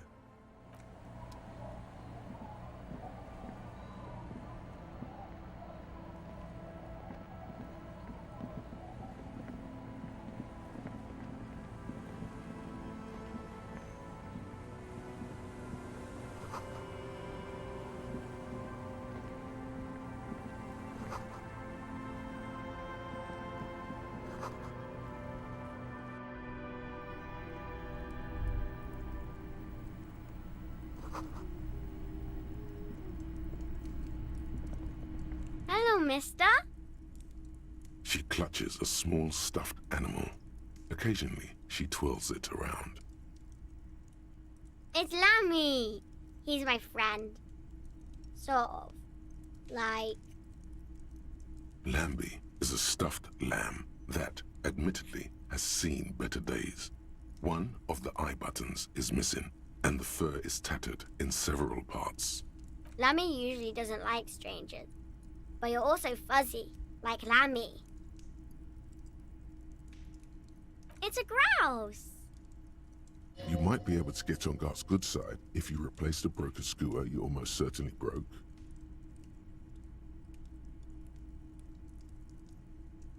Sure, just go and get it. I don't like it anyway. It looks angry.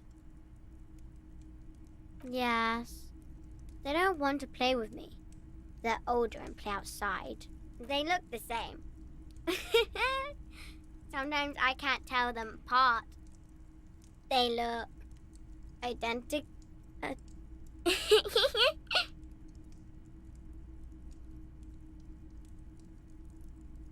My mom's outside, and I don't really know about my dad. Oh, I had gloves. Very big ones. Where did you get these gloves? Found them when Lemmy and I were playing hide and seek. In an empty house. Where no one lives. She doesn't want you to think she stole them. I hid them. The twins were gonna take them. That's stupid. We're going to need those gloves. It's for important police business. Oh. They're in my sandcastle. Behind our house. Under the sand. You can break the castle. Bye!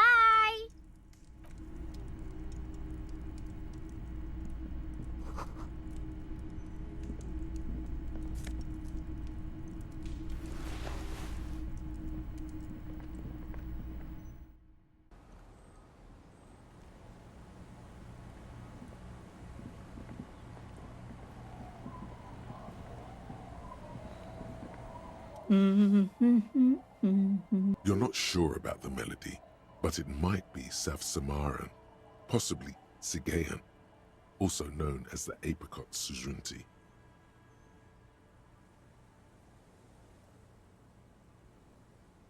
Welcome to the fishing village. Please lean in closer. I have cataracts. Oh, welcome, police officer. We don't cause any trouble around here. We are not here to cause any trouble, madame.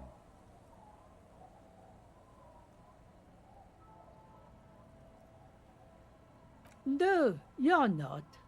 I've seen you around here before. 12 years ago. You didn't raise any hell. You were quite helpful, actually. But still, in Martinez, you're considered an ill omen. No, not you personally. I meant the RCM. Some of the men got into a fight. One of them killed another. He was brooding, needed some help opening the door.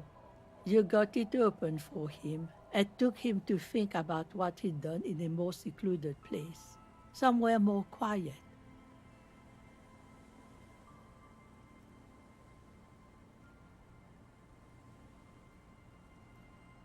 She says it as if he was on some kind of spiritual retreat. Oh, the usual. Dark tidings. That's you, all right. A black hound licking your own heels.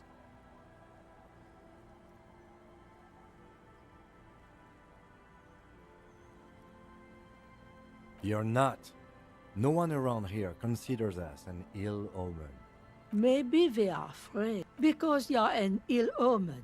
But you're still welcome here, as long as men with guns aren't chasing you. And maybe even then, because that's the kind of fishing village we've built.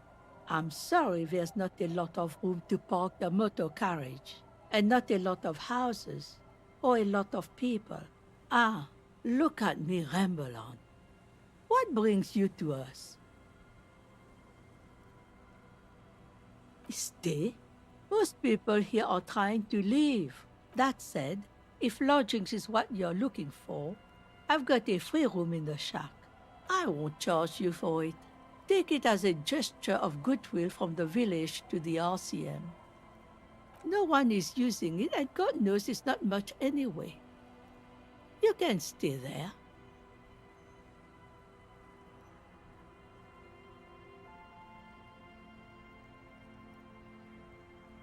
Oh, don't. It's your choice. No skin off my teeth.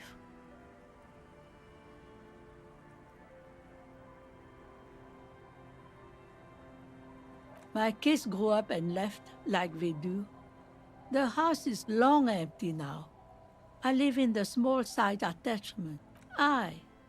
The room is pretty bare bones, but it's got a bed and roof over it. That's more than some folks have around here.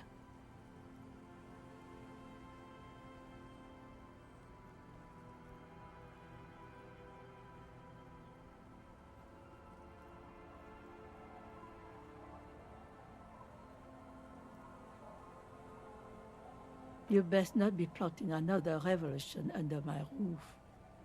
Don't make an old woman regret opening her house to the police. Well, if you are not in the hostel in the morning, I'll know where to find you. Here, in a shack.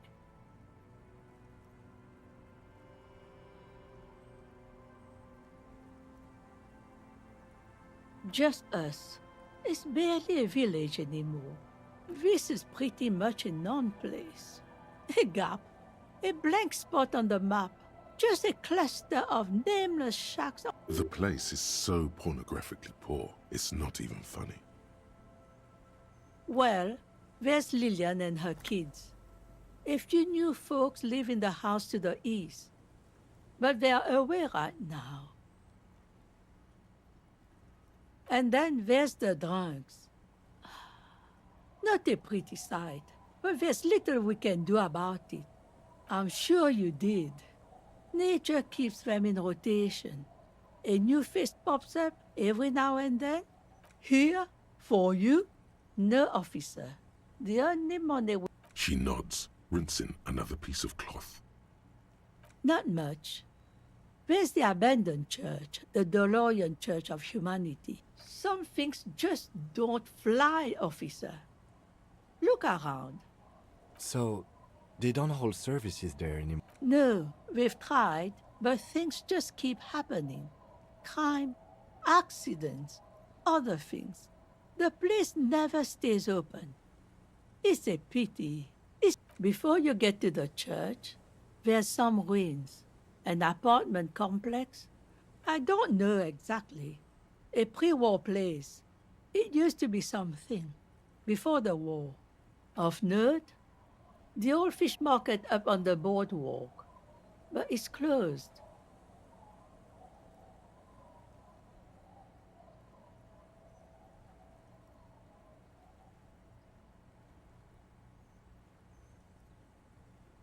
As I said, it's a peninsula. Me?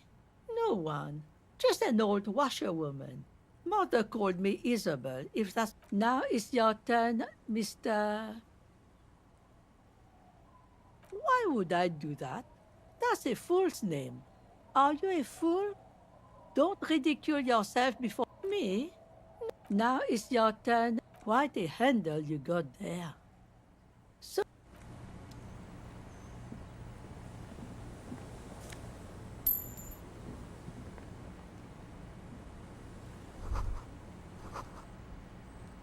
The door has seen better days.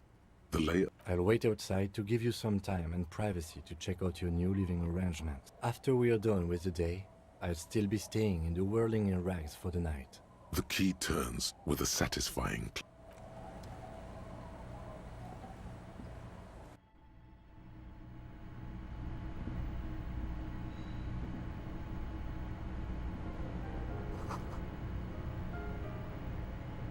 An old mirror hangs on the wall. You see the reflection of your face in it, such as it is. On the table, you see a bowl of water, a rough soap, and next to it, a small hand mirror.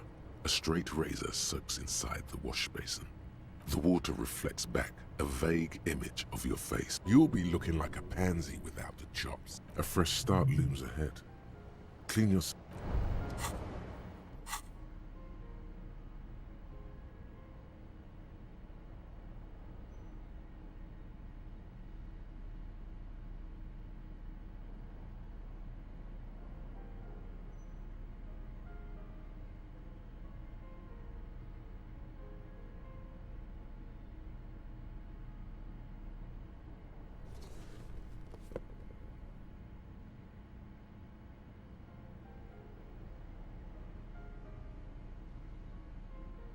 You take the legal documents out of the envelope. A 12 to 40 month.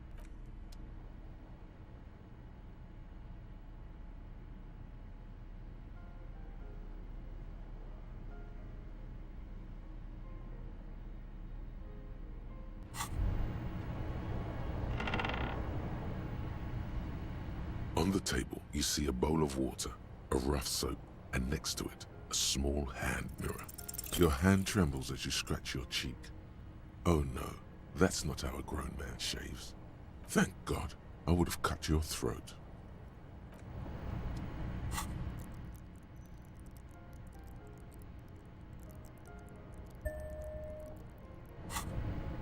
On the table, you see a bowl of water. Like an artist with a brush or a master swordsman, you use the small mirror and the straight razor with some soap to remove all that unkempt hair. The sharp blade chafes against your skin, producing a scratching sound. The surface underneath the bed feels tender. They feel so smooth, surprisingly so.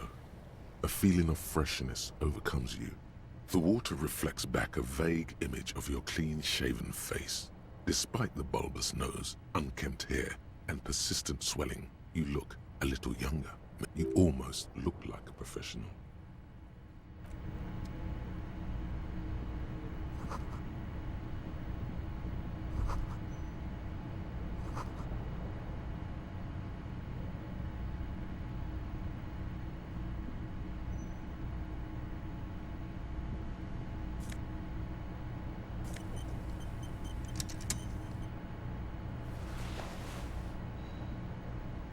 The bed is comforting, if a bit...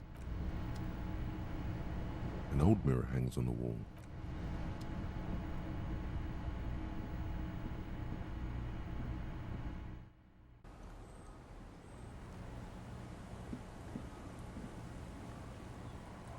Yes? Yes. I don't know what to say. Perhaps I'm not really sure about this turn of events. I think the mutton chops might have been a better idea. Either way, good on you.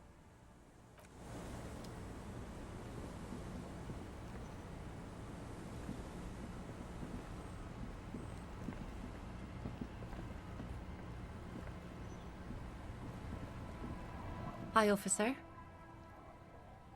Anything I can help you with? A fishing village on the seashore. This place doesn't really have a name. It's sometimes called Elysium. The sign on the street leading here is illegible. Has been since they built this place. The name is Lillian. People call me Netpicker. I think I have time for questions. Indeed, you're always confused as to your whereabouts. Ask her about the cool sword. Helps to break the ice. Unfortunately, the factory sold this one with a 3-year warranty instead of a story. It's to intimidate folks, mostly. It's a regular mass-produced sword, like a shovel or an axe. From time to time, people need a lesson in respect. That's just the way it is. Back in the day, I caught the eyes of many men. No, I'm afraid not. Attempting to confiscate the blade I used to keep these animals in check. You would put me in an early grave. What makes you think we haven't? The truth is that almost everyone in this life is scared and tired and stupid and too dull for that. That goes for men too. But they put on an act for us. Pretend like everything's good and living in shit doesn't bother them. Like anyone. That does not go for real men. It does not go for you. Show her. Coach means the expression.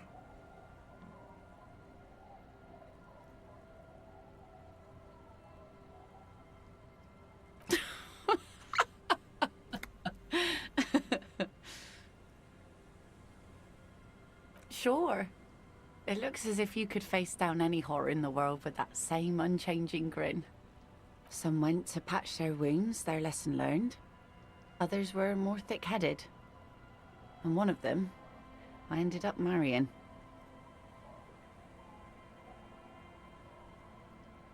Gone.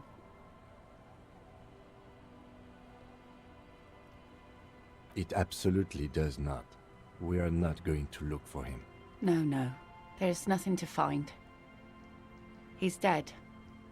Lost to the waves. He didn't respect the sea. Went out there, drunk like a skunk, and sure enough, one day the boat was found floating empty. Now, before you tell me how sorry you are for my loss, know that it was 4 years ago, and I've moved on. There's only so much mourning you can do for a She really likes those muscles, though. It's in the way she pronounces sinewy.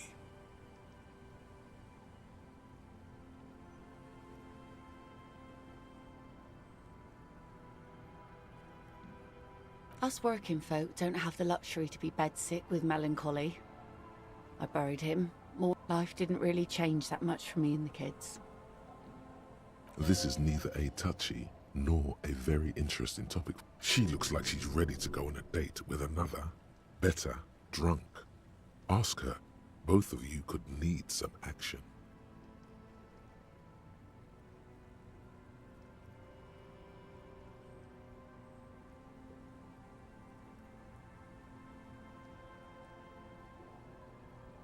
Let's see. I don't think I know what these are. Care to elaborate? Aha! Like snowmen. Two old guys have been wandering around here, nose in sand, talking nonsense about snowmen and the like. I don't really know. Further down the peninsula, I guess. I mean, that's where they were heading. Who else are you looking for besides snowmen? Well, how can I assist you then, officer? Sure is. The sun, I call her, coated with a fresh layer of tar just yesterday. It'll take some time for it to dry. Aye.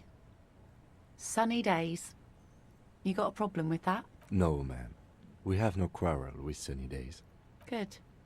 It would have been bad news had it turned out it wasn't a sunny day. Bad news for the skiff, bad news for the nets.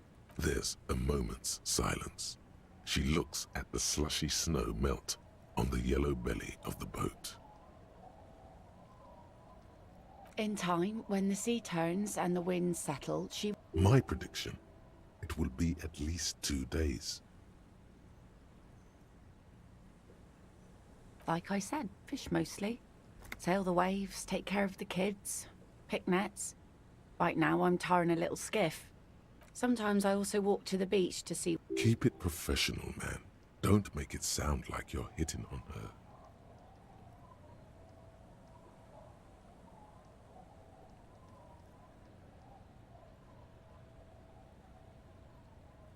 Oh, very. Finding pieces of glass, bits of wood. Every once in a while we get... What else? Bottles, drugs also, lost... All right. Major choice moment. You only get to ask one thing. Mines. Mines. You need mines.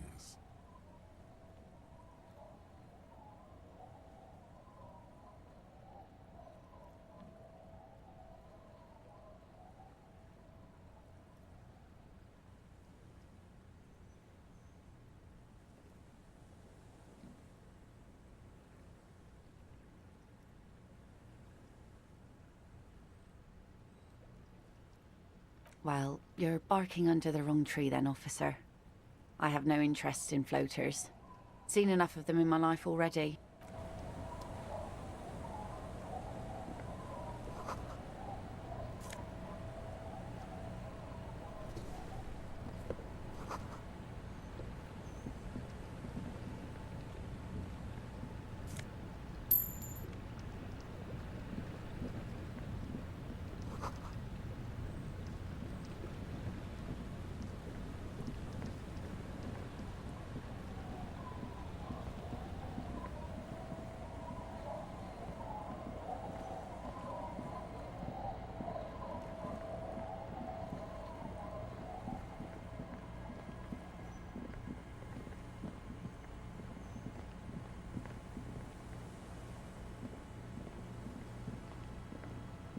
Weather has not been kind to Lily's little sandcastle. The once mighty towers are quickly eroding away. You can see something shining back to you from what must have been a vast underground The little castle? The reigning lord must have come upon some really tough times to let it sleep in such decrepitude. The walls and floors give way to the giant's greed, collapse and present you with a Congratulations. That's the gauntlets down then. We're doing good on the armor collection.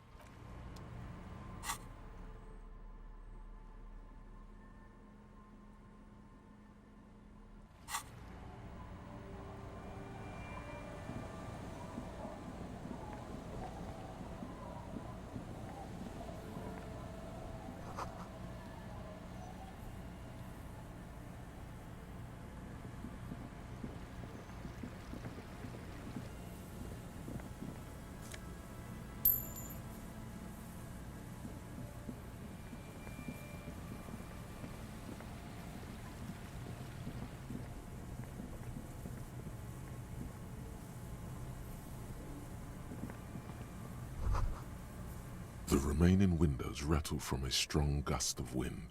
They're covered in a thick layer of grime. They must dripping water falls from a high place. All you can see is there's rust and corrosion on the bars. They're foaming with it. And a small layer of white salt from... No. I won't even try. You know, I had a partner once. They called him Eyes, because he had to show me things. It's that bad.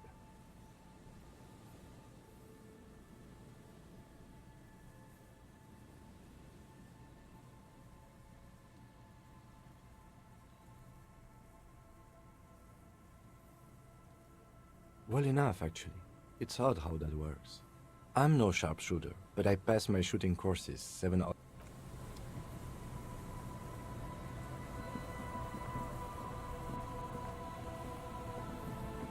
And Mikhail noticed the windows, especially with how there are no windows on the south side. This was to deal with. You officers, come to investigate the historic subtext of West Martinez? I'm Tran Heilostam. You must be Kim Kituragi, right? I was just telling my son about this building. Not a lot of people realize the historic significance here. Nice to meet you. Yes, hypertext, young carp, and the collection of cultural hyperlinks.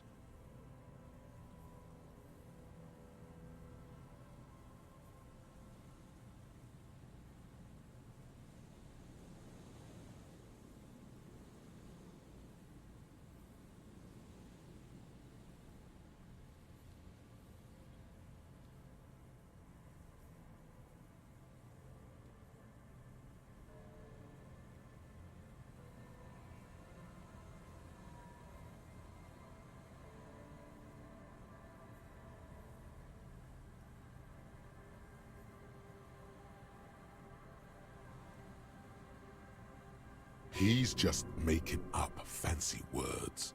This doesn't mean anything.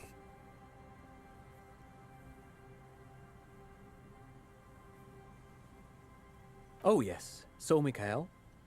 They had to deal with monitor glare, especially in the summer. They still had vector monitors back then. That was 49 years ago. So they didn't have windows on the south wall. No, I can't say that we've met before, but I've heard of Kim, of course. Mikhail, say hi to the officers. Mikhail's a little tired today. We spent all night trying to run Orbis on his radio computer. Have you heard of it? It's a programming language used in Grad. Quite tricky, but he wanted to play this Grad-made adventure program. We've been getting really into Worms lately. The man speaks in the artificial cadence of a professor, or someone who's been on too many radio shows. But I assume you're not here for giant worms when there are so many real things to see. Just as I was telling Mikhail before, this is where the Coalition landed in '08. We could be standing on what is the most interesting landmark in... Wow, get a load of this guy. He really enjoys his trivia. The Orbis programming language was named after its inventor, Victor Orbis, a cybernetician from Grad. They run Vox in the Occidental countries. Aha! But it's not just any empty old building. What not a lot of people know is, this used to be the R&D department of Felt Electrical. And Felt, which now sells ink cartridges mostly, was once a top dog in the turn-of-the-century cybernetics boom.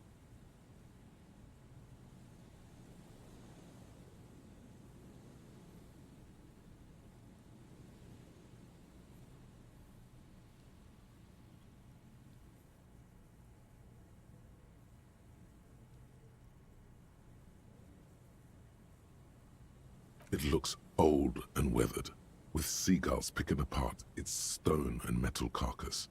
Bushy undergrowth has taken hold of the collapsed rooftop. That's not surprising.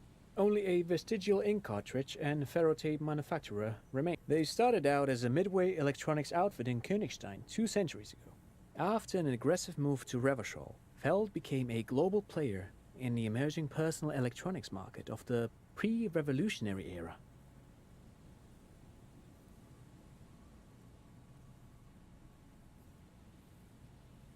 Still, Tricentennial was beating them in business machines.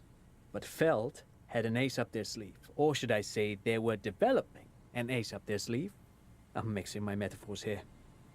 It was here in Martinez, possibly in this very building, that they developed prototypes for a tape computer.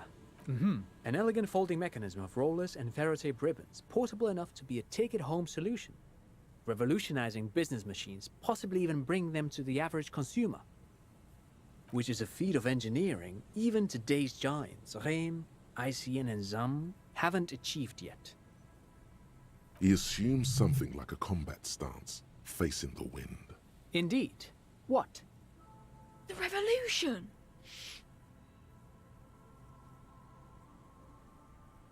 Unfortunately, their moonshot project never made it to the market.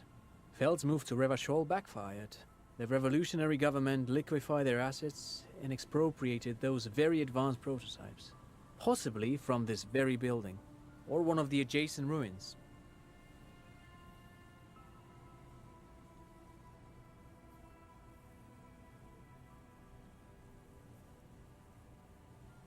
All of this was built by Feld, even the boardwalk. Wild Pines built Martinez proper as a resort for their middle management. Feld built this side of town for R&D. Yes, they even built a pleasure wheel, but that got destroyed in the war. A pleasure wheel? Yes, to lure in their star engineers. This part of Martinez was nothing but reeds before Feld arrived. They had to make the prospect of living here attractive. It was supposed to become a global center for innovation in cybernetics. But history had other plans. Oh, I'm afraid it didn't end well for the boys. But this story is a bit too dark for little Mikhail here. Now, if you were to ask about tape computers... Wait, is he saying that we should just bypass the excesses of the revolution?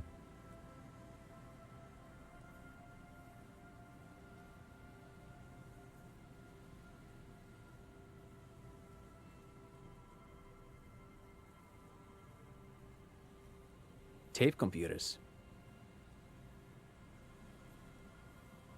They used them for military communications, but also to write and send out press releases, the most notorious example being Le Décret de Mars.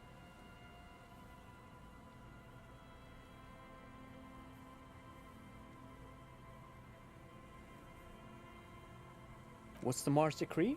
I mean the radio transmission sent out to news agencies and world governments by the newly created commune of Revachol on the 7th of March in the year 02.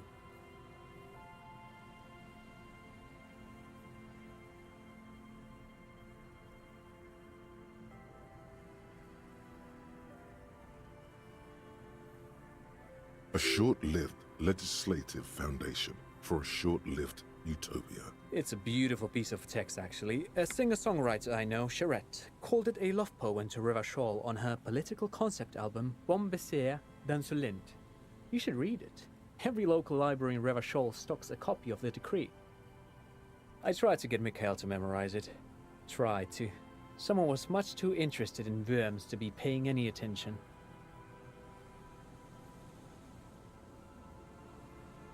Actually, no one knows. No one even knows what a computer made entirely of tape would look like. But word has it, they were very elegant, exquisite, alien-looking turn-of-the-century hardware. Buckle up. 10 years ago, I did a little freelancing, I guess you could say. I was a special consultant for an exhibition at the Humpty Dumpty Dum Center in Vredefort, Oranje. It raised the same questions, and we had lengthy discussions with Paul Ockerman, who was head curator at the time. This was before the twins Keith and Guy Juice joined the team, trying to...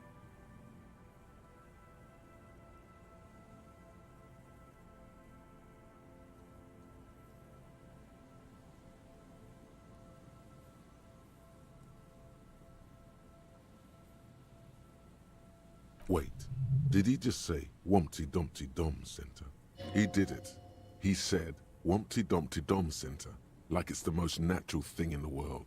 What the hell is a Humpty Dumpty Dum Center? And who the hell are Keith and Guy Juiced? The Humpty Dumpty Dum Center for Contemporary Art. The exhibition itself drew on Lagerman's notion of memory, and so there were some parallels. That's why the head curator, Paul Ockerman, chose to...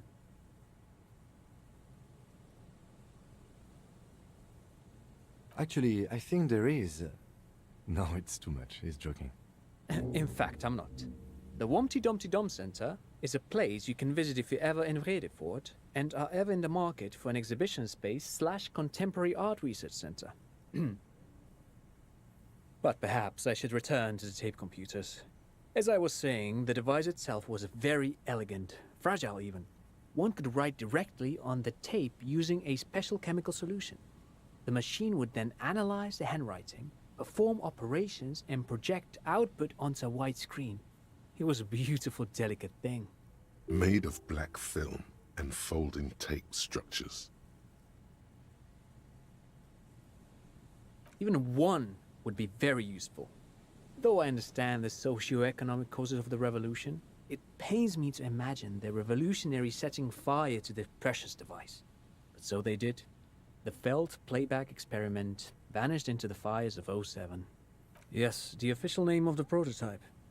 Some sources report it as the Felt playback experience. Who knows? Maybe it was an accident, or maybe they didn't want the technology to end up in the wrong hands. Either way, they're all gone now.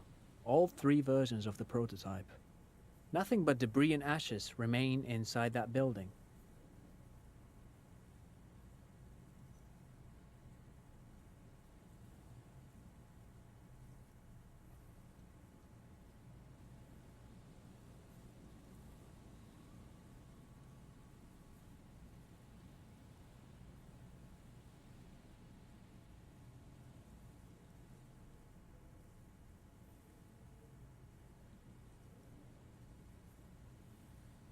But of course, what else?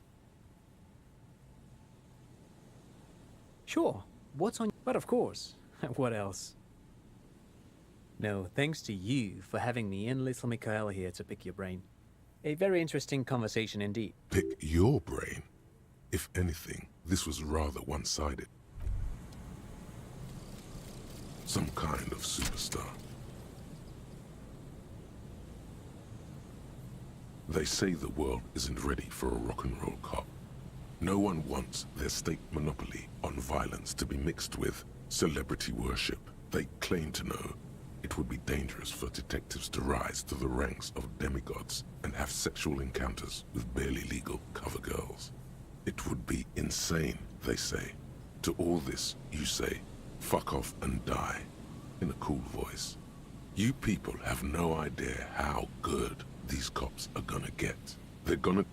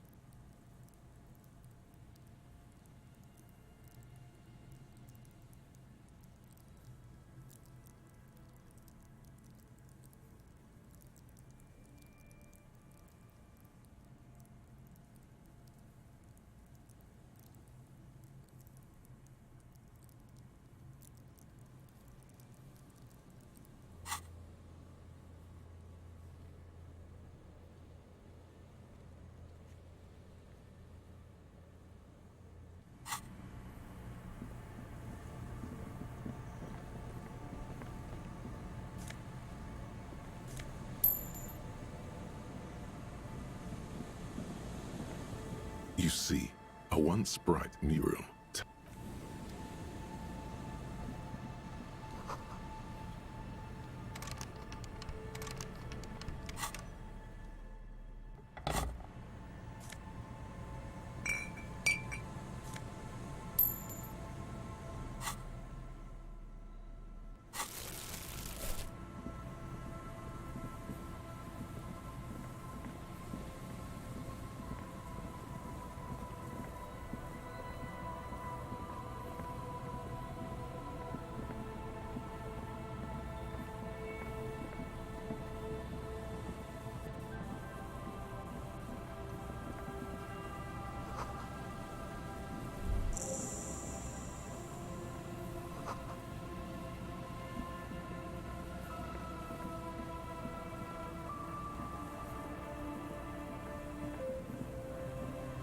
A metal payphone under a yellow plastic dome.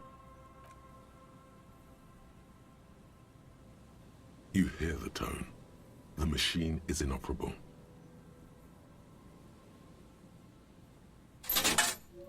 Calling. Still calling. This feels wrong. Should end of tone. Someone picks up. Pierre? Is that you, Pierre?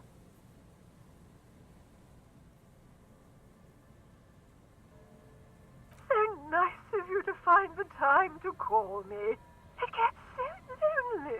Even the animals have died. Are you sure you're Pierre? Your voice, it's different. There. Her voice is drowned in white noise. Sounds like waves washing a beach, growing in volume until you get a sinking feeling. It makes you look if Lieutenant Kitsuragi overheard you. To your relief, he did not.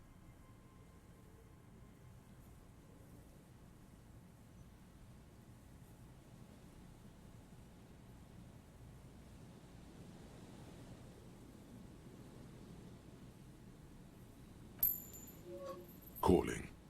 Still calling. Someone with a masculine voice.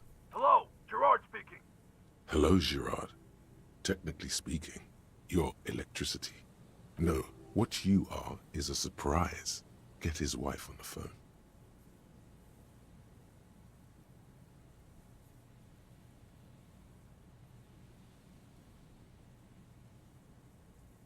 Who is this?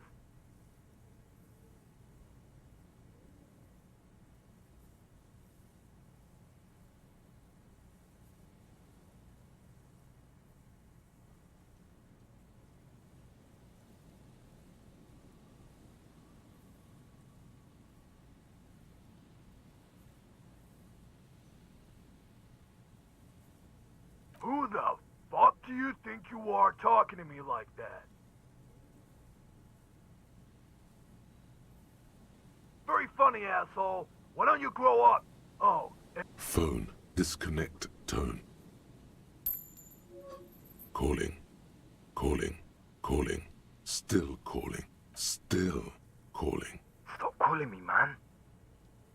I'll get you your money, alright? I just need till tonight. Let me work.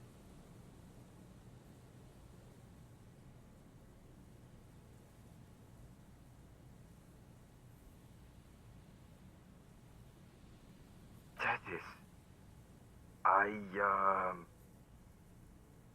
Disconnect tone.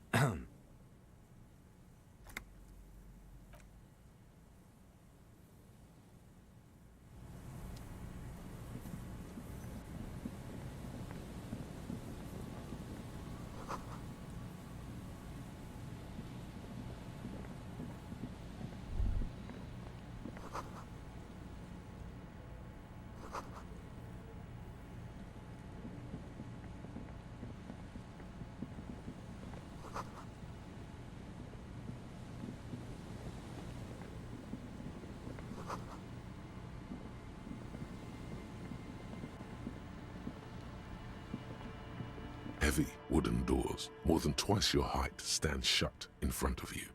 The rectangular sea-worn ornamentation. Nothing happens. Only the sound of the... I don't think that's going to work. This cheap-looking padlock is sturdily built. It shackles together a hasp and it'll be easier to break the staple than the lock. Also, that sticker is interesting, somehow. The carving on the door is block-like and angular, like the church itself. The surface is smooth from the wind, but moist to the touch. You see a yellow circle with 2 X's and a big curve below them that looks like a mouth. You're pretty sure you haven't seen it before, but there is something blindingly modern about this symbol. Its modernness puts to shame everything you've seen before. He takes off his glasses and uses a blue handkerchief to thoroughly wipe. No. Looks like a dead man smiling. Suggests junior delinquency. For Revachol ZOC, the moral intern defined junior delinquents as minors between the ages of 10 and these acts aren't called crimes as they would be for adults. Crimes committed by minors are called delinquent acts. This was part of your officer's exams. I haven't seen that sticker before, and I'm not a youth.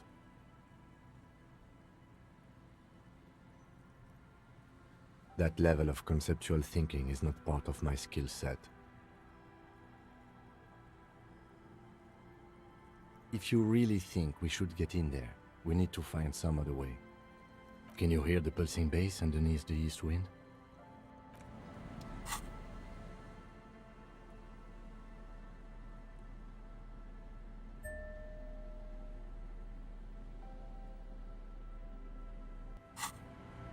Heavy wooden doors, more than twice your height, stand. There's nothing like the sound of a sticker unpeeling.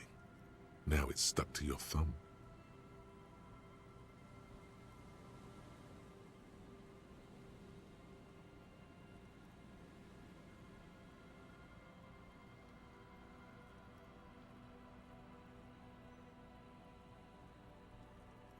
Looks like today was a gold star day.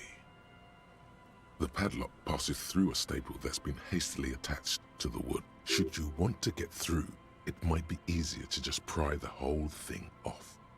Maybe we should circle the building first and look for another way. The building has seen enough mistreatment.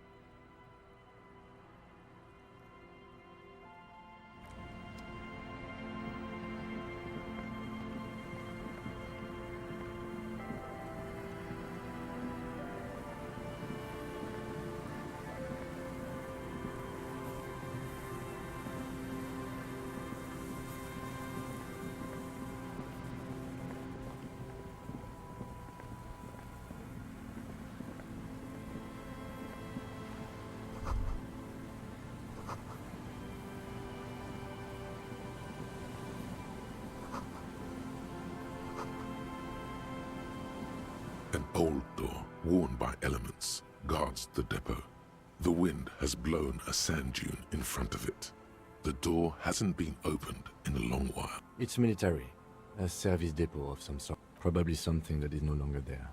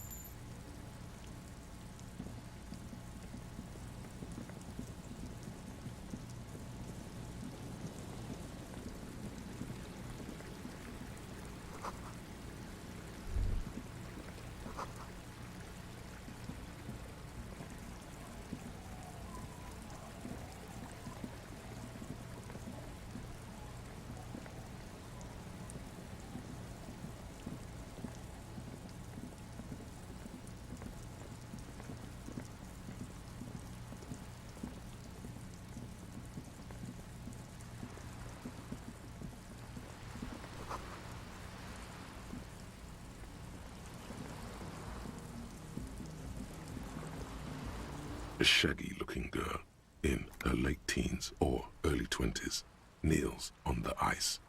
Oh. Hello there. It's cold out here, but she's not wearing a hat. Everyone knows drugs make you invulnerable to cold. You bet this one likes to party. Huh? So should you. You don't have to do anything. I don't know, some kind of a store? Maybe a general store? Look, man. Your pulse rises.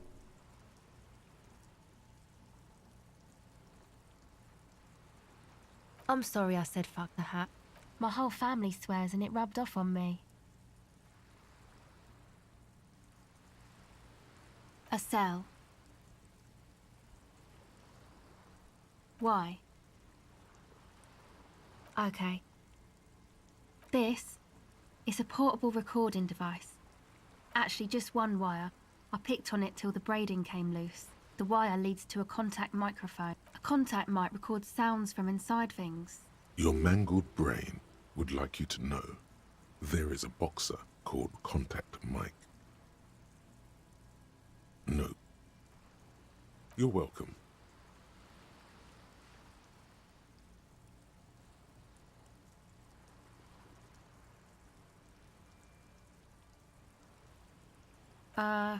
Yeah, I record stuff with it. No. This is a contact microphone. It's for recording inside solid objects. Contact mic just beats people up. That's not fair. And an understatement. The mic? I don't exactly know. Somehow it doesn't pick up vibrations from the air. The book said it only picks up structure-borne sound. Same place I got the recorder from. The Palaceum. Oh man. You haven't been to the Palaceum? It's the coolest place in this whole drug-addled shithole. It's a music club and a synthesizer workshop on Boogie Street in Jamrock. Musicians live there, like real musicians. I once saw Arno van Eyck.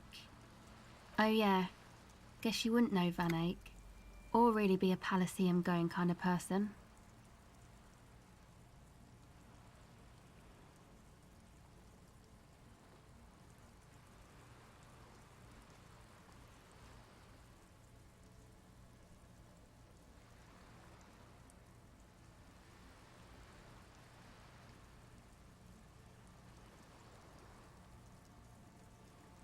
I don't know what that means. I don't know what that means either.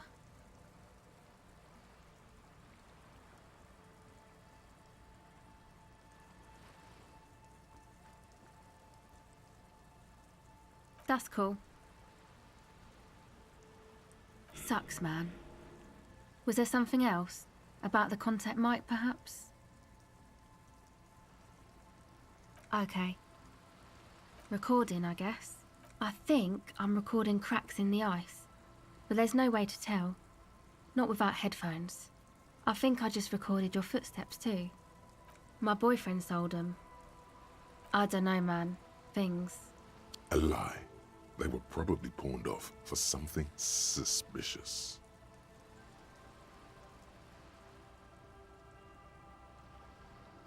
The musicians in the Palaceum used them for making music. They looped the stuff, cutting the... Anyway, I thought I'd make some too. I don't really know what I'm doing. They use synthesizer... Take this, you're cold. No, man, fuck that, I'm cool. I'm sorry I said that. I'm sorry about the... It's okay. Yeah, maybe you were right about the hat.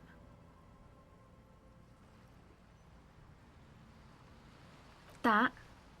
The boys think it could be a place, like the Palaceum or something. Stupid. It's really not gonna be a Palaceum, that's for sure. Yeah, Andre and the guys, they're inside, in the tent.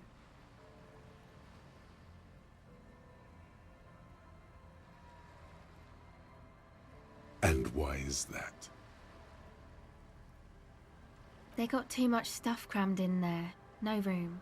Music stuff mostly. Like this tape recorder, but bigger. And there's piles of it. That stuff is more expensive than I am. More expensive than any of us, really. It's probably amphetamine. It makes you feel impervious to the elements. But I got my recordings to do. I feel better outside. Go ahead.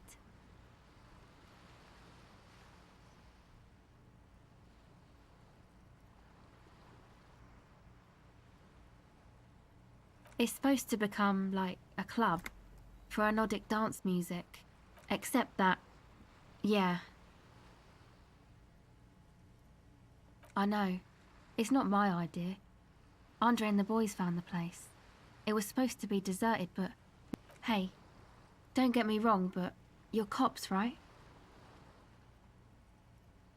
Okay, well...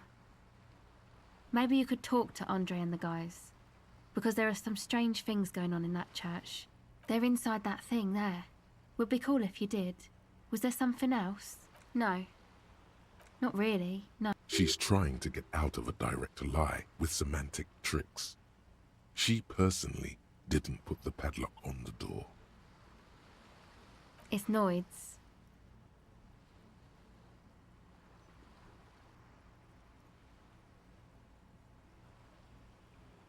Yeah, I guess you could say that.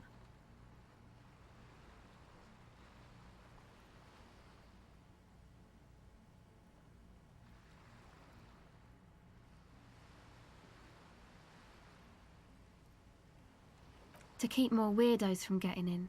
Fucking Martinez. I'm sorry. It's got the worst weirdos. If you get around to it, ask Andre about them, he'll tell ya. You know, anodic, cathodic, music that's made with electronic instruments.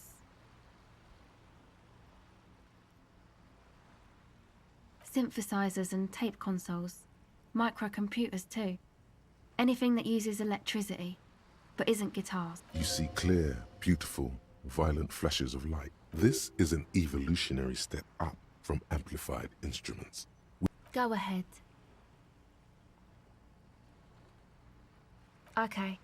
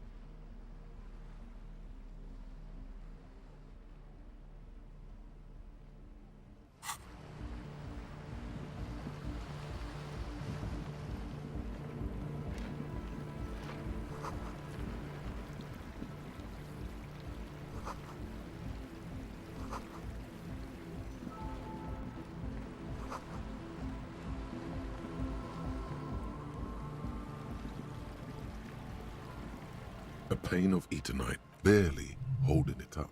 It could fall over any minute. It looks like a makeshift bridge. Could be convenient. The pane falls into the icy snow with a soft thunk.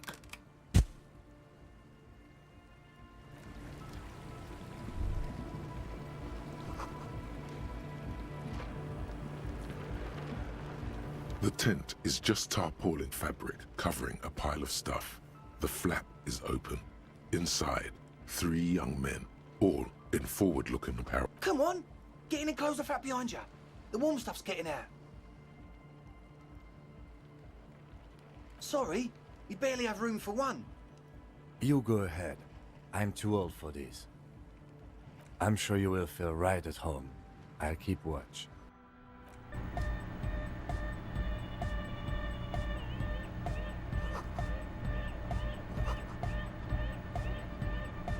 You see a youngish man bleaching the tips of his hair with a toothbrush. He puts the toothbrush down and... Hello, I'm Andre.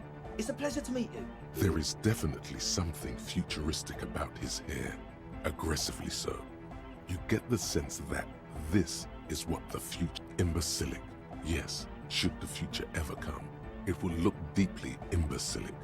His grip is strong, sweaty, and warm.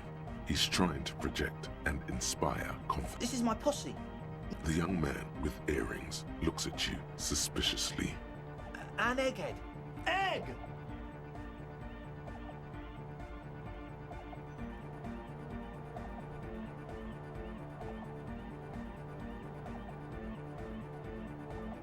Together with a Burger, who's out there right now, doing some seriously progressive sonic experimentation, we like to think of ourselves as music venue organisers.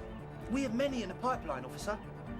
That means they haven't set up a single one yet. You see, we've been all over Jamrock North, prospecting for real estate to establish a new venue in. Also for talent. Yeah, thank you, Egghead. And while there is no shortage of raw, unfettered talent spinning tapes in Jamrock, we've had rotten luck with the real estate part. Place is a shithole. I apologise for my friend Noit's potty mouth. I realise this is not how you speak to a police officer. He has authority issues.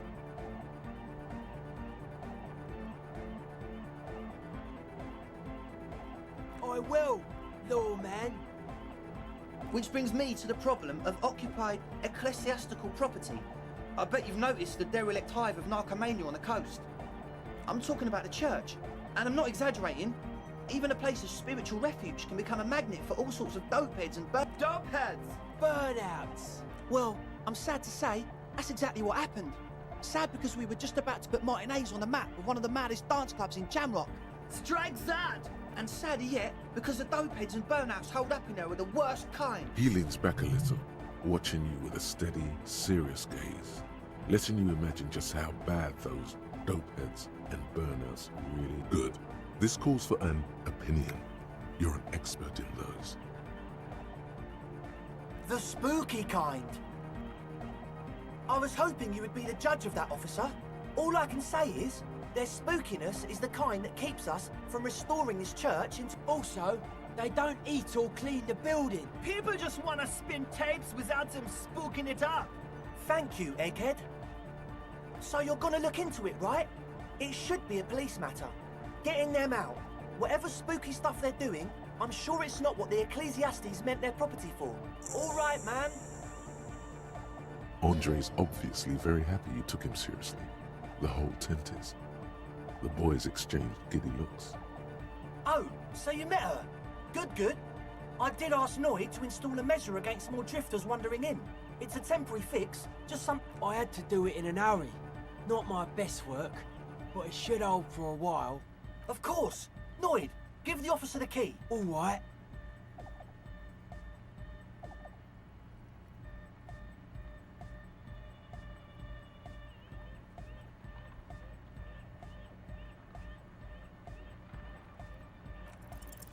It's as if time is frozen somehow.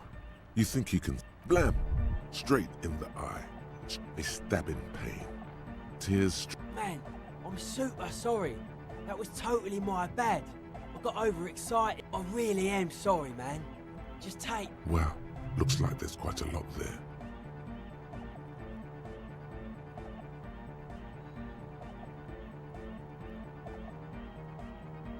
I hope that settles it. Or wait. The key? He is shifting in his spot, uncomfortably, still feeling sorry for the mishap. We were talking about the padlock, I think. Not long, like a week maybe? I'm super sure they're alive. I mean, come on. I'm at least 90%, maybe 85%. Somewhere in the ruinous past that led you here, there was something called exams. You may have learned the term in... Yes, I do. I listen to Channel 8 all the time. I know about crime stuff, and I assure you, officer, this is not what's happening here. I'm at least 80% sure they're alive. I mean, come on. Most people aren't ever that alive. I don't know. What does it... Oh, yeah. You're right. It is nonsense. Total garbage.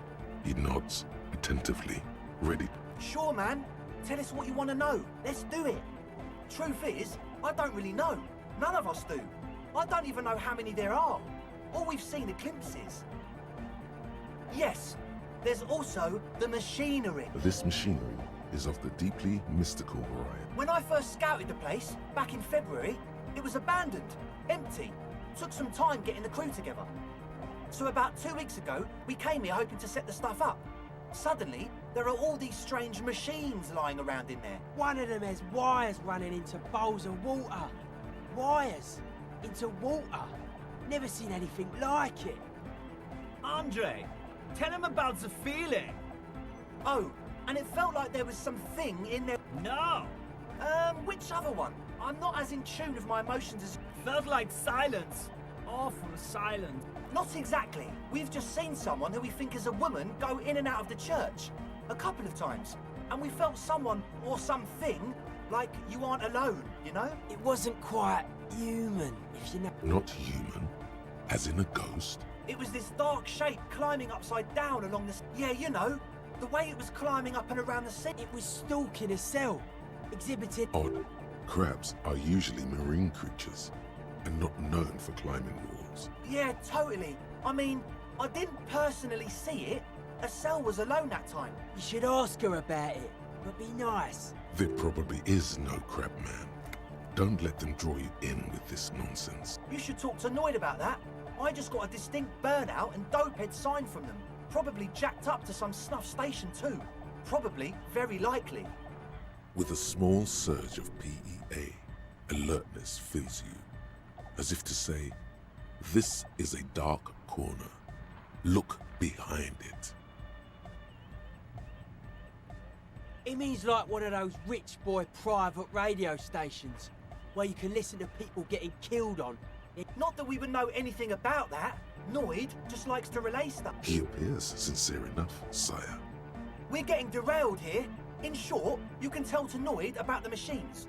He'll tell... Well, honestly, I can't. But I am. This is a below-feeble attempt at avoidance. Basically, he is attempting to weaponize idiocy.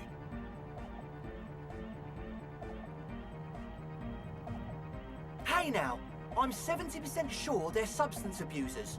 Don't let all that technology fool you. Where do you think the drugs come from? Sure. What? Oh yeah, that's a meteor name for the founding party. Thought it'd be called... If you don't know what the founding party is, there might be a way to mask it with minor demagoguery.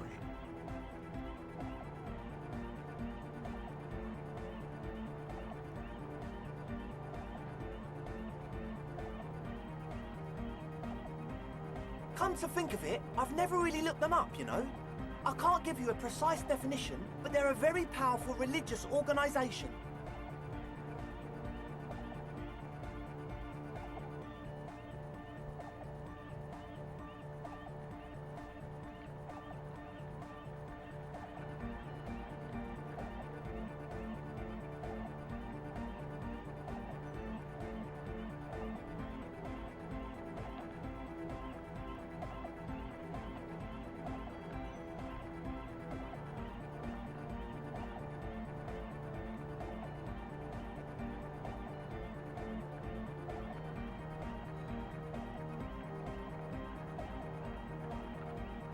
And they have roots in ancient mass society. And they're the custodians of the Pericanassian church. Plus, they anoint the innocents. They, like, made the innocentic system, no?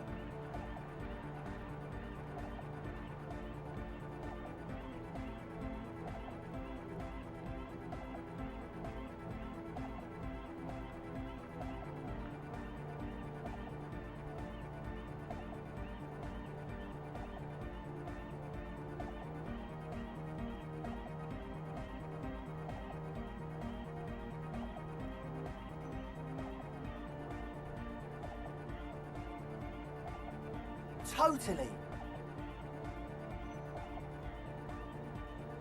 The Pericanassian church is about love.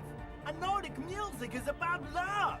I got love for my Pericanassian posse. Love is hardcore. Unity. Unity. Make some noise for my Insulindian posse. You feel it. The anodes and the cathodes coursing through you. Your big toe starts tapping along to the base. As if test feels good. Oh yeah! He's coming around. You're getting it. Yeah! Yakokata! Do it for the masses. Do it for the crew. I didn't want to say it, but it was pretty lame of you. The one with the large head is still... You feel like you could go for a little disco when, or if, they get this club going. Yes. What? Yeah, good to have, bitch to carry. When I first scouted the place, I did some reconnaissance. Oh, it's the one they sell at the fuel station. It's like he's lying to you, my liege. But he's slippery enough that there's nothing for you to grab. Yeah, good to have, bitch to carry. Yes. What? He nods enthusiastically, no doubt a little relieved.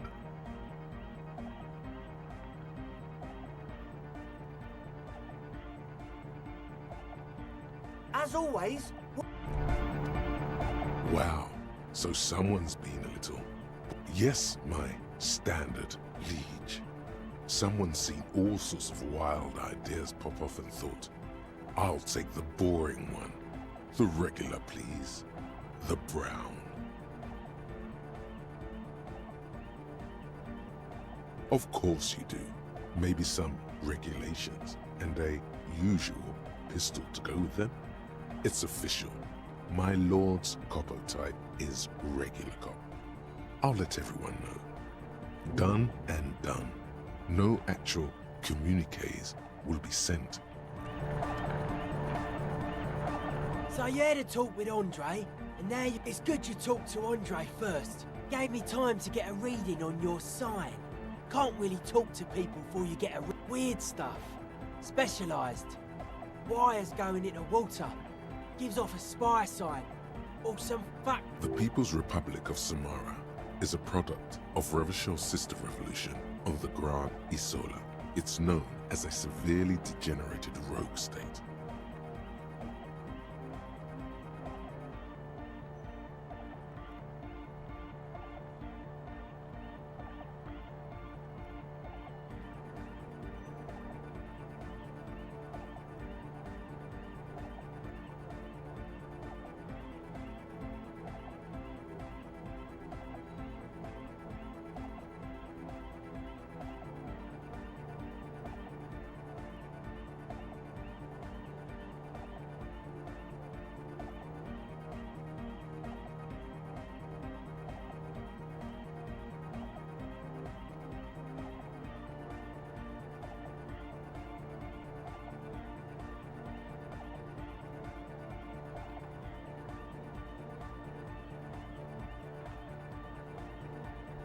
Nothing's wrong with it.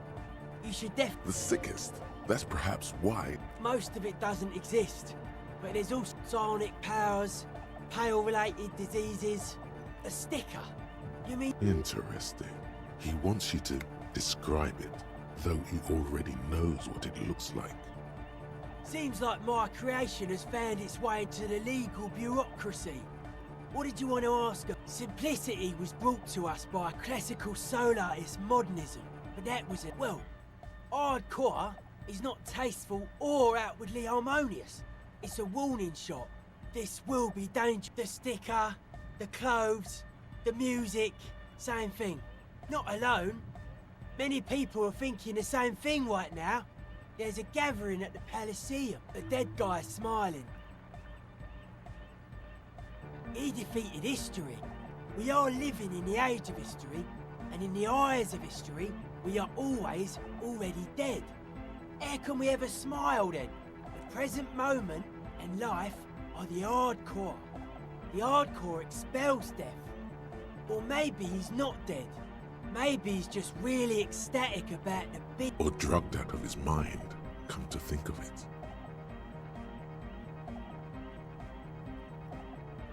It should be sold, but not by us. I guess one could write an entire treatise on the thing. But what for? Yeah, gotta compare. See if we can align. I suck at socialising, man. Even now, nah. Still, you heard me. The hardcore aesthetic is esoteric. It's not easy to reach a harmonic resonance of signs without some adjustment. Yes, further sign matching would do good for us. One way to achieve this would be by getting us into the church.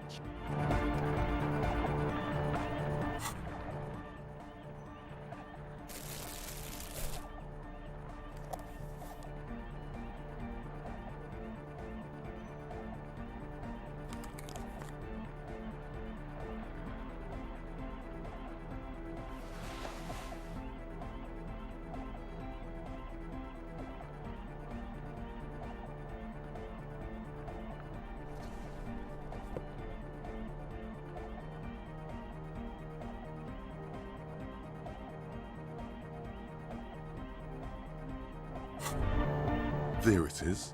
A brick. You picked the best one. This soldier is fat and succulent. Get a load of this rock and roll cop here, people. Johnny Thundercop fishes a cheap lighter out of his pants. Repercussions? There's a high risk. It will help you concentrate a bit. That much is true. Thick, warm smoke gets sucked down into your lungs. Immediately, you feel a warm nostalgia fill your head, body, and...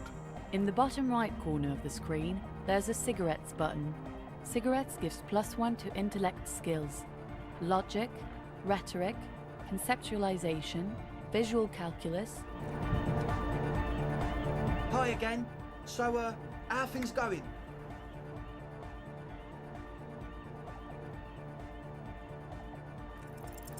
Well, first of all, you're a smart cop. And the gist of it is, they want to turn the church into a club. But plus, and it has to be considered, you can't invent the future of dance music in this smelly old tent. Imagine if you had the church. That settles it. Analysis complete. Their story checks out.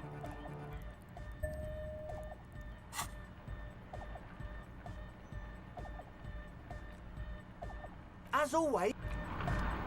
Huh? Hi again. So, how are things going? A number of things don't add up. How about gather around, kids? The young speed freak puts down a busted capacitor. The one with the large head seems very enthusiastic. Their would-be leader is less amused. What things? I have no idea how you arrived at that conclusion, but it's wrong. Look, we even have speakers. One speaker. They have one speaker.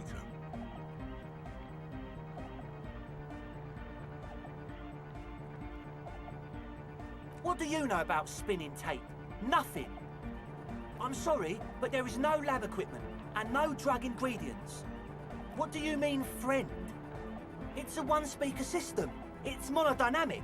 You wouldn't know the first thing about sound reproduction in anodic music. Other speaker. This may be the brain damage talking, but you've definitely never heard of monodynamic or... And of all cellular-based life, what's your point, Lawbringer? No shit. That's... Come on, that's...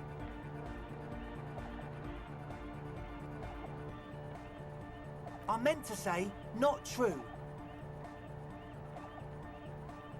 What do you mean, do? There's resignation in his voice. He's almost ready to drop the act. It wouldn't take a lot of pushing.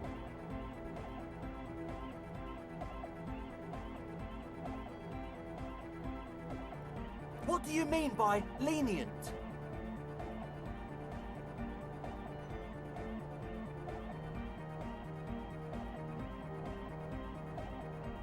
He thinks for a moment, then opens his mouth.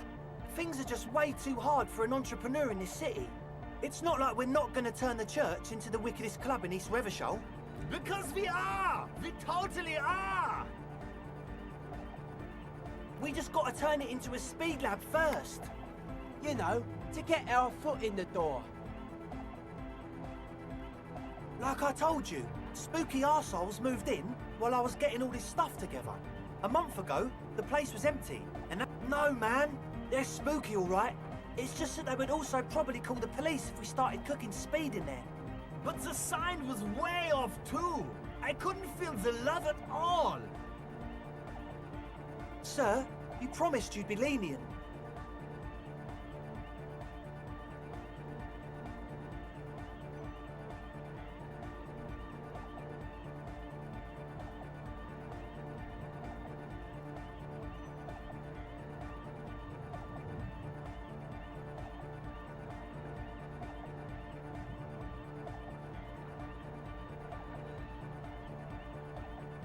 We can continue on an amiable path, right?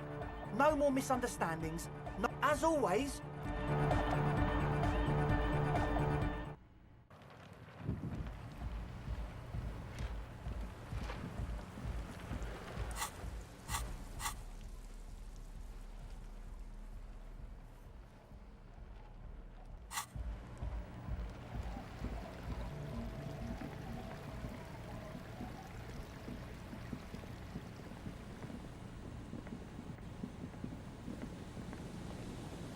Heavy wooden doors.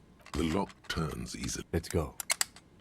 A great whoosh of air rushes into the dark innards of the church, as though rushing to fill a great vacuum in the heart of the city.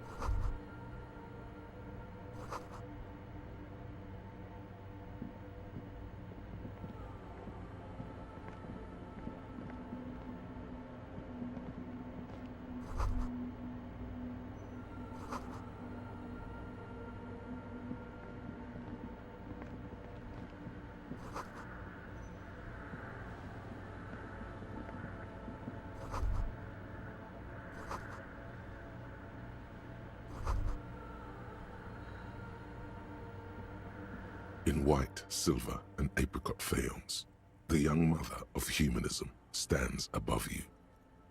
A crack runs across her body. She is impossibly tall, oval-faced and sad. This is her innocence, Dolores Day.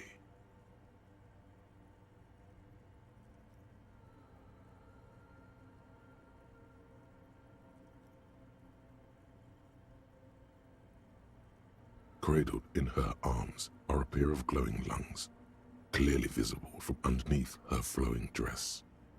You should kneel. Your knees touch the floor. The floorboards are hard and cold. There you kneel among the snowdrifts, diffuse light falling on your hands from beyond the glass. The world is silent, but for the creaks and cracks of the massive wooden structure behind you. It covers you from the wind outside. In the darkness, you sense her eyes on you, inspecting you with their multicolored glass. The woman looks down at you kneeling. She towers among her followers, architects, laymen, courtiers. There is a sad smile on her lips and a glint in her green-blue eye.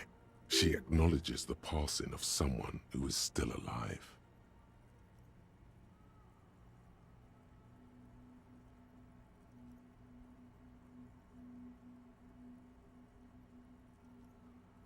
As that terrible word passes through your mind, the lieutenant draws an X-shaped cross from shoulder to shoulder.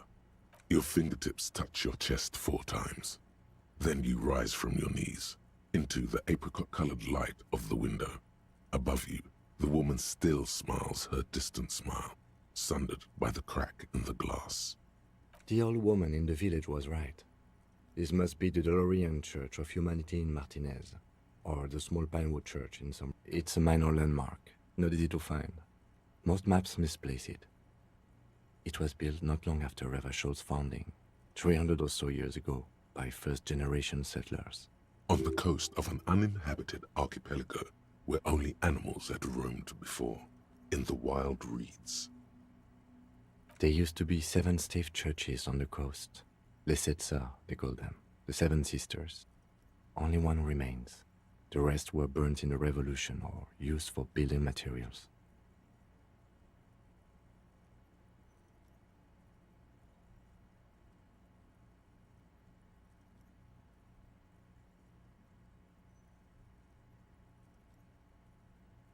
We should be respectful here, although the building appears to be deserted. I do not believe we'll find anything connected to the lynching here. Respectful? Is the lieutenant a follower of DeLoreanism? Yes, we all are. Her name, body, and rule are synonymous with humanism. The laws we enforce are DeLorean in origin.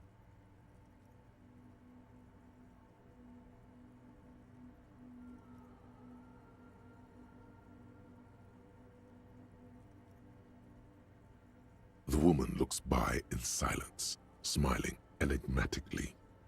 It's not spiritual, it's constitutional. The DeLorean system does not demand faith, only accordance.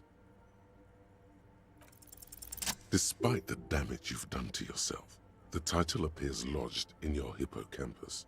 This is Her Innocence Dolores Day, the innocence of humanism, internationalism, and the welfare state. Perhaps the most famous human being ever to have lived.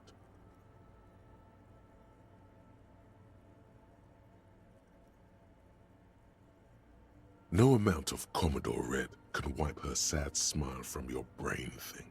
It has survived the deluge and haunts the highest category of historic individual, an embodiment of the world spirit.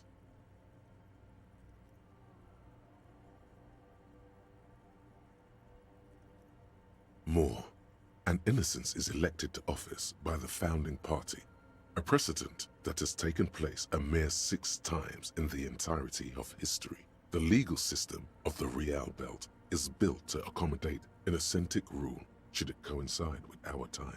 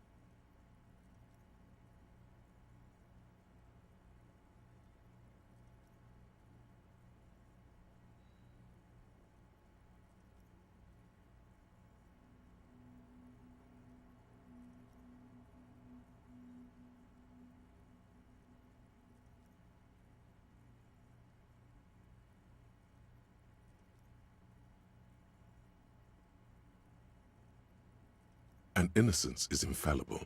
The decisions made by one are not decisions. They are inevitabilities. What would have happened anyway?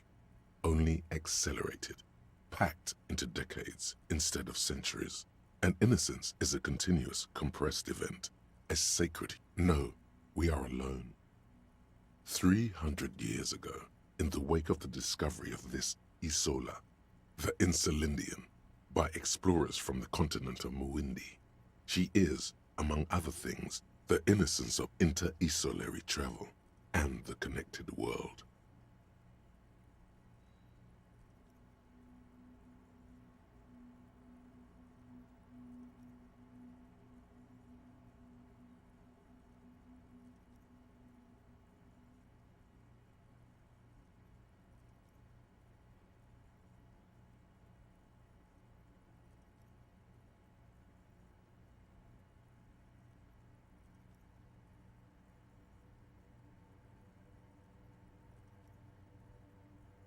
Many things. You know she was a woman of the court. the wife of an influential Marchese, and eventually the principal advisor to Irene la Navigateur, Queen of Suresnes, modern-day Sir La Clé, also that she was gorgeous beyond beauty. Draped in ancient sadness, are you sure you want to remember this bit of historic trivia? Standing under a long, slender form like this, dwarfed?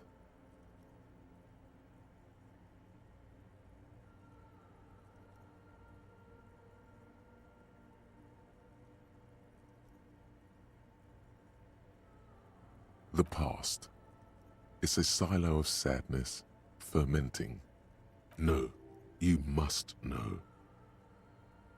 Terribly, women of the court were expected to play both contract bridge and chess sufficiently well to prove an interesting challenge to a man. A simple grasp in matters of philosophy, theology, and science was encouraged. She was, by all means, a kept woman. She made the most of her position in the antediluvian court, a court visited by the most prominent thinkers and artists of the day. In secret, she was becoming the era's preeminent philosopher of. She was an almost preternaturally magnetic and intelligent individual. To her contemporaries, she appeared out of. It was on her advice that Irene la Navigateur sponsored a number of voyages into the Pale. A costly, often tragic endeavor, ultimately vindicated by the discovery of the new world, the piece of reality you're standing on.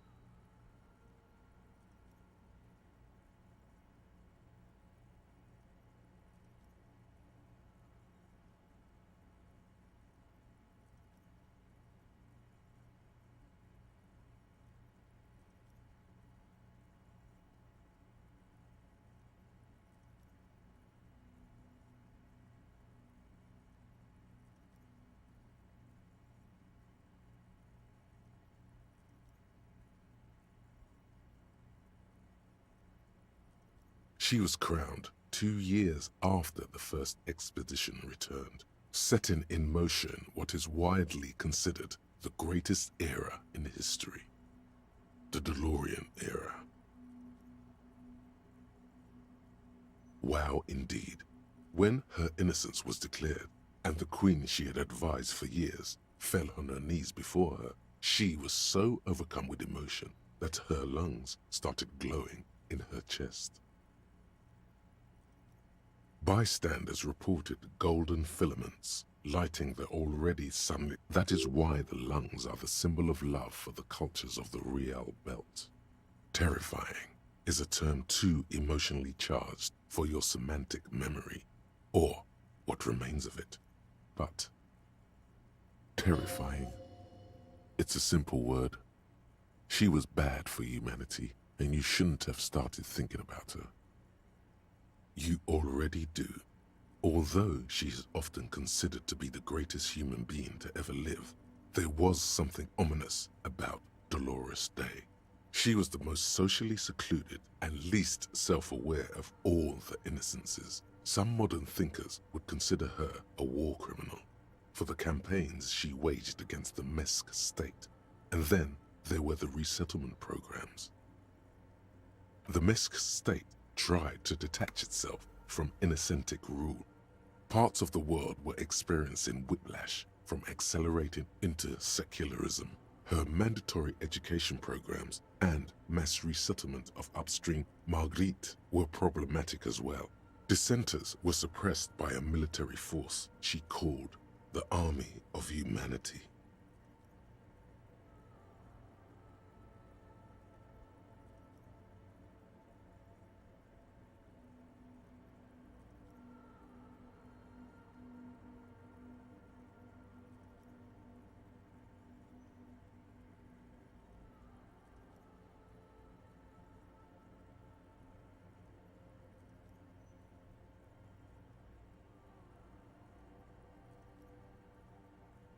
suggesting those who fight against it are not part of humanity.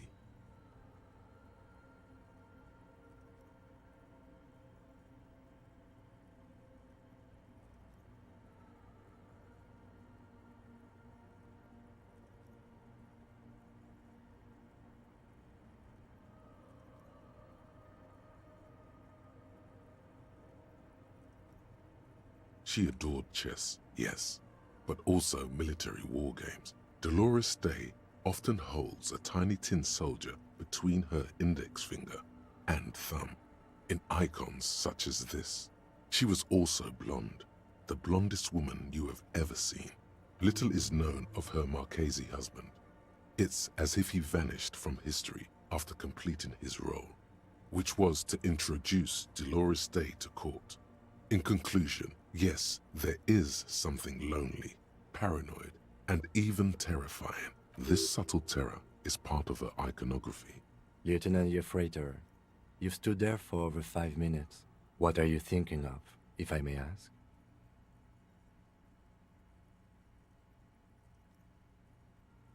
Okay. It's just that you've been looking at that window. This church, the coast in general, we shouldn't linger here. This isn't a good place to get lost in. A jigsaw of broken shards falls into place in front of you, a ghostly reconstruction of the stained glass window. Before it was shattered, there was an older woman beneath the younger one, and a text, a light motif below them both. Unknown. A motor carriage? A gunshot? Someone falling into it? Or maybe just hooligans looking for something to break. The escutcheon on her throne says, Irene the Navigator. She is depicted as an older woman wearing thick-rimmed eyeglasses, holding a golden rights apfel in one hand and a scepter in the other. This is the queen her innocence day advised. Above, she herself is whole.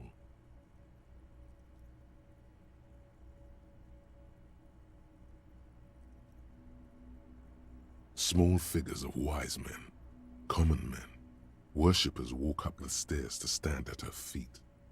Secret servicemen, farriers, stand in a row guarding her. It must have taken years to produce this work in all its dizzying detail.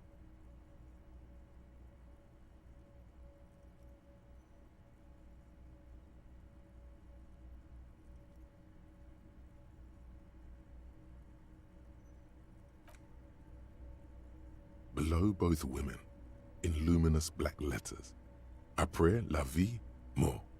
Après la mort, la vie de nouveau. And then along the left side, Après le monde, la gré. After life, death. After death, life again. After the world, the pale. After the pale, the world again. This is the great leitmotif of humanism, a summary of the effect of the discovery of this isola, the insulindian, on human thinking. A tremendous sea change akin to finding life after death.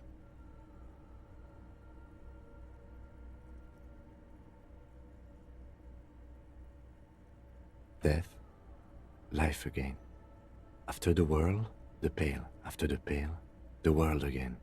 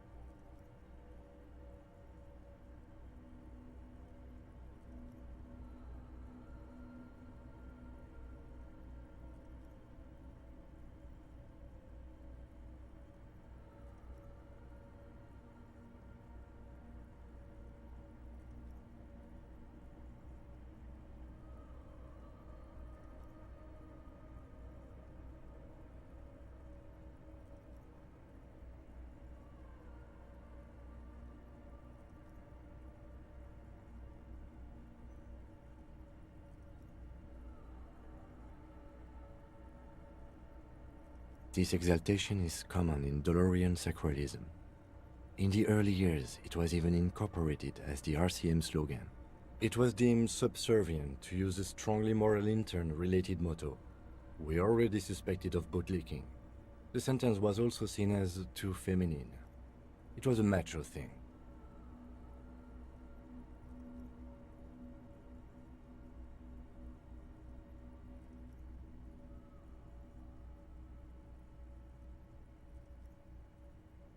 Justice, union, prudence, and force.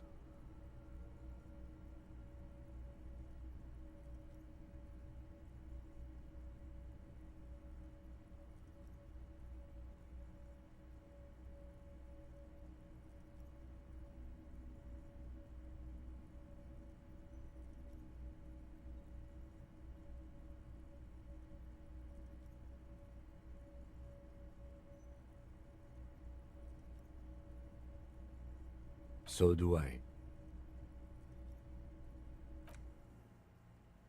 The mother of humanism towers above you, a wax painting on a cracked pane of glass.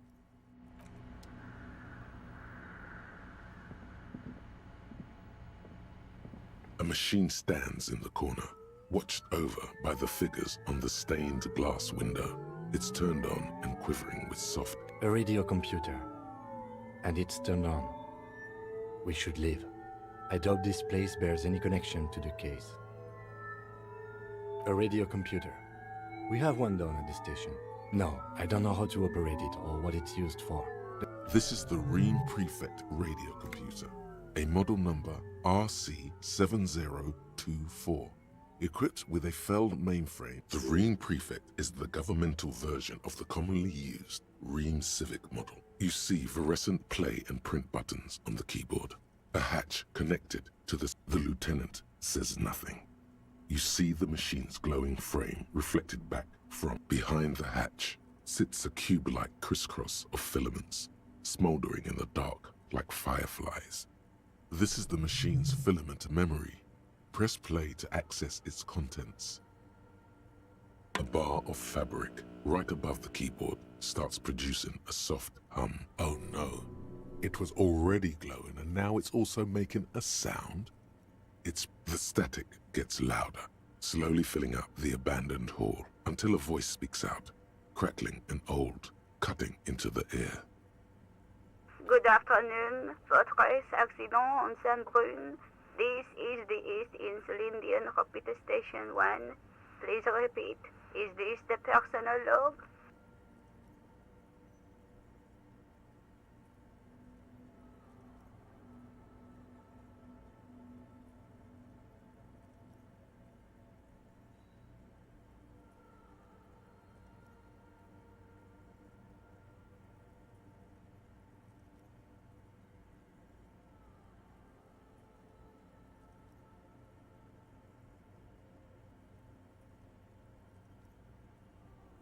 This is a human interface. A retired person sitting behind a switchboard somewhere. The filament you have inserted into the core. I don't know. That's what I'm asking. Is this the personal log? Good. Please repeat. Let's look around. There's no use trying to guess the answer.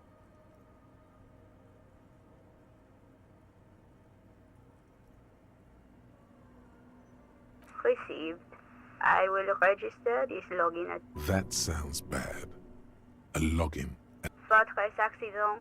Is there anything else I can do for you today? The company on whose name the terminal you're currently using has been... One moment. Fortress Accident SCF produces revolutionary interactive call-in radio games. That's what the catalog says.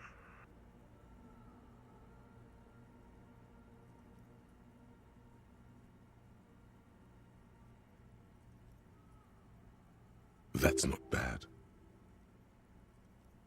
Any other questions?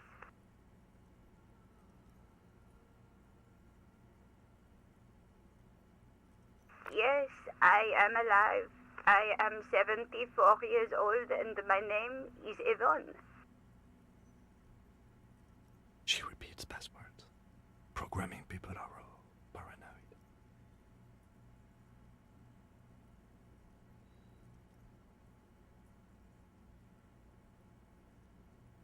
I work as a repeater at the East Insulindian repeater station. It's my job to know where you are, votre accident.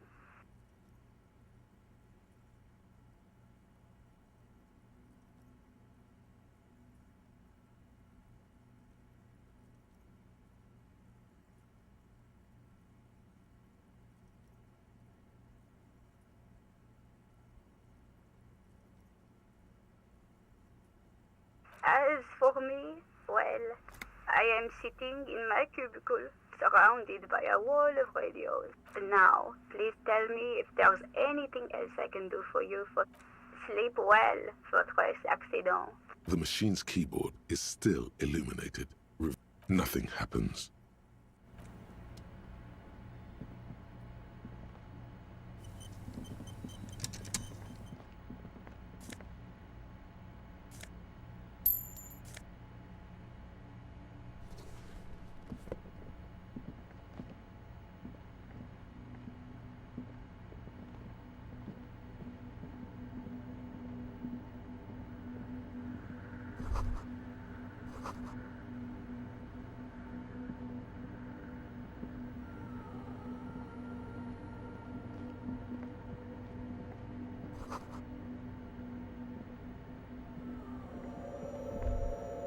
The silence in this part of the church, it's almost palpable.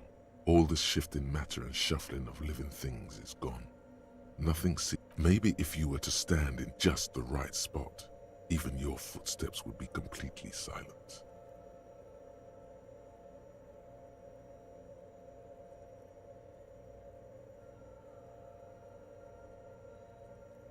And then it's gone. Almost all of it. But for the faintest of hums, it seems the sound here is detached from its sounds like the pale. From recordings of the far pale, you've heard them. We all have. You can hardly hear your own breathing. Your voice is barely audible, not a howl, but the softest of whimpers. It's unnerving. You produce a few muffled thumps, after which the silence feels even more. The lieutenant points to his ears and shakes his head. Then he leans close. Can you hear anything?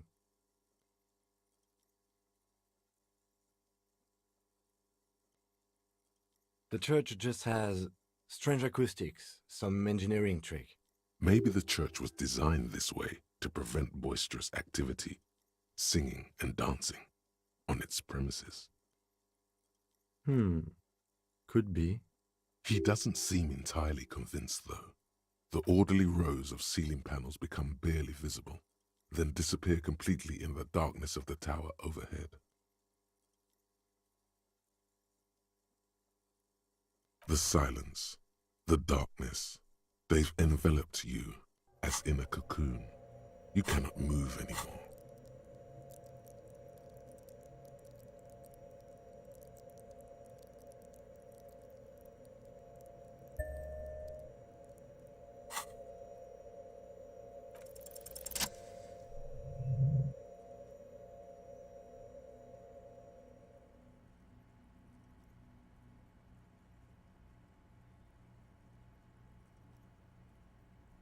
It's like there's something moving up there.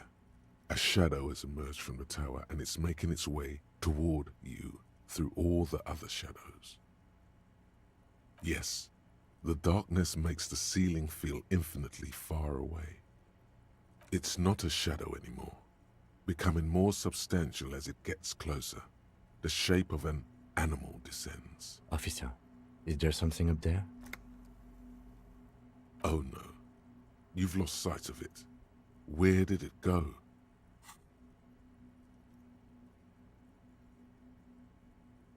You see something hanging from the rafters, looking straight at you. With maybe it's possible to talk to it.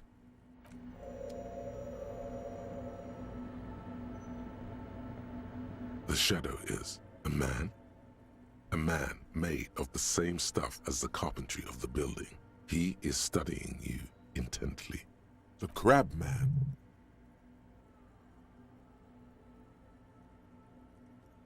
The man leaned forward a little, fixing you with a steady, unreadable gaze, then speaks. Habitual alcohol use has made you into a scared little pussy, Holmes. But don't worry, everything's gonna be alright. You come to the right place. That accent is Villalobos, a peninsula in Mesk and a district in Jamrock. There's a sizable contingent of Villalobos-speaking Mesks in Rivershore.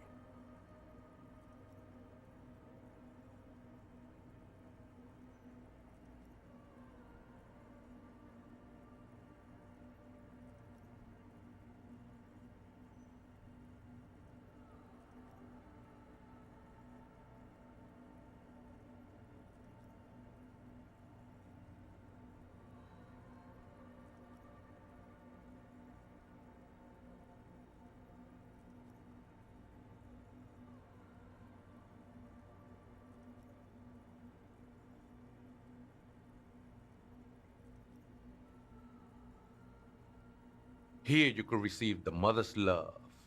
And when you're ready, she will take your hand and lift you out of the despair at the bottom of that bottle.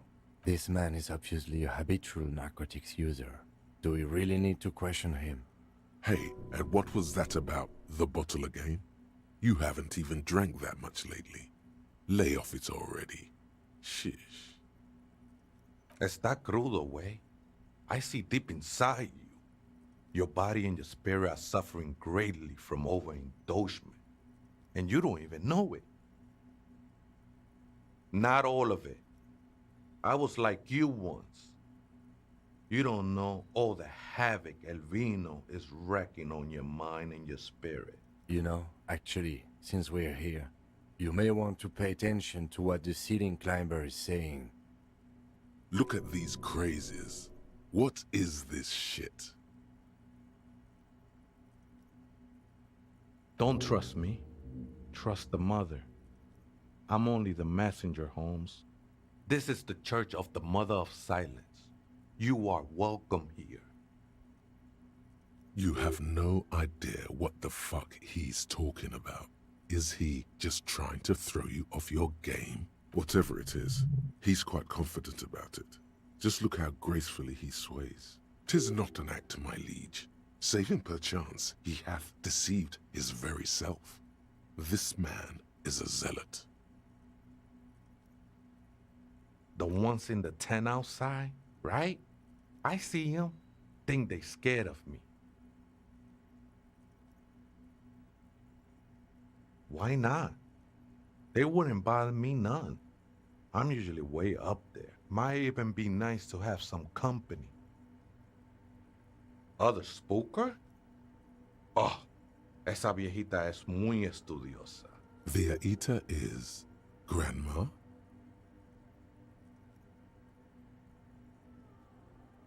No. I just call her viejita because of her clothes. She's actually quite young. Or maybe not that young. Age is just one of the many masks we wear.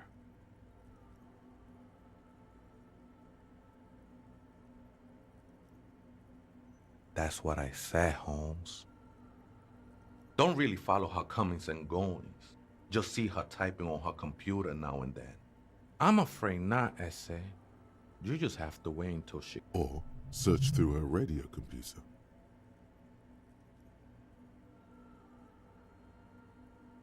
Too many times, Essay. Surveys are a good way to fish for personal information, especially in the name of public safety.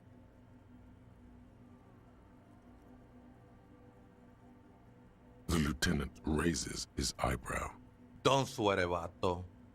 The password is afterlife death.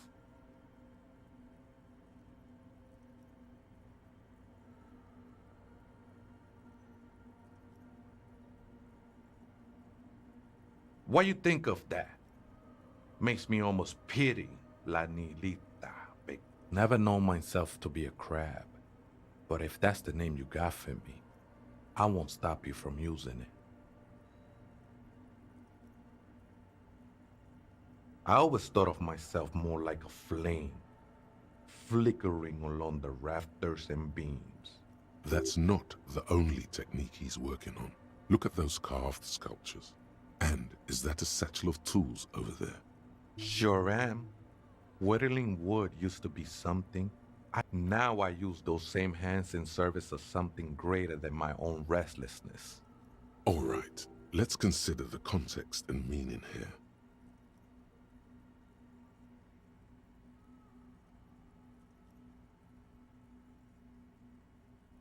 It's all just for the mother, man. No need to overthink it. I was in a gangway, but my memories of that time are fading. Most of them are already gone. No, man. You gotta let that shit go. Then the mother's light touch will fill you with rapture. Do you remember your name, sir? Tiago's my name. But those syllables don't mean much to me these days. A name isn't just your identity. Your place amongst your fellows. Your place in the world. I ain't got no use for such a place anymore. That's just the thing, Holmes. None of that matters. This is a special place. There's a perforation in the world up there. A way out into nothingness. I circled it, nurtured by the silence bestowed by the mother. One of these days, I'll be pure enough to go drink from it directly. I think they were. A long time ago. I had to shed them like skins. These shoes look pretty dapper, actually. No. There's a new god in town. And she can't be painted or sculpted. Because she has no limb, or if she is a cavity in the dark beyond sense. She saved me. But I couldn't describe her to you. No one can, Holmes. And no one ever will. I will be incinerated, but not destroyed. Finally, I won with the state of the world before reality began. That sounds a bit like substitution behavior, no? You know a thing or two about that. It's not like that at all, man. Too gleeful, those words. He is lying. Not to you, to his very own self. I heard that before, Way. And I know I can't convince you on the spot. But think, when's the last time you woke up from silent communion with a hangover, regretting what you did last night? She took you for a good spin, huh? Don't worry, bro. That love is but a drop compared to the ocean of the mother's love. The mother will eat all of you and never spit you out.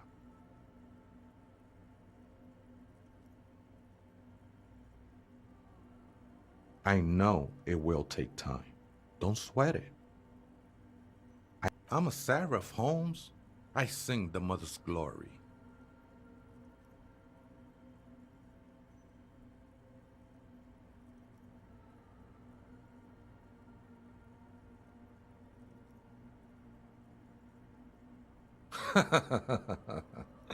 I don't mean literal singing, Holmes. This is the mother of silence we're talking about. It's the singing of a burning heart.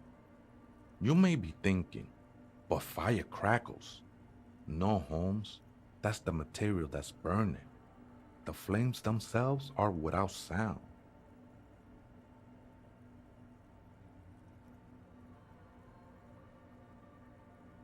Hard to say.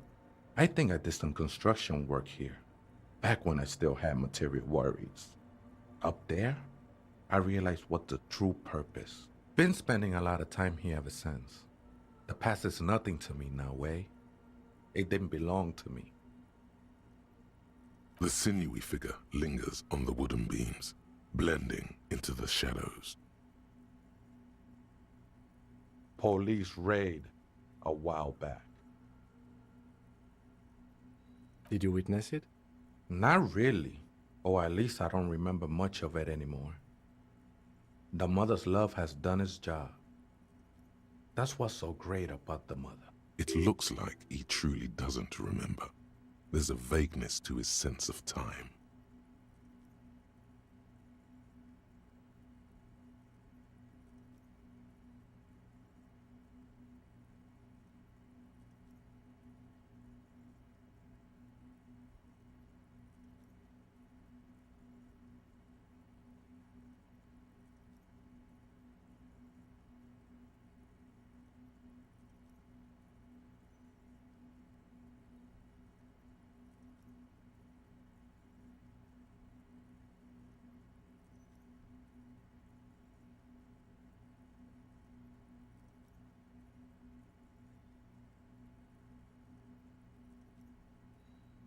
I think we're done here, Essay.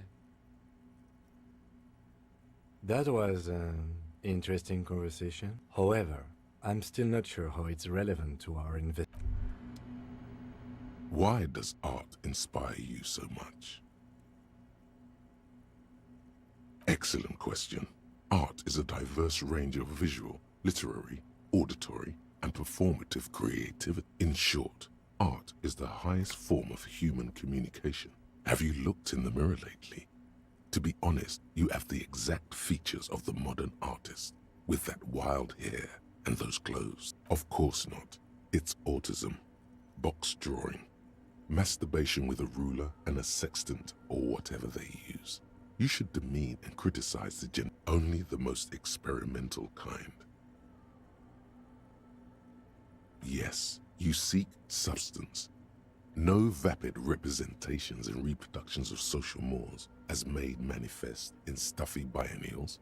We're talking real, living art here. Become the art cop. Half art critic, half cop. Exactly. It's not only your duty to only catch the criminals off the street. Go ahead and provide savage criticism.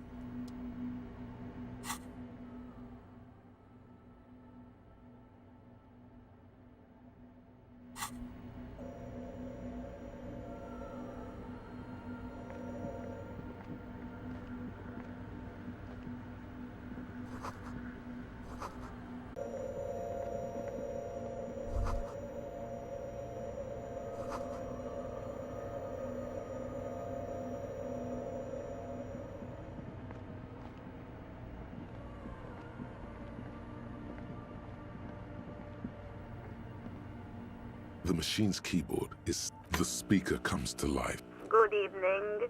Good. Please repeat the password. Good. I have unlocked the filament. Fortress accident. Is there anything? Sleep well. The machine's keyboard is... The printer prints out a long text document with dated paragraphs. It looks a bit like someone's journal. The first entry, made on the 4th of February, 51, by an unknown author, is short and concise.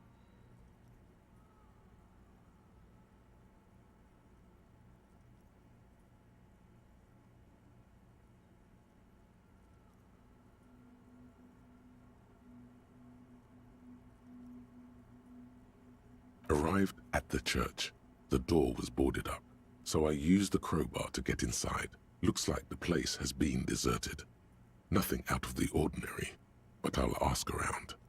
Need to figure out how to get the electricity in.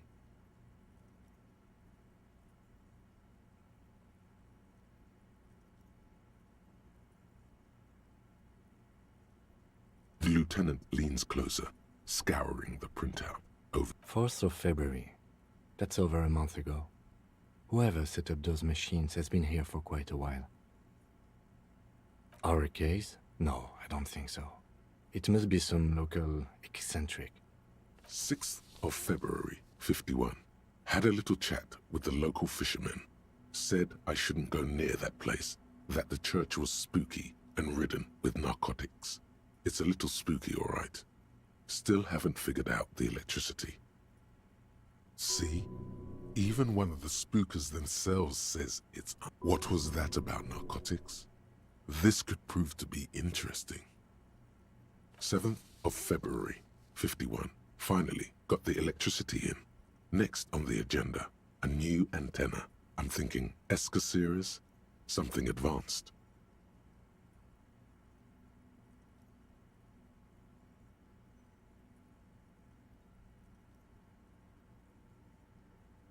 Why would anyone need any of this equipment here? 8th of February, 51. Bought the antenna, had some problems setting it up. Called Simo for help. Heard the others are back to making art. Drinking somewhere out of town. Sulislav started a rock band again. Lexi has been seen asking money from strangers.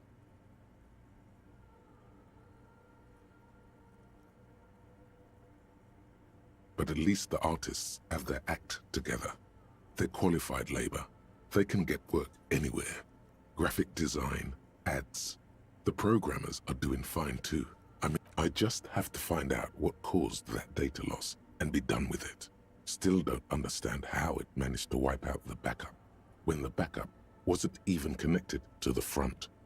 I know. Seems like something to do with radio computers. Unfortunately, something about the backup data getting destroyed, and how everyone thought it was the author's fault. Let's just keep reading.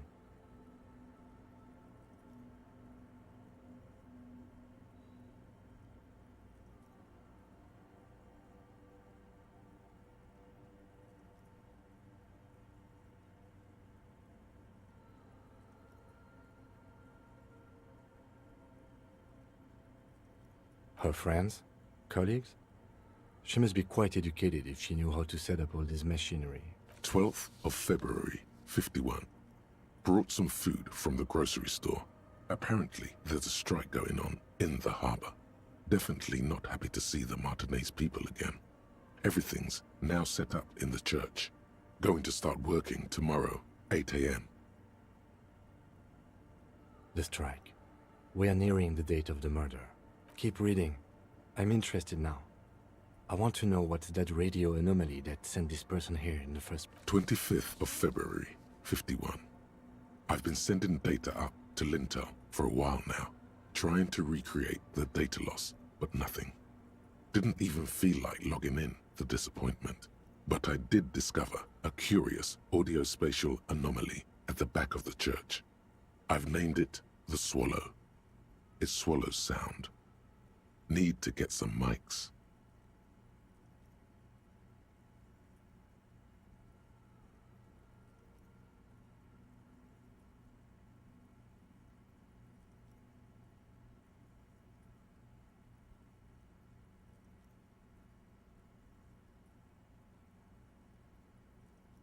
Is she talking about?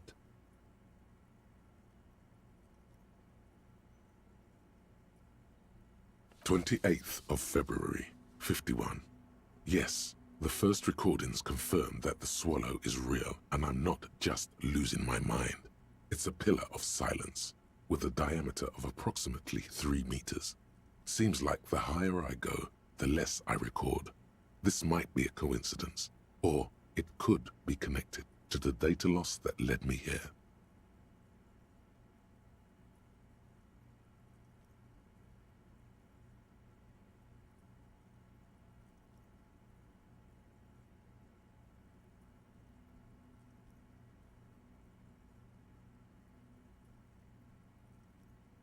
The pillar of silence. She is talking about the silence. Is she suggesting it's more than just an architectural quirk?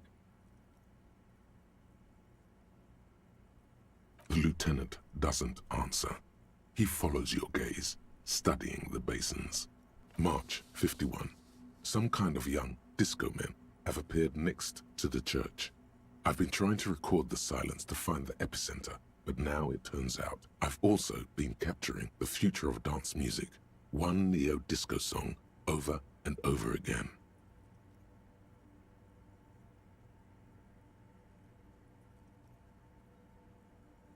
Fortunately, the song is so monotonous, I was able to devise an algorithm to factor it out.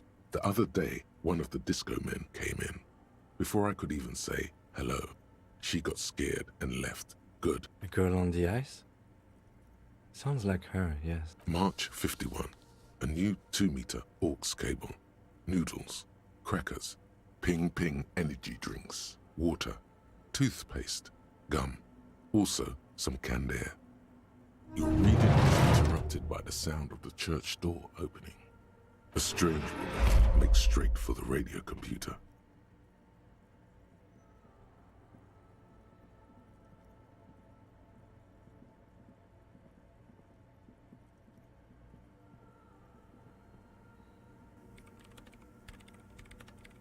Breaking into my radio computer, I see. Yes, you are breaking in, but not into her radio computer. You're a master circuit bender. I do apologize for the intrusion, madame. We are with the RCM, you see.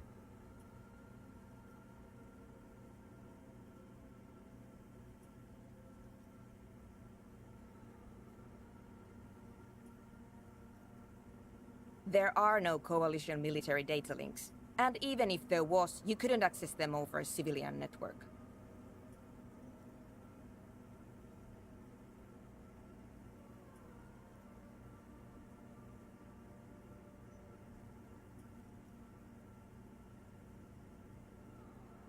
No one asked you to do anything interesting with my radio computer. Now please give me some room. I need 2 seconds to see that you haven't destroyed anything. We should talk to her after she has rebooted the machine.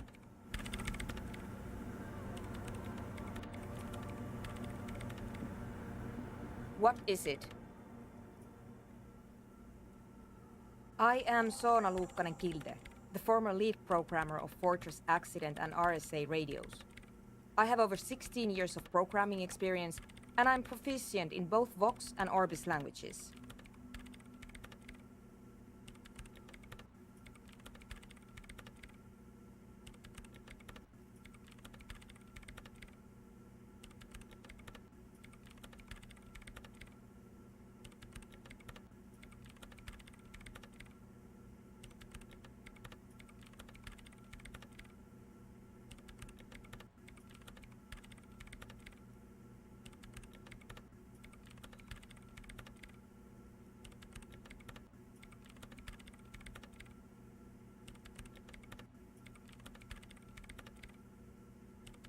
If you're not here to hire me, I don't really know how I can help you. Did she say over 16 years of experience? She must have started programming when she was still a teenager. I brought them here. These are my machines. Please don't touch anything. I use the AR-1 as my RAIM prefix processing unit. Mm-hmm. Yes? You really don't know anything about radio computers, do you?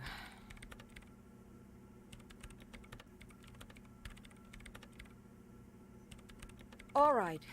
Well, all radio computers perform operations up on air. So in order to gain more processing power, you need to invest in a good antenna. On the front, the unified front of radio waves, licensed and controlled by Lintel in the East Insulindic region. It's all around us. That's what on air means. Like love. I guess it is. So far I've been quite satisfied with it. Martinez is an unstable region with bad coverage, and the operation has been surprisingly stable. But it's not the cheapest one on the market, so I wouldn't recommend it for your regular red tape operations. Fraser 1000 is a foolproof line for civilians.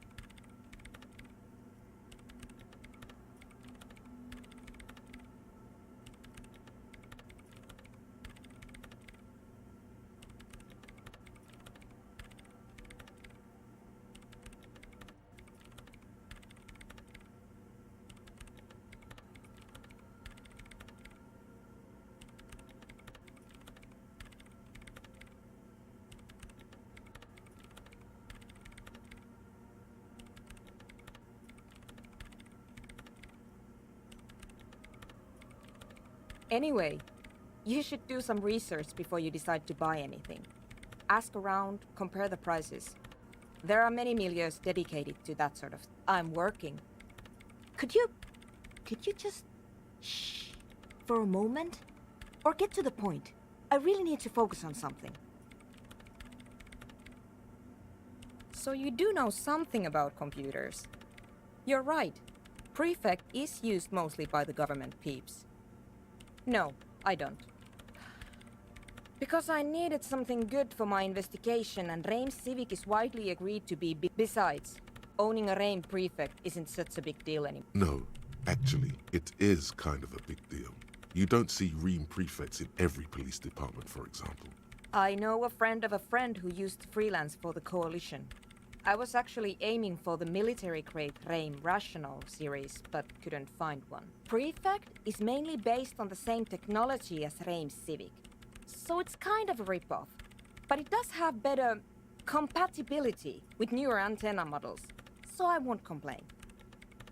They are connected to my Reim Prefect. Whatever you do, just please don't move them, okay? Short and terse. There you have it. Whatever she's using them for, they're hers. Great. You really like those questions, don't you?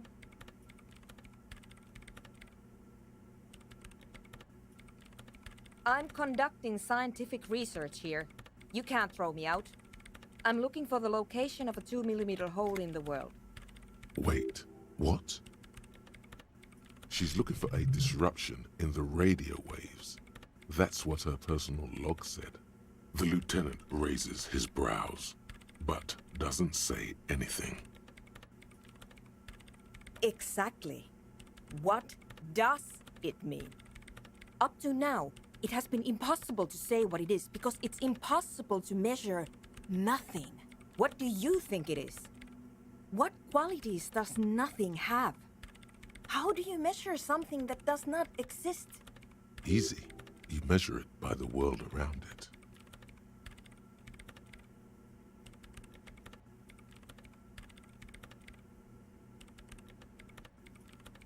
Exactly. Very true. That's what I've been aiming for. That's why I have those basins. I've tried using hydro transducers to record the silence, to find out where it begins. Hydro transducers. So that's what those water basins are. But honestly, it's not progressing very well. Somewhere underneath those roof beams, I assume. Strange things may flourish in the dark. There's this place at the back of the church. A place where all audible vibrations... The Pillar of Silence? Are you sure it's not just an architectural quirk? Maybe, but it's oddly close to the physical coordinates of the data loss that led me to this place. I know. No, I don't.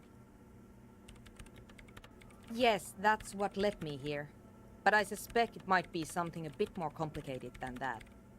Because it's just trial and error, trying to locate the swallow, the exact point in space. And I don't have a... You know what? It would be really helpful if you could just... Great. Thanks. No. Yes. And... No. You're right. I'm not. I feel that's illegal. Yes. It is, yes. It's against the law. We're cops. The law is important to us. What? I hate it. I bet she hasn't even heard it.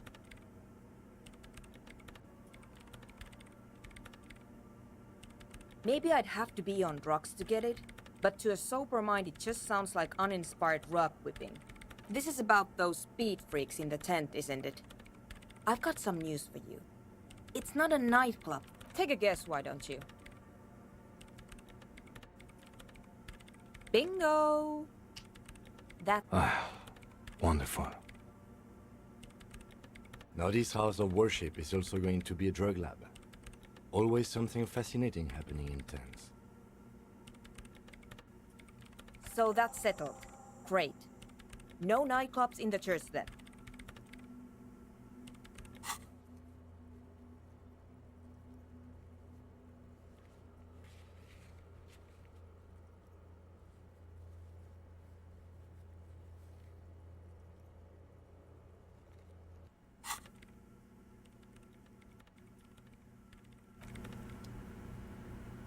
Yes, what is it? The swallow, you mean?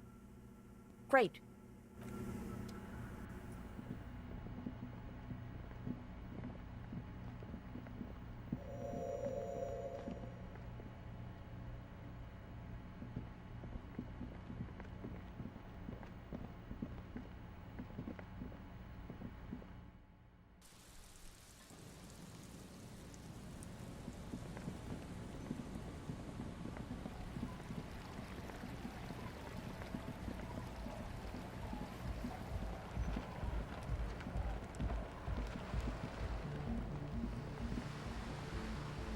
The shaggy-haired girl. So you talked to my associates, right? Are you gonna help us? Shoot.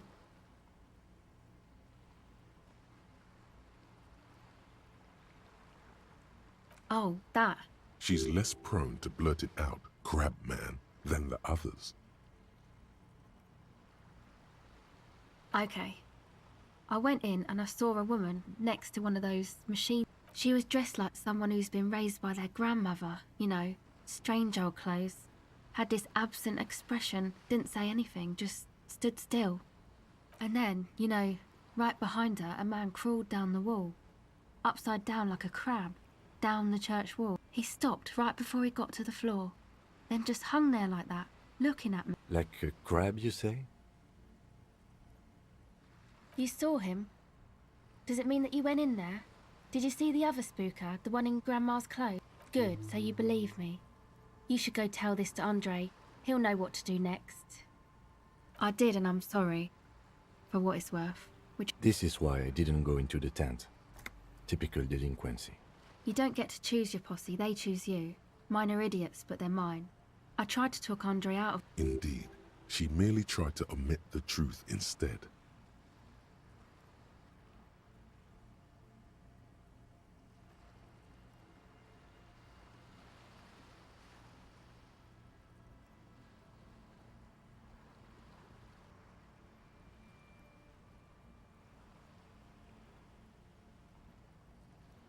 Okay, but I still regret it.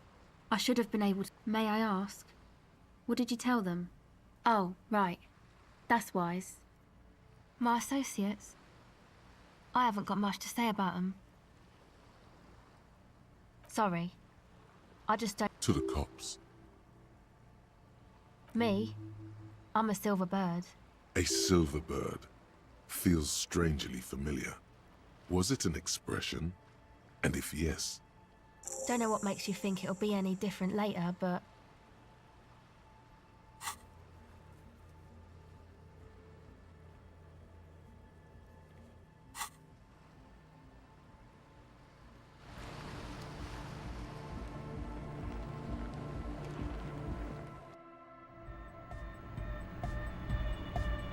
Hi again. So, And? What happened? Oh, man! Who is he? What did you think? Really? Huh. Interesting. What's he doing in the church? No matter. Is he gonna be a problem? Yeah, Noid is right. Let's get back to the point. What are we gonna do about him?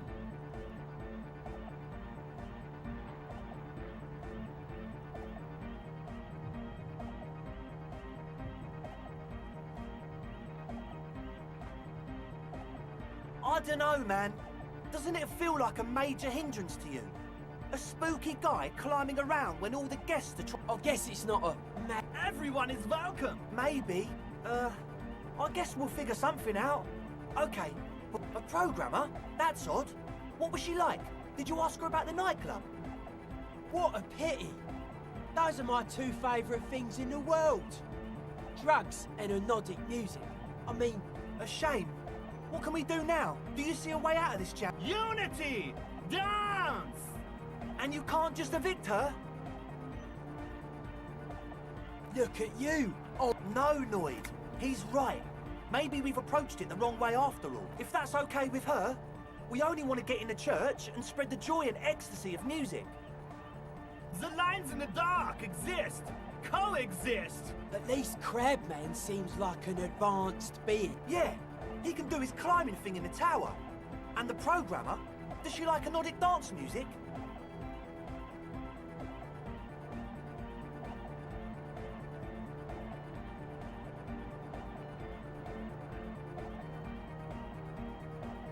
Egghead cannot believe what you just said. No worries. We'll figure it out. If coexisting fails, you can always muscle her out, right? If it's all okay with you. Oh man! But the drug lab was like an integral part of For me, it was my... I mean, Nordic music is... Excitement bubbles up in you. Maybe you should blast some of these drugs right here in this tent. But that's exactly what drugs are for. Exactly. Time to expand your mind.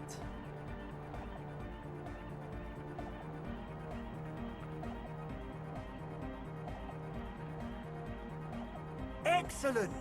Good luck, my friend. Yes? What? But do let us know if something Goodbye, officer. Huh? I see you here again. Offside. A young man with, as though you're supposed to... Hardcore! Hardcore! Hardcore to the mega! Internally coherent. Good morning, yeah! 1, 2, 3! Yakokata, the place to be! Yakokata is a hardcore place. An intricate system of irrigation networks pockmarking the earth. Could there have been a right way out of this garden of forking?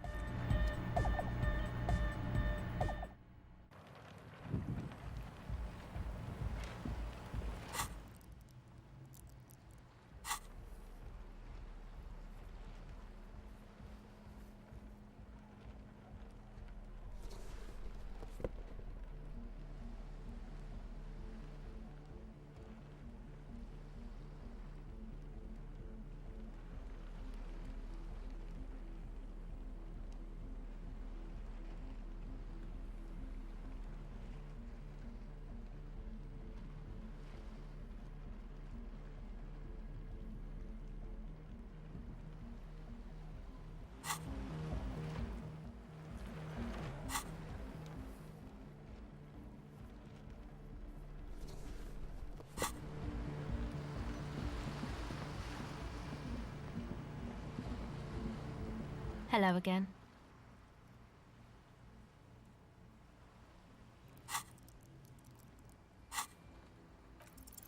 The device is cold to the touch. An angular Omicron logo adorns the yellow plastic cover. Underneath you see a reel of tape rolling. You put the device.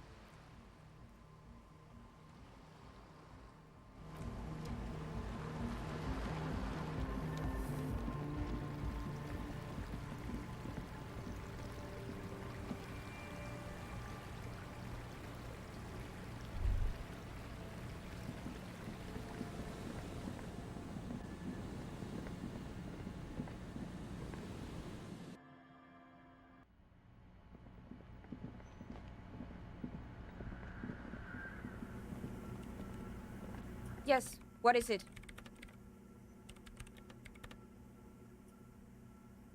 I don't want to make anything work.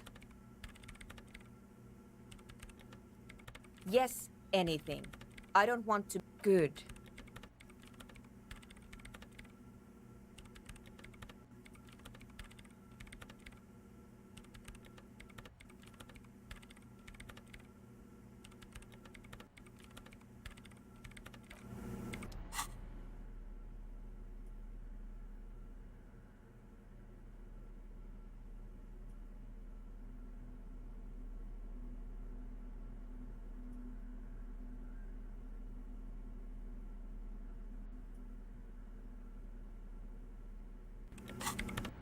Yes, what is it? Easy. When her research is done, she can move out. What? No, I don't really need any help with the project. She thinks about it. A glassy look in her eyes. A gust of wind brings... All right. Bring me the game's offsite copy from my old workspace, if you really want to help. It's stored on a filament memory, and I'm unable to go and fetch it myself. It's a backup of my former employer's project, the radio game we were working on. It's stored on a filament memory, just like the one inside this radio computer.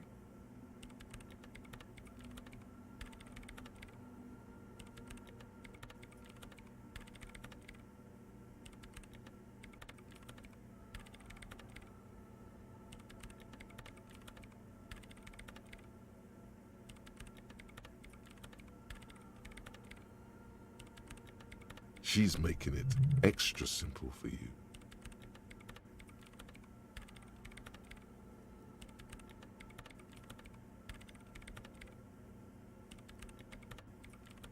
The backup itself is destroyed now, but I'm hoping to use what's left of it to pinpoint the exact location of the app. Hold on. If it's called an off-site copy, then why is it still on-site?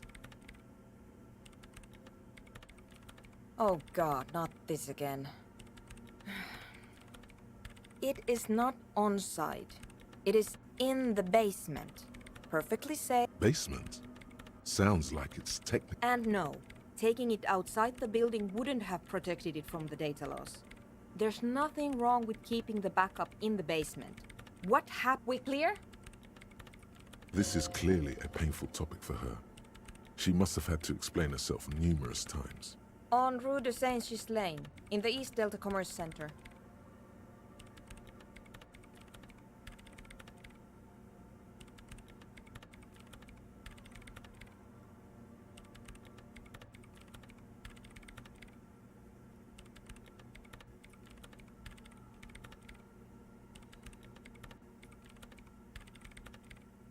You might be more familiar with the name Doomed Commercial Area. You can get in through the bookshop on the plaza. You just have to do some explaining to... That's her name, I believe? There's this giant ice bear fridge in the building's cellar. It's there. Don't worry, you can't miss the bear. It's hideous. The bookstore lady hates me. Says I'm part of the curse, whatever that means. Because she's from Martinez, and people from Martinez have never ever seen a radio computer. She thinks it emits elemental evil. No, she literally started praying. And here's my Kvalsund multi-tool.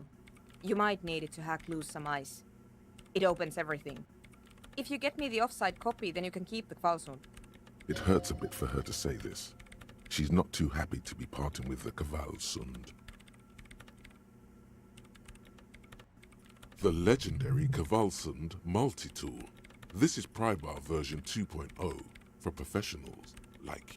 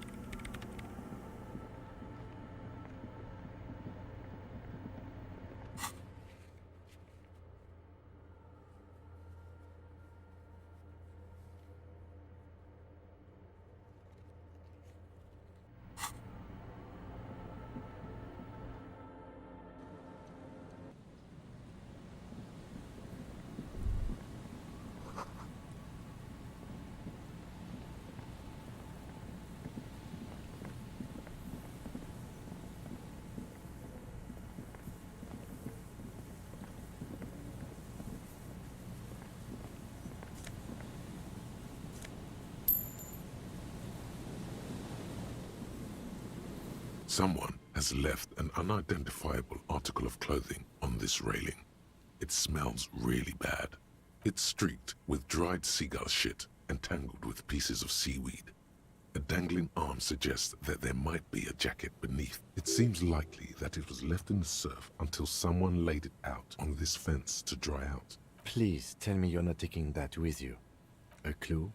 You think our suspect is a seagull who's been defecating on unsuspecting jacket?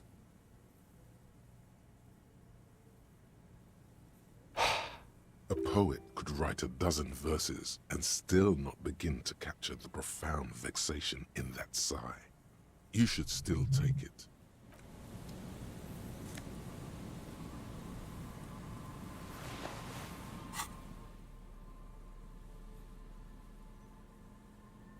As you hold it in your hands, it makes an uncomfortable crunching sound. It's a sordid, filthy tale, not for the weak. Are you sure you can stomach it? It occurs to you that you're not even holding the jacket itself, but rather Why? Why did you think about it? Look at your hands. They're covered in muck. Now you're just flicking that shit everywhere. This is a disaster.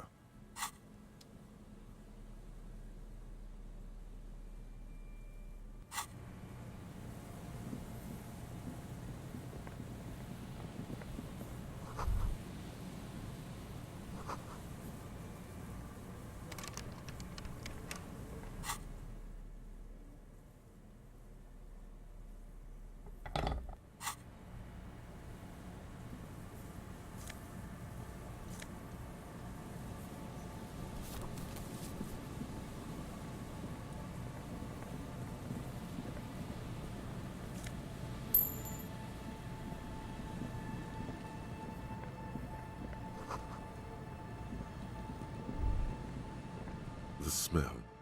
It's awful and familiar. Don't you recognize it? That hideous pungency, that faintly cloying sweetness. Something cold wakes in the pit of your stomach. It is death. It must be. The lieutenant has already brought... Eyes up, detective. Something's not right here.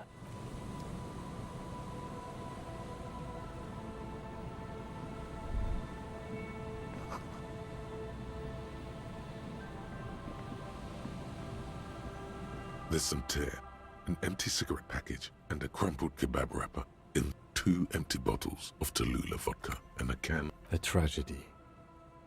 He shakes his head with genuine sadness. Whoever tossed it here was a heavy smoke. Red Astra is the black market version of Astra cigarettes. No, you see traces of mayonnaise and ketchup on it, as well as a tomato. It's no older than a day. A man lies on the boardwalk, his limbs bent and neck turned at an unnatural angle. Right next to him is half of his body has slipped between the cracked boardwalk, starting with the right leg. Hold on. Lividity is faintly pronounced. Whoever this is has been dead for 2 days. No longer. We need to investigate. Calm now. Carefully. Just another day. Just another dead body. He's wearing mud-caked boots, beige trousers, and an old brown leather jacket with a bright blue lining. There are traces of kebab sauce on his... You find some sunflower seeds and a rain-soaked library card folded into 2. His jacket feels sodden. Good. We should take a look at that library card after this is done. The man has fallen through a crack in the boardwalk and hit his head against the metal bench. Coagulated blood covers his black hair. One of his feet is still dangling through the hole. You have to be quite inebriated to fall that bad. Well over a liter of pure ethanol. 3 bottles of wine, or 1.5, or maybe it was just dark. His expression is dull, like the sea behind him. Drops of water shining on his mustache. Height, 170 to 175 centimeters. Curly hair, stout build, age approximately 50 to 60 years.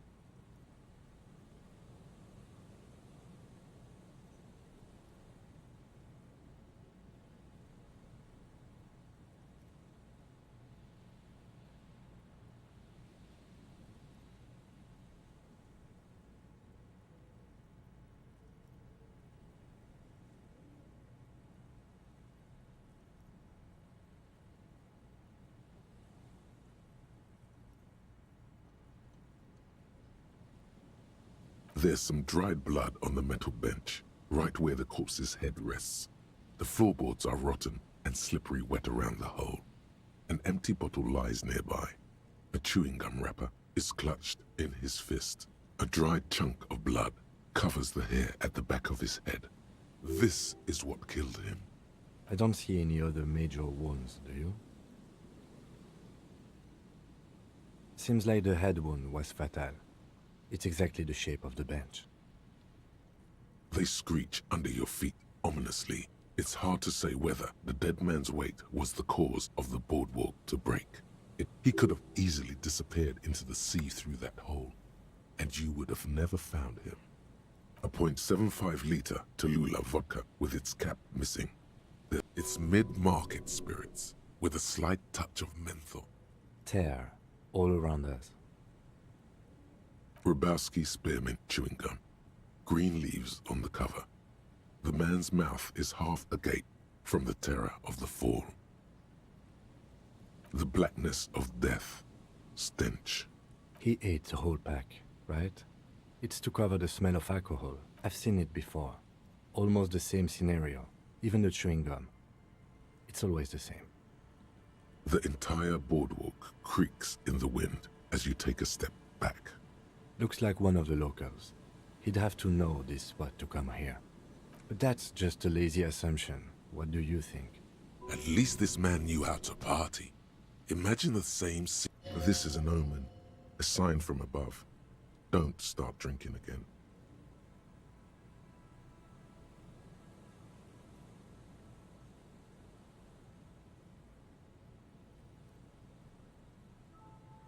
We do know that he was married. But you're right. Let's not run ahead. For now, all we know is that he's an unidentified middle-aged man found dead by misadventure. He slipped and fell through the boardwalk. A truly unfortunate accident.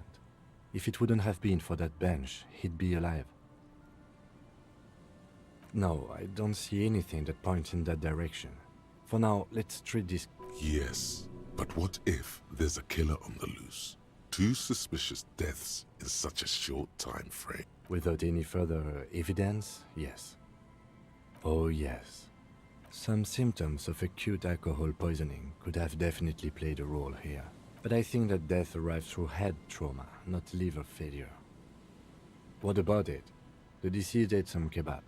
It's probably from a nearby place, maybe... Sometimes a kebab is just a kebab. They'll seal this place off after the news reaches the coalition officials. I doubt that they have enough resources to actually repair the boardwalk. Not that sealing it off would keep anyone away. All it does is keep the city council's hands clean. It does seem to be a pretty straightforward misadventure, although there's still a question of identifying the body. From where I stand, I can see 2 options. We either take the case and follow the leads to identify the body on our own, or we report back to the station and leave this for our colleagues to handle. A field autopsy isn't necessary if the cause of death doesn't appear to be criminal. I'd say we should just write down head trauma in the autopsy report and leave it at that. It would save us at least 2 hours of unnecessary work.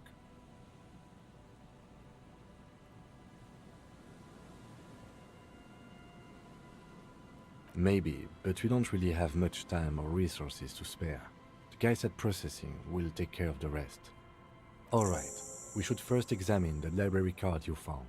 Then we can call the station from Mike and Emma. Let them know we are taking the case.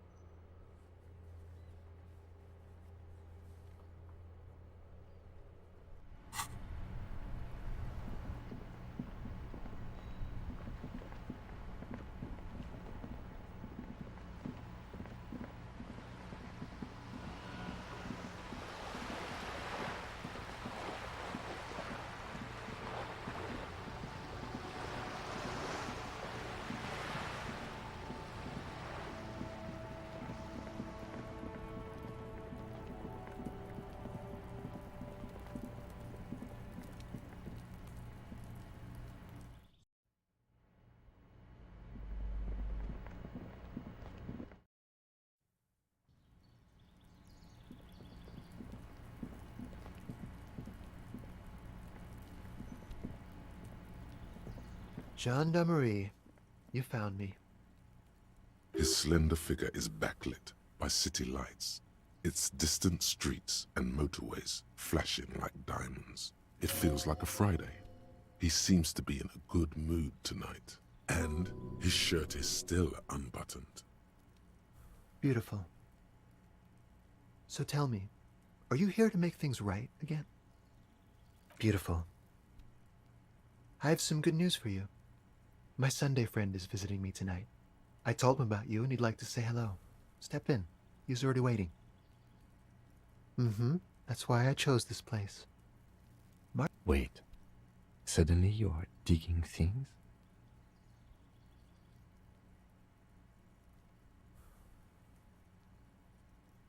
Yeah, it does feel like the end of the week. Such gentle weather. That's nice, but I don't have anything to tell you. He takes another drag of his unfiltered cigarette and looks around. Besides, He's going to leave you alone again. That's sad. To the city. It's a beautiful night. Something flutters in the corner of the lieutenant's mouth as you're saying those words. We'll talk. Just not tonight. Take care, all right?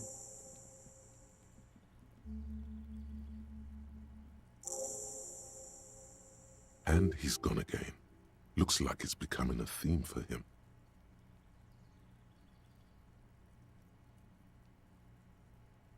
Different, of course.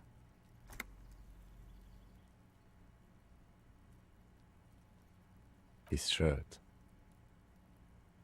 His shirt. He's trying to dive deep into the mysteries of his shirt. His shirt? No, I don't know why his shirt is always unbuttoned. Come on, detective, let's go. We've got a potential witness to interview. His Sunday friend, remember?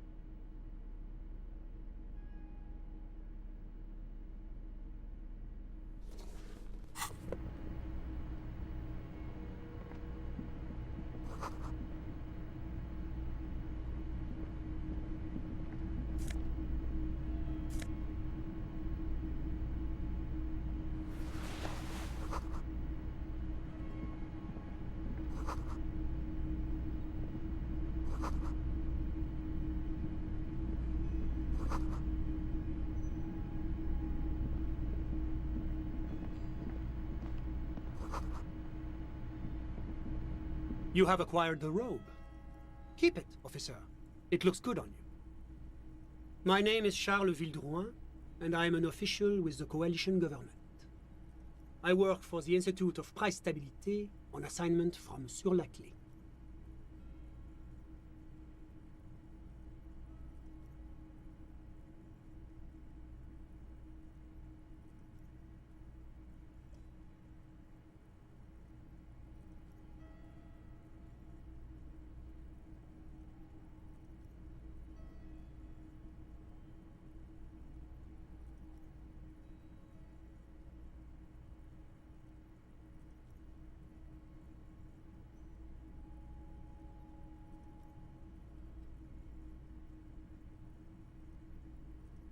I heard you talking to my friend.